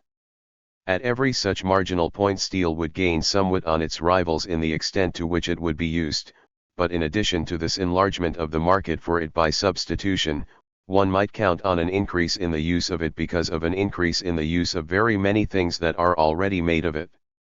Some of these cater to highly elastic wants, and persons who use a quantity of them may be induced to use more without discarding anything else. Such an absolute enlargement of consumption is highly probable in the case of any material that enters into a vast number of products, and this, together with the enlargements that come by substitution, may suffice to create a great demand for the raw material and call for as much labor in the subgroup that makes it as was used before the improvement was made. In the case of the raw materials of industry, the resources for gaining an increased market by substitution are the substitution of the material for others in uses different from those in which it is now employed, the substitution of it for other materials in the marginal parts of its present field, where it is already nearly as available as other things, the substitution of the finished consumer's goods made of it for other consumers' goods.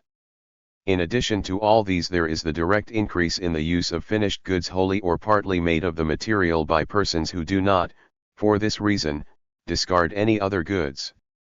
This statement places the different influences in the order of their relative efficiency in the majority of cases in which they act. Effects of cheapening tools of industry. What is true of a raw material which enters into many completed products is true of the tools of industry which are used for many purposes.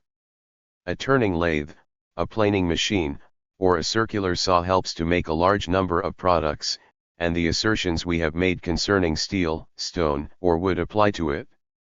As it becomes cheaper, it gains an enlargement of its market by a combination of the four influences just enumerated. It is brought into new uses, is employed more in its present marginal uses, and is required in greater quantity because its products are substituted for other things and are also required in greater amounts independently of these substitutions. Cheap motive forces. Motive power is so nearly universal in its applications that developing a cheap source of it is much like improving the method of producing everything and securing a universal increase of products. We shall see why such a general enlargement of the output of all the shops creates no displacements of labor which entail hardships. If the power is used more in the upper subgroups than in the lower ones, if it is more frequently available for fashioning raw materials than for producing them through agriculture or mining, the development of it checks in some degree the drift of labor from the lower subgroups toward the upper ones, which has been referred to in an earlier chapter. Utilizing the power of Niagara, that of alpine torrents and other unused streams, that of the waves of the sea, and that which has long slumbered in the culm heaps of coal mines, will give increased facility for producing nearly everything, and though the amount of the enlargement of output will vary in different cases and some effect on the movements of labor will be produced, few serious hardships will result, and a majority of the persons who will suffer from these changes at all will get an offsetting benefit from the enlarging productiveness of industry. Footnote. It is also true that an entire variety of gems or other things of this genus might, by mere cheapness, be branded as too common to be used by the very wealthy, except for new and inferior modes of adornment. It is worth noticing that uniformly reducing the cost of everything would cause comparative changes in consumption. Anything which should take away a quarter of the cost of every article in the entire list of social products would increase the consumption of some articles more than it would increase that of others. There is an extremely theoretical case in which there might even be a lessening of the effectual demand for a few things because a uniform reduction of 25% would cause other things to be extensively substituted for them. This thinkable possibility is not practically important. A detailed study would show that a reduction in the cost of any single article in the entire list of social products causes an increase in the consumption of commodities in general. As an isolated man who has had to work hard for mere food and content himself with a few comforts and no luxuries will indulge in luxuries when food production becomes much easier, so society as an organic whole will increase its indulgences all along the line whenever the work of getting any one thing is reduced and some working time is thus liberated. Chapter 17. Table of Contents. Further influences which reduce the hardships entailed by dynamic changes. Table of Contents. In the absence of an unusually great increase in the consumption of an article, the improvement which reduces the cost of it tends to displace labor. The first thing that will occur to anyone who looks for influences which mitigate this evil is the fact that economical changes are going on at nearly all points in the system, and that this cancels out most of the displacing influence. If something sends men from the group A to groups B and C, while something else sends them from the group B to groups A and C, and still another influence impels men from C to A and B, there is likely to be very little actual moving. A question will in such a case arise as to whether the three movements may not expel labor from all the groups and remand them to a state of idleness. History is clear in the answer it gives to this question. Such a result has not occurred, and at the end of a century of brilliant mechanical progress the amount of enforced idleness is not greater than it was at the outset. It remains to show that economic law precludes a universal displacement and ensures laborers for all time against being at the mercy of an industrial system which has nowhere any need of their services. Productive devices widely introduced mean great and general gains and comparatively little cost. They mean what on their face they ought to mean, more comforts and less toil for everybody. Before studying this influence, the reciprocal action of improvements scattered through the general economic system, we have to determine the action of one or two other influences which also lessen the disturbances which progress causes.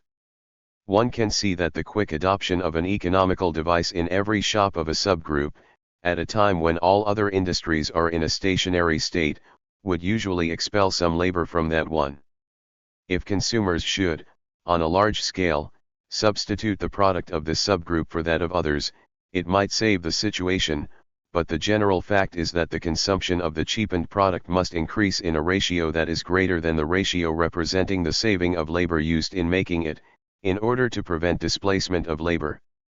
If we get on with 2/3 of the labor which the making of the commodity out of raw materials formerly required, we do not save 2/3 of the total expense of making the finished article, and yet to retain all the labor that is now in the business we must sell 1.5 times the former number of the goods produced.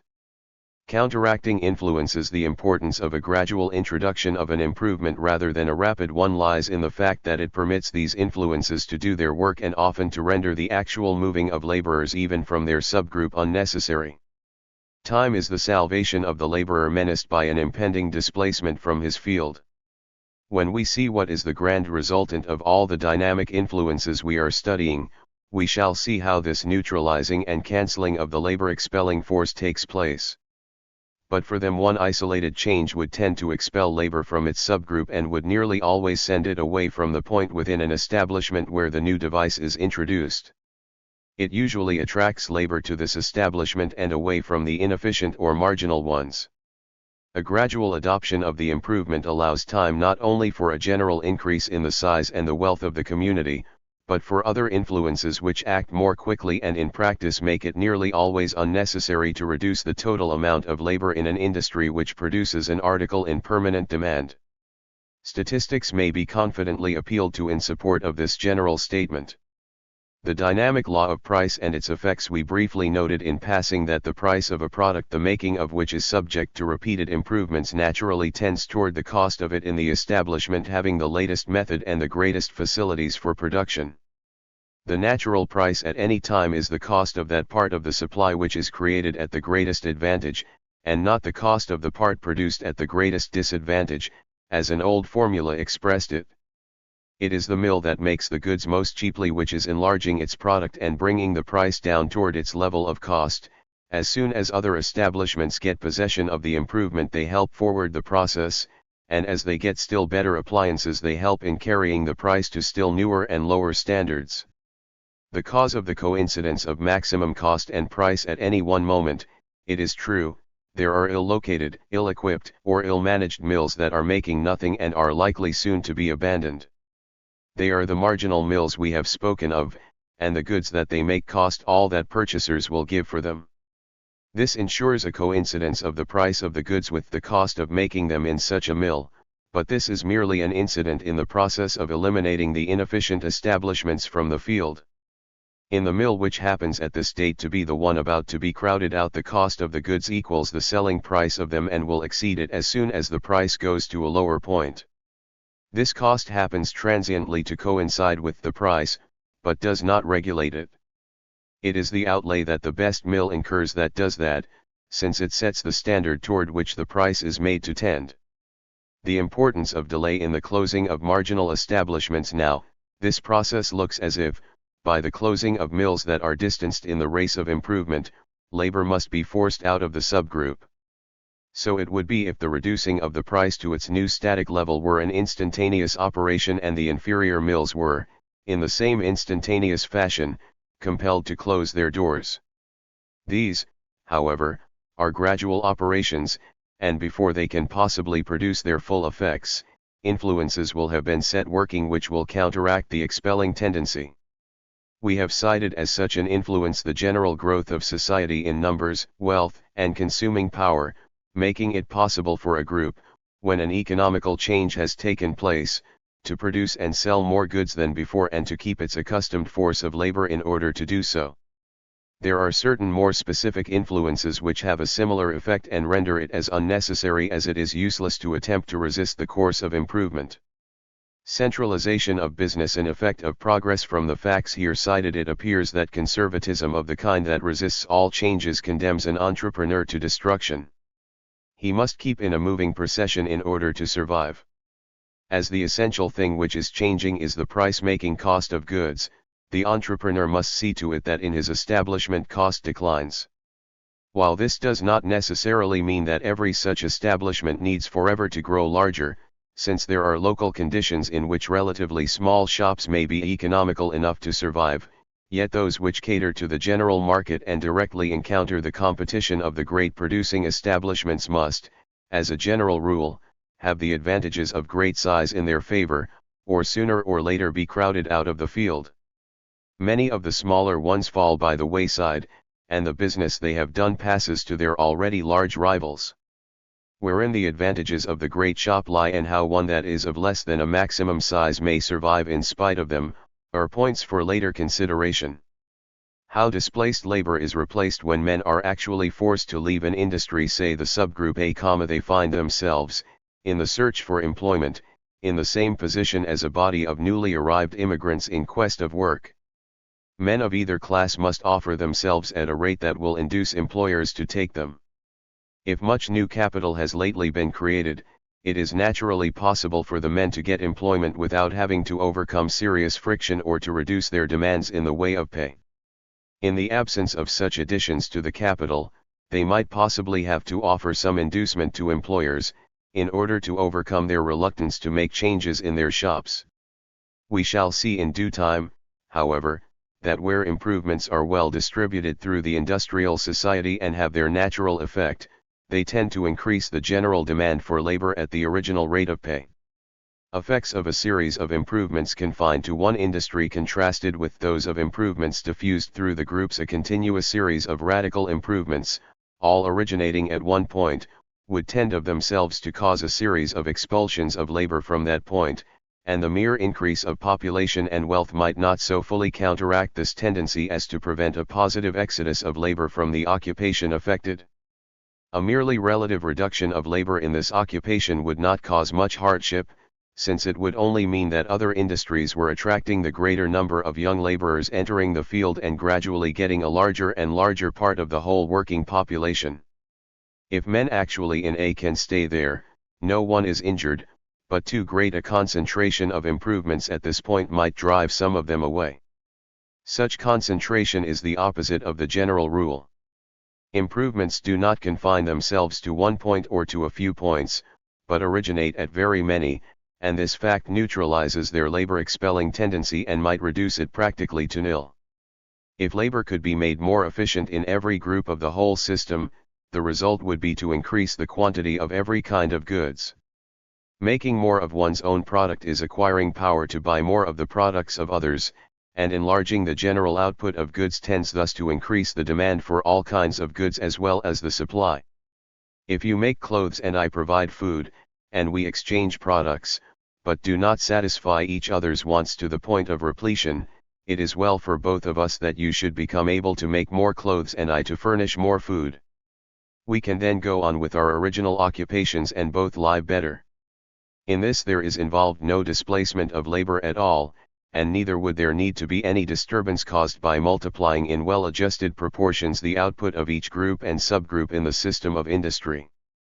Where formerly a unit of A was exchanged for one of B or C, there are now 2 units of A given for 2 of either B or C, and everyone has more things to consume than he formerly had. Labor attracted toward a subgroup as a result of improvements which are made elsewhere. The fact that the demand of consumers for different goods is not uniformly elastic has to be taken into account. There are 2 distinct kinds of movements in the group system, brought about by improvements in method. Each improvement in and of itself has, as a rule, a labor-expelling effect, but this effect is partly neutralized by general growth in consumption and still more by improvements occurring elsewhere. Labor that is thrown out of the A group would naturally go to group B, C, etc., but if, as we have just seen, similar influences tend to expel labor from the B group and the C group, the labor may, for the most part, stay where it is, with the result that more of A, B, and C is offered to consumers. The increased output of one group is itself a means of retaining labor in other groups, even though, thanks to mere methods, that involves making more of every other kind of commodity. The supply of one kind of goods equivalent to a demand for others. There should be no difficulty in interpreting, in this connection, the traditional statement that the supply of one kind of goods constitutes a demand for another. An increment of A and one of B coming into existence together supply wants common to their 2 sets of producers, and both groups can gain by exchanging such portions of their respective products as they do not retain for their own use. If A and B were the only consumers' goods used, a part of the excess of each would be distributed among the members of the group producing it, and the remainder would be given in exchange for some of the other kind of goods, also for distribution among the members of the first named group. This is what actually happens when a multitude of articles for consumption are produced in increasing quantities. Effect of an increase of individual incomes on the character of goods consumed. Such an increase of the productive power of a group means, of course, an increase of individual incomes, and it causes men, as we have seen, to consume better things rather than more of them. There is a certain merely quantitative enlargement of everyone's consumption of goods of a given kind, everyone using more of A than he used before, but the greatest change shows itself in the quality of what he uses. Every man buys and consumes better articles of the A kind, as well as of other kinds. His food, his clothing, etc., are all prepared in a more elaborate way, and he has more of what we call form utility, which results from the fashioning of things, and relatively less of the elementary utility which inheres in the raw material. There is somewhat more of raw material and very much more form utility in the goods he demands for personal consumption. This requires that labor should move upward in the group system, and that more of it than before should betake itself to those subgroups where the fashioning of the raw material is done and where the finishing touches are applied to goods. The effect of the constant improvement of all processes of production, therefore, so far as the effect on labor is concerned, is akin to the effect of an addition to capital, in that it moves labor upward in the subgroup series. It puts more labor into mills and shops which make articles of comfort and luxury. The nature of the movements actually caused by improvements. This upward movement cannot go on as smoothly and with as little disturbance as that which is caused by the increase of capital. Whenever a greater gain is made at one point than is made at another, an influence is set working which, of itself, tends to send labor from the one point to the other. The slowness with which the change of method proceeds affords the time that is necessary for the protection of labor in the first named group, since little movement takes place before the effects of improvements made in the second group begin to be felt.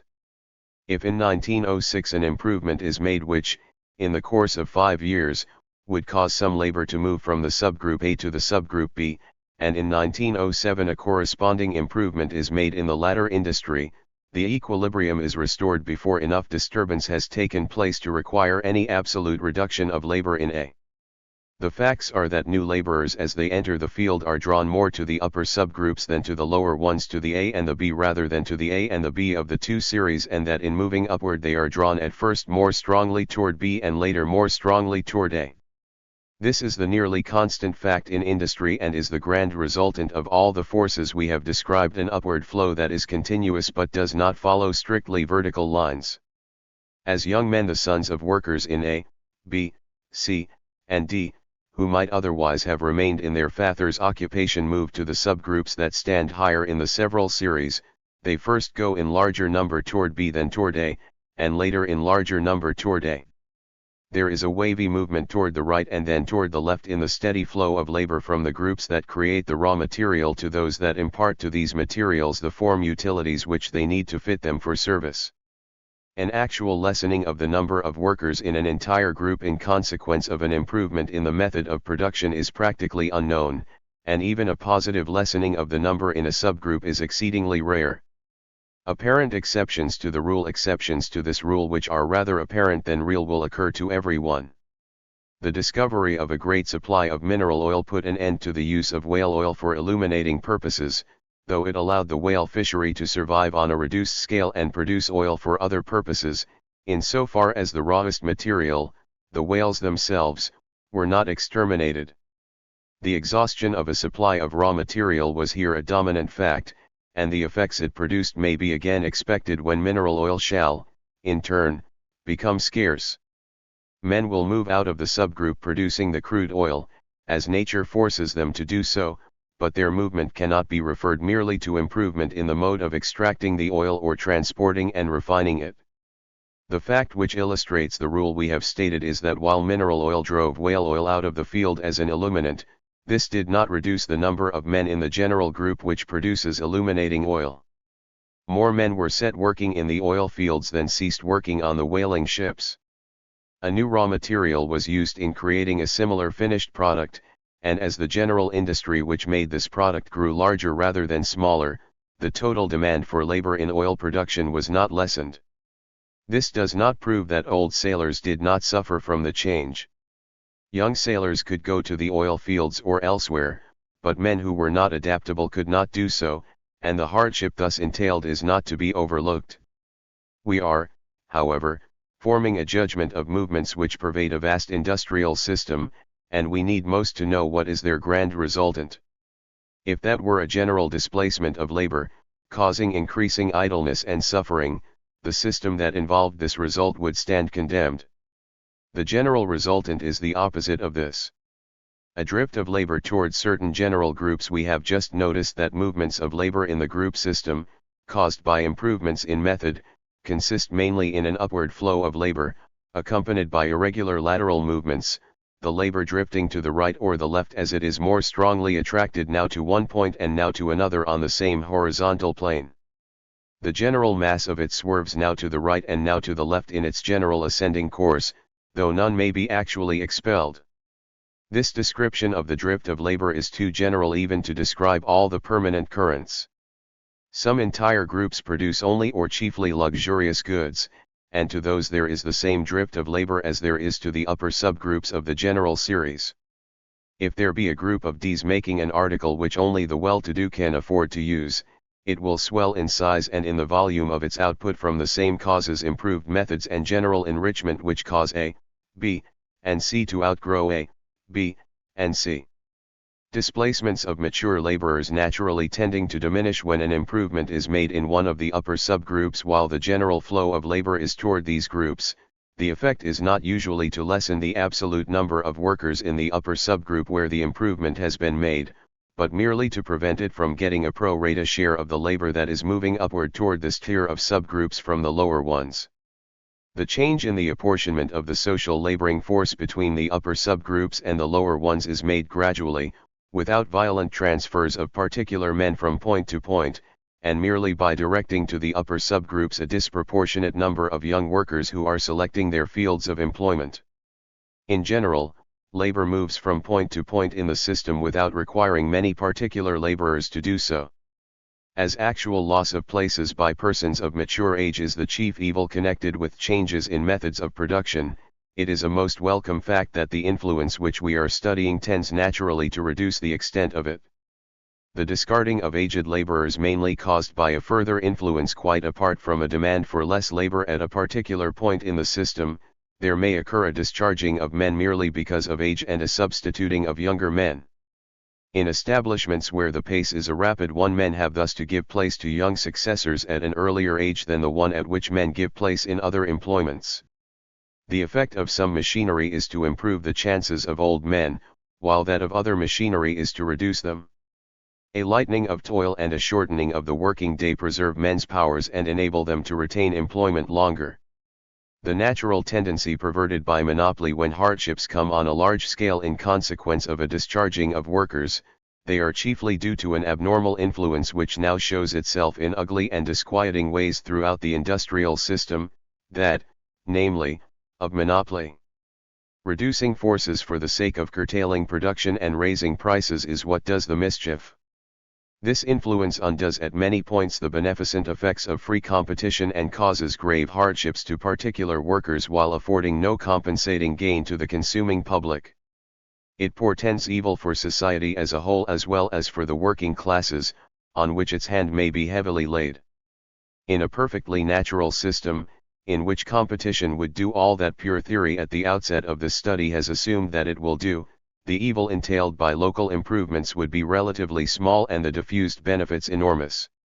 In proportion as the movement approaches steadiness and as gains are made, not by radical changes, now here, now there, and now elsewhere, with long intervals between them, but by smaller economies made nearly everywhere and in very quick succession, the cause of the hardship is reduced. There is less of violent expulsion of labor from its fields and more of a gradual drifting of labor rather than particular laborers from the subgroups that create elementary products to those which fashion them into fine and costly shapes. There is small hardship in the natural selection by new laborers of the employments where they are most needed, and there is often little in a transfer of a person who has tended a machine of one kind to a machine of a different kind. Instances there still are of manual skill brought to naught by the invention of a mechanical automaton that does the work more rapidly and accurately than the hand of man can do it, and the worker who possesses the skill must usually, in such cases, content himself with an employment where his more general aptitudes may stand him in good stead and ensure him at least an average rate of pay. The special aptitude which he had for performing one operation counts for nothing, and this happens when men who have worked in one department of a mill have to accept work in other departments of the same mill or in other employments. A workman's specific loss as compared with his share of a social gain. The test question in cases like these is whether the man is helped or harmed by the general effect of improvements, including not only the one which has caused him to change his occupation, but all others which have taken place since he began working. To this question there can be but one answer. In the course of a lifetime the balance is in favor of progress even in the case of the average victim of the movement, and it is overwhelmingly so in the case of others. What a man sacrifices when he is transferred from one machine to another is usually more than offset in a term of years by what he gains in consequence of the general increase in the producing power of labor. At the time of the displacement he suffers, but by its constant increase in wealth and productivity society more than atones for the injury. The goods that emerge from the mills are multiplied, the share falling to labor, as that share is determined by the test of final productivity, grows steadily larger, and the men who have never served a long apprenticeship at anything, but have learned their present trades quickly and can learn new ones as quickly, are producing and getting far more than they could possibly get under a regime of skilled manual labor or of inferior machinery, and far more also than their successors will get. Hereafter if, by any calamity, mechanical inventions shall cease to be introduced and other product multipliers shall be barred from the field, the hope of working humanity lies mainly in the continuance of the changes which give it a forever enlarging command over nature. Some classes might live comfortably without this, but for the worker it affords the main ground of hope for increasing comfort and a coming time of general abundance. Footnote. The mathematical problem stands thus: if all the subgroups of the A series have the same amounts of labor and a machine enables a half of the force now in A to do all that is required in transmuting the usual supply of A into the usual amount of A, then some of the labor in A would in most cases betake itself to entirely different industries. The superfluous labor at A would amount to an eighth of all the labor required for the complete creation of A. If wages constituted the only cost which the entrepreneur must defray, the price of A would be reduced to 7/8 of the former price, and this might, in the case of some goods, enlarge the demand to 8/7 of its former amount and so keep all the labor in the general group. Since there are outlays to be met besides wages, this reducing of wages by 1/8 would not usually reduce total cost by more than about 1/12, and even if price quickly went down to 11/12 of its former amount, it would be too much to expect that the consumption of the A should increase by 1/7, except in cases in which this amount of reduction of price caused A to take the place of B, C, etc., in the purchase lists of many consumers. The enlargement of consumption would have to take place in a ratio greater than that which represents the saving in cost. Costing 11/12 as much as before, the article must sell 8/7 as freely, which is possible only when it thrusts itself extensively into the place of other consumers' goods. Even then some labor would have to move from A to other subgroups of the series. 1/2 of the amount of labor formerly at A does the whole work formerly done there, and to keep it all at work at that point would require that the output from the whole group be doubled. Saving 1/12 in cost could not well ensure selling double the amount of goods. In this view, improvements would have a threatening look, though their ultimate effect would still appear as beneficial as ever, were it not for the fact that the disturbances that result from them are made to be relatively small by the influences we are studying. Improvements and prices under competition. The figure represents a subgroup in which 5 producers, A, B, C, D, and E, are operating. Later, a new establishment F is introduced.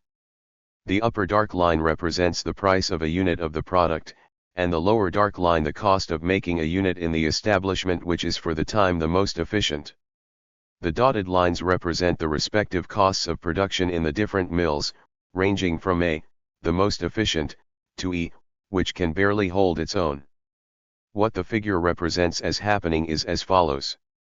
B first makes an improvement which lowers his cost of production, as shown by the descending dotted line. This enables him to increase his output, and so has its effect on the price, which descends. Now, producer E was already selling goods at cost, but he is not at once driven out of the business.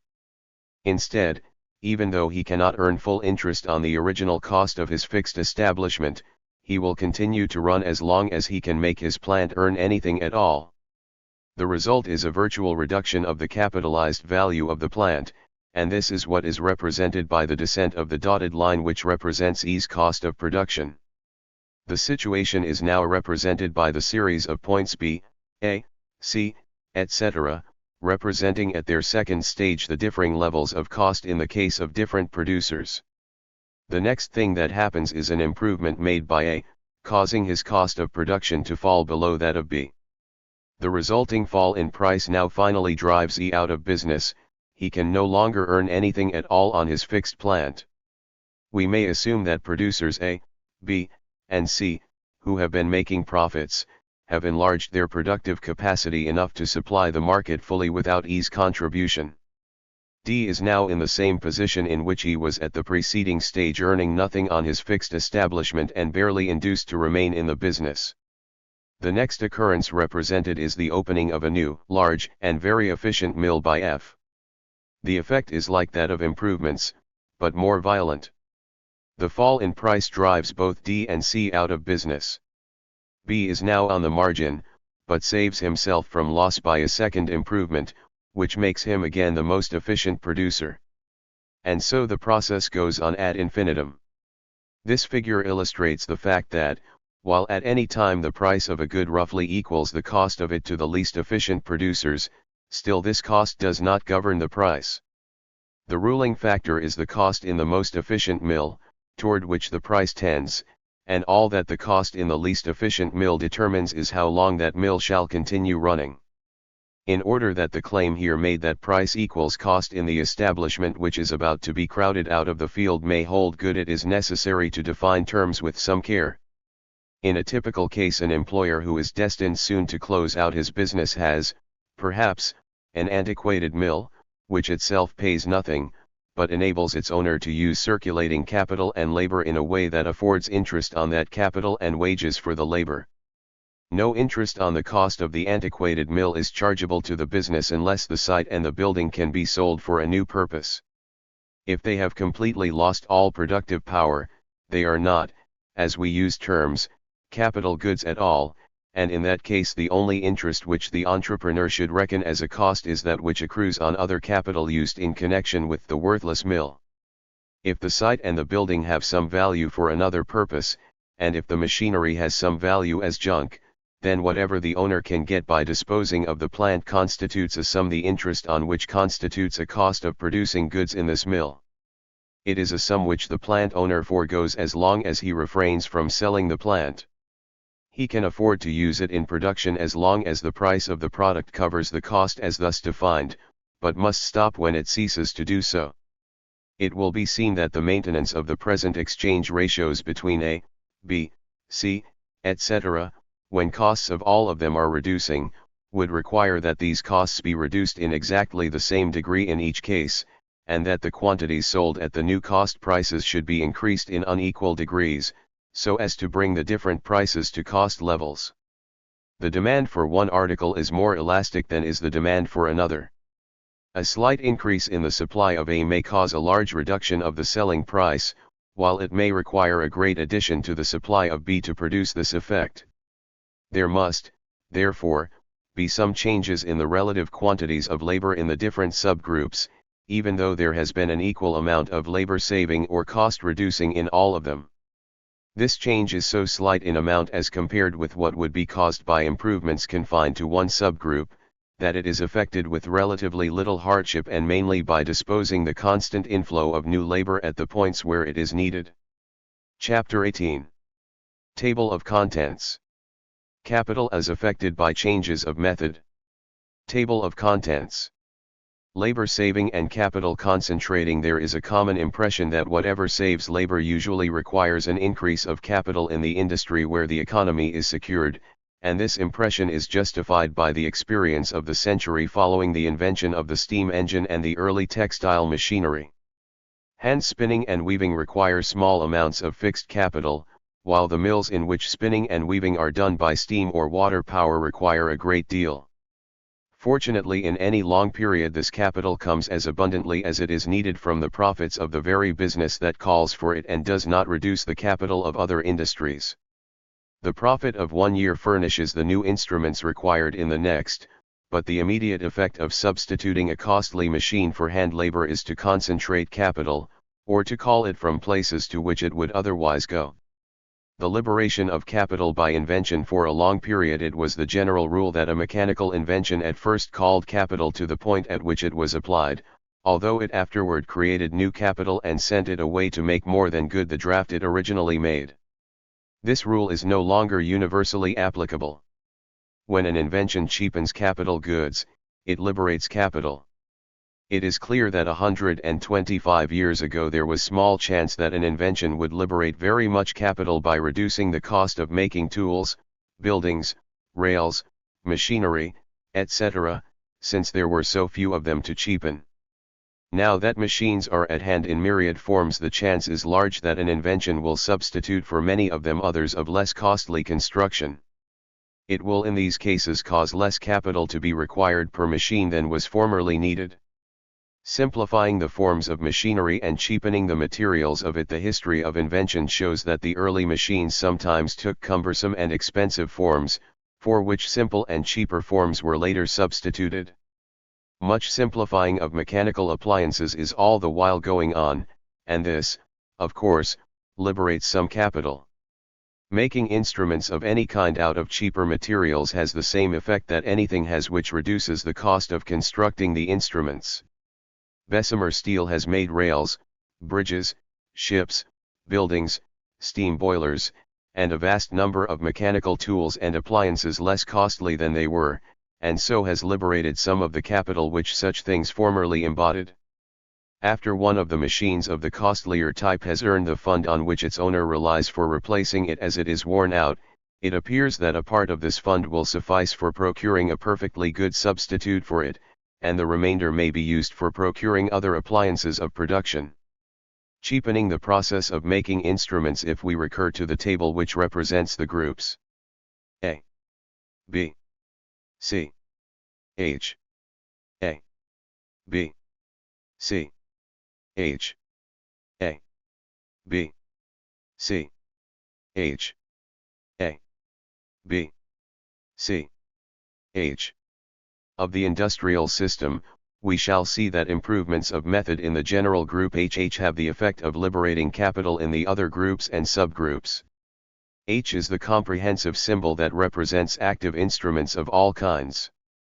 It is engines and boilers, looms and spindles, lathes and planers, rails, cars, bridges, tunnels, canals, ships, buildings, and all the myriad instruments which actively aid man in making the things he wants for consumption. New methods at HH make the supply of all these things cheaper, which means that the labor and capital of the group HH which would have been required for replacing the instruments used in the other groups will more than suffice for that purpose, and a part of their time may be given to making machinery, etc., not formerly used. This amounts to liberating a part of the fixed capital in the three groups producing A, B, and C, although the free capital that is thus gained may in part be used in furnishing additional appliances for use in these same groups. Local concentration of capital which causes a general liberation of it. In such a case the new method used at H may, at its introduction, require more capital than was formerly used at that point in the system. Building Bessemer converters was a costly operation, though the output of cheap steel afterward saved far more capital than the converters required. The power canals of Niagara cost something, but the products created by means of them are cheapening many tools of industry, and like effects follow most applications of electricity for utilizing waterfalls and carrying to great distances the power which they generate.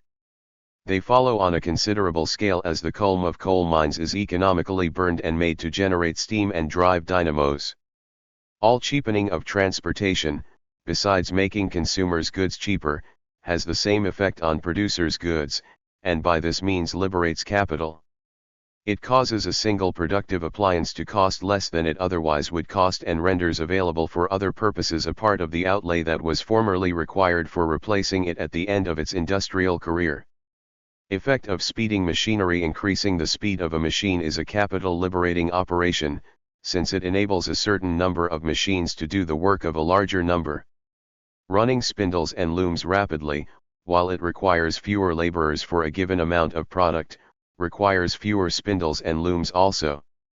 Cases in which liberated capital remains partly in the same industry in which it has been used. A distinction has carefully to be made between causing less capital to be used per unit of physical product, and causing less to be used in a particular occupation without regard to the amount of the product. If we cheapen the operation of cloth making, we shall increase the consumption of cloth, and in this way we may draw new capital into this business, even though we can build and equip a mill of a given capacity more cheaply than before. In this case we have liberated capital in this business and at once re-employed it at the same point.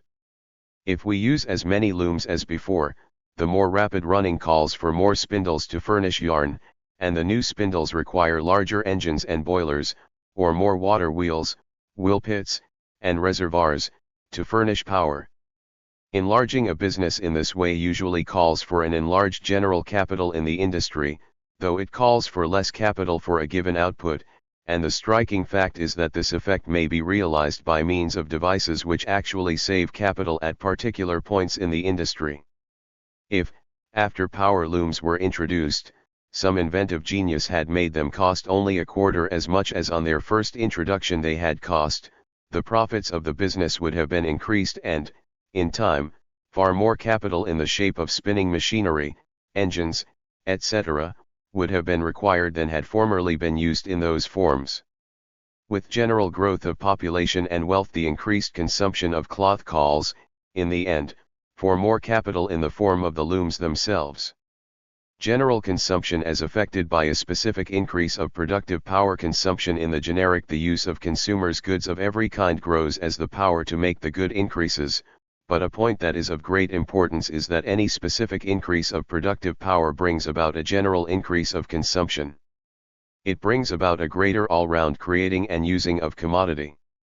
If we can hereafter make the A of our table with the expenditure of half as much labor and capital as we have heretofore used in creating it, the liberated agents of production become available for making whatever is most needed, and they will, in fact, be used for increasing the supply of all three types of consumers' goods represented in the table. They will give us more of A, B, and C in quantities adjusted by the laws of value.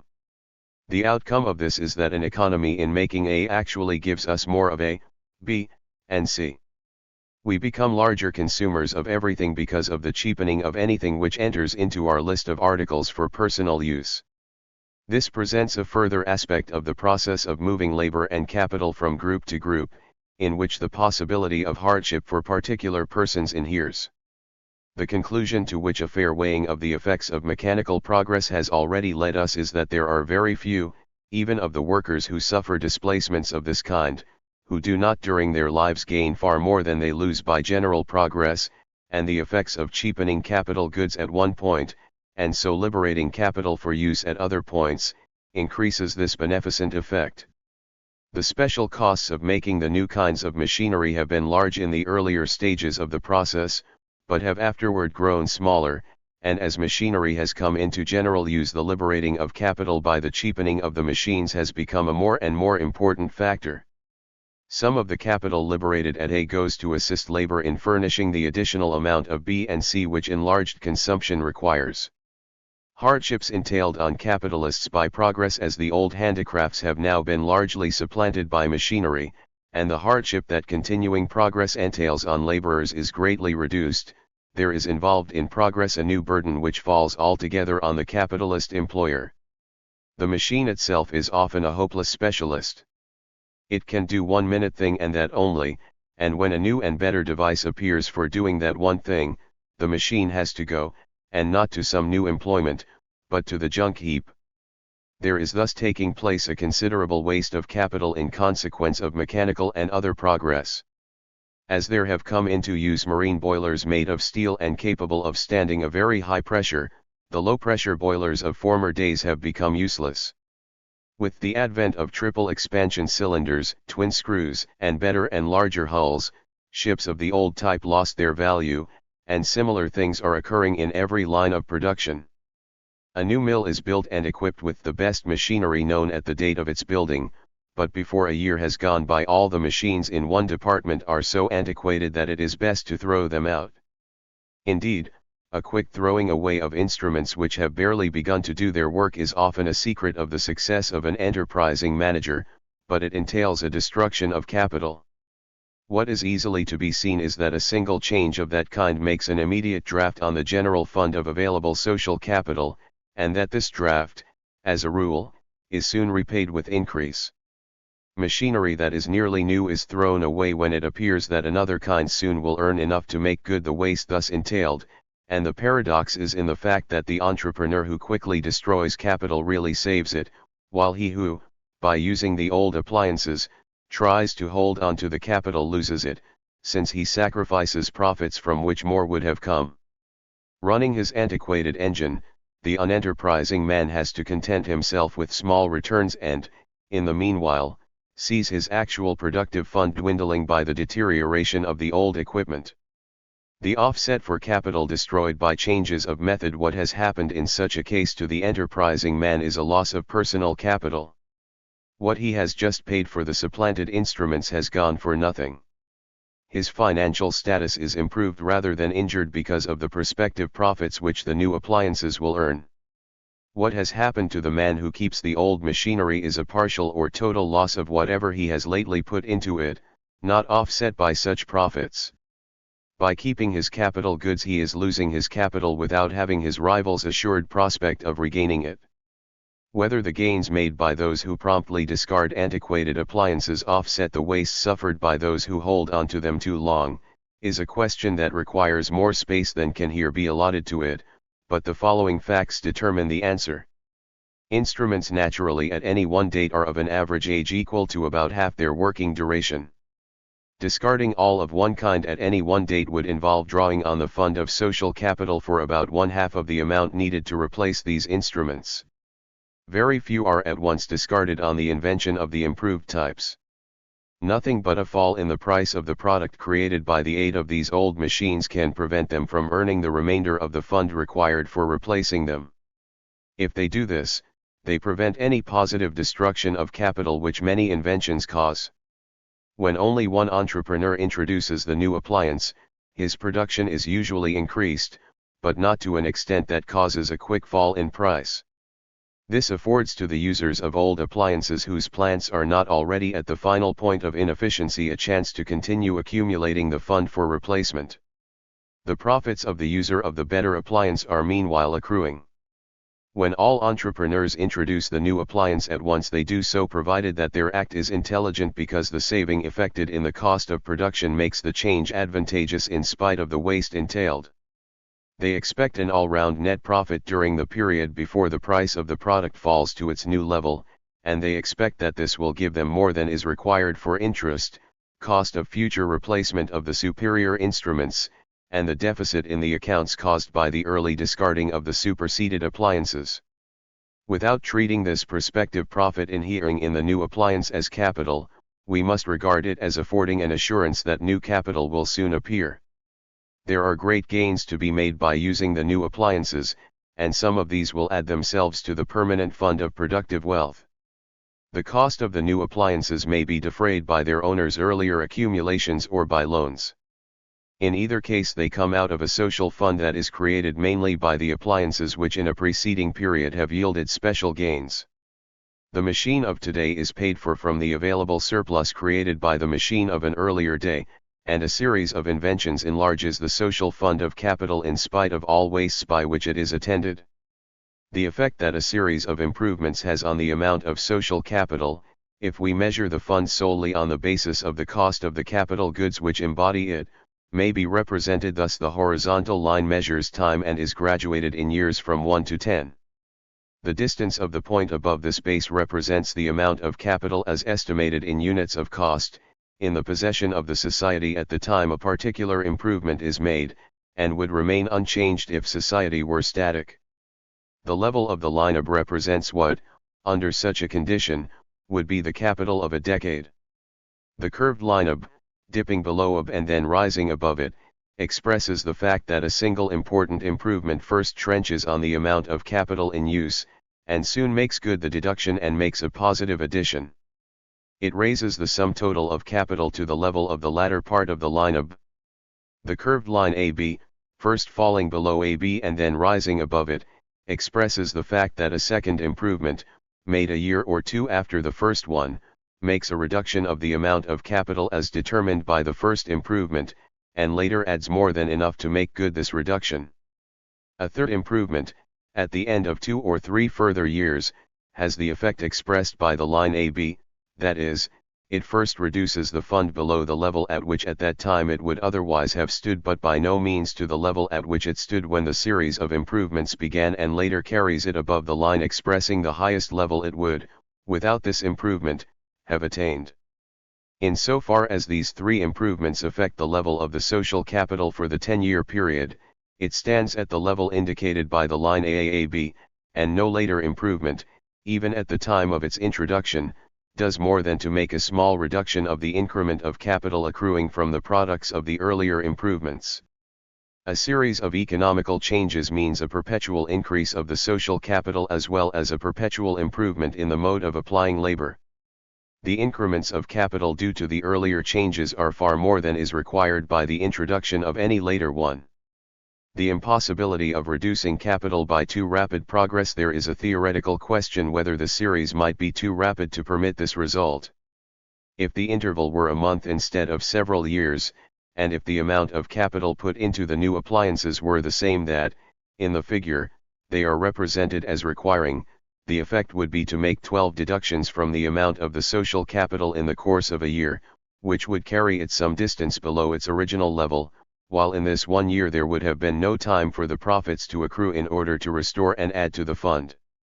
In the next year and the following ones this would follow, and the effect, in the course of 10 years, would be to carry the social capital to a still higher level than the one it reaches in consequence of the slower succession of economical changes. Increasing the rapidity of productive inventions only multiplies the additions made to the social capital. We may summarize the chief facts concerning technical progress as follows. Progress may throw particular men out of their present employment, but cannot destroy the social demand for their labor. Somewhere in society there is a place for them. If improvements were long confined to one subgroup, they might send labor into other subgroups and even into other general groups. Occurring as they do at nearly all parts of the system, they very seldom require an absolute diminution of the amount of labor in a subgroup, and practically never cause such a reduction in a general group. The gradual introduction of an improvement is important, since it affords time for an increase in the social demand for the product which is thus cheapened, and for introducing at many other points improvements which neutralize, in a large degree, the labor expelling effect of the first improvement. Technical gains are the largest source of additions to the total amount of the social capital.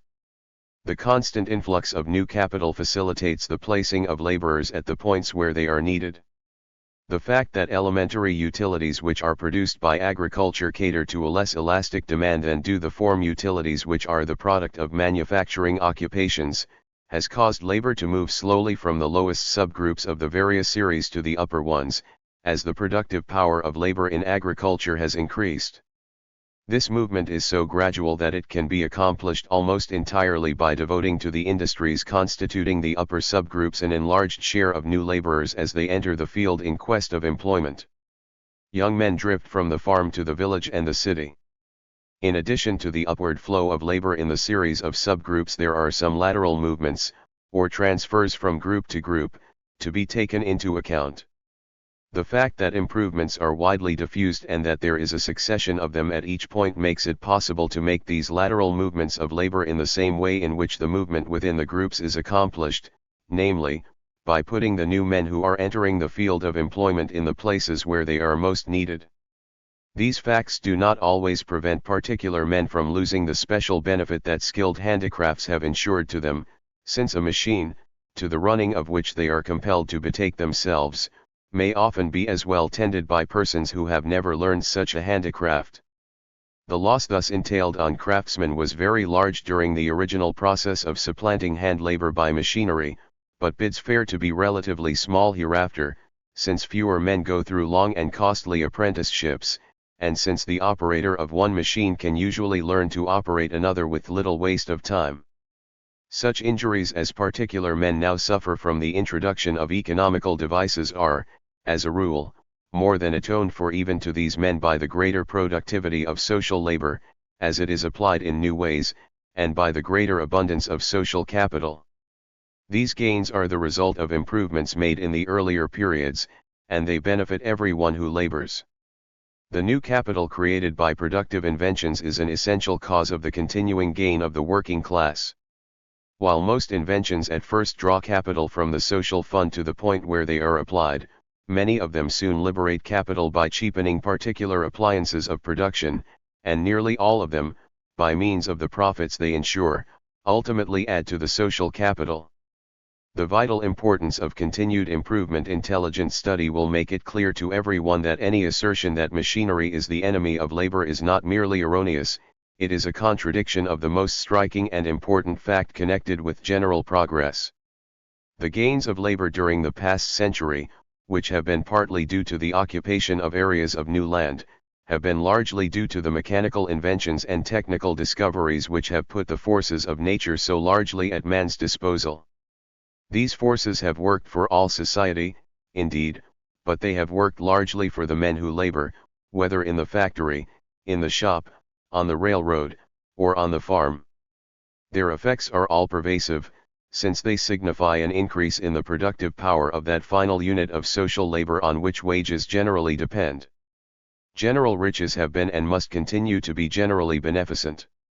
As an isolated man working, Crusoe-like, for himself alone, gains by every technical discovery he can make and by everything he can add to his stock of productive appliances, so society, the great and isolated organism which is the tenant of our planet, reaps a benefit by every improvement it can make, and the forces of distribution see to it that this benefit is carried through and through the system and made to improve the condition of the most humble members. Since the great areas of new land are no longer available as a future resource, the hope of labor during the coming centuries, under any form of industrial organization, whether it be competitive or socialistic, rests on the prospect of continued technical gains and unending succession of calls on the exhaustless serving power of nature. The effect of changes in the relative amounts of labor and capital, the law of wages, as stated in an early chapter of this work, makes it evident that an increase of population, while the social fund of capital remains the same, would reduce the product of marginal labor and therefore the rate of wages. In every establishment into which more workmen should come, while its capital remained the same in amount, the power of an individual worker to produce goods would be lessened. Moreover, any influx of laborers into the society as a whole would be attended by a diffusion of them among all the groups and subgroups, so that the power of an individual laborer to create any kind of goods would be reduced. This means that labor has lost some of its power to create commodity, which is the concrete name for general wealth, and its wages fall accordingly. An influx of capital without any change in the number of laborers would have the opposite effect. It would add to the productive power of marginal labor. As the new capital should diffuse itself through the producing organism, it would enlarge the product of workers everywhere. The wages of labor depend in part on a numerical ratio between units of capital and units of labor, as they cooperate in production, and the change in the ratio which enlarging capital causes improves the condition of the working people.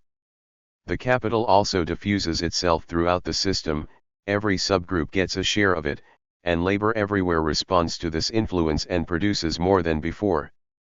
In a change in this ratio, in a gain of per capita wealth in productive forms, lies one influence which has a great power over human destiny and is one main cause of weal or woe for coming generations.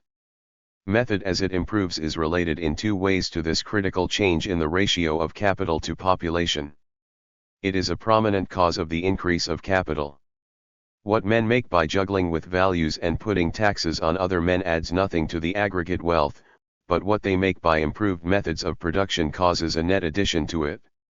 The improvement in method also directly reinforces the influence of enlarging capital, by infusing productivity into labor and increasing its returns. The resultant of the five dynamic changes acting together, so long as the increase of capital more than offsets the increase of population, the ultimate result of all five of the general changes which characterize a dynamic state is to increase the well-being of laborers. The movement of labor from point to point in the system of industrial groups is a necessary means of securing the largest gain for society as a whole and of diffusing the benefit among all members. It is wage earners who are most numerous and most needy, and the greatest benefit which can be credited to any economic influence is that which takes the shape of a rise in wages. Moreover, an upward trend in the rate of pay is of far greater importance than the level of the rate at any one time. A system that should afford high present wages would stand condemned if it precluded all chance of higher ones hereafter, while a system that should begin with a low rate and afford a guarantee that it should grow higher each year to the end of time would have the most important merit which any system could possess. The outlook it would afford for humanity would far outweigh a measure of hardship imposed on the present generation. A present purgatory with dynamic capabilities must in the end excel any earthly paradise which is held fast in a stationary state.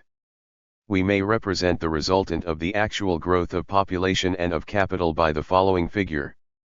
Measuring time by decades along the horizontal baseline and the rate of wages at the beginning of a century by the line of, we represent the increase in the pay of labor which would be brought about by an increase of capital not counteracted by any other influence by the dotted line BC, and the reduction which would be caused by an increase of population by the dotted line B. The line BD describes the resultant effect of these two changes acting together, on the supposition that during the latter part of the century the growth of population is somewhat retarded and that the increase of capital is the predominating influence. We may further represent the change in the rate of wages which is caused by improvements in method and organization by lines rising above the one which expresses the trend of wages as it is affected only by an increase of capital and of population. AF measures time as before and of the rate of pay at the beginning of the century. The dotted line B represents the rise in wages due to the increase of capital, as it more than counteracts the growth of population.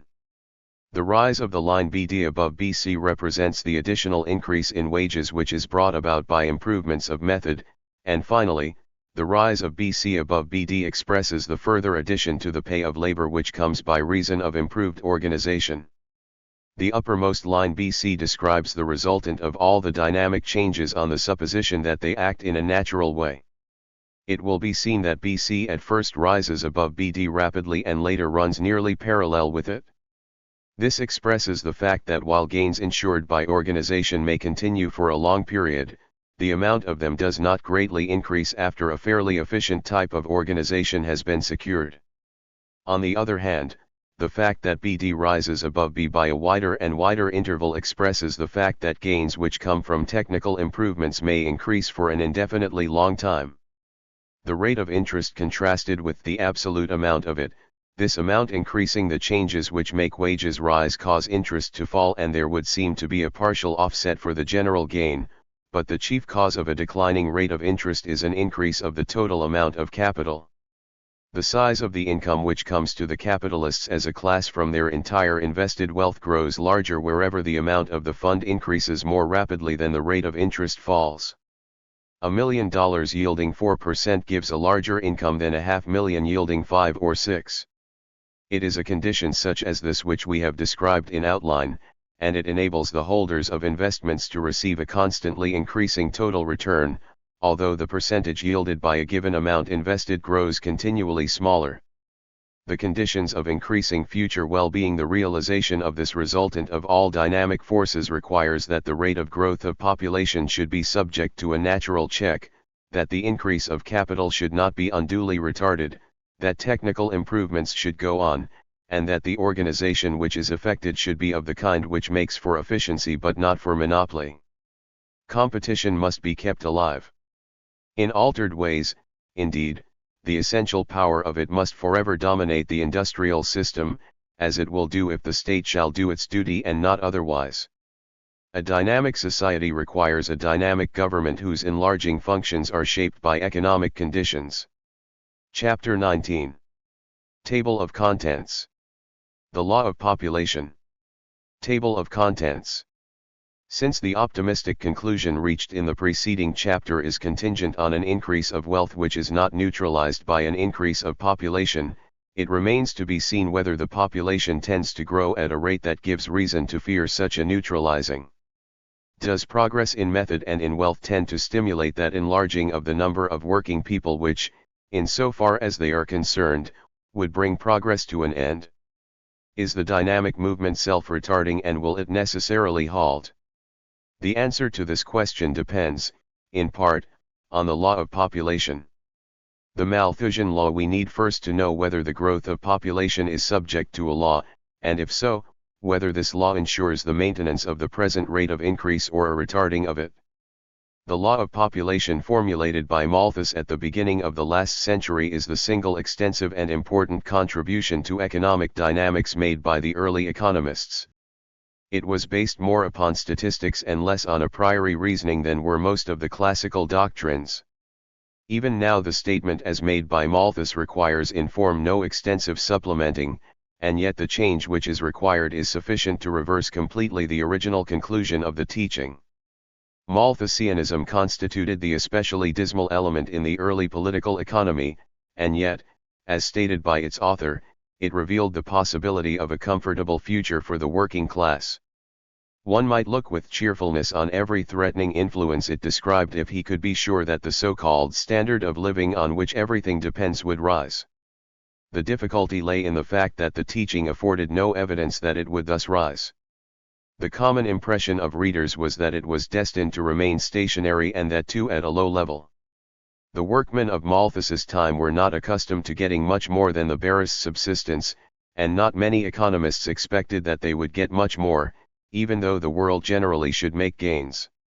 The popular inference from the Malthusian law, if we state the conclusion which most people drew from the Malthusian law in its simple and dismal form, it is this: whenever wages rise, population quickly increases, and this increase carries the rate of pay down to its former level. The earnings of labor depend upon the number of laborers. A lessening of the number of workers raises their earnings and an increase depresses them, and therefore, if every rise in pay brings about a quick increase of population, labor can never hold its gains. Every rise is the cause of a subsequent fall. Malthus's qualification of his statement, as we have said, Malthus so qualified his statement that he did not positively assert that this would describe the experience of the future. The fall in pay that should follow the increase of numbers might not always be as great as the original rise, and when a later rise should occur, the fall following it might be less than this second rise. In some way, workers might insist upon a higher standard of living after each one of their periodical gains. Why this qualification is not sufficient: the mere fact that the standard of living may conceivably rise does not do much to render the outlook cheerful, unless we can find some good ground for supposing that it will rise and that economic causes will make it do so. We should not depend too much on the slow changes that education may effect, or base our law on anything that presupposes an improvement in human nature. We need to see that in a purely economic way progress makes further progress easier and surer, and that the gains of the working class are not self-annihilating but self-perpetuating. We may venture the assertion that such is the fact, that when workers make a gain in their rate of pay they are, as a rule, likely to make a further gain rather than loss. While there must be minor fluctuations of wages, the natural and probable effect of economic law is to make the general rate tend steadily upward, and nothing can stop the rise but perversion of the system. Monopoly may do it, or bad government, or extensive wars, or anarchy growing out of a struggle of classes, but every one of these things, not excepting monopoly, would naturally be temporary, and even in spite of them, the upward trend in the earning power of labor should assert itself. Instead of being hopelessly sunk by a weight that it cannot throw off, the labor of the future bids fair to be buoyed up by an influence that is irrepressible. Refutations of Malthusianism. The Malthusian law of population has been so frequently refuted as to prove its vitality. It is in the main as firmly impressed in the belief of scientific men as it ever was, and some of the arguments which have been relied upon to overthrow it require only to be stated in order to be discarded. One of these is the claim that the statement of the law is untrue because, during the century in which the American continent, Australia, parts of Africa, and great areas elsewhere were in process of occupation, mankind has not actually pressed on the limits of subsistence. No intelligent view regards that fact as constituting anything but an illustration of the Malthusian law. A vast addition to the available land of the world would, of course, defer the time of land crowding and the disastrous results which were expected from it, but with the steady growth of population the stay of the evil influence would be only temporary. An objection based on a higher standard of living. The second objection is also an illustration rather than a refutation of the Malthusian doctrine. It asserts that the standard of living is now higher than it was, and the population does not increase fast enough to force workers to lower it. Malthus's entire conclusion hung upon an if. The rate of pay conformed to a standard, and if that standard were low, wages would be so, while if it were higher, wages would be higher also. The real issue concerning the doctrine of population: there is a real incompleteness in all such statements. Does the standard of living itself tend to rise with the rise of wages and to remain above its former level? When men make gains, can they hold them, or, at any rate, some part of them, or must they fall back to the level at which they started? And this amounts to asking whether, after a rise in pay, there is time enough before a fall might otherwise be expected to allow the force of habit to operate, to accustom the men to a better mode of living and forestall the conduct that would bring them down to their old position. The standard of living, of course, will affect wages only by controlling the number of laborers, and the discouragement due to Malthusianism lies in the fact that it seems to say that the number of workers is foreordained to increase so quickly, after a rise in wages, as to bring them to their old level. Whether it does or does not do this is a question of fact, and the answer is a very clear one. The higher standards actually have come from the higher pay, and they have had time to establish themselves. Subsistence wages have given place to wages that provided comforts, and these again to rates that provided greater comforts and modest luxuries, and the progress has continued so long that, if habit has any power whatever, there is afforded even by the Malthusian law itself a guarantee that earnings will not fall to their former level nor nearly to it. A radical change in theory progress is self-perpetuating.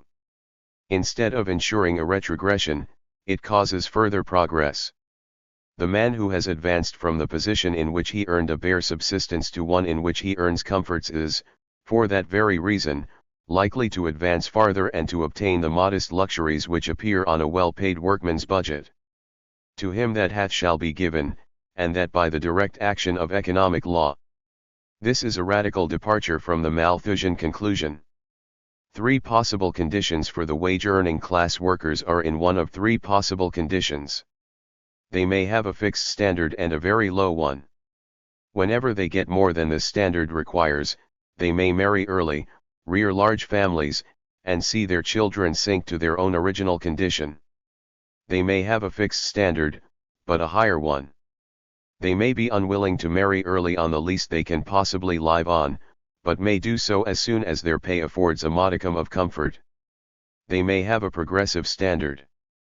There may be something dynamic in their psychology, and it may become a mental necessity for them to live better and better with advancing years, and to place their children in a higher status than they themselves ever obtained. A historical fact: the manner in which Malthus was actually interpreted was as much due to the condition of workers in his day as to anything which he himself said. It was small comfort to know that, under the law of population, wages might conceivably become higher and remain so because of a higher standard of living, provided the higher standard was never attained. Facts for a long time were discouraging. In due time they changed for the better. The opening of vast areas of new land made its influence felt. It raised the pay of labor faster than the growth of population was able to bring it down. This had the effect of establishing, not only a higher standard, but a rising standard, and as one generation succeeded another it became habituated to a better mode of living than had been possible before. It was the sheer force of the new land supplemented by new capital and new methods of industry that accomplished this. It pushed wages upward, in spite of everything that would in itself have pulled them down. A retarded growth of population. If Malthusianism, as most people understood it, were true, population should increase most rapidly during this period of great prosperity, and should do its best to neutralize the effect of new lands, new capital, and new methods. In some places the increase has been abnormally rapid, and in a local way this has had its effect, but if we include in our view the whole of what we have defined as civilized industrial society, the rate of growth has not become more rapid, but has rather become slower during this period. In one prosperous country, namely, France, population has become practically stationary. Even in America, a country formerly of most rapid growth, the increase, apart from immigration, has been much slower than it was during the first half of the 19th century. The growth of population, then, may proceed more slowly or come to a halt, even while wealth and earning powers are increasing. If this is so, a further accumulation of capital and further improvements in method will not have to struggle against the effects of more rapidly growing numbers, and their effects will become more marked as the decades pass. There will be a weaker and weaker influence against these forces which fructify labor, and they will go on indefinitely, endowing working humanity with more and more productive power and with greater accumulations of positive wealth. Home owning, savings bank deposits, invested capital, and comfortable living may be more and more common among men who depend for their income mainly upon the labor of their hands. Is this more than a possibility? Is there an economic law that in any way guarantees it? Can we even say that general wealth will, without much doubt, redound to the permanent well-being of the working class, and that the more there is of this prosperity, the less there is of danger that they will throw it away by any conduct of their own? The answer to these questions is to be found in a third historical fact. The birth rate small among the upper classes in society. In most countries it is the well-to-do classes that have small families and the poor that have large ones. It is from the interpretation of this fact that we can derive a most important modification of the Malthusian law. It is the voluntary conduct of different classes which determines whether the birth rate shall be large or small, and the fact is that in the case of the rich it is small, in the case of the poor it is comparatively large, while in the case of a certain middle class, composed of small employers, salaried men, professional men, and a multitude of highly paid workers, it is neither very large nor very small, but moderate. In a general way the birth rate varies inversely as the earning power of the classes in the case, though the amounts of the variations do not correspond to each other with any arithmetical exactness. If one class earns half as much per capita as another, it does not follow that the families belonging to this class will have twice as many children. They do, on the average, have more children. There is, then, at least an encouraging probability that promoting many men from the third class to the middle class would cause them to conform to the habit of the class they joined.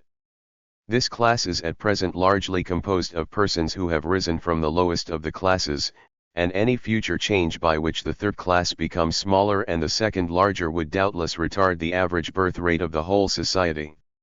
Motives for the conduct of the different classes history and present fact are again enlightening in that they reveal the chief motive that determines the rapidity of the increase of the population.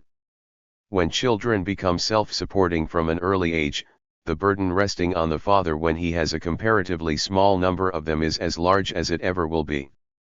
If they can earn all they cost when they reach the age of 10, the maintenance of the children will cost as much when the oldest child has reached that age as it will cost at any later time.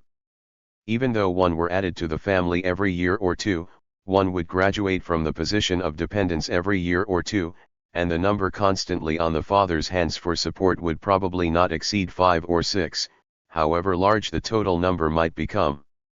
The large number of children in families of early New England and the large number of them in French-Canadian families at a recent date were due to the fact that land was abundant, expenses were small, and a boy of 10 years working on the land could put into the family store as much as his maintenance took out of it. The food problem was not grave in those primitive places and times, and neither were the problems of clothing, housing, and educating. It is in this last item that the key to a change of the condition lay, for the time came when more educating was required, when the burden of maintaining children continued longer, and a condition of self-support was reached at no such early date as it had been in rural colonies. The effect of endowing children with education and with property when children need to be thoroughly educated, the burden of maintaining a family of course increases. An unduly large family means the lowering of the present standard of living for all and a lowering of the future standard for the children. With most workmen it is not possible either to endow many children with property or to educate them in an elaborate way. The fear, therefore, of losing present comforts for the family as a whole and the fear of losing caste by seeing the family drop, at a later date, into a lower social class, are arguments against large families. Why economic progress perpetuates itself. The economic motive which causes progress to perpetuate itself and to bring about more and more progress is the determined resistance to a fall from a social status.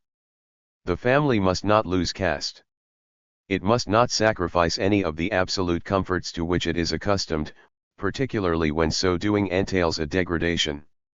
Such is human nature that the unwillingness to give up something to which one is accustomed is a far stronger spur to action than the ambition to get something to which one is not accustomed, and a social rank once attained is not surrendered without a struggle.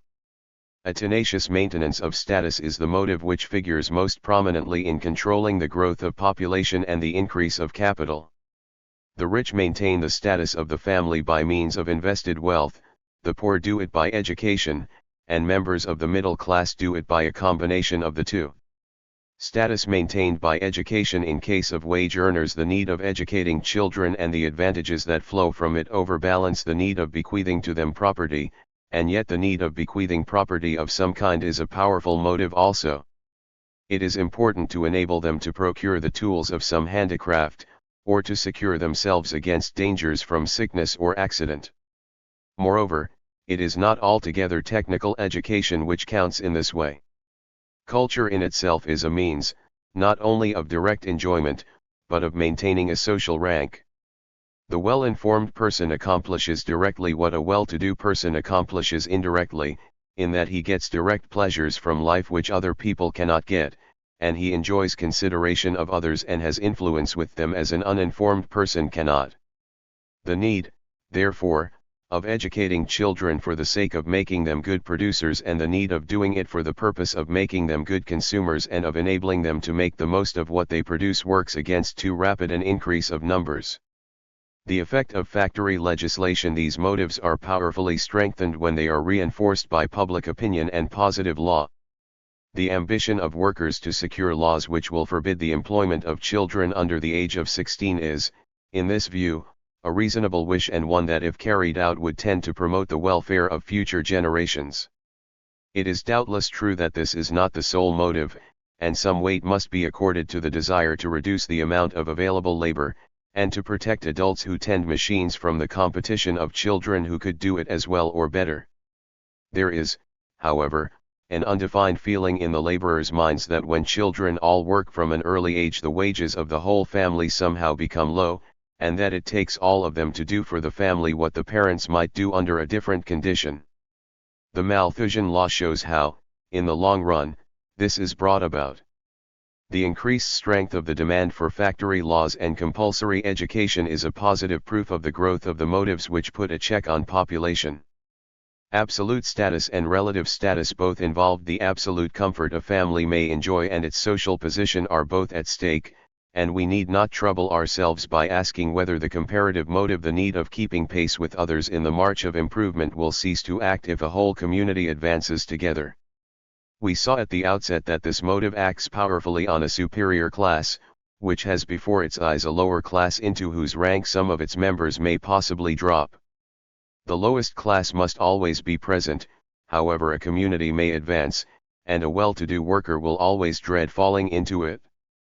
If it should grow smaller and smaller in number, and if the second of the three classes we are speaking of should grow larger, the dread of falling from the one to the other would not disappear. The relative status, that which appeals to caste feeling and the desire for the consideration of others, would continue to be influential, as well as the desire for positive comforts, and the motive that depends on comparisons might even be at its strongest when the lowest class should so dwindle that few would be left in it except cripples, the aged, or the feeble-minded. An efficient worker would struggle harder to keep his family out of such a class than to keep it out of one which would have upon it only the ordinary stigma of poverty. Checks more effective as wealth increases. It is clear that the dominant motives which restrain the growth of population act more powerfully on the well-to-do classes than on the poor. The need of invested wealth, the need of education, the determination to adhere to a social standard of comfort and to avoid losing caste, are stronger in the members of the higher classes than in those of the lower ones, and become more dominant in the community as more and more of its members belong to the upper and the middle classes. Immediate causes of a slow increase of population. The economic motive for a slow growth of population can produce its effect only as it leads to some line of conduct which ensures that result. Means must be adopted for attaining the end desired, and when one looks at some of the means which are actually resorted to, he is apt to get the impression that an indispensable economic result is in some danger of being attained by an intolerable moral delinquency. Must the society of the future purchase its comforts at the cost of its character? Clearly not, if the must in the case is interpreted literally. A low birth rate may be secured, not at the cost of virtue, but by a self-discipline that is quite in harmony with virtue and is certain to give to it a virile character which it loses when men put little restraint on their impulses. Late marriages for men stand as the legitimate effect of the desire to sustain a high standard of living and to transmit it to descendants, and late marriages for women stand first among the normal causes of a retarded growth of population. Moreover, the same moral strength which induces men to defer marriage dictates a considerate and prudent conduct after it, and prevents unduly large families without entailing the moral injury which reckless conduct involves. On the other hand, there may be an indefinite postponement of marriage by classes that lack moral stamina and readily lapse into vice. There are vicious measures, not here to be named in detail, which keep down the number of births or increase the number of deaths, mostly prenatal, though the infanticide of earlier times is not extinct. By strength and also by weakness, by virtue and also by vice, is the economic mandate which limits the rate of growth of population carried out. A limit of growth must be imposed if mankind is to make the most of itself or of the resources of its environment. There is no great doubt that it will be so imposed, and the great issue is between the two ways of doing it, namely, that which brutalizes men and depraves them morally and physically, and that which places them on a high moral level. Moral losses attending civilization. There is little doubt that vice has made gains which reduce in a disastrous way the otherwise favorable results of increasing wealth. The hastening ills that are said to attend accumulating wealth and decaying manhood have come in a disquieting degree and forced us to qualify the happy conclusions to which a study of purely economic tendencies leads. The evil is not confined to the realm of family relations, but pervades politics, high finance, and a large part of the domain of social pleasures. The richer world is the more sybaritic, self-indulgent and intolerant of many moral restraints, and if one expects to preserve an unquestioning trust in the future, he must find a way in which the economic gains which he hopes for can be made without a casting away of the moral standards which are indispensable. The greatest possible achievement in this direction would be an abandonment of vicious restraints on population and a general increase of the forethought and the self-command which even now constitute the principal reliance for holding the birth rate within prudent limits. The working of Malthusianism in short periods as contrasted with an opposite tendency in long ones. There is little doubt that by a long course of technical improvement, increasing capital, and rising wages, the laboring class of the more prosperous countries have become accustomed to a standard of living that is generally well sustained and in most of these countries tends to rise. There is also little uncertainty that a retarded growth of population has contributed somewhat to this result. One of the facts which Malthus observed is consistent with this general tendency. Even though the trend of the line which represents the standard of living be steadily upward, the rise of actual wages may proceed unevenly, by quick forward movements and pauses or halts, as the general state of business is flourishing or depressed. In booming times wages rise and in hard times they fall, though the upward movements are greater than the downward ones and the total result is a gain. Now, such a quick rise in wages is followed by an increase in the number of marriages and a quick fall is followed by a reduction of the number. The birth rate is somewhat higher in the good times than it is in the bad times.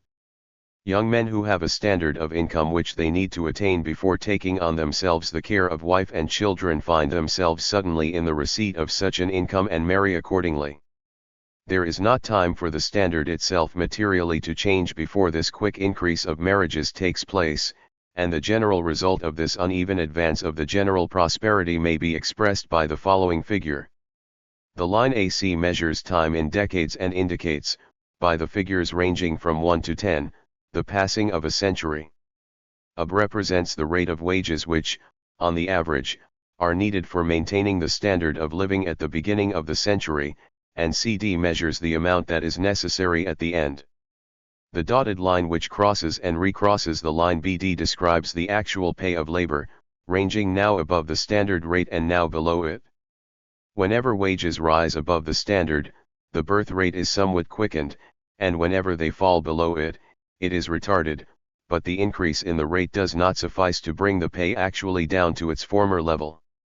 The descent of the dotted line is not equal to the rise, and through the century the earnings of labor fluctuate about a standard which grows continually higher.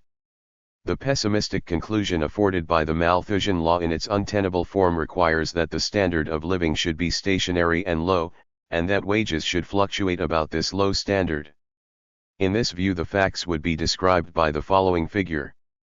AC measures a century, as before, by decades, and the height of BD above BC measures the standard of living prevailing through this time. The dotted line crossing and recrossing BD expresses the fact that wages sometimes rise above the fixed standard and are quickly carried to it and then below it by a rapid increase in the number of the laborers. Members of the upper classes not secure against the action of the Malthusian law. If a great lower class is subject to it, it is clear that if the workers are to be protected from the depressing effect which follows a too rapid increase of population, the Malthusian law in its drastic form must not operate in the case of the lowest of the three classes, so long as that is a numerous class. A restrained growth in the case of the upper two classes would not suffice to protect them if the lowest class greatly outnumbered them, and if it also showed a rapid increase in number whenever the pay of its members rose. The young workers belonging to this class would find their way in sufficient numbers into the second class to reduce the wages of its members to a level that would approximate the standard of the lowest class. Under proper conditions this does not happen, for the drastic action of the Malthusian law does not take place in the case of the third class as a whole, but only in the case of a small stratum within it. Countries similarly exposed to dangers from other countries. Something of this kind is true of a number of countries which are in close communication with each other. If a rise of pay gave a great impetus to growth of population in Europe, and if this carried the pay down to its original level or a lower one, emigration would be quickened, and although the natural growth in America might be slower, the American worker might not be adequately protected. The influx of foreigners might more than offset the slowness of the natural growth of population in America itself. The most important illustration of this principle is afforded by the new connection which America is forming with the Asiatic nations across the Pacific. Chapter XX. Table of Contents. The Law of Accumulation of Capital. Table of Contents.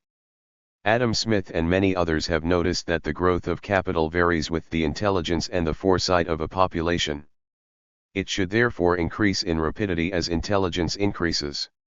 A high valuation of the future is a mark of intelligence, and there is no reason why an entirely rational being should value a benefit accruing to himself in the future any less than he does a benefit accruing at once.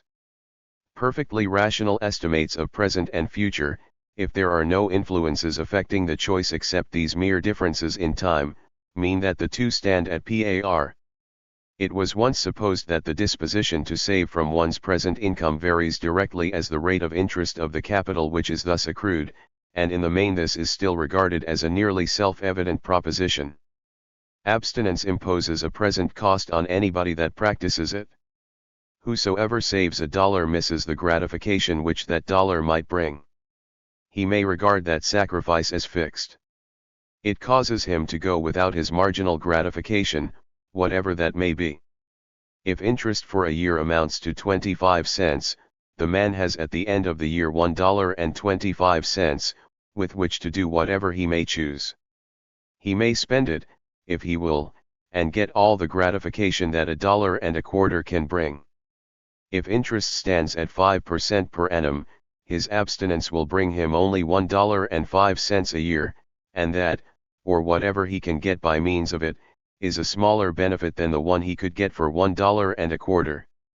If it is barely worthwhile to go without something now in order to have $1.05 in the future, it is more than worthwhile to do it in order to have $1.25 at the same future date. If a man is induced to save only $1, for the sake of having $1.05 at the end of the year, why should he not save $2, in order to have $2.50 at that time? Why should not the amount of his present privation increase, when the surplus of benefit he can gain by it at a future date grows greater? Such is the reasoning, and it seems entirely plausible, if we assume that what the man loses is the gratification he might have by spending his dollar, and that what he gains is the benefit of spending it and its accumulation of interest at the end of the year.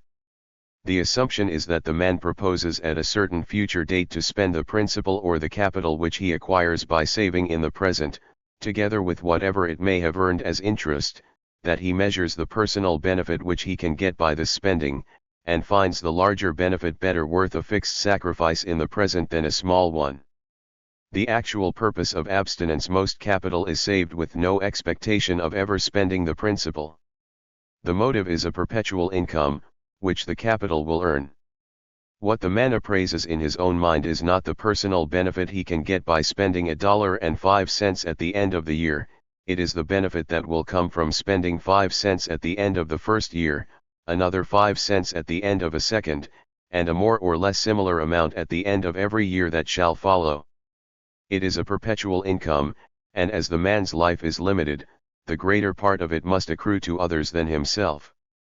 The satisfaction which he will get from it near the close of his own life comes altogether from the prospect of passing the principle unimpaired to others and in assuring to them and to their successors the perpetual income which the foundation yields. Even on this basis it might be supposed that a large perpetual income would offer a greater inducement to save than a small one, and therefore that the amount of saving would be greater when the rate of interest was higher. This would be true if the importance of the perpetual income could be estimated in this simple way by the mere amount of it. Conditions affecting the importance of a future income. The importance of a future income may be large because of the prospective helplessness or poverty of the one who expects to enjoy it.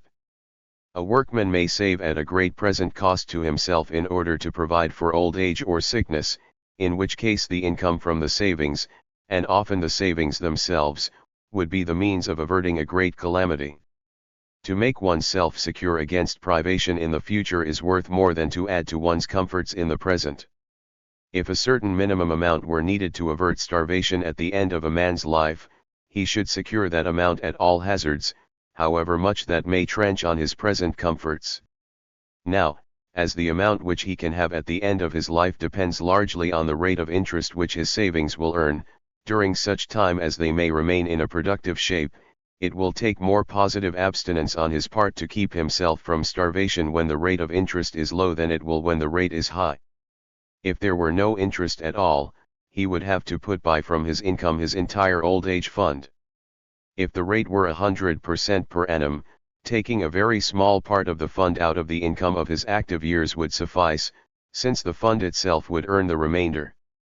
Is the income which is provided for the future to be treated as a variable amount in addition to some other income, or is it to be regarded as a fixed amount, which is needed for some definite purpose? On the answer to this question depends the entire issue as to whether a low rate of interest or a high one affords the larger incentive for saving. Future incomes more or less fixed usually needed. Recent writers have called attention to the fact that in many cases saving has the providing of a definite future income in view. The owner of a landed estate, who intends to leave it to a son, may try to provide from his rents an endowment which will save from want or from an unhappy approach to want his daughters and his younger sons. He might accomplish this, indeed, without any present saving by putting rent charges or mortgages upon his land, but that would trench on the income which his heir can derive from it. It would reduce the establishment which the heir can maintain and cause him to fall out of the class to which his father has belonged. Rather than do this, the present owner will usually reduce the present standard of living of the entire family and try to make sure that its future standard shall not fall below the one thus established. It seems better to maintain the somewhat lower standard through a series of generations than to make the present mode of living more luxurious at the cost of unclassing oneself and one's heirs at a later date. This fact heretofore underestimated to the writers who have cited this familiar fact, it appears to require merely a partial amendment of the general proposition that a high rate of interest ensures more saving than a low one, and the inference which one naturally draws from this supposed fact is that growing wealth, as is still supposed, reduces the incentive for the accumulation of more wealth. Such an accumulation is an essential part of general progress and is practically necessary for sustaining the rate of wages. Here, then, if this supposition is true, we might see an important influence tending to bring progress to a standstill. Great wealth as the result of progress, a reduced motive for acquiring still further wealth, a retarding of progress, such would be the sequence. Dynamics would thus be, in a very important respect, self-retarding if not self-halting. Future standards of living. The important element, the actual fact, as we may venture to affirm, is that the standards of living which need to be maintained in the future are the all-important element in the case. To the laboring man it is necessary to avoid starvation or the workhouse, to the well-paid artisan it seems necessary to do this and to make for his children a provision which will keep them in the same class with himself. To the capitalist who by successful business has raised himself above the artisan class it seems necessary to keep his children above the rank from which he has lifted the family, and the same principle applies to all the wealthier classes. The tenacity with which a man holds to a station in life outweighs his desire to add to his own present luxuries, and his ambition to keep his children in a certain station far outweighs his desire to add to their present luxuries. The importance of future standards not affected by the fact that men differ in altruism. This does not at all raise the question how many people care as much for their children as they do for themselves. That is not the principle at issue. Insofar as men do care for their children, the end they seek for them is to enable them to avoid what seems like a disaster, rather than to make positive gains in the way of comfortable living. Even in the case of those who have little altruism, such provision as they make for descendants is inspired by the desire to keep them within a certain class more than by any computation of how many comforts or luxuries a surplus income of any amount might give them. Whatever provision for children a selfish or dull person makes is dictated by the same motive that incites him to make provision for his own future, and in both cases it is chiefly the maintenance of a standard that he usually has in mind. The principle not invalidated by the fact that forethought is often weak. All the motives for saving may be unduly weak. The man may care far less for the future than he should do, and may make an unreasonably small provision for it. Incapacity to estimate the importance of this provision, as well as the degree of selfishness which excludes the exercise of self-denial for the benefit of others, are not the only reasons for this disregard of the future. There is an optimism which is natural, and a religious faith which bids one not to take unduly anxious thought for the morrow may occasionally be carried to the harmful length of justifying a neglect of coming years and their needs. An intelligent trust in Providence, however, incites a man to do his own full duty, and it is the better men who do the most to avert future evils from their families. The principle that we are maintaining applies as completely in the cases of those who make small provision for the future as it does in any others. In the majority of cases, whatever they do save is set aside chiefly for the maintenance of some standard of living by those who get the benefit of it, and to maintain any standard whatever, whether high or low, requires a larger fortune when interest is low than it does when interest is high. Forethought limited in the length of time it covers, there is little danger that we make any mistake in ascribing to the dread of falling below a standard of living more influence on the accumulation of capital than any other motive exerts. This will be clearer if we look at the actual manner in which present and future are estimated and compared. The fact is not that most people care unduly little for all future benefits as compared with present ones, as it is that they throw off responsibility for all the future beyond a limited period. The perspective does not reduce the size of remote objects unduly as often as it cuts off the view of them altogether. In looking through coming years, a man is subject to a certain economic myopia. One might compare what he sees with what a man sees in a foggy atmosphere, if it were not for the fact that the view of comparatively near objects is clear. It is as though a circle of fog surrounded him and cut off somewhat abruptly the view of everything that was far away. For a short distance the man sees everything with comparative clearness, but the limitless spaces that lie beyond he sees not at all. We have seen that the amount of abstinence he will practice now for the sake of what he or others will gain later varies as he is rational or foolish, unselfish or selfish, and it is also true that the length of his outlook into the future varies in the same way. There are all gradations of farsightedness among those who create capital, but even comparatively near-sighted ones usually provide for the maintenance of some standard or other during the period that falls within their range of vision, and this requires that they should save more when interest is low than they do when interest is high. Marginal capitalists in this connection, however, it is to be noted that economic myopia may go to the extreme length of making men nearly indifferent to all future standards. In this case they constitute an exception to the general rule, since whatever they save, if they save at all, is likely to be more when interest is high than when it is low. They are marginal capitalists, who are not influenced by any benefits except immediate ones and only inquire how much an investment will, from the day when it is made, add to their own incomes. The higher rate is then the greater lure. Moreover, other capitalists, who are influenced mainly by regard for future standards of living, are somewhat affected by the immediate benefit which marginal savers have exclusively in view. To the extent that they are so, the higher the rate of their immediate returns, the more strongly are they impelled to abstain and accumulate. The essential fact is that marginal capitalists are few numerically, and their savings count for little as they enter into the general fund, and that most capitalists, including nearly all who save great amounts, do it chiefly from a desire to maintain themselves and their descendants on an established level of living. In the main, the social motives for saving are those we have described.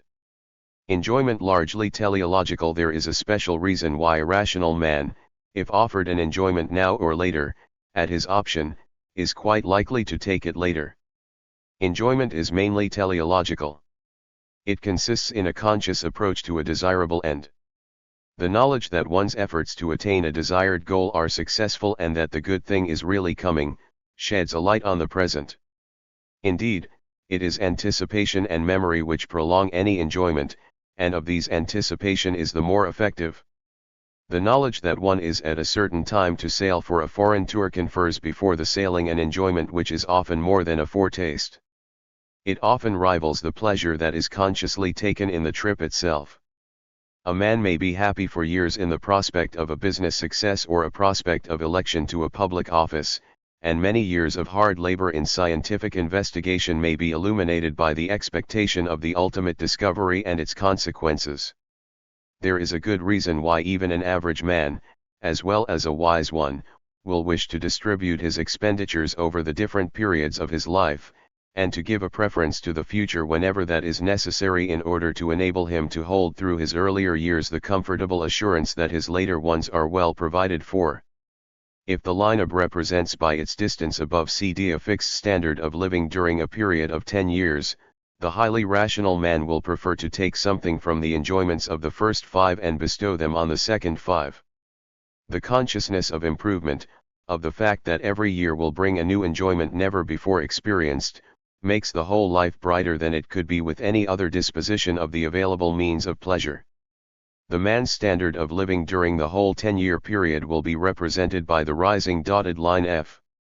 The effect of robbing the future if a man pursued the opposite course, of taking something from the future to add to the desirableness of the present, thus establishing a falling standard of living, he would have to relinquish every year something to which he was accustomed, which would cause him a keen pain.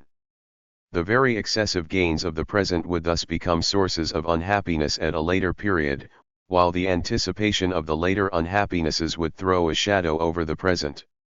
The men who in spite of all this live recklessly and waste their present substance do so, not so much because they undervalue so much of the future as falls within their purview, as because they are so extremely short-sighted that over nearly all of the future they have practically no vision at all. The actual conduct of a very reasonable man, the real fact in the case of a reasonable man, is represented by the following figure. Line F measures 50 years and line FG another 50.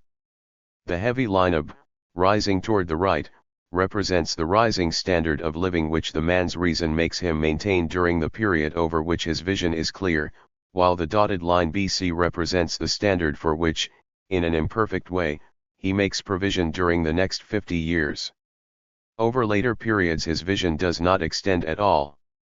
It loses clearness after the point B is passed, and in the same proportion it loses influence over the man's conduct. He therefore reconciles himself to whatever standard may prevail, even though it were a stationary one during the latter part of the time. Very seldom, however, would the man consciously lower the standard even during this later period. The effect of limited vision on the valuation of a perpetual income, this failure of vision, or economic myopia, accounts for the fact that the infinite series of payments of interest that a sum of invested capital will earn do not overbalance, in the man's estimate, the principal which he must refrain from spending in order to get them. If interest is at 5%, abstaining from using $100 for present pleasure will put into the man's hands, in 20 years, a sum equal to the principal, in 20 years more another like sum, and so on ad infinitum. The man who considers whether he shall save $100 or spend it might be said to be comparing the importance of 100 present dollars with that of an infinite number of future ones. In his consciousness the number is not infinite, because his vision does not extend over much of the future. The fact of most importance, as determining whether low interest causes small savings, is that in weighing the importance of the dollars which will be used during the period over which his vision ranges, the average man is influenced by a desire to maintain some standard of living, which involves the more saving, the lower the rate of interest.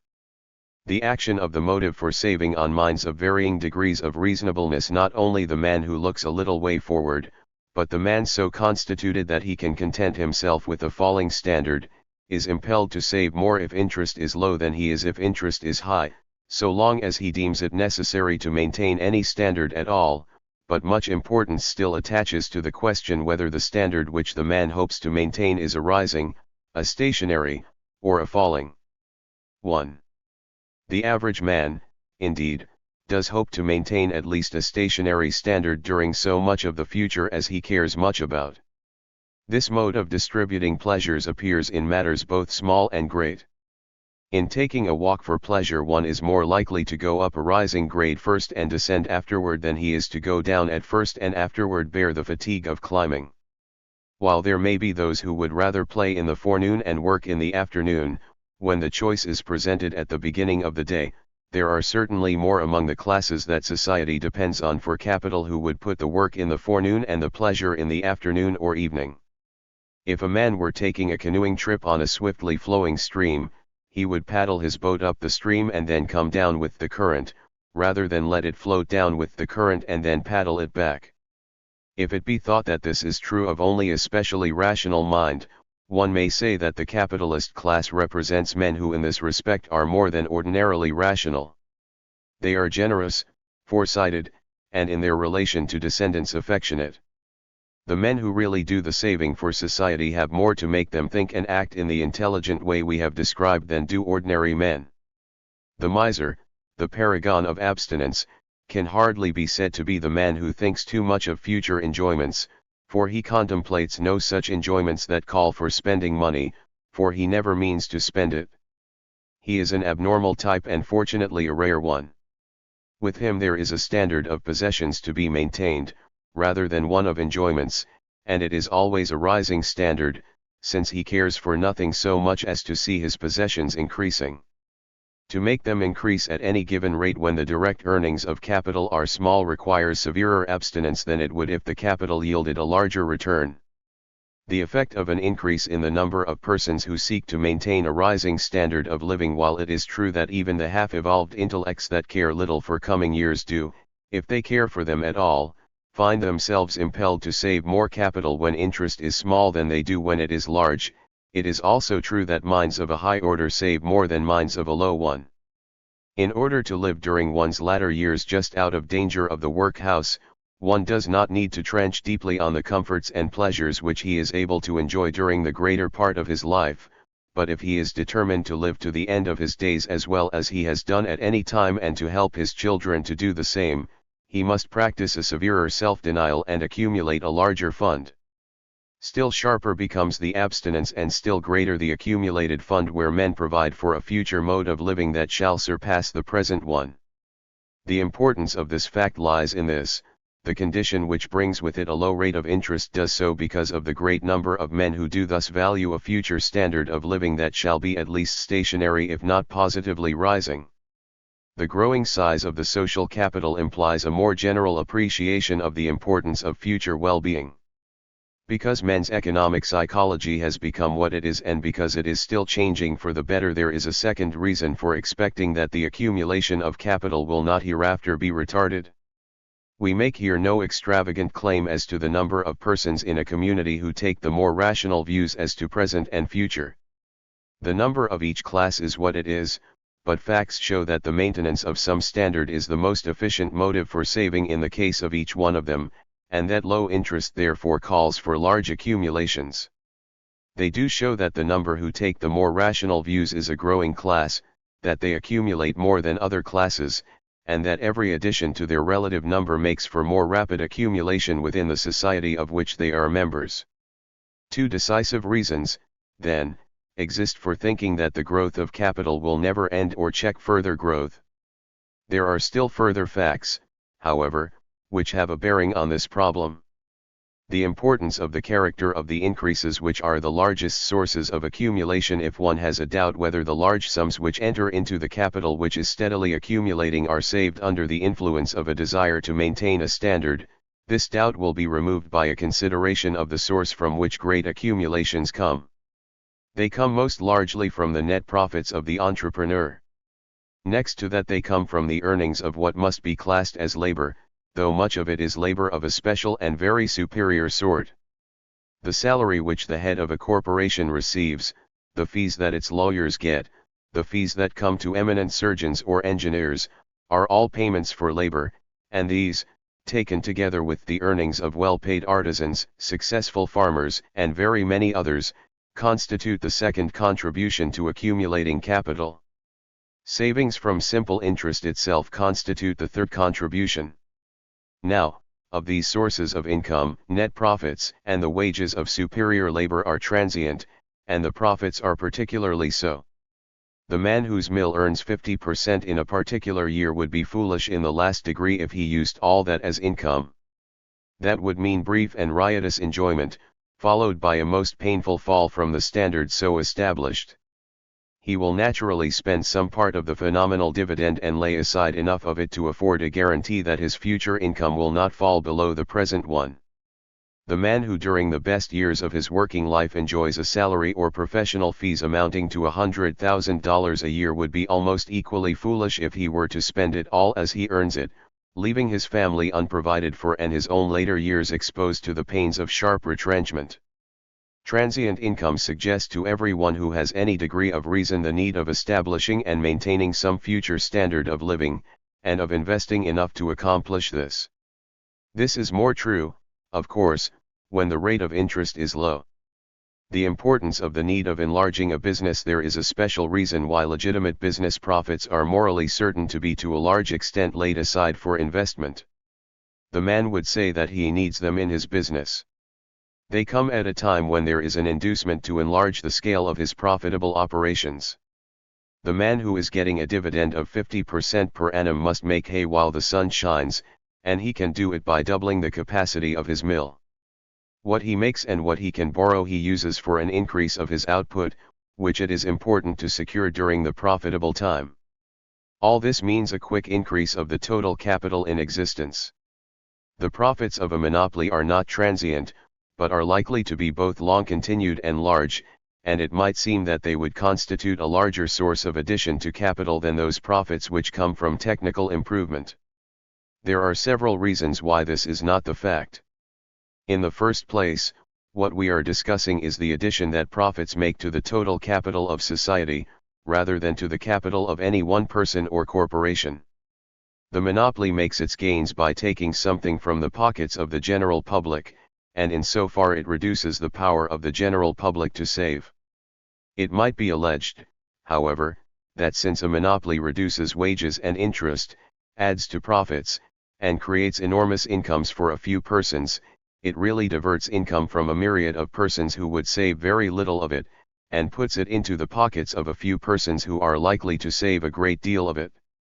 This might conceivably add to the capital of society were it not for the fact that the more secure and regular gains of monopolies are made the basis of large capitalization.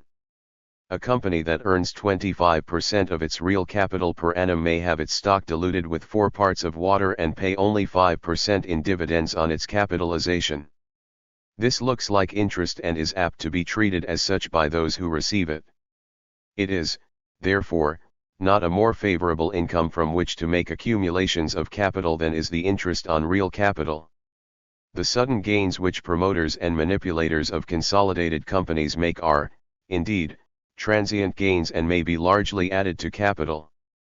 The introduction of a regime of monopoly may ensure a period of much saving by the class that profits by it, but the later career of the monopoly is unfavorable to the growth of capital. The special effect of a prospective fall in the rate of interest, if interest which continues steadily at a low rate affords an especially strong incentive for saving, it follows that a falling rate, one that begins low and steadily becomes lower, affords a still stronger one. The average rate during the years of the future for which a prudent man makes provision is made, of course, lower than it would be if the rate were stationary. This influence is probably not as effective as it would be if the remote future were included in the view of those who are securing capital. On account of the nearsightedness to which attention has been called, a rate of interest that begins at 4% and falls very slowly to 3.5% presents to those who have this defective vision the same incentive to saving as one that begins at 4% and remains steadily at that figure. What is true, however, is that a falling rate is to be expected, that this fact acts as a stimulus for saving in the case of the more far-sighted classes, and that the number of persons in these classes is increasing. Insofar as the increase of capital is concerned, society is secure against the danger of reaching a stationary state. Progress in wealth will not build a barrier against itself by stinting the resources on which hereafter labor must rely. When we examine the sources from which capital mainly comes, we shall further test the probability that the instrumentalities which add productive power to human effort will increase through the longest period that science needs to take account of. Footnote: gains which come from holding land which rises in value more rapidly than the interest on the price of it accumulates, is to be rated as part of net entrepreneur's profits. For a somewhat similar view of the effect of a fall of interest on the accumulation of capital, see Webb's Industrial Democracy, Volume 2, pages 610 to 632. Chapter XXI. Table of Contents. Conditions ensuring progress in method and organization.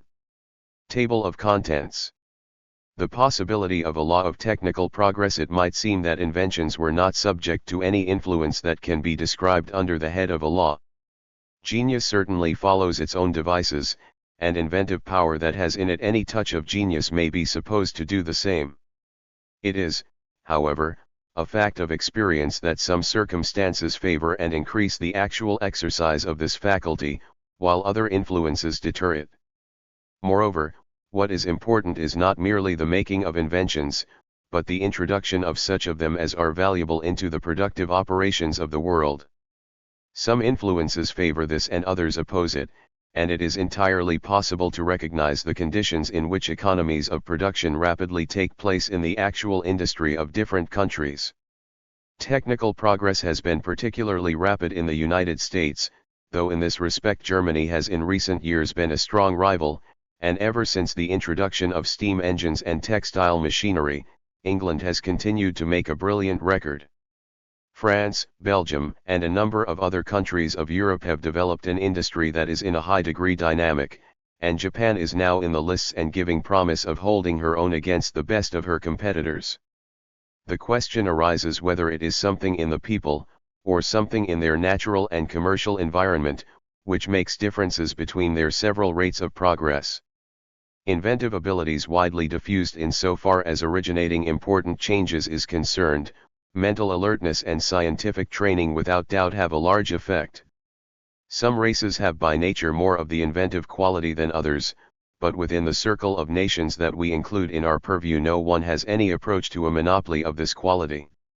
Any people that can make discoveries in physical science can make practical inventions, and will certainly do so if they are under a large incentive to do it. Moreover, alertness in discovering and duplicating the inventions of others is as important in actual business as originating new devices. At present it is a known fact that the Germans not only invent machinery, but quickly learn to make and to use machinery that originates elsewhere and demonstrates its value in reducing the cost of the production, and the remote Japanese have not only surpassed all others in the quick adoption of economic methods that have originated in Western countries, but have put their own touch upon them and revealed the existence of an inventive faculty that is likely to make them worthy rivals of Occidental races. The importance of inducements to make and use inventions granted a wide diffusion of inventive ability. The actual amount of really useful inventing that is done must depend on the inducement that is offered. Will an economical device bring an adequate return to the man who discovers it and to the man who introduces it into productive operations? If it will, we may expect that a brilliant succession of such devices will come into use, and that the power of mankind to bend the elements of nature to its service will rapidly increase. The usefulness of a temporary monopoly of a new device for production. If an invention became public property the moment that it was made, there would be small profit accruing to anyone from the use of it and smaller ones from making it. Why should one entrepreneur incur the cost and the risk of experimenting with a new machine if another can look on, ascertain whether the device works well or not, and duplicate it if it is successful? Under such conditions the man who watches others, avoids their losses, and shares their gains is the one who makes money, and the system which gave a man no control over the use of his inventions would result in a rivalry in waiting for others rather than an effort to distance others in originating improvements. This fact affords a justification for one variety of monopoly. The inventor in any civilized state is given an exclusive right to make and sell an economical appliance for a term of years that is long enough to pay him for perfecting it and to pay others for introducing it. Patents stimulate improvement, and the general practice of the nations indicates their recognition of this fact. They all give to the inventor a temporary monopoly of the new appliance he devises, but this monopoly differs from others in this essential fact: the man is allowed to have an exclusive control of something which otherwise might not and often would not have come into existence at all. If it would not, if the patented article is something which society without a patent system would not have secured at all, the inventor's monopoly hurts nobody. It is as though in some magical way he had caused springs of water to flow in the desert, or loam to cover barren mountains, or fertile islands to rise from the bottom of the sea. His gains consist in something which no one loses, even while he enjoys them, and at the expiration of his patent they are diffused freely throughout society. Possible abuses of the patent system. It is of course true that a patent may often be granted for something that would have been invented in any case, and patents which are granted are sometimes made too broad, and so cover a large number of appliances for accomplishing the same thing. In these cases the public is somewhat the loser, but for the reasons about to be given this loss is far more than offset by the gain which the system of patents brings with it. The gains of the inventor cannot extend much beyond the period covered by his patent, unless some further and less legitimate monopoly arises. If the use of an important machine builds up a great corporation which afterward, by virtue of its size, is able to club off competitors that would like to enter its field, the public pays more than it should for what it gets, and yet even in these cases it almost never pays more than it gets. The benefit it derives is simply less cheap than it ought to be.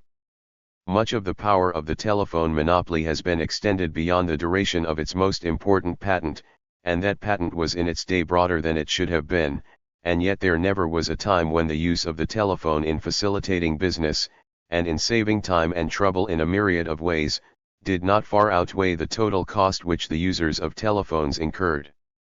As we shall soon see, important inventions invariably confer some benefit on the public at the start. The owner of the new device must find a market for his products, and must offer them on terms which will make it for the interest of the public to use them largely. The effect of competition in causing improvements to multiply. Competition ensures a large number of inventors and offers to each of them a large inducement to use his gifts and opportunities. A great corporation may employ salaried inventors and, because of its great capital and large income, it may experiment with inventions with far less risk to itself than an inventor usually takes. When large corporations compete actively with one another, the employment of salaried inventors is very profitable to them, and improvements in production go on more rapidly than they are likely to do after these firms consolidate with each other and cease to feel the spur which the danger of being distanced in a race affords. It is a fact of observation, and not merely an inference, that monopolies are not as enterprising as competing companies. Effects of monopoly on the spirit of enterprise. In monopolies, theoretically, there is the same inducement to adopt inventions as in the case of competing firms, excepting always the motive of self-preservation. The monopoly can make money by improvements as competing firms would do. A perfectly intelligent monopoly, with disinterested management, would adopt an improvement offered to it as promptly as any competing firm, if the sole motive were profit. There is no reason why an intelligent monopoly should hold on to antiquated machinery, when modern machinery would enable it to stand the cost of introduction and make a net improvement besides. A competing producer gains an advantage over his rivals by discarding old machinery and adopting new at exactly the right time, neither too late nor too early. The true point of abandonment of the old machine, as we have already seen, is reached when the labor and capital that now work in connection with it can make a shade more by casting it off and making a combination of a better kind, and this rule applies to monopolies as well as to competitors. At just the point where a competitor can gain an advantage over rivals by modernizing his appliances, the monopoly can make money by doing so. An important fact is that the monopoly has as a motive the making of profits for its stockholders. Not only is that a less powerful motive than self-preservation, but it appeals largely to persons who are not themselves in control of the business. Absentee ownership is the chief disability of the monopoly. Managers may have other interests than those of large dividend making, and in such cases a monopoly is apt to wait too long before changing its appliances. It needs to be in no hurry to buy a new invention, and it can make delay and tire out a patentee, in order to make good terms with him, and this practice affords little encouragement to the independent inventor. On the whole, a genuine and perfectly secure monopoly would mean a certain degree of stagnation where progress until now has been rapid. Why the public depends on competition for securing its share of benefit from improvements. Another question is whether the two systems, that of competition, on the one hand, and monopoly, on the other, confer equal benefits on the public by virtue of the improvements they make. Competition does this with the greatest rapidity. As we have seen, it transforms the net profits due to economies into increments of gain for capitalists and laborers throughout all society. The wages of today are chiefly the transformed profits of yesterday and of an indefinite series of earlier yesterdays. The man who is now making the profits is increasing his output, supplanting less efficient rivals, and giving consumers the benefit of his newly attained efficiency in the shape of lower prices of goods. In practice, rivals take turns in leading the procession. Now one has the most economical method, now another, and again another, and the great residual claimant, the public, very shortly gathers all gains into its capacious pouch and keeps them forever. Would a secure monopoly do something like this? Far from it. It would be governed at every step by the rule of maximum net profits for itself. Its output would not be carried beyond the point at which the fall in price begins really to be costly. The lowering of the price enlarges the market for the monopoly's product and up to a certain point increases its net gains. Beyond that point it lessens them. Now, even the interest of the monopoly itself would lead it to give the public some benefit from every economy that it makes. This is because the amount of output that will yield a maximum of profit at a certain cost of production is not the same that will yield the maximum of net profit when the cost is lower. Every fall in cost makes it for the interest of the monopoly to enlarge its output somewhat, but by no means as much as competing producers would enlarge theirs. It will always hold the price well above the level of cost. In the accompanying figure, distance along the line AK represents the amount of goods produced, while vertical distance above the line measures costs of production, as well as selling prices, and the descending curve FJ represents the fall of prices which takes place as the output of the goods is increased. Now, when the cost of production stands at the level of the line CI, the amount of output that will yield the largest amount of net profit is the amount represented by the length of the line AM. That amount of product can be sold at the price represented by the line MG. The gross return from the sale will be expressed by the area of the rectangle AEGM, and the area CEGN, which falls above the line of cost, CI, is net profits. They are larger than they would be if the line MG were moved either to the right or to the left, i.e., if the amount of production were made either larger or smaller. Now, if the cost of production falls to the level of the line BJ, it will be best to increase the output from AM to AL. The whole return will then be represented by the rectangle ADHL, and the area BDHO represents profits, with the cost at the new and lower level. These are somewhat larger than they would be if the output continued to be only the amount AM. Under free competition the price would fall to the line BJ, the net profits would disappear, and the public would have the full benefit of the improvement in production. The purpose of the system of patents. Patents are a legal device for promoting improvements, and they accomplish this by invoking the principle of monopoly, which in itself is hostile to improvement. They do not as a rule create the exclusive privilege of producing a kind of consumer's goods, but they give to their holders exclusive use of some instrumentality or some process of making them. The patentee is not the only one who can reach a goal, the production of a certain article, but he is the only one who can reach it by a particular path. A patented machine for welting shoes stops no one from making shoes, but it forces everyone who would make them, except the patentee or his assigns, to resort to a less economical process. Patents limited in duration indispensable as dynamic agents. If an inventor had no such protection, the advantage he could derive would be practically nil, and there would be no incentive whatever for making ventures except the pleasure of achievement or the honor that might accrue from it. In the case of poor inventors, this would be cold comfort in view of the time and outlay which most inventions require. Not only on a priori grounds, but on grounds of actual experience and universal practice, we may say that patents are an indispensable part of a dynamic system of industry. It is also important that the monopoly of method which the patent gives should be of limited duration. If the method is a good one and the profit from using it is large, the 17 years during which in our own country a patent may run affords, not only an adequate reward for the inventor, but an incentive to a myriad of other inventors to emulate him and try to duplicate his success. Ingenious brains, which are everywhere at work, usually prevent the owners of a particular patent from keeping any decisive advantage over competitors during the whole period of 17 years. Long before the expiration of that time, some device of a different sort may enable a rival to create the same product with more than equal economy, and the leadership in production then passes to this rival, to remain with him till a still further device effects a still larger economy and carries the leadership elsewhere. That alternation in leadership which we have described and illustrated takes place largely in consequence of our system of patents, and yet every particular patent affords a quasi-monopoly to its holder.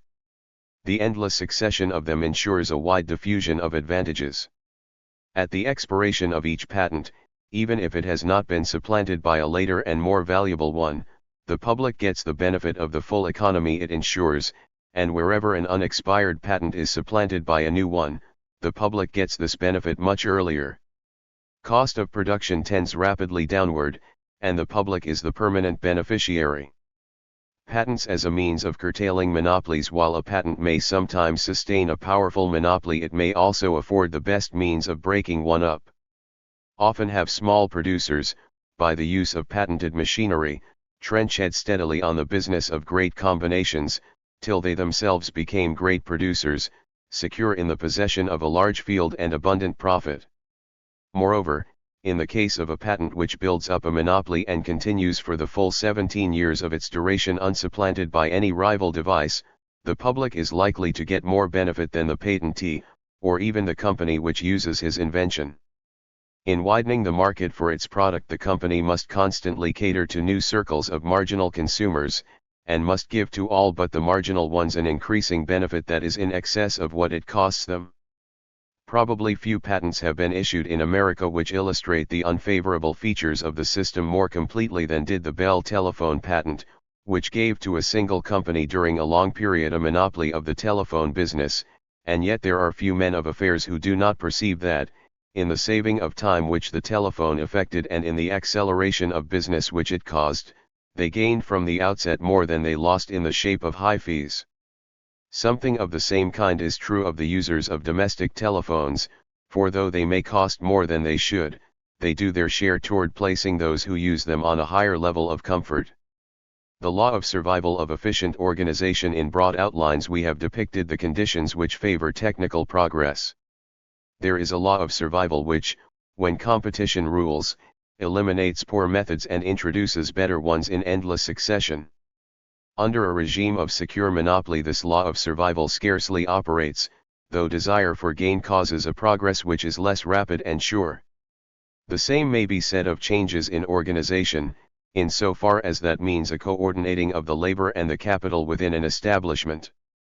When the manager of a mill so marshals his forces as to get a much larger product per man and per dollar of invested capital than a rival can do, he has that rival at his mercy and can absorb his business and drive him from the field. In order to survive, any producer must keep pace with the aggressive and growing ones among his rivals in the march of improvement, whether it comes by improved tools of trade or improved generalship in the handling of men and tools. Quite as remorseless as the law of survival of good technical methods is the law of survival of efficient organization, and so long as the organization is limited to the forces under the control of single and competing entrepreneurs, what we have said about the advance in methods applies to it. It is a beneficent process for society, though its future scope is more restricted than is that of technical improvement, since the marshalling of forces in an establishment may be carried so near to perfection that there is a limit on further gains. Moreover, organization, in the end, ceases to confine itself to the working forces of single entrepreneurs, but often continues till it brings rival producers into a union. The extension of organization to entire subgroups both of these modes of progress cause establishments to grow larger, and the ultimate effect of this is to give over the market for goods of any one kind to a few establishments which are enormously large and on something like a uniform plane of efficiency. Then the organizing tendency takes a baleful cast as the creator of trusts and the extinguisher of rivalries that have ensured progress. When monster-like corporations once start a competitive strife with each other, it is very fierce and very costly for themselves, and this affords an inducement for taking that final step in organization which brings competition to an end. That is organization of a different kind, and the effects of it are very unlike those of the coordinating process which goes on within the several establishments. In this, its final stage, the organizing tendency brings a whole subgroup into union, and undoes much of the good it accomplished in its earlier stage, when it was perfecting the individual establishments within the subgroup. While the earlier process makes the supply of goods of a certain kind larger and cheaper, the final one makes it smaller and dearer, and while the earlier process scatters benefits among consumers, the final one imposes a tax on consumers in the shape of higher prices for merchandise. Yet the union that is formed between the shops is, in a way, the natural sequel to the preliminary organization which took place within them and helped to make them few and large. Trusts are a product of economic dynamics, and we shall study them in due time. The organization we have here in view is the earlier one which takes place within the several establishments. It obeys a law of survival in which competition is the impelling force, though it leads to a condition in which an effort is made to bring competition to an end. This earlier organization is most beneficent in its general and permanent effects, and what has been said of the results of progress in the technique of production may, with a change of terms, be said again of progress in the art of coordinating the agents employed. It is a source of temporary gain for entrepreneurs and of permanent gains for laborers and capitalists. It adds to the grand total of the social product and leaves this to be distributed in accordance with the principle which, in the absence of untoward influences, would treat the producers fairly, that which tends to give to each producer a share more or less equivalent to his contribution. In its nature and in its results it is the opposite of that other type of organization which seeks to bring competitive rivalry to an end, and in so far as it succeeds divorces men's contributions to the social product from the shares that they draw from it. Chapter XXII. Table of Contents. Influences which pervert the forces of progress. Table of Contents. Thus far we have been dealing with what we have called natural forces. The phenomena which we have studied have not been caused by any conscious and purposeful action of the people as a whole. They have not been brought about by the power of governments nor by anything which savors of what is called collectivism. Individuals have done what they would, seeking to promote their own interests under conditions of great freedom, and the effect has been a system of social industry which is highly productive, progressive, and generally honest. Production has constantly increased, and the product has been shared under the influence of a law which, if freedom were quite complete and competition perfect, would give to each producer what he contributes to the aggregate output of the great social workshop. We have claimed that, in the world as it is, influenced by a great number of disturbing forces, these fundamental laws still act and tend to bring about the condition of productiveness, progress, and honesty which is their natural result.